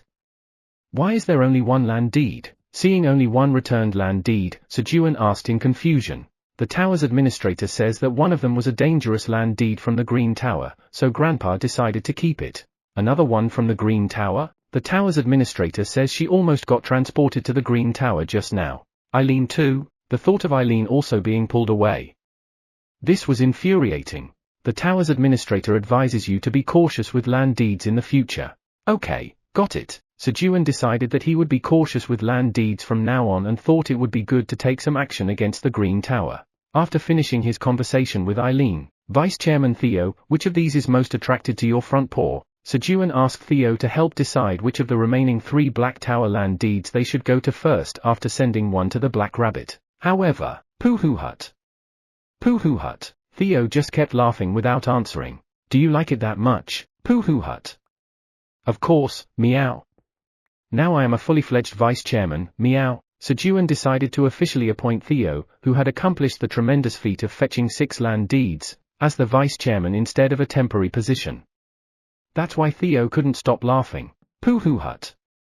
Now, I, Theo Park, am a true second-in-command, meow, snap. Theo raised his left front paw to his waist, stretched his right front paw forward, and made a V sign with his claws. Yes, yes. So, which one attracts you the most now? Sejun, stroking Theo's head, asked again. Meow. That's strange, meow. Theo, pondering Sejun's question, placed his front paw on his chin. What's so strange? Last time, my front paw was most drawn to the 44th floor of the tower, but now, it's the 85th floor that attracts my front paw the most, meow. Is that so? Considering Theo's words, Sejun fell deep into thought. Either something that attracted Theo's front paw on the 44th floor disappeared, or something new on the 85th floor started attracting Theo. Let's start with the 85th floor first, then let's call Elka, meow. Elka is from the 85th floor, meow. That's right. I should tell Elka to inspect the farm first. Hearing what Theo said, Sejun also remembered. So, Sejun sent a white rabbit to Elka with new instructions. Okay. Let's get to work. As the urgent matter of bringing the black rabbit back to the black tower was resolved, Sejun prepared for sowing seeds to complete his job quest. As Sejun put on the straw hat and took up Mila's hoe, I understand, meow. I will assist Chairman Park, meow. Really? If you're helping, slap. What are you doing? Looking at Theo, who was clinging to his knee to assist him, Sejun asked with a dumbfounded expression. Pooh hut. Hanging on Chairman Park's knee like this is my way of assisting, meow. Theo answered confidently to Sejun's question. Krueng. Quenji also wants to help Daddy. Following Theo, Quenji also clung onto Sejun's knee, saying he would help Daddy. If it's going to be like this, they might as well have not helped. HNNGH. HNNGH, meow. HNNGH, meow. Crew. ENG. Thanks to Theo and Quenji, Sejun moved his heavy legs in rhythm and scattered seeds in the field. Land moving. You've planted 500 stamina corn seeds in magic power infused soil. Due to the effect of magic seed sowing LV6, the probability of the stamina corn seeds taking root increases. Due to the effect of magic seed sowing LV6, the growth rate of stamina corn seeds accelerates for 24 hours. You have 721 for 489 times left to complete the job quest. The seeds sown today were stamina corn. Phew. There's still a long way to go. Seeing the number displayed in the message, Sejun sighed. How much must he labor before he is awarded a great job combat skill? Maybe, I will be given something very powerful. Sejun kept planting seeds, imagining himself becoming more powerful after acquiring the job combat skill. After about an hour of planting corn, the stamina corn is grateful for the farmer's footsteps and gains strength. The potential of the stamina stat has increased from 103 to 104. A message appeared, indicating the increase in stamina stat potential. He. This feels rewarding. While Sejun was happy about the increased potential, the size of your farm has exceeded 10 million square meters. Talent, Millennium Landlord has evolved to Myriad Landlord. A message indicating the growth of his talent appeared. As he cultivated the land, the size of the farm Sejun had developed had surpassed 10 million square meters. Wow! Myriad Landlord, Sejun cheered as he read the message. Once, without a single inch of land outside the tower, Sejun had become a landowner with 10 million square meters of land. Parents, rejoice! Your son has become a land mogul within our home.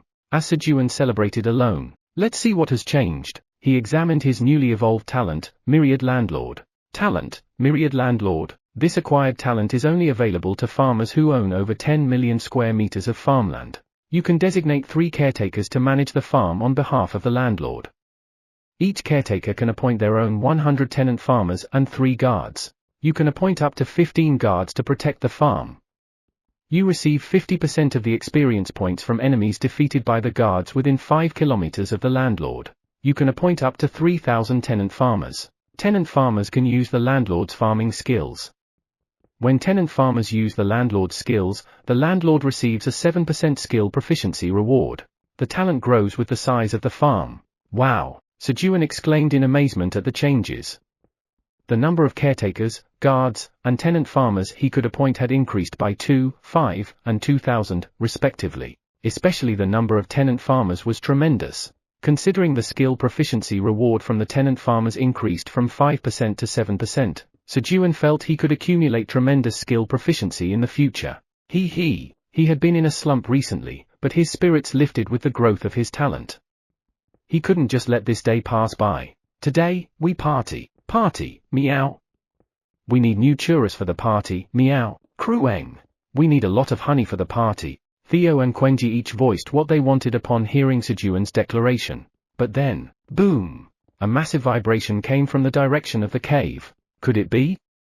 Guys, let's go! Worried about Flamey after thinking the Apostle of Destruction might have invaded through the pond, Sejun quickly ran to the cave with Theo and Quenji on his legs. Phew! Arriving at the cave, Sejun was relieved to see Flamey unharmed. Deep-sea giant crayfish. A giant crayfish from the pond was in the cave, but for some reason, it was clinging to the wall, looking around. It seemed to be wary, unfamiliar with the place. How dare you come here, meow, Crueng? After getting Theo and Quenji off his legs, Sejun charged at the crayfish.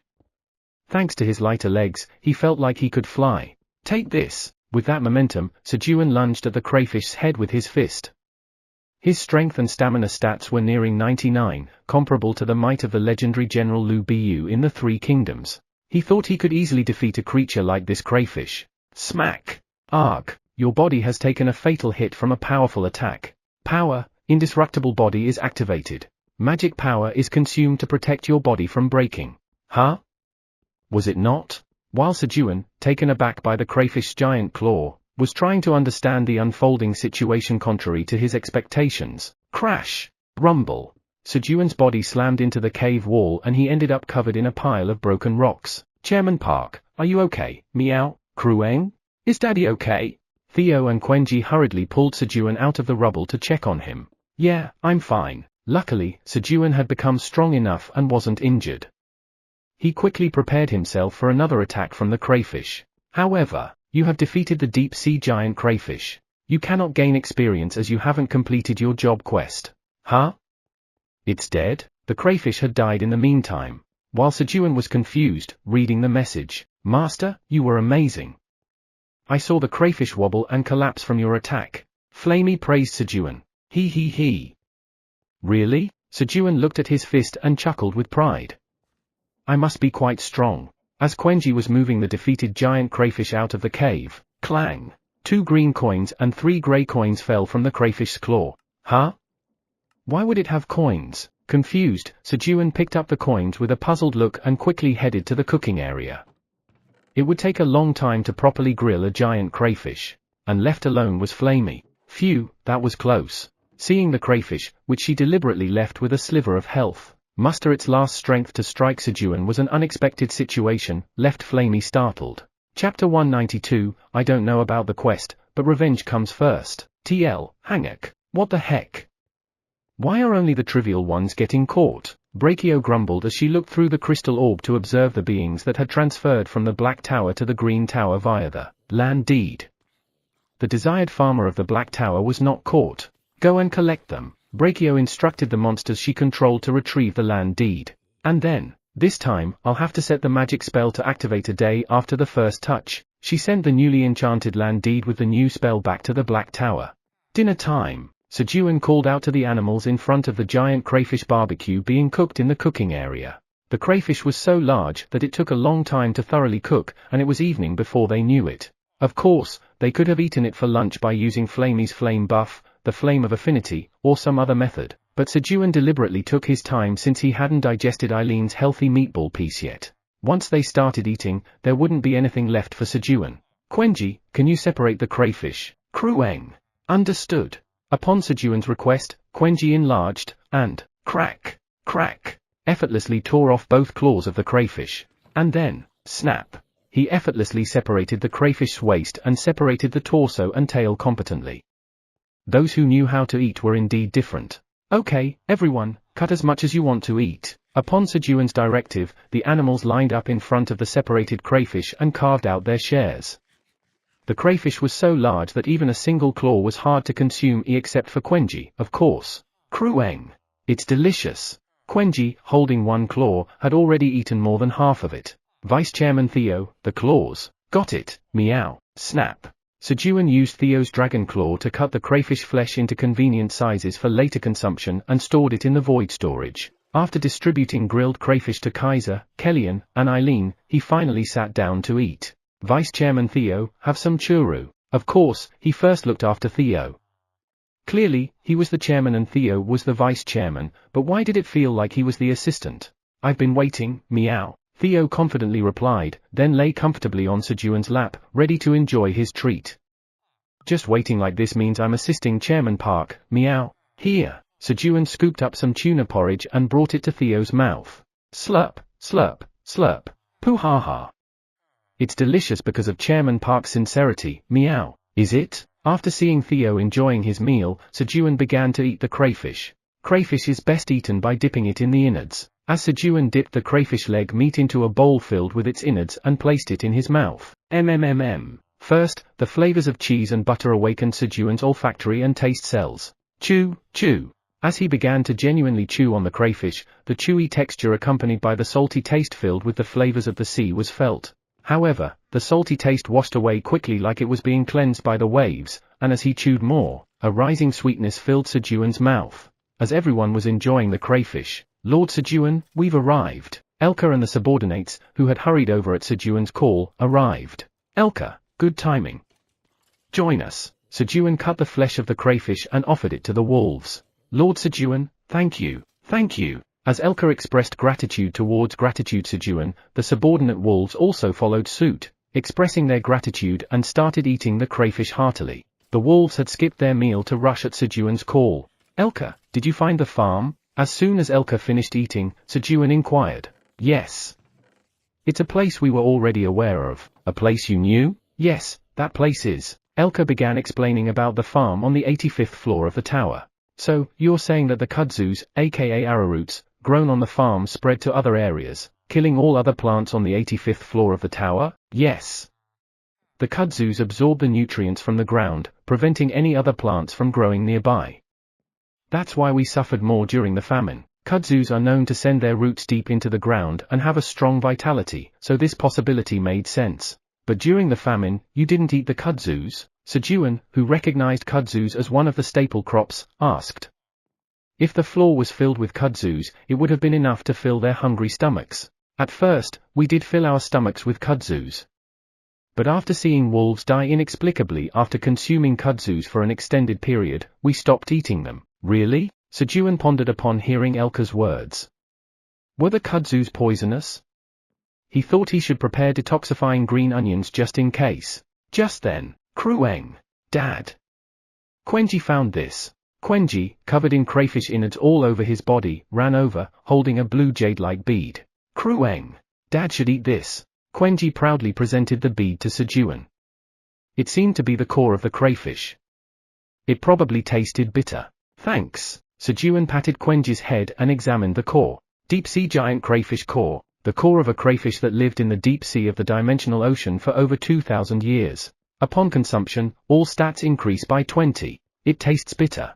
Usage restriction, LV, 50 or above, all stats 50 or above. Grade, B. As expected, it was a bitter-tasting core. But this time, there was no mention of it being too strong, which was a relief. Swish. Sejun bravely popped the core into his mouth. Perhaps after having it a few times, he had become somewhat accustomed to its bitterness. It was, literally, just bearable. Gulp. You consumed the deep-sea giant crayfish core. All stats have increased by 20. To get rid of the lingering bitterness in his mouth, Sejun quickly put some honey jelly into his mouth. The jelly melted as soon as it touched his tongue, taking the bitterness with it. You consumed the poisonous honeybee's cherry tomato honey jelly. Talent, enhanced magic circuit has been slightly strengthened. Swish. Seeing the message that his talent had been enhanced, Sejun put honey jelly in Quenji's mouth, who was still staring at him with longing eyes. Krueng. But seemingly unsatisfied with just one, Quenji kept looking at Sejun with a pitiful sound, not closing his mouth. Swish. Swish. Swish. Swish. With a softened heart, Sejun put 10 honey jellies in Quenji's mouth. Ku hey hey hey. Krueng. Hee hee. Yummy. Only after seeming satisfied, Quenji ran back to continue eating his crayfish. His meal wasn't over yet. In the meantime, while Quenji was finishing his meal, you harvested detoxifying green onions. Your job experience has increased slightly. Your proficiency in harvesting LV7 has increased slightly. You have gained 50 experience points. Sejun pulled out the detoxifying green onions and stored them in the void storage. And then, thump thump. Krueng. Quenji's full now. After finishing his meal, Quenji ran back to Sejun, his fur still smeared with crayfish innards. Hold on. Let's take a bath first, Quenji. Krueng? Sejun picked up Quenji, who was trying to cling to his leg, and moved him to the fountain to give him a bath. A little later, Krueng. It's refreshing. Guys, stay in the void storage for a while. After bathing Quenji, Sejun had Theo, Quenji, and Elka enter the void storage. He was planning to go down to the 85th floor of the tower to check on the farm. Swoosh! Sejun unfurled the land deed for the 85th floor. The summoning function for the initial engraving of the land deed for the 85th floor farm has been activated. Sejun disappeared to the 85th floor of the tower. You have arrived at the 85th floor farm. You moved from the topmost floor, the 99th floor, to the 85th floor. You have descended 14 floors. Due to the effect of title, retrogressor, all stats increase by 14. Wow! Upon arriving on the 85th floor, he saw that the entire area was covered in green vines. Is all that kudzus? Endless kudzu vines. And it was evident they penetrated deep into the ground. Clank! Come out, guys. Before pondering any further, Sejun had the animals come out of the void storage. Chairman Park, I feel a pull from the sky, meow. Theo, who had just emerged from the void storage, suddenly pointed his front paw towards the sky. The sky? Could it be? Emila's garden, which disappeared from the 49th floor of the tower, was here. Thunk. Land moving. Sejun took out a sky-reaching bean and planted it in the ground. You've planted the sky-reaching bean in the magic power-infused soil. Due to the sound of the farmer's footsteps, the effect of magic seed sowing LV6 has been enhanced. Due to the effects of magic seed sowing LV6, the growth speed of the sky-reaching bean will double for the next 24 hours. However, there are no nutrients in the soil. Nearby crops are absorbing the soil's magic power. Nearby crops begin to steal nutrients from the sky-reaching bean. The kudzus were not easy to deal with. What? Upon seeing the message, Sejun quickly dug up the ground again. Wriggle. Wriggle. The roots of the kudzus were latching onto the sky-reaching bean and absorbing its nutrients. Thanks to the magic power Sejun supplied to the soil, the kudzu roots became even more active. He originally had 3 sky-reaching beans, meaning should have been the last bean. However, good thing I multiplied them in advance. Thanks to his foresight of keeping them in the golden box of abundance, Sejun now had 5 sky-reaching beans in his pocket. Just as Sejun breathed a sigh of relief, a quest has been generated. Quest: restore the farm consumed by the kudzus and reclaim the land rights. Reward: recognition as the rightful owner of the land deed, 1 tangerine tree. A quest message appeared before Sejun. Huh? A tangerine tree? It seemed this place used to be a tangerine orchard before it was overtaken by the kudzus. Alright. Quenji, enlarge and flip the ground. Krueng. Got it. Sejun decided to try solving the problem with force first. After all, the kudzus deeply rooted in the ground likely couldn't withstand Quenji's strength. Bang! After enlarging, Quenji punched the ground and, kwung, lifted the soil with his strength. He managed to raise a piece of ground almost 10 meters thick and about 3,300 square meters in area. However, many of the kudzu roots penetrated deeper than 10 meters. Most of the roots in the chunk Quenji lifted were cut off. Land moving, Sejun flipped the 10-meter deep ground once again. Thump. Unlike Quenji, about 165.2 square meters of ground was flipped to a thickness of about 5 meters. Did the roots go down that deep? Still seeing roots with no end in sight, Sejun was flabbergasted. Krueng. I'll try again. Quenji went down into the deep hole and flipped the ground once more. This time, he applied more force and lifted an area of ground 20 meters thick. Finally, roots without severed ends were visible. Yet, about half of them were still cut off. Land moving. When Sejun moved the ground again, he finally saw the ends of all the roots.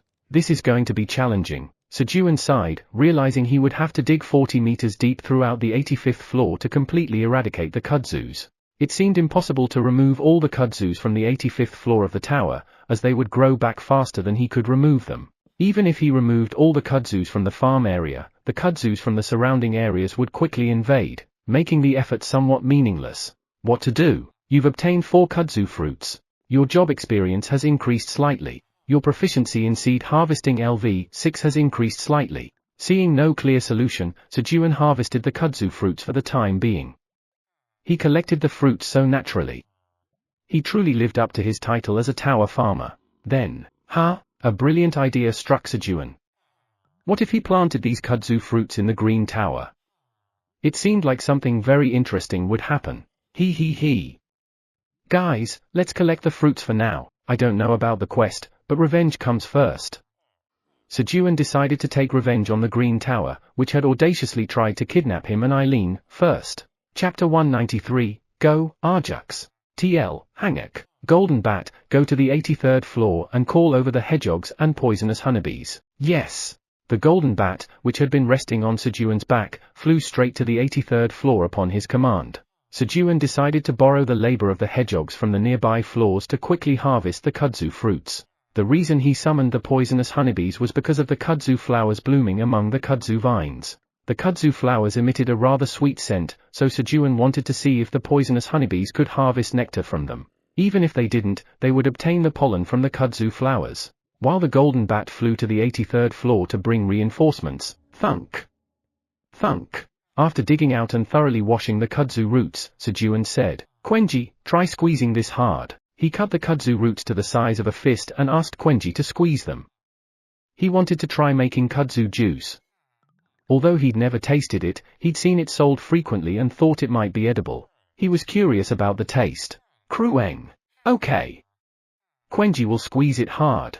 When Quenji lightly pressed the kudzu root with his two front paws, squish, drip. The sound of the roots being pressed was followed by the flow of kudzu juice. Sejun quickly placed a tumbler on the ground to collect it. Krueng. It's not coming out anymore. Quenji discarded the squeezed root and grabbed another to continue. Sejun touched the discarded root. Wow, it's so dry, it could be used as dry firewood right away. The root that Quenji discarded was almost completely dried out, resembling a dried branch. Quenji's squeezing ability was impressive. The squeezed kudzu roots could be collected and used as firewood later on. Swish. Once a decent amount of kudzu juice was collected, slurp. Sejun tasted it. Upon sipping, the distinctive scent of the kudzu juice swirled around in his mouth, followed by a strong bitterness. However, having grown accustomed to bitter flavors, it wasn't too overpowering for Sejun. Gulp. After savoring and swallowing the kudzu juice, he felt a sweet aftertaste in his mouth, making the experience quite pleasant. Nice. While Sejun was relishing the aftertaste of the kudzu juice, smiling, lick. Daddy said it's good. Quenji, who had been watching Sejun's expression, licked the kudzu juice on his front paw. He was expecting it to be somewhat sweet, but then, it's bitter. Quenji, having licked the kudzu juice, reacted with extreme distaste and was visibly repulsed by the intense bitterness. The bitterness was too much for Quenji, who had never experienced such a taste before. Here, take this. Sejun put a honey jelly in Quenji's mouth. Krueng. He. Quenji's fine now. With his face brightening up again thanks to the honey jelly, Quenji prepared to squeeze another kudzu root. This juice is just for Dad. Quenji had generously decided to leave the kudzu juice for Sejun. But then, Quenji, stop squeezing. Sejun felt the juice wasn't something he'd drink often and capped his tumbler to store the remaining juice. Let's continue harvesting the fruits. About 5 hours after Sejun began harvesting kudzu fruits, Sejun. Buzz. The Golden Bat returned, leading about 5,000 poisonous honeybees. And then, queek. Following behind the Golden Bat and the bees, about 10,000 hedgehogs, led by Godori, rushed in. Thanks for coming, guys. Sejun expressed his gratitude to the reinforcements that had arrived. Buzz. Pleased to meet you, Sejun. I've heard a lot about you from our Queen Mother. The Queen Bee leading the 5,000 poisonous honeybees greeted Sejun. This queen was a newly born successor to the 83rd floor's poisonous honeybee queen. When Sejun asked for support, the original queen had decided it was a good opportunity to send out this new queen and her bees on an independent mission. Yes, glad to see you. For now, please harvest honey from these flowers here. Buzz. Understood. At Sejun's command, the poisonous honeybees dispersed and began sucking honey from the kudzu flowers. Queek. What should we do? The leader of the hedgehogs, Godori, asked Sejun with a look that conveyed readiness to take on any task. You guys can help me pick these kudzu fruits. These are the fruits. This is how you harvest them. Sejun demonstrated how to harvest the kudzu fruits to the gathered hedgehogs. Queek! Queek! Seeing Sejun's demonstration, the hedgehogs nodded vigorously in understanding. Then let's each harvest 10,000 fruits. Queek! Queek! Sure. At Sejun's command, the hedgehogs swiftly dispersed and began harvesting the kudzu fruits. If 10,000 hedgehogs each harvested 10,000 kudzu fruits, a total of 100 million kudzu fruits would be collected. Hee hee. Just wait a little longer. Delighted at the thought of detonating the 100 million kudzu fruit bomb in the Green Tower, Sejun placed the harvested kudzu fruits into boxes and stored them in his void storage. Quenji and the wolves also helped Sejun move the fruits. Just then, a tenant used the landlord's seed harvesting LV6 skill and obtained 5 kudzu fruits. You have received a 7% skill proficiency reward. Your proficiency in the seed harvesting LV6 skill has increased slightly. The proficiency of seed harvesting LV6 is full, and the level has increased. Sejun's seed harvesting skill level had increased. This was because he had designated 500 of the hedgehogs that had come to help as tenant farmers, and was receiving a skill proficiency reward. Sejun wasn't going to miss such a beneficial opportunity. With the hedgehogs' help, once the 100 million fruits were harvested, I'll go up for a bit, so stay here and keep harvesting the fruits. Queek! Sejun instructed the hedgehogs to continue harvesting the kudzu fruits and headed towards the 85th floor waypoint. It's empty here? Sejun remarked, looking at the waypoint. The boss that was supposed to guard the red crystal was nowhere in sight. Yes. There was a boss guarding it originally, but it gave up and left because of the condition of the floor. Really? Listening to Elka's words, Sejun placed his hand on the red crystal. Waypoint of the 85th floor of the tower has been saved. Loading other saved waypoints. Saved waypoints: Tower 99th floor, Tower 83rd floor, Tower 77th floor, Tower 49th floor. Let's go in, guys. Understood, meow. Krueng.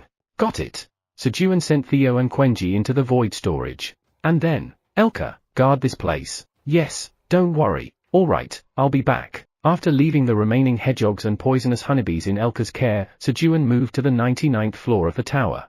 Purple Tower, 99th floor. How's the acquisition of the land deeds going, Beaker? We currently have 77 land deeds from the Purple Tower, 13 from the Black Tower, 12 from the Gold Tower, 5 from the Blue Tower, and 1 from the Green Tower. Beaker, a dark-skinned tower farmer, trembling with fear, answered as she held up the purple dragon statue in front of her. Hurry up. Yes. After Beaker left, flap. Flap. Tearpeton flew to the tablet located at the center of the 99th floor of the tower. The tablet, known as the Creator's Stone, indicated the reason Tyr was gathering the land deeds. Ninth commandment: if a tower farmer collects more than half of another tower's land deeds, they can seize ownership of that tower. In short, by merely collecting the land deeds, a tower farmer can seize another dragon's tower. For the dragons, being stripped of their tower's ownership would be quite humiliating. By Tyr's estimate, there were 99 land deeds given to each tower, 1 for each floor. This meant that with just 50 land deeds, one could seize another dragon's tower. Hee hee hee. Be complacent. Then, in a blink, I'll snatch them all. The glory of carrying out the task given by the Creator God will be mine alone to enjoy. Even without knowing the Creator's exact task, Tearpeton intended to monopolize the towers for himself. Krueng. We're home. Quenji, who had rushed back carrying Sejun and Theo, shouted. Good job. As Sejun stroked Quenji's head, Ku hey hey hey. Krueng. Hee hee hee.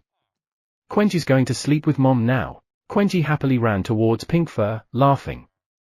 It was late evening. We should get some rest too. Alright, meow. The next morning, as soon as Sejun finished breakfast, he went to see Kaiser to ask if there was an easy way to spread the kudzus in the Green Tower. Although Sejun had land deeds from the Black Tower, he could have personally gone to the Green Tower, spread the kudzus, and returned.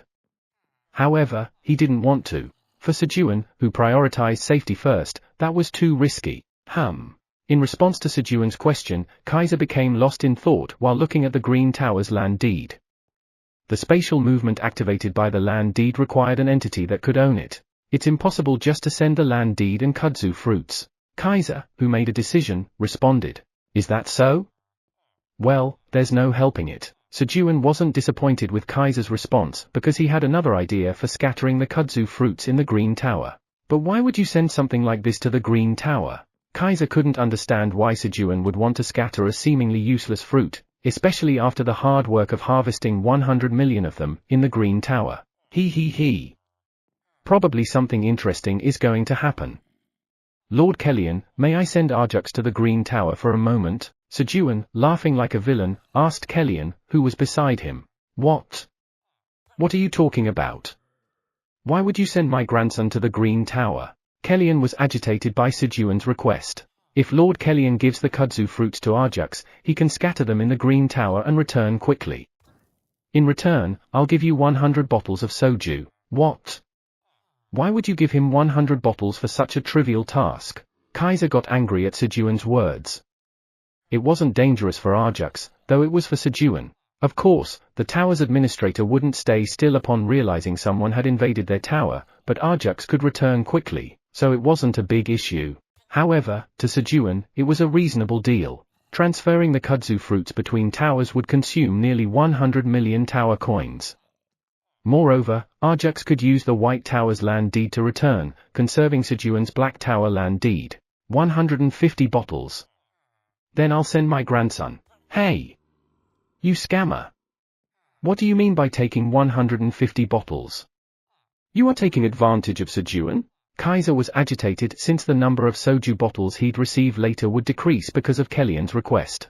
When did I take any advantage? Just admit you're taking advantage of it since you are. While the two dragons quarreled. Guys, help me take out the kudzu fruits. Understood, meow. Krueng.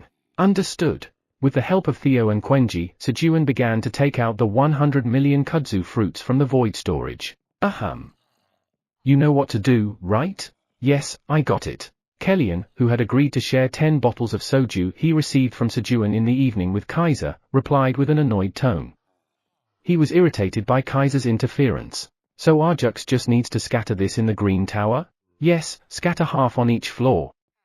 Make sure not to spill any in the White Tower.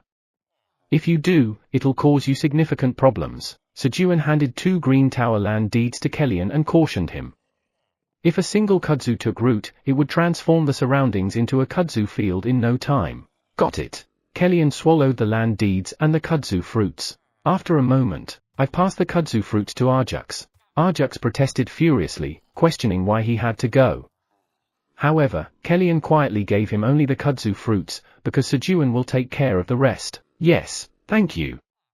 Here's the soju. Sejun handed Kellyan 150 bottles of soju he brought from the brewery. And then, go! Arjux. Sejun dispatched the bombing dragon, Arjux, armed with kudzu fruit bombs, to the Green Tower. Chapter 194, Burning. TL, Hangak. Arg. Damn human. Why do I have to scatter these? Arjux, having moved to the Green Tower, grumbled as he diligently scattered the kudzu fruits on the 78th floor of the Green Tower. He couldn't help but work hard because it was part of the contract. Consequently, his irritation exploded, and in line with his emotions, his magic power also erupted, spreading in all directions.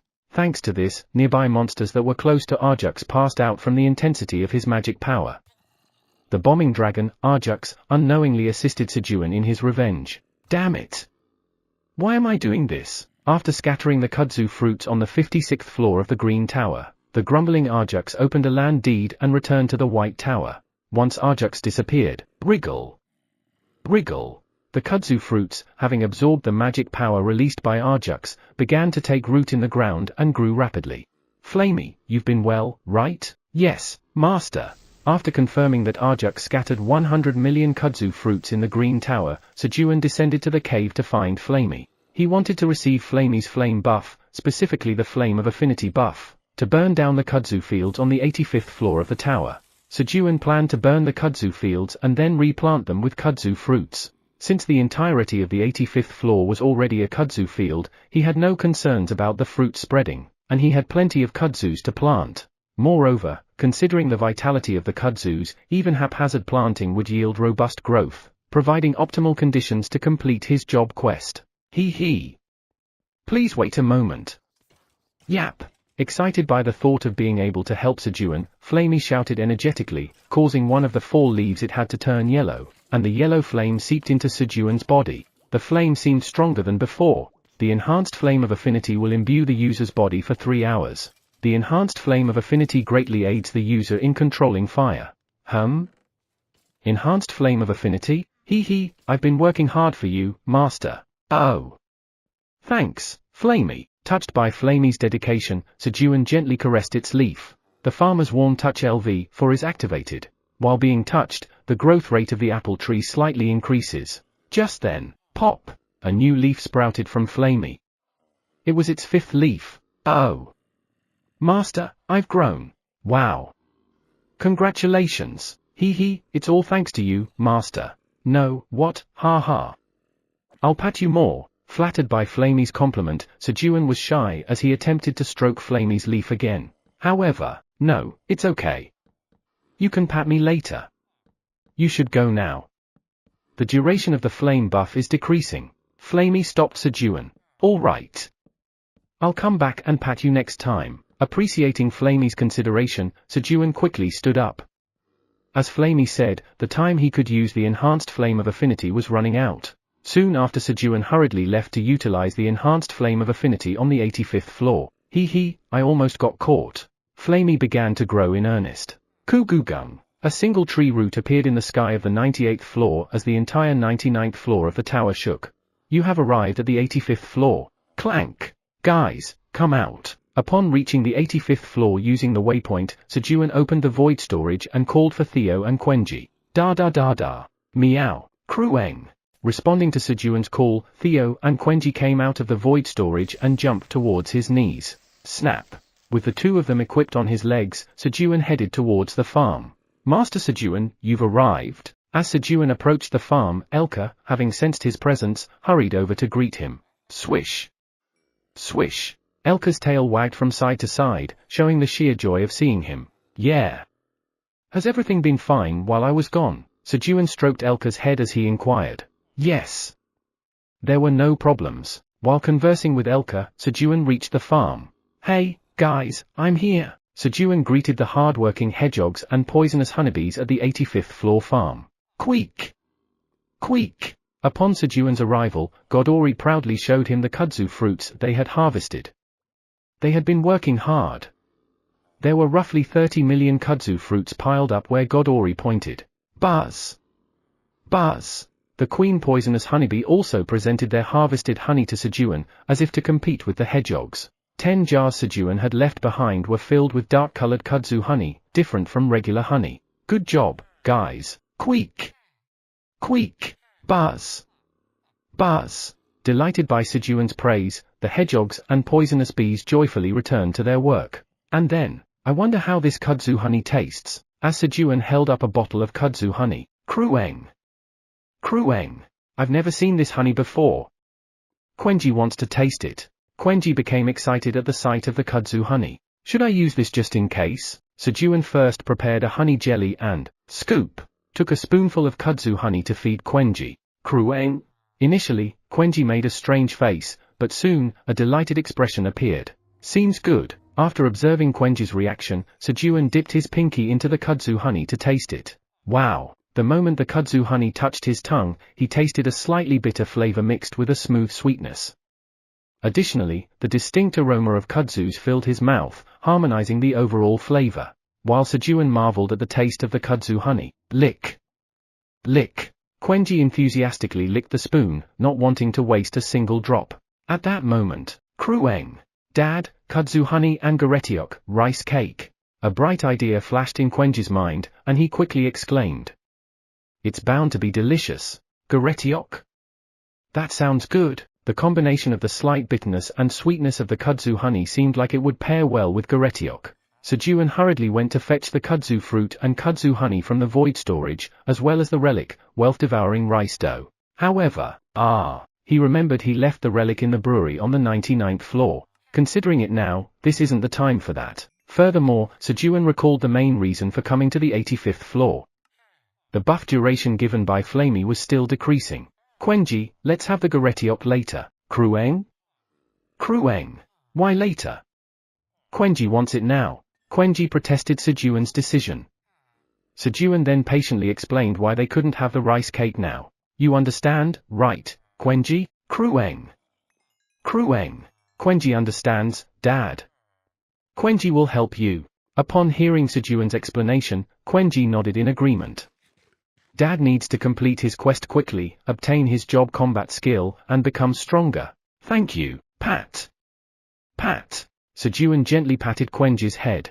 Chairman Park, I'm here too, meow. Seeing only Quenji being pampered, Theo pointed to his head with a pitiable voice. Of course, Vice Chairman Theo, thank you as well. Heh, meow. That's right, meow.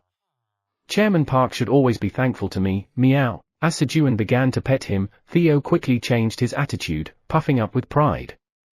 Just like that. After petting them both, follow me and work from behind. He directed the hedgehogs and poisonous bees behind him to prevent the fire from spreading. Snap! Once everyone moved behind, Sejun created a flame with a snap of his fingers. Whoosh! Thanks to the enhanced flame of affinity buff, the flame, which was originally the size of a coin, grew to the size of a palm. Crackle! Sejun ignited the dried kudzu root that Quenji had dehydrated from squeezing their juice the day before. Whoosh! The flame quickly consumed the dried kudzu roots, spreading and growing stronger by burning the surrounding roots. Ice cube. Feeling the heat of the fire, Sejun placed ice blocks to prevent it from spreading further towards him. After some time, with the nearby kudzus all burned and the fire growing significantly, Quenji, let's do kuhu. Krueng. Krueng. Understood. Kuhu. Upon Sejun's command, Quenji took a deep breath and climbed on top of the ice cubes. Kuhu. Quenji shouted forcefully towards the fire. It was one of the techniques Quenji had developed after the Quenji Storm Fist. With Quenji's shout, a fierce wind pushed back the flames, causing the fire to spread rapidly. Quenji, once more, kuhu! After using the kuhu about 10 times, the flames spread out over 100 kilometers. Krueng! Krueng! Dad, Quenji can't do it anymore. Quenji's hungry now. Sejun had heard of feeling dizzy from blowing too much wind, but feeling hungry was a new one. However, for our Quenji, it was possible. Just wait, Quenji. Crop gigantification. Sejun quickly took out a sweet potato and enlarged it. Then he said, Vice Chairman Theo, go loosen up the ground. After feeding Quenji, Sejun pointed to the scorched land and threw Theo into the sky. Whoosh. Understood, meow, snap. Maintaining his balance in midair, Theo unsheathed his dragon claws. Meow meow storm fist. Meow meow storm fist. Theo used his meow meow storm fist technique in midair, slicing the ground with transparent, sharp magical blades. This process would cut the kudzu roots within the ground, making it suitable for planting kudzu fruits for a few days. Moreover, the gaps created in the ground would allow the trapped heat to escape, cooling the ground more quickly. But that was a task for later. Pfft! Sejun burst into laughter, watching Theo flapping his paws in the air. The amusing sight of Theo in midair, flailing his cute little paws while releasing formidable magical blades, was quite the contrast. To Sejun's eyes, it just looked like Theo was struggling. Chairman Park. I'm falling, meow. Having finished his task, Theo called out to Sejun. Hurry, catch me, meow. Got it. Gently, Sejun stretched out his arms and safely caught Theo, placing him back on his knee. Just then, thump. Huh? Krueng. Quenji want to try it too. Quenji grabbed Sejun's leg and said, okay, but you can't use Quenji Storm Fist from up there, understood? Given the vast impact of the Quenji Storm Fist, Sejun cautioned him, then slipped his hands under Quenji's armpits and lifted him. Then, whoosh, Sejun threw Quenji high into the sky. Unlike Theo, Quenji couldn't balance himself in midair and started falling head first. Gotcha! Sejun caught Quenji gently. Ku-hey hey hey. Krueng. Krueng. Hee hee hee. It's fun. Quenji want to do it again. Laughing, Quenji adjusted his posture on Sejun's arm, asking to be thrown again. Then here we go. Ha! That way, Sejun played with Quenji, throwing him into the air, until the flame of affinity buff ran out. Then, you've planted 89 kudzu. Your job experience has increased slightly. Your proficiency of magic seed sowing LV6 slightly increases. Due to the effect of magic seed sowing LV6, the chance of kudzu taking root increases. The sound of the farmer's footsteps speeds up the growth of the kudzus. You have 6,974,573 times left until the job quest completion. He began planting kudzu in earnest on the cooled ground. Swish. Swish. He didn't infuse magic power into the ground, so the growth rate was slower than usual. However, upon scattering a handful of kudzu fruits, Sejun received a message that half had taken root, showcasing their remarkable vitality. And while Sejun was comfortably planting the kudzus and increasing his job quest completion rate, you have achieved the feat of burning 3.3 million square meters of land occupied by harmful plants that interfere with farming. As a reward for the great farmer's achievement, you've learned the job skill, Fire Field LV1. The fire, burning even the distant kudzus, granted Sejun a new job skill. The kudzus proved helpful in various ways. On the 329th day of being stranded, Sejun obtained his 7th job skill, Fire Field. Chapter 195, TL, Hangak, Fire Field? Sejun checked his new skill. Job skill Fire Field LV1, burns grass and trees slightly better. Planting crops in the fire field can yield stronger crops. Yield stronger crops? It was a vague description. Well, that's not the main concern right now. Even if they grew stronger, they would be burned in the end. Sejun began scattering kudzu seeds again to complete his job quest. You've planted 76 kudzus in the fire field. Your job experience has increased slightly. Your proficiency of Fire Field LV1 has increases slightly. Your proficiency of magic seed sowing LV6 has slightly increases. Due to the effect of Fire Field LV1, the kudzus grow stronger. Due to the effect of magic seed sowing LV6, the chance of kudzu taking root increases. The kudzus grow faster, hearing the farmer's footsteps. You have 6,901,354 times left until the job quest completion. While Sejun was busy scattering the kudzu seeds, Krueng. It's time for Quenji to see Grandma. Quenji sat down and infused magic power into the bronze mirror of longing. Is it time for Mom to cook? Sejun said, looking at Quenji staring intently at the bronze mirror. Quenji had an uncanny knack for such things. It was clearly dinner time. However, Krueng. Dad, it's weird. Grandma hasn't started cooking yet. Really? Had Quenji's instincts been wrong? Sejun wondered and looked into the mirror. Huh? Mr. Taijun? Inside the mirror, Sejun's family and Han Taijun were seated at the dining table, talking.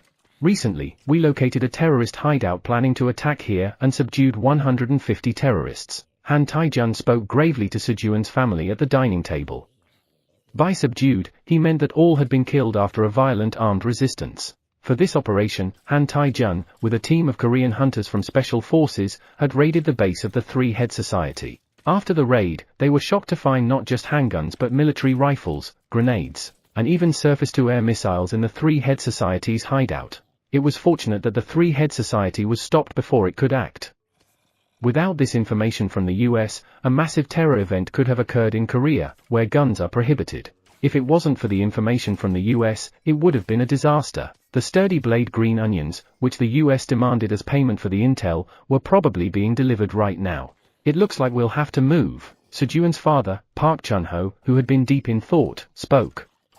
He had previously declined Han Taijun's suggestions to move multiple times, thinking nothing major would occur due to Sejun's crops. Yes. Sejun has prepared a place in Hanamdong for you. Hanamdong? Yes. Hanamdong is home to many conglomerates and celebrities, so the neighborhood security is tight. Oh. Who lives nearby? Sedol, excited by Han Taijun's mention of celebrities, asked with enthusiasm. Well, who was it? Dong-sik, you tell them. You live next door. Han Taijun, unable to recall, turned to his youngest disciple, Kim Dong-sik, seated on the living room sofa. Nearby, the chairman of Shipman Electronics, New World, and Handkerchief conglomerates reside. I see. Sedol's voice dripped with disappointment at Dong-sik's answer. Do you like girl groups? Dong-sik asked the disappointed Sedol. Something about the smirk on his face suggested he had something to boast about. Girl groups? Of course, I love them. Oh. Really? Do you know Moonlight Fairy? Of course, I do. If you don't know Moonlight Fairy in Korea, aren't you a spy, right? Actually, there's one more neighbor I haven't mentioned. Who is it? Just as Kim Dong-sik was about to whisper something seemingly tremendous into Sedol's ear. Dong-sik, this rascal's daughter is Serang from Moonlight Fairy. Sigh. Do you really want to brag about your daughter that much? Han Taijun gave Dong-sik a pitiful look. No, it was highlight. Kim Dong-sik, whose hobby was to brag about being the father of Moonlight Fairy Serang, spoke in a regretful voice. And then, Father, please accept my bow. Thanks, bro. Sedol bowed to Kim Dong-sik, silently thanking Sejun in his heart. Sedol was a fan of Serang too. Who's that person, and why is Sedol suddenly bowing to him? Sejun, unaware of the situation, was curious when, that human is Kim Dong-sik, meow, Theo informed Sejun. Sejun had made a contract with Dong-sik but had never seen his face in person. Ah, so that's Mr. Kim Dong-sik. But why is Sedol bowing to him? Krueng. Krueng. Quenji knows. Little dad is trying to get New Year's money, Quenji responded, acting smart. Quenji knows everything. Pfut. I see. So uncle is out of money. Sejun laughed at Quenji's amusing answer. So cute. Sejun smiled and patted Quenji's head. Of course, he also stroked Theo's head to avoid any jealousy. Sejun was increasingly confused about who was taking care of whom. While patting Theo and Quenji, Sejun observed his family for a bit longer. Nothing unusual happened. Soon after, Han Taijun and Kim Dong-sik left. Then, Krueng. It's time for Quenji's grandma to start cooking. Finally, the cooking show Quenji had been waiting for, featuring Kim Miran, began. Here, eat this while watching. Sejun gave Quenji, who would be hungry while watching the cooking show, a giant sweet potato he'd enlarged and, wick. He began planting kudzus again. About 3 hours after he started planting the kudzus, all the encroaching kudzus on the farm have been removed. The quest has been completed. As a reward for completing the quest, you are recognized as the rightful owner of the land deed. You have acquired a tangerine tree as a reward for completing the quest. Land deed skill, farmland information LV max is activated. Upon completing the quest, a tree appeared in the center of the farm. Huh? Sejun was taken aback. He had been actively planting kudzus on the farm. What? Are the ones I planted okay? There was no other explanation. For now, Sejun picked up the scattered kudzu seeds he had scattered near the tangerine tree and spread them elsewhere. Should we eat now? He had fed Quenji a giant sweet potato earlier, but it was almost time for Quenji to get hungry again. Raise the ground. Sejun used Mila's hoe to set up a cooking area. As he was taking out the cooking utensils from the void storage, meow, whoosh. Whoosh. Suddenly, Theo started moving his paws back and forth. Vice Chairman Theo, what's wrong? The attraction on my front paw suddenly disappeared, meow. Huh? It's gone? Sejun replied in a disappointed voice at Theo's words. He had hoped that upon climbing up, he'd receive another piece of equipment, like farmer's footstep shoes, helpful for farming. It seemed he had spent too much time planting kudzu seeds. Chairman Park, cheer up, meow. I'll find another good thing for you, meow, tap. Tap. To comfort him, Theo gently patted Sejun's head. At that moment, Krueng. Quenji found something that will make Dad stronger. Quenji, who was playing by himself, came over with a small kudzu root. Sejun was 100% certain it would taste bitter since Quenji, who would normally put anything tasty in his mouth, hadn't taken a bite. Thank you, Quenji. Sejun praised Quenji and took the kudzu root. The special thing about it was that it had a distinct golden glow. Upon examining the kudzu root, golden kudzu root of life, a kudzu root that has grown by absorbing all the nutrients from surrounding kudzu roots due to its strong will to survive. Upon consumption, it increases the stamina stat by 50 or the potential of the stamina stat by 25. Upon consumption, the talent sturdy vitality can be awakened. It has a bitter and incredibly sour taste. Usage restrictions, LV 50 and above, stamina stat 100 and above, grade A. Huh? He had expected it to be bitter, but sour? And incredibly sour at that. Gulp. Sejun swallowed, his mouth salivating involuntarily. Krueng. Daddy, be strong and eat it. Quenji cheered Sejun from the side. It's good for the body, so let's eat it. Sejun closed his eyes tightly, put the kudzu root in his mouth, and chewed. Chomp. Chomp. Ugh. The combination of bitterness and sourness was truly the worst. Desperately holding back the urge to spit it out, Sejun swallowed the kudzu root. Gulp. You have consumed the golden kudzu root of life. Your potential of stamina increases by 25. Talent, sturdy vitality is awakened. After seeing the message, Sejun hurriedly drank water and rinsed his mouth. He then reviewed the reward for his hardship. Talent, sturdy vitality. The more obsessed you are with life, the more your stamina increases. Stamina can increase up to a maximum of 10 points. Every time you overcome a near-death experience, your maximum stamina increases. Current increase in stamina, 10. What is this? The talent seemed too trivial. Moreover, why was his stamina increase already at 10?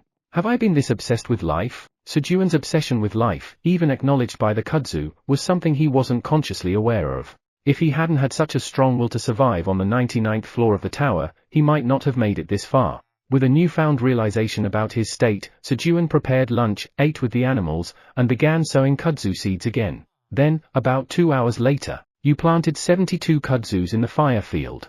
Your job experience slightly increases. Your proficiency of fire field LV1 increases slightly. Fire field LV1 proficiency has been filled, and the level increases.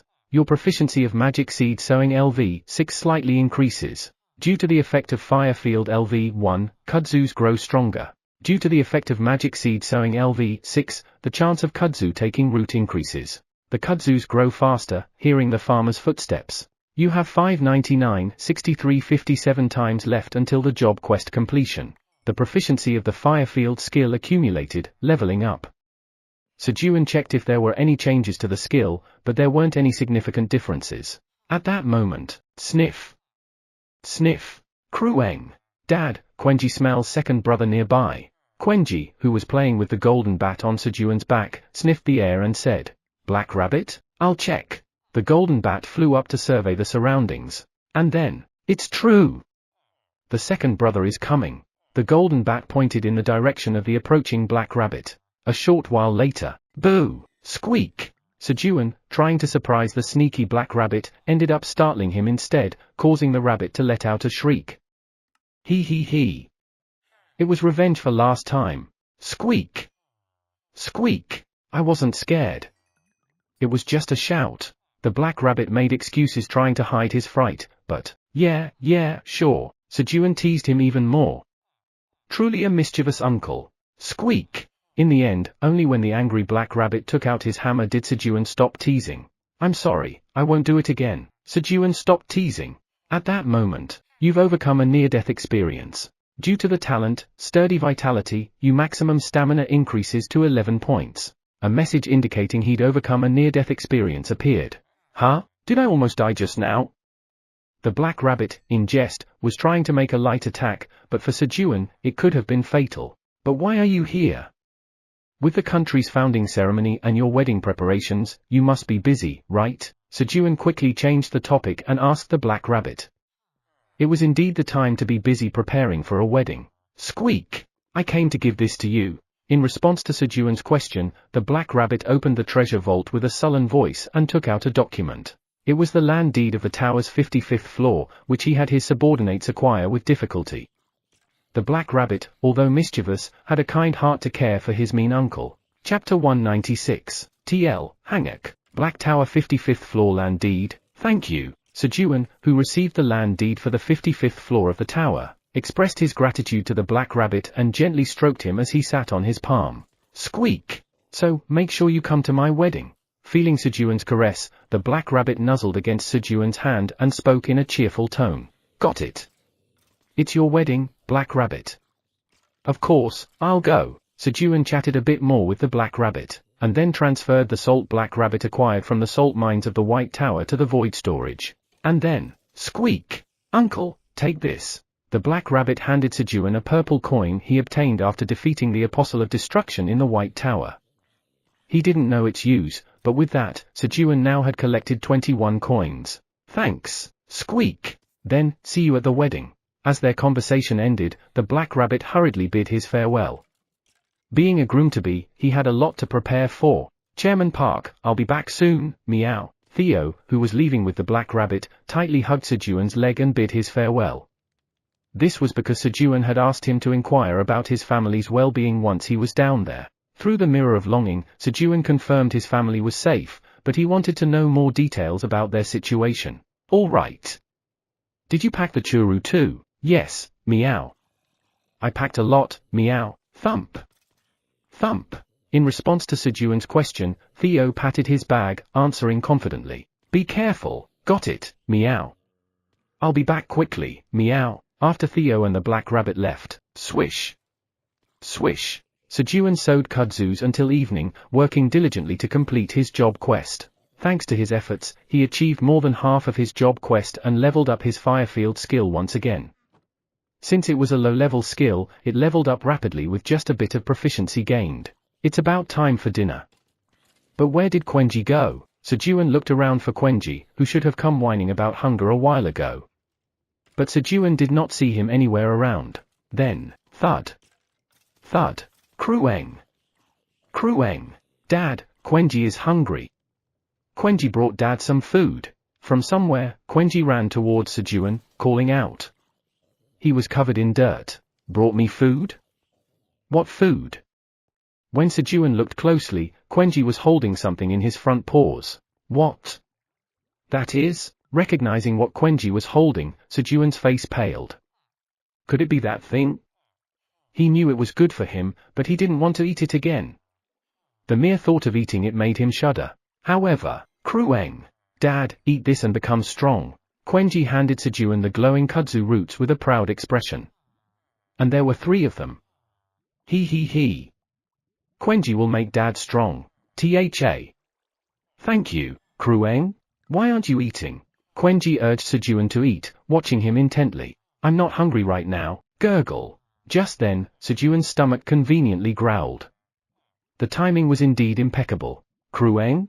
Dad, did you just lie? Quenji, sensitive to Sejun's lies, began to take out his stick strapped to his back. He had taught him that lying was bad. I meant I'm really hungry. I'll eat it well, gulp. Gulp. Sejun hurriedly began eating all 3 kudzu roots at once. He wasn't eating just because he was afraid of being hit. He was eating out of respect for Quenji's sincerity. If he didn't eat, Quenji would be disappointed. But, you've overcome a near-death experience. Due to the talent, sturdy vitality, your maximum stamina increases to 12. The message rendered Sejun's excuses meaningless. Gah! Although he had eaten 1 earlier, consuming 3 at once was a completely different experience. Shivers. A horrible taste made cold sweat break out, and Sejun's body trembled. He felt like he was losing consciousness. Gulp. Sejun was determined to find a way to enjoy this, swallowing the kudzu roots with a desperate will. You have consumed 3 golden kudzu roots simultaneously. The effect of the golden kudzu roots is enhanced.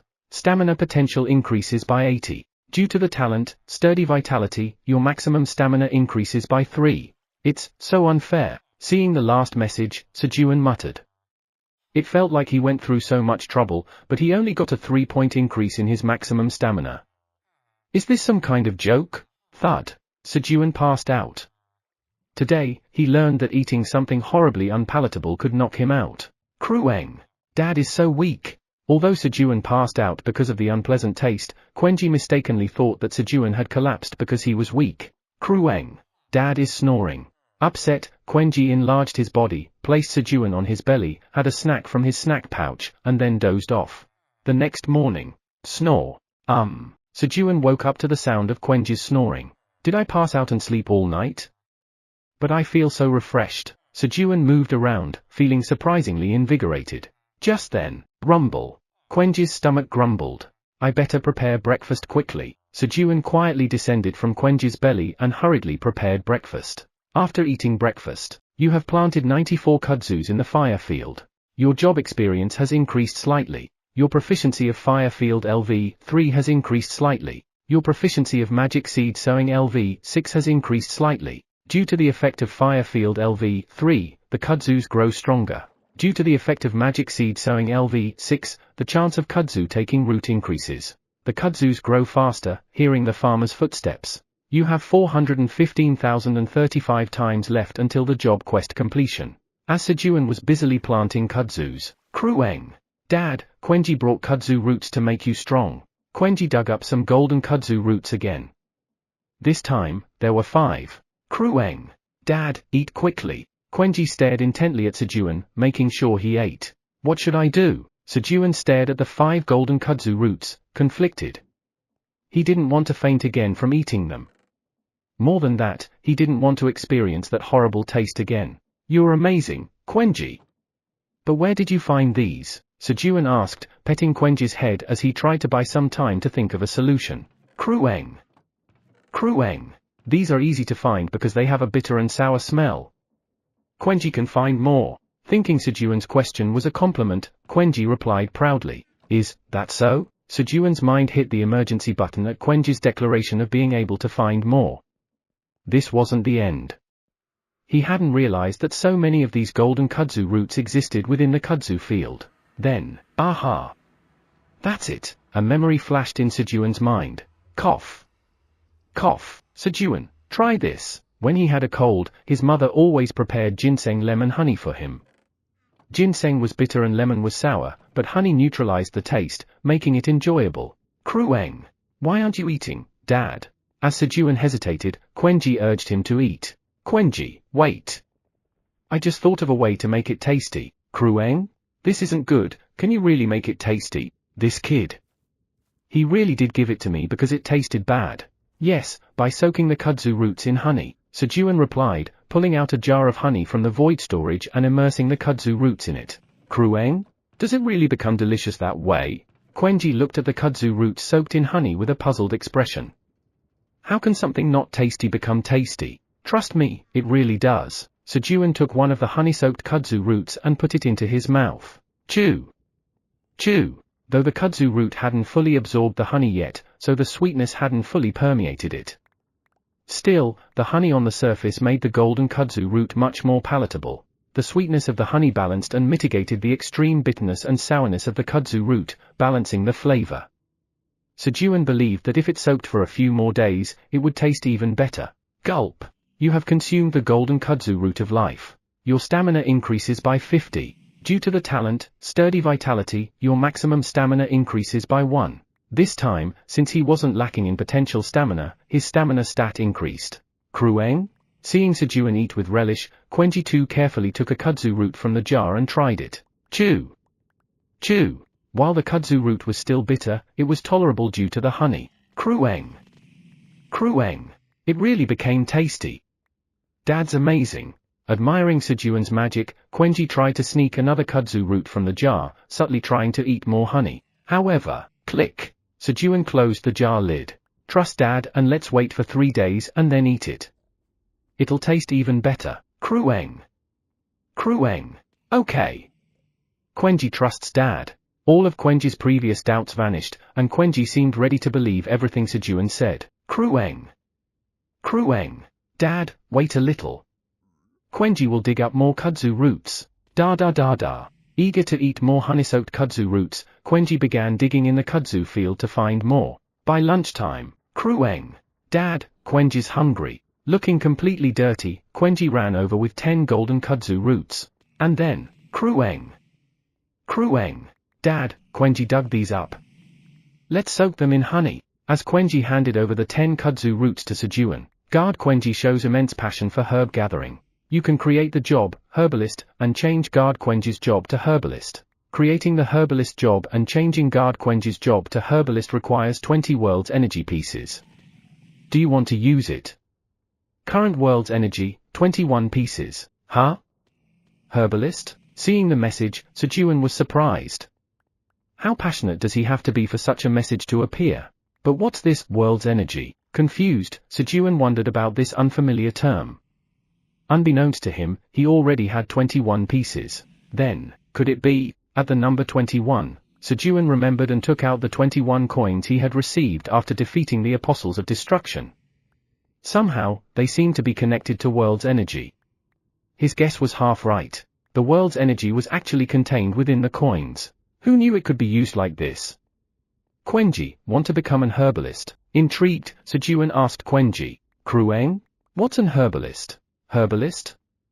It's a job that specializes in finding herbs beneficial for the body. Krueng. Then, Quenji will do it. Hearing Sejun's explanation, Quenji nodded eagerly. Quenji will become an herbalist and find lots of good herbs for Dad. As expected, Quenji had the thoughts of a dutiful son. All right. I'll change Quenji's job to herbalist. FSSSSSH. As Sejun spoke, a bright light emanated from 20 of the 21 coins he held.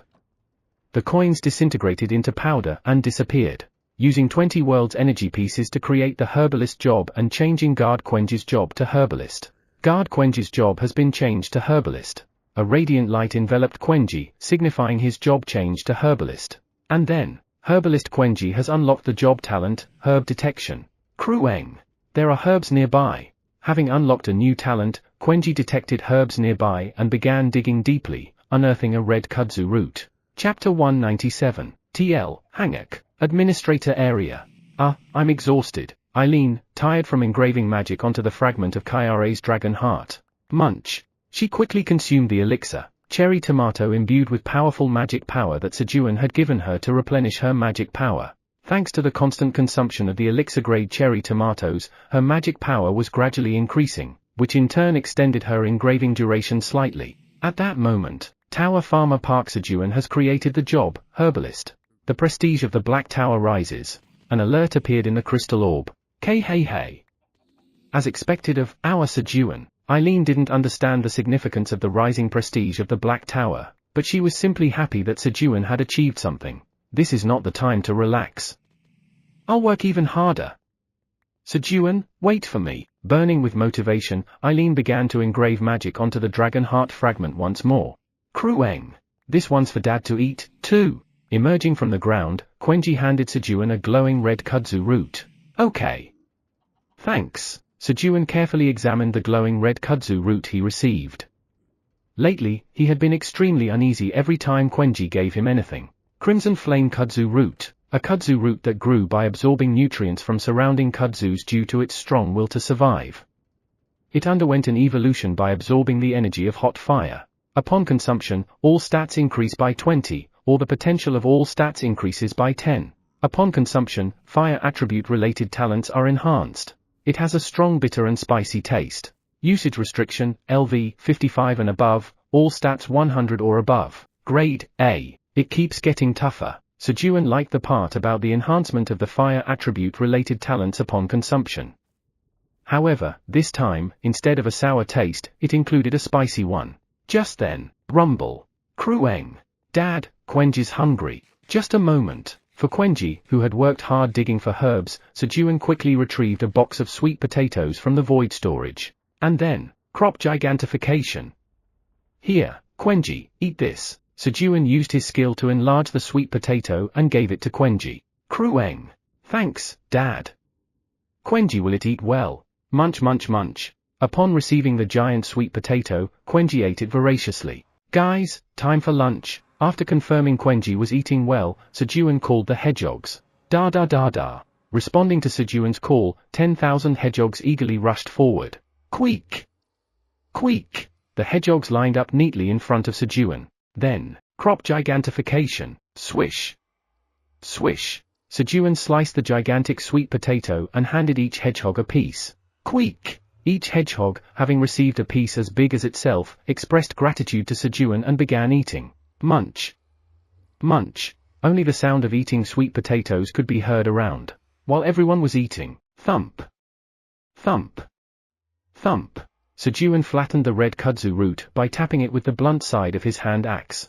He then mixed soy sauce, salt, and honey in a bowl, creating a dipping sauce to smear it on the kudzu root. Crunch. Hum. Not bad. Swoosh. Swoosh. After tasting the sauce with his pinky, Sejun, with a satisfied expression, smeared it over the flattened root. Sejun planned to season and roast the crimson flame kudzu root as if it were deodeokgui. TL, deodeokgui. Ideally, he would have liked to soak it in honey for 3 days and eat it as honey pickled.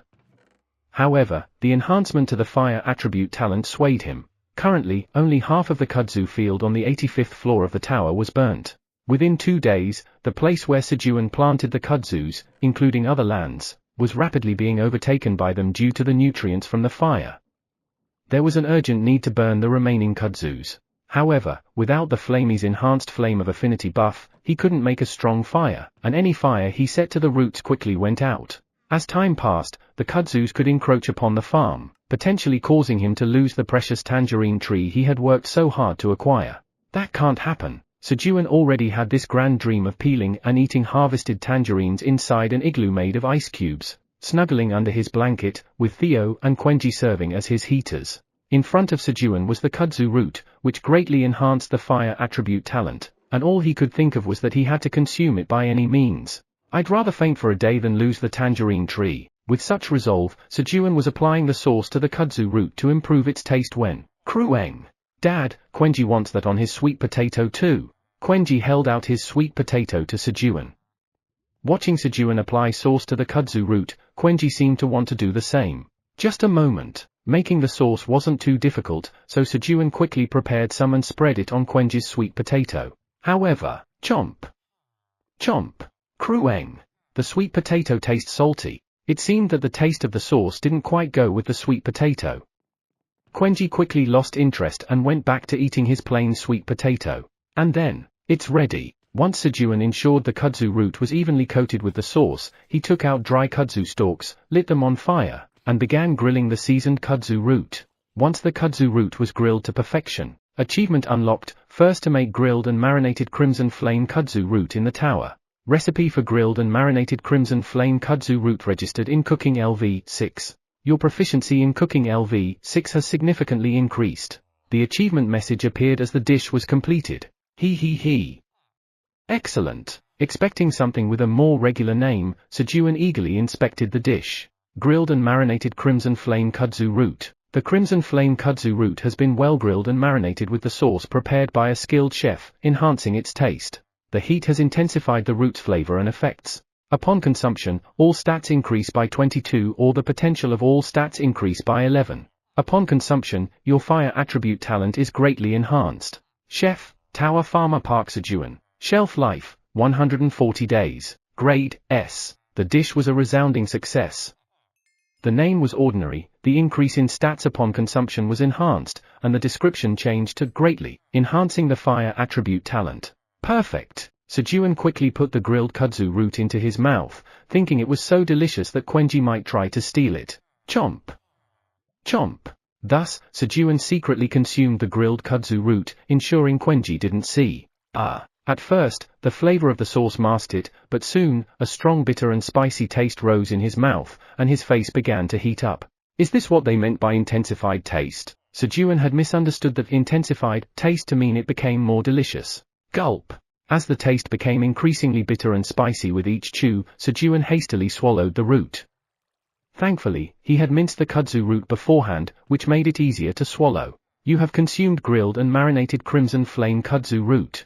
The potential of all stats increases by 11. Your existing fire attribute talent is significantly enhanced. Talent, Fire Mastery has evolved to Enhanced Fire Mastery. Despite the struggle, it was worth it.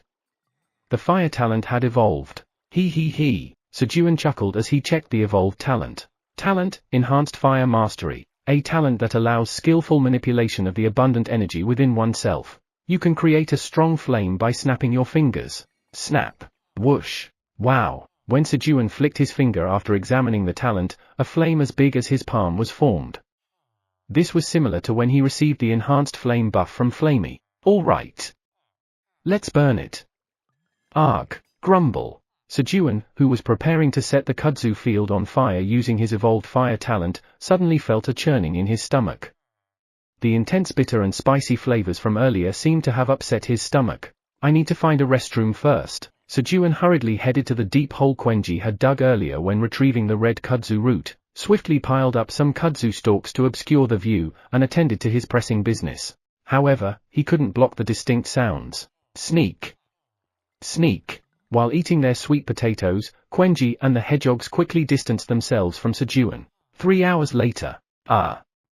My stomach still feels upset. Sejun, with his slightly settled stomach, prepared to set the kudzu field on fire. He quickly consumed a power potato and activated its effect, but it didn't seem to counteract the effects of the kudzu root, which might have already reached his intestines. Guys, bury these. Sejun took out sweet potatoes, and corn from the void storage wrapped with kudzu leaves and handed them to Quenji and the hedgehogs, instructing them to bury them beneath the kudzu field. By wrapping the crops in kudzu leaves and burying them in the ground, they won't burn directly in the fire but will be cooked nicely by indirect heat. The reason for taking the trouble to cook the crops in this manner was to provide Quenji and the hedgehogs, who will soon be heading to the 83rd floor of the tower, with a fun memory. There's no need to worry about not being able to find them later since Quenji, with his incredible sense of smell, is around. After burying the crops in the kudzu field for roasting, snap. Sejun produced fire with a snap of his finger. Let's set it on fire. As Sejun ignited the kudzu field, whoosh, the flames blazed fiercely in no time. Sejun waited for the flames to become strong enough that they wouldn't be extinguished by Quenji's breath, and then had Quenji spread the fire with his breath. Krueng. After Quenji used his breath about 10 times, the flames spread in all directions, beginning to burn the kudzu field in earnest. Then, let's eat! Sejun and the animals dug up the ground where the flames had passed and searched for their dinner. Krueng. Queek! Quenji and the hedgehogs raced to find the crops they had buried. Land moving. Using Mila's hoe, Sejun turned over the ground to find the buried crops. After overturning the ground about 3 times, found it. Sejun found a corn buried in the ground. Tap! Tap! As he was about to eat the corn after dusting off the soil, queek! One of the hedgehog, which hadn't found anything to eat yet, looked at Sejun enviously. How can I eat while you look at me like that? Here! Sejun handed the corn to the hedgehog and, land moving, he searched for more crops. This time, he found a potato. This looks delicious. As Sejun was about to eat the potato after removing the kudzu leaves, queek! Another hedgehog, drooling, was looking at him. Why did he even do this in the first place? Here, Sejun handed the potato to the hedgehog. He couldn't let the hedgehog starve when it was his idea. Munch. Sejun just filled his stomach with Eileen's healthy meatball piece and, land moving, continued to search for crops to share with the hedgehogs that hadn't found any food yet. Although he didn't get to eat with them. Queek! Thank you, Sejun. Queek! Sejun, you're amazing. He received gratitude from the hedgehogs. And then, Krueng. Dad, Quenji found some herbs. Good job, Quenji. The dutiful son, Quenji delighted Sejun by finding more golden kudzu roots in between. After digging up the ground and eating their dinner until late, let's go to sleep now. Watching the kudzu field burn in the distance, Sejun and the animals fell asleep. The next morning, queek! We'll head down now. The hedgehog leader, Godori, prepared to depart with the other hedgehogs, each carrying a sweet potato on their back. Sejun had provided the sweet potatoes as a gift. Of course, he didn't intend to repay them with just sweet potatoes, he planned to give a proper reward them later. Take care, Krueng. Krueng. Thank you for helping Daddy. Take care. Following Sejun, who was seeing off the hedgehogs, Quenji also waved his front paws to bid farewell to the hedgehogs. After sending off the hedgehogs, let's get back to work. Krueng. Understood. Sejun and Quenji resumed their work. Sejun began planting kudzu seeds, while Quenji, who had become a herbalist, started searching for herbs. And then, you have completed the job quest. As a reward for completing the quest, level 61 is unlocked. As a reward for completing the quest, you've acquired 500,000 tower coins as a reward for completing the quest. As a reward for completing the quest, you've acquired the job combat skill You're a Field. LV 1. On the 330th day of being stranded, Sejun completed his job quest and acquired his first combat skill in his life. Chapter 198, he. I expected this much. TL, Hangak, you are a field? Sejun was disappointed with the name of the new combat skill he acquired. The name didn't seem to fit a combat skill. He felt a bit uneasy. Let's check it out first. Sejun quickly checked the new skill he had gained. Job combat skill You are a field. LV 1. You can plant crops on living enemies. However, it can't be planted on enemies whose skin can't be penetrated. Using the seed sowing skill on an enemy causes the planted seeds to root in the enemy's body, absorbing their vitality, TL, aka life force, and growing rapidly. Some seeds have special properties. By using seed harvesting, you can harvest the crops grown on the enemy, causing additional damage. There's a very rare chance to harvest a random stat from the target. What is this? The newly acquired combat skill allowed him to use seed sowing and seed harvesting skills in combat. But being able to plant crops on a living entity. Is it some sort of parasitic plant? He wanted to test it out, but there were no enemies around. Quenji, let's head back. Sejun decided to return with Quenji. Soon, the 12th blue moon since he entered the tower was approaching, and, since they had burned all the kudzus around, the vicinity of the tangerine tree on the 83rd floor of the tower was safe for the time being. Da. Krueng. Quenji is going home. On hearing that they were going home, Quenji rushed over with the harvested kudzu roots. Using the waypoint, Sejun and Quenji returned to the 99th floor of the tower. Meow. Humans, I have arrived, meow. Humming a tune, Theo announced his arrival at the camp on the 40th floor of the tower. But, meow, the camp on the 40th floor of the tower was completely empty. What happened? Meow. Where did my minions go? Meow. It was his first task after officially becoming the vice chairman. There were no hunters to buy Chairman Park's crops. Meow. Everything had been messed up from the start. This can't be. Meow. Theo quickly surveyed the camp to understand what had happened. The tents were full of items the hunters hadn't taken with them, and there were signs that they had moved hastily in one direction. Theo's conclusion after observing the surroundings was clear. It's certain the humans are in danger. Meow. Both Chairman Park and humans are weak. Meow. Pooh hut. I need to save them and make them my slaves. Meow. It was quite a leap in reasoning. Not a normal train of thought. Meow. This is Chairman Park's favorite coffee. Meow. When Theo was about to pick up the coffee he found in the tent, Vice Chairman Theo, when did you arrive? Eom Jongsik, a member of the Earth Defense Force who had been sleeping in another tent, called out to Theo. From Eom Jongsik, Theo learned where the hunters had gone. Meow. The humans went to the 41st floor of the tower. Meow. Yes. They all rushed there after hearing that a wandering merchant selling equipment had appeared, so they weren't kidnapped. Meow. Theo was greatly disappointed with Eom Jongsik's revelation. My plan to please Chairman Park with many new slaves. I must go there and see for myself. Meow. He was curious about who the wandering merchant was who dared to charm his minions. Inform Han Taijun to gather information about Chairman Park's family. Meow. Even if you didn't ask, a report sent by Captain K. I mean, Mr. Han, arrived a little while ago. Eom Jongsik handed Theo the report. The report detailed the recent raid on the Three-Head Society's hideout. Thank you. Meow.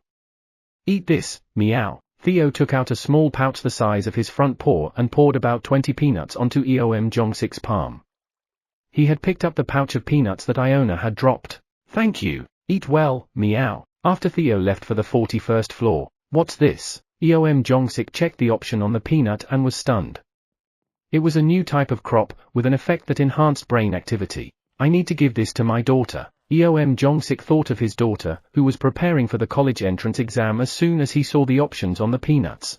Lord Theo Park, you are here? As Theo arrived on the 41st floor, the Black Orc guards spotted him and saluted. Where's the wandering merchant who is said to be here? Meow. Wandering merchant? The Black Orcs looked puzzled at Theo's words. I heard there's a wandering merchant selling equipment. Meow. Ah. If you mean someone selling equipment, there's a blacksmith with impressive skills who's been visiting regularly these days. Where is that blacksmith? Meow. Over there. The Black Orc pointed in the direction of the blacksmith. Moments later, as Theo approached the blacksmith's area, I claimed it first. What are you talking about? You haven't paid for it yet. What? About 30 to 50 hunters were fighting over each piece of equipment, claiming they would buy it. And then,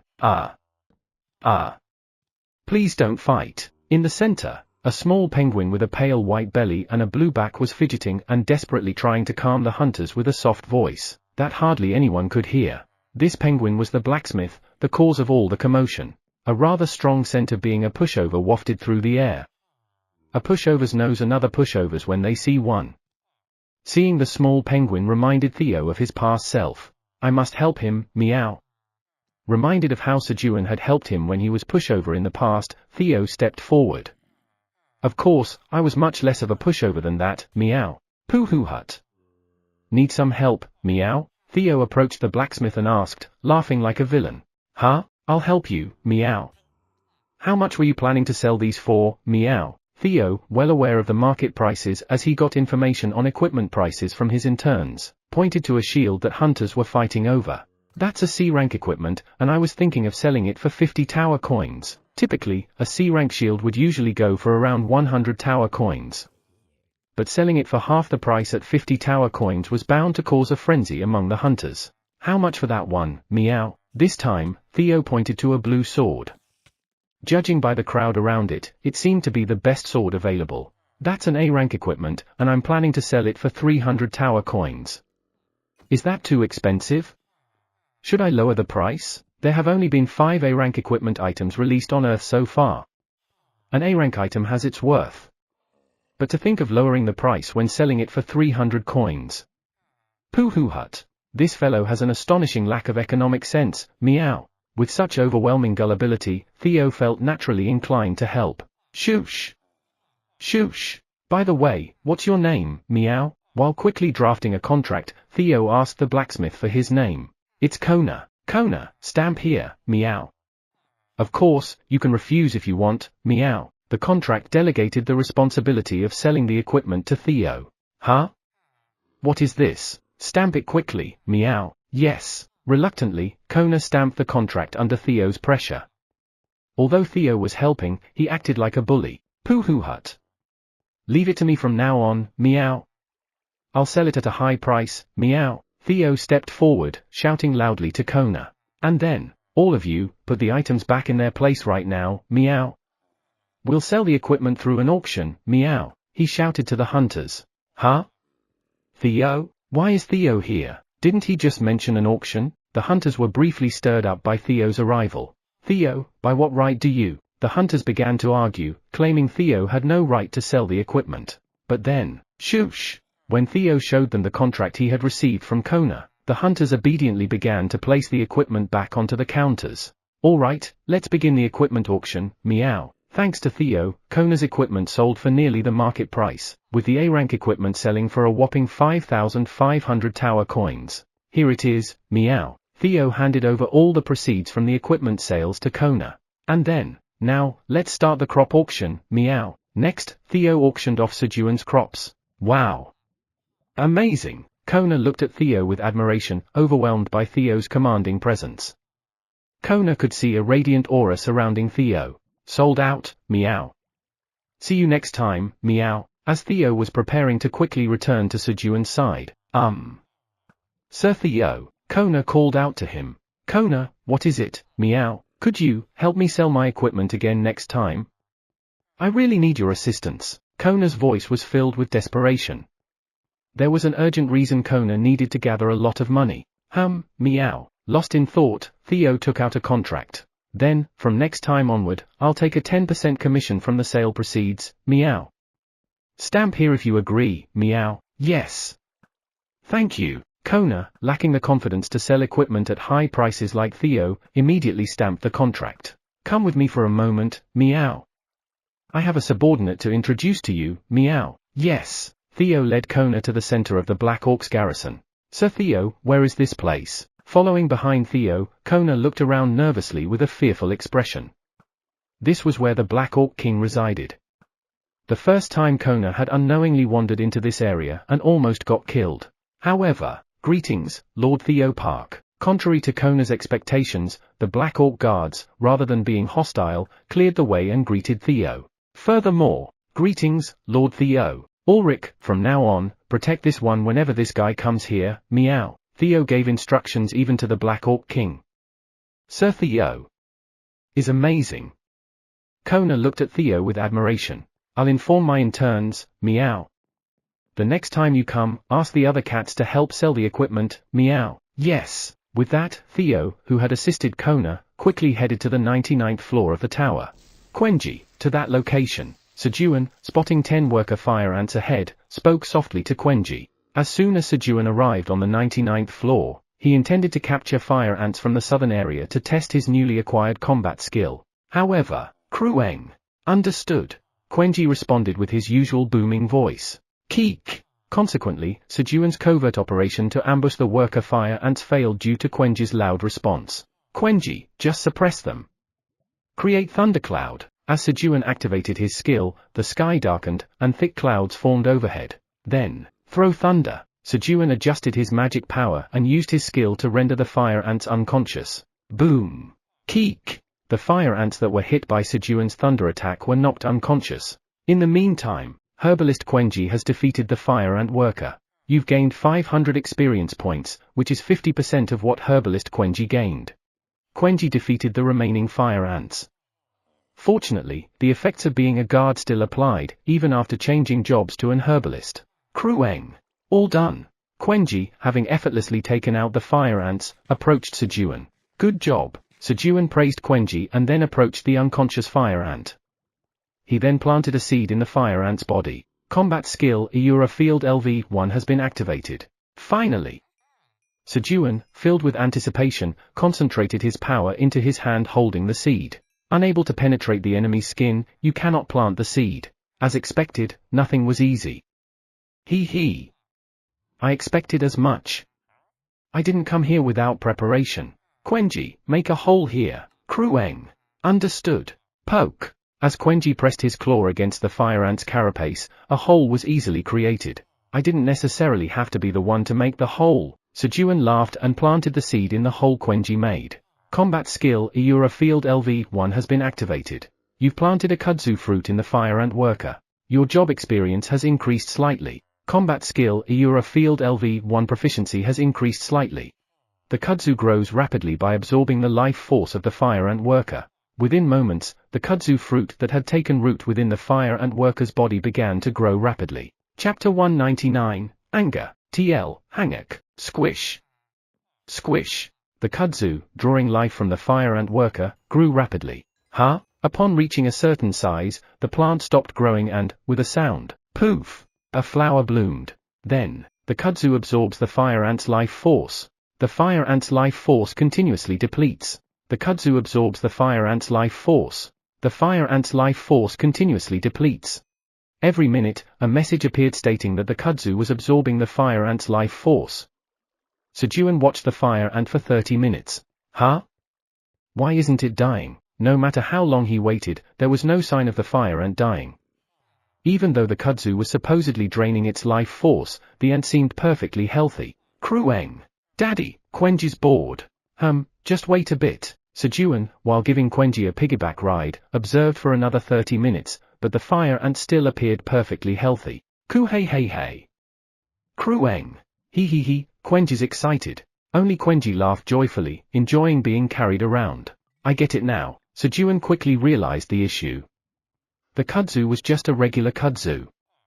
Even if it drained the ant's life force, it was merely a tiny fraction of the ant's total life force. To drain the ant completely, thousands, perhaps tens of thousands of kudzu needed to be planted. Or perhaps the kudzu needed to grow more to absorb even more life force. Oh really? How am I supposed to use this in combat? He'd even have to make holes in the skin. Moreover, crops needed to be pollinated before they could bear fruit, so he couldn't harvest anything before that. That you are a field, skill was profoundly agricultural in nature. Just as Sejun was feeling disappointed with the skill's performance. Ki. The unconscious fire ant worker began to regain consciousness. Then, special effect, restraint activated. Squirm. Squirm.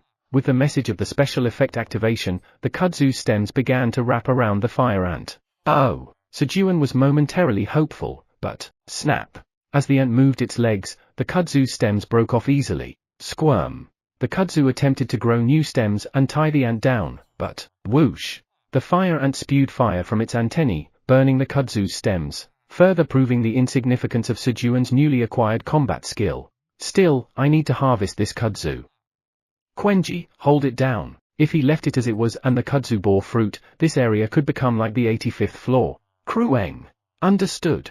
As Quenji held the fire ant still, Sejun pulled out the kudzu root embedded in the ant's back. Suk. He extracted a kudzu root the size of a mini carrot from the fire ant's back. You've harvested a strong vitality kudzu root. Your job experience has slightly increased. Your proficiency in harvesting LV7 has slightly increased. You've gained 50 experience points.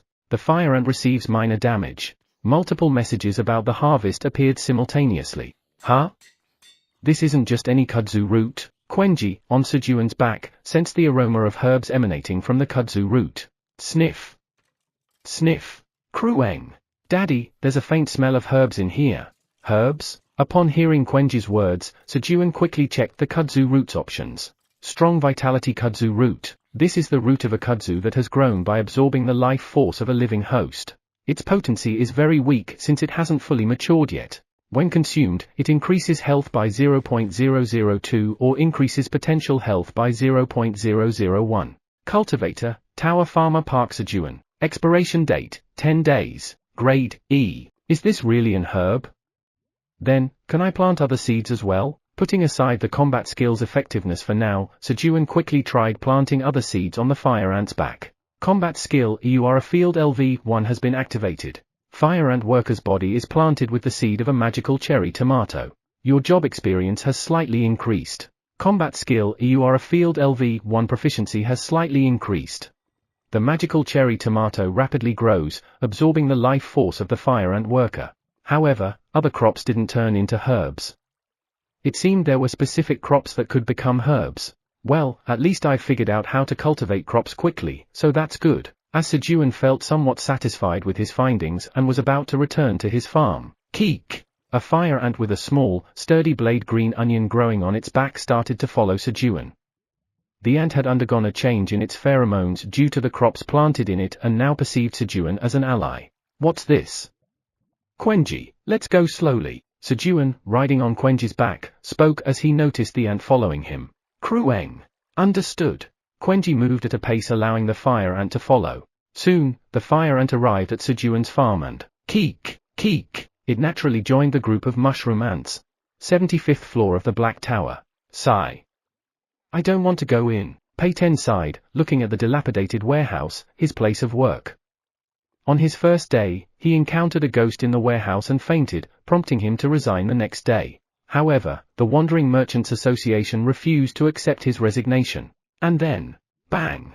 The door of the warehouse opened abruptly as if to hurry him inside. I can't even run away because of those ghosts. Pei-ten walked into the warehouse as a cow being led to a slaughterhouse. Upon learning that Pei-ten was sent by Theo to tidy up the warehouse, the ghosts harassed him at home whenever he missed work, hoping to avoid their own torment when Theo visited. When Pei-ten entered the warehouse, oh! Is the youngest here? What are you doing? Hurry up and move! The ghosts greeted him and ordered him to clean. Thanks to Pei-ten installing shelves and organizing the items, the height of the stacked goods on the floor had reduced. As Pei-ten was busy dusting and tidying, here are 1,000 tower coins, meow, Theo's voice was heard from outside. Just as a sparrow can't pass a mill without stopping, Theo couldn't bypass the lottery draw warehouse on the 75th floor. Keek! Lord Theo is here. The ghosts panicked at the sound of Theo's voice. Bang! Pooh Hut, I'm here, meow. Theo entered the warehouse confidently. Lord Theo, welcome. The ghosts lined up orderly to greet Theo. Ha! Pei-ten stared in astonishment. The ghosts were that scared? Pei-ten once again realized whom he had messed with. Why is this warehouse still so dirty, meow? Theo's words froze both the ghosts and Pei-ten. First, bring out the items I have asked you to keep aside, meow. Yes. The ghosts hurriedly brought out 4 items they had stored for Theo to inspect. Meow. Theo stretched out his front paw, comparing the attraction between the 4 items in front and others he hadn't seen yet. Then, get me the item under this, meow. Theo pointed to the ground full of stacked items. Yes. The ghosts diligently fetched the items, and Theo inspected each one. Not this one, meow. It seemed that several ghosts were destined to face Theo's wrath that day and move on to the afterlife. After about an hour, about 10 ghosts moved on to the afterlife. And then, guys, I think it's time for me to leave. One of the ghosts spoke, moments from its end. I found it, meow. I'll be back next time, meow. Theo picked up a worn-out black vest that seemed to have been mended numerous times and left. And then, youngest, you heard Lord Theo, right? He said the warehouse is dirty. I almost moved on to the afterlife. Youngest. You're on overnight duty from today. From now on, sleep in front of the warehouse. To avoid their torment next time, the ghosts started to pressurize Pei-ten even more. Guys, are you ready? Krueng. Squeak. Okay. Quack. At Sejun's words, the workers of the 99th floor responded energetically and swiftly dispersed, heading to their assigned farms. It was to quickly find crops imbued with the energy of the blue moon when it began. Everyone was eager, knowing that after the blue moon, a late-night snack time awaited. Krueng. Quenji's location is here. Snap. Quenji clung to Sejun's leg. All right. Eileen, are you ready? Sejun, stroking Quenji's head, asked Eileen. The tower's administrator loudly says not to worry. This time, Eileen had fully charged the searchlight with mana. While Eileen could now act directly, the use of the searchlight was unavoidable to prevent Sejun from fainting due to her powerful mana. Soon, as the sun transformed into the blue moon, Quoo! Eileen quickly turned on the searchlight and roared. And then, wobble, thud. Sejun fainted. Because there was a powerful magic carried in Eileen's roar. Krueng. Dad's passed out again. Quenji hurriedly moved Sejun to the bedroom. There were no situations that were easily resolved for Sejun. The tower's administrator asks if you're feeling okay. As soon as Sejun opened his eyes, Eileen asked him anxiously. Eileen thought that Sejun had fainted because she had overlooked the fact that she had recently eaten magical cherry tomatoes, and her magic power had greatly increased. Still, Eileen held Sejun in high regard. I'm okay, except for a slight tightness in my chest. Oh, it's Quenji. The tightness in his chest was because Quenji, who had been taking care of Sejun, was sleeping on Sejun's chest. Snuggle. Kurong. Lifting Quenji, Sejun sat up. I'm fine, so don't worry. Huh? Theo was here. While talking to Eileen, Sejun felt warmth on his lap and looked down to see Theo, who had returned at dawn, soundly sleeping there. Snap. Meow. Snap. With Theo and Quenji comfortably attached on his lap, Sejun stepped outside. The courtyard of his house was neatly filled with crops imbued with the energy of the blue moon harvested at dawn. We'll have these for breakfast today. Sejun picked up the blue crops and headed to the kitchen. Lately, thanks to Quenji's help with the herbs from the 85th floor kudzu field, he had eaten many herbs and wasn't too greedy for these crops. After enjoying a breakfast made of the blue moon crops, slurp, slurp, Sejun, while feeding churu to Theo, who woke up late, enjoyed his morning coffee. Chairman Park, try this on, meow. Theo, after finishing his churu, carefully took out the black vest he'd taken from the ghost storage from his bag and carefully handed it over, making sure it didn't tear. Huh? Wear this? A leather vest that looked centuries old. Wearing it would earn him the title of a beggar. That's right, meow, Theo replied with a proud expression. Knowing Theo wouldn't bring him anything weird, Sejun decided to first check its options. Leather vest. Usage restrictions, LV 30, agility 50 and above. Grade B. Eileen, could you appraise this? The tower's administrator says to leave it to her. The leather vest in Sejun's hand disappeared. In the meantime, Chairman Park, I brought news about your family, meow. Theo took out a report delivered by Han Taijun from his bag and handed it to Sejun. My family? Sejun quickly read the report. And then, damn those F***king bastards from the Three-Head Society. For the first time since coming to the tower, Sejun cursed in rage. How dare they touch his family? The tower's administrator is furious, asking who angered you. What's wrong, Sejun? Why are you mad, Sejun? Chairman Park, what's wrong, meow? Krueng? Dad, what's wrong? Kriong? The strongest of the Black Tower began to gather in response to the anger of the Black Tower's real leader. Chapter 200, Who Dared to Mess with Our Quenji? TL, Hanguk, Tower's 99th floor waypoint. Thump, thump, thump, thump. From afar, the Minotaur 1003 rushed over. Minotaur 1003, what's all this commotion? The Minotaur King, who was guarding the waypoint, asked with a displeased look. Your Majesty Minotaur King. Sejun is angry. What? Sejun is angry? The Minotaur King was taken aback. He had never heard of Sejun getting angry before. While Sejun never dared show anger towards the terrifying creatures of the 99th floor, the other animals misunderstood it as Sejun's patience and thought he seldom got mad. Yes. And he even cursed with such rage. Who dared to anger Sejun to the point of cursing? I'll have to go see for myself. To them, Sejun was a benevolent being who provided delicious grass when they were only eating dirt. Moo. Thump, thump. The Minotaur King, wielding his legendary weapon, the red bone, dashed more frantically than anyone else towards Sejun's farm. The tower's administrator says she will hunt down and devour whoever dared to harm your family. Upon hearing that his family was threatened, Eileen became agitated. Eileen, calm down. Otherwise, you might strain your dragon heart. Kaiser, concerned, tried to soothe the agitated Eileen. While Eileen had become powerful with immense magic power, despite her young age, she still lacked control. When her emotions surged, her magic power could become unstable. The tower's administrator is furious, asking how she could remain calm knowing someone threatened Sejun's family. Well, I understand, but still. Relax, Eileen, Kaiser is right. Calm down. I don't want to see you get hurt. The tower's administrator says if you put it that way, she'll calm down. While Eileen disregarded Kaiser's words, she immediately listened to Sejun. Eileen, for now, find the Three-Head Society inside the tower. The tower's administrator tells you to leave it to her. Upon Sejun's request, Eileen started searching for the Three-Head Society through the crystal orb. When this old man speaks, she gets angry, but when Sejun speaks, while Kaiser was mumbling out his frustrations jealously, thump, thump, creating a massive dust storm, the Minotaur King arrived. Then, Moo, Kruong, Moo. Upon hearing why Sejun was furious, Pinkfur began raging at the Three-Head Society. Then, Minotaur King, may I borrow the Black Minotaurs? Sejun asked the Minotaur King if he could borrow his subordinates. Moo. Use them as you see fit. No, this time, I shall personally join. Clank. In response to Sejun's request, the Minotaur King, with his red bone weapon slung over his shoulder, declared his participation. The Minotaur King, who had guarded the waypoint for 300 years, felt it was time to re-establish the tower's discipline. Thank you, Minotaur King.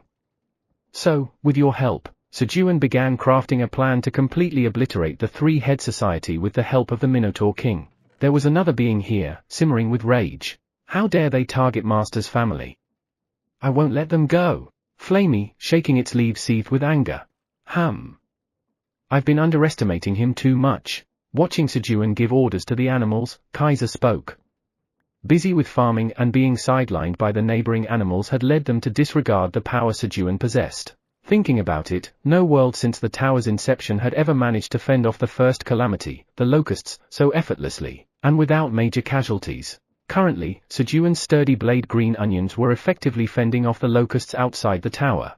The Apostle of Destruction would have been significantly taken aback since they had never faced such an opponent before. It was only natural for the Three-Head Society, which had ties to the Apostles of Destruction, to target Sejun's family. On the contrary, he had become so accustomed to worlds disappearing that he failed to notice these changes. At some point, the dragons had given up on protecting the world itself and focused solely on accepting survivors inside the tower and maintaining it. How did it come to this? When the dragons first started managing the tower, they fought and strategized to protect the worlds. However, after repeated failures, a pervasive sentiment among the dragons emerged, thinking that fighting was futile. They had grown accustomed to failure.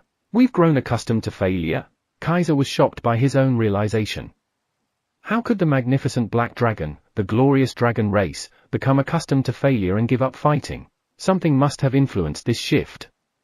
Something had eroded their spirits. The situation was more serious than he thought. Kellyan, let's talk for a moment. Why? Kaiser called Kellyan and they moved to a more secluded location. On a lake on the 44th floor of the tower, there was a small ice island melting within. And then, here. I've brought 1,000 tower coins. Please freeze the lake for me. Kona, who had earned a significant amount selling equipment on the 41st floor with Theo's help, handed over a pouch of coins to a man by the lake. He. Starting from today, my price has gone up. The man noticed the considerable sum in Kona's pouch and spoke with a sly tone.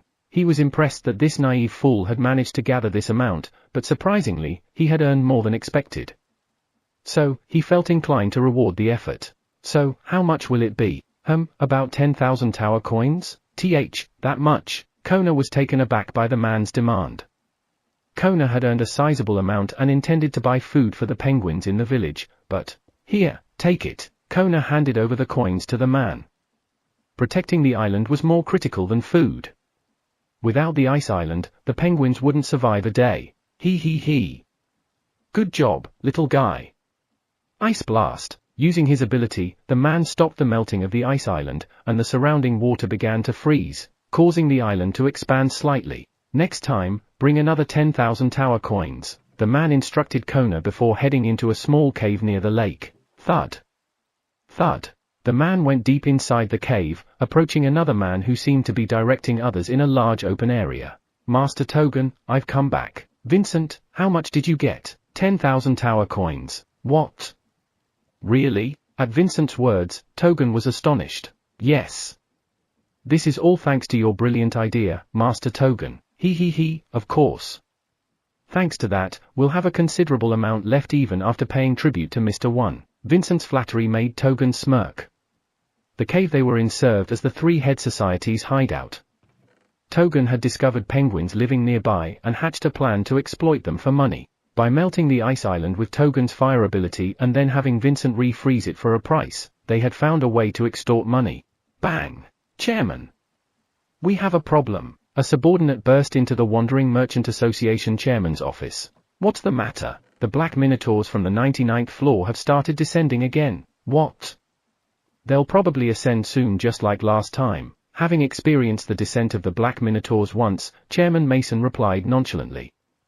Nothing had happened then, so why would it be different now? But this time, it was different. The Minotaur King is also on the move. What? The Minotaur King? Yes. The Minotaur King is personally leading 3,000 black Minotaurs down the tower. Then we can't just keep standing around here. Gather the executives and deploy all the agents from the Secret Inspection Bureau to find out why the Minotaur King is moving. The alarmed Mason quickly issued orders. 300 years ago, when the Minotaur King descended the tower, almost 10 floors suffered devastating losses. It was unimaginable how severe the damage might be this time. Yes, bang! The subordinate hurriedly closed the door and left. Phew! The Minotaur King is on the move. A storm of blood is coming to the tower. Mason sighed heavily, filled with worry. Chairman Park, I've packed everything, meow. Krueng. Quenji's done packing too. Theo and Quenji rushed towards Sejun, who was surveying the farm. Sejun had instructed the Minotaur King to thoroughly search each floor from the top as they descended. Sejun decided to check the most likely place for the three-head society to be within the floors he could access. He couldn't just wait for Eileen or the Minotaur King to locate the three-head society. Once everything was ready, guys, stay inside. Sejun put Theo and Quenji into the void storage and took out a land deed. Black Tower 44th floor lake land deed. Swoosh. Sejun disappeared as he unfolded the land deed. You have arrived at the lake on the 44th floor of the Black Tower. You have moved from the top floor, the 99th floor, to the 44th floor. You have descended 55 floors. Due to the effect of title, retrogressor, all stats have increased by 55. His stats increased by a whopping 220 in an instant. Wow! Sejun felt an overwhelming surge of strength and surveyed his surroundings. As mentioned in the land deed, there was a lake in front of him. Huh? Is that ice? The odd thing was the presence of an ice island in the center of the lake. Clank! Come on out, guys. Sejun called out Theo and Quenji. Understood, meow, snap. Upon Sejun's call, Theo immediately emerged and clung to Sejun's knee. However, Krueng. Quenji will come out a bit later. Quenji, whose snack pouch wasn't yet full, refused to come out. Alright, take your time. Leaving the void storage open, Sejun looked around. Then, a quest has been triggered. Quest, lower the raised temperature of the lake and reclaim the lake's rights. Reward, recognition as the rightful owner of the land deed. As expected, a quest to obtain the land's rights appeared again this time. So, is there always a quest like this in order to gain land deed rights? Ice cube. Sejun wondered briefly before freezing the water and moving to the ice island in the lake's center. He had a feeling the ice island held the clue. Thud. And so, Sejun set foot on the ice island. Theo, do you hear anything? I hear a knocking sound from inside, meow. Really? Where is it coming from? Over there, meow. Following where Theo pointed. Stairs? Sejun saw stairs descending, made of ice. Clearly, someone was definitely there. As he descended, clang! Clang! Sejun also began to hear a sound as if something was being struck. It was the sound of metal being hit. What's that? Sejun continued to follow the sound. Huh? Penguins? Sejun saw small blue penguins busily striking at the metal, creating something. What was truly fascinating was that they weren't heating and striking the metal, but that, drip, drip. They were freezing the metal with ice before striking it. That's Kona, meow. Theo cried out when he saw Kona among the penguins, crafting some equipment. Then, huh? Theo? Kona looked up at the familiar voice and spotted Theo. Zing. Zing. Zing. With joy, Kona rushed towards Theo. But then, Krueng!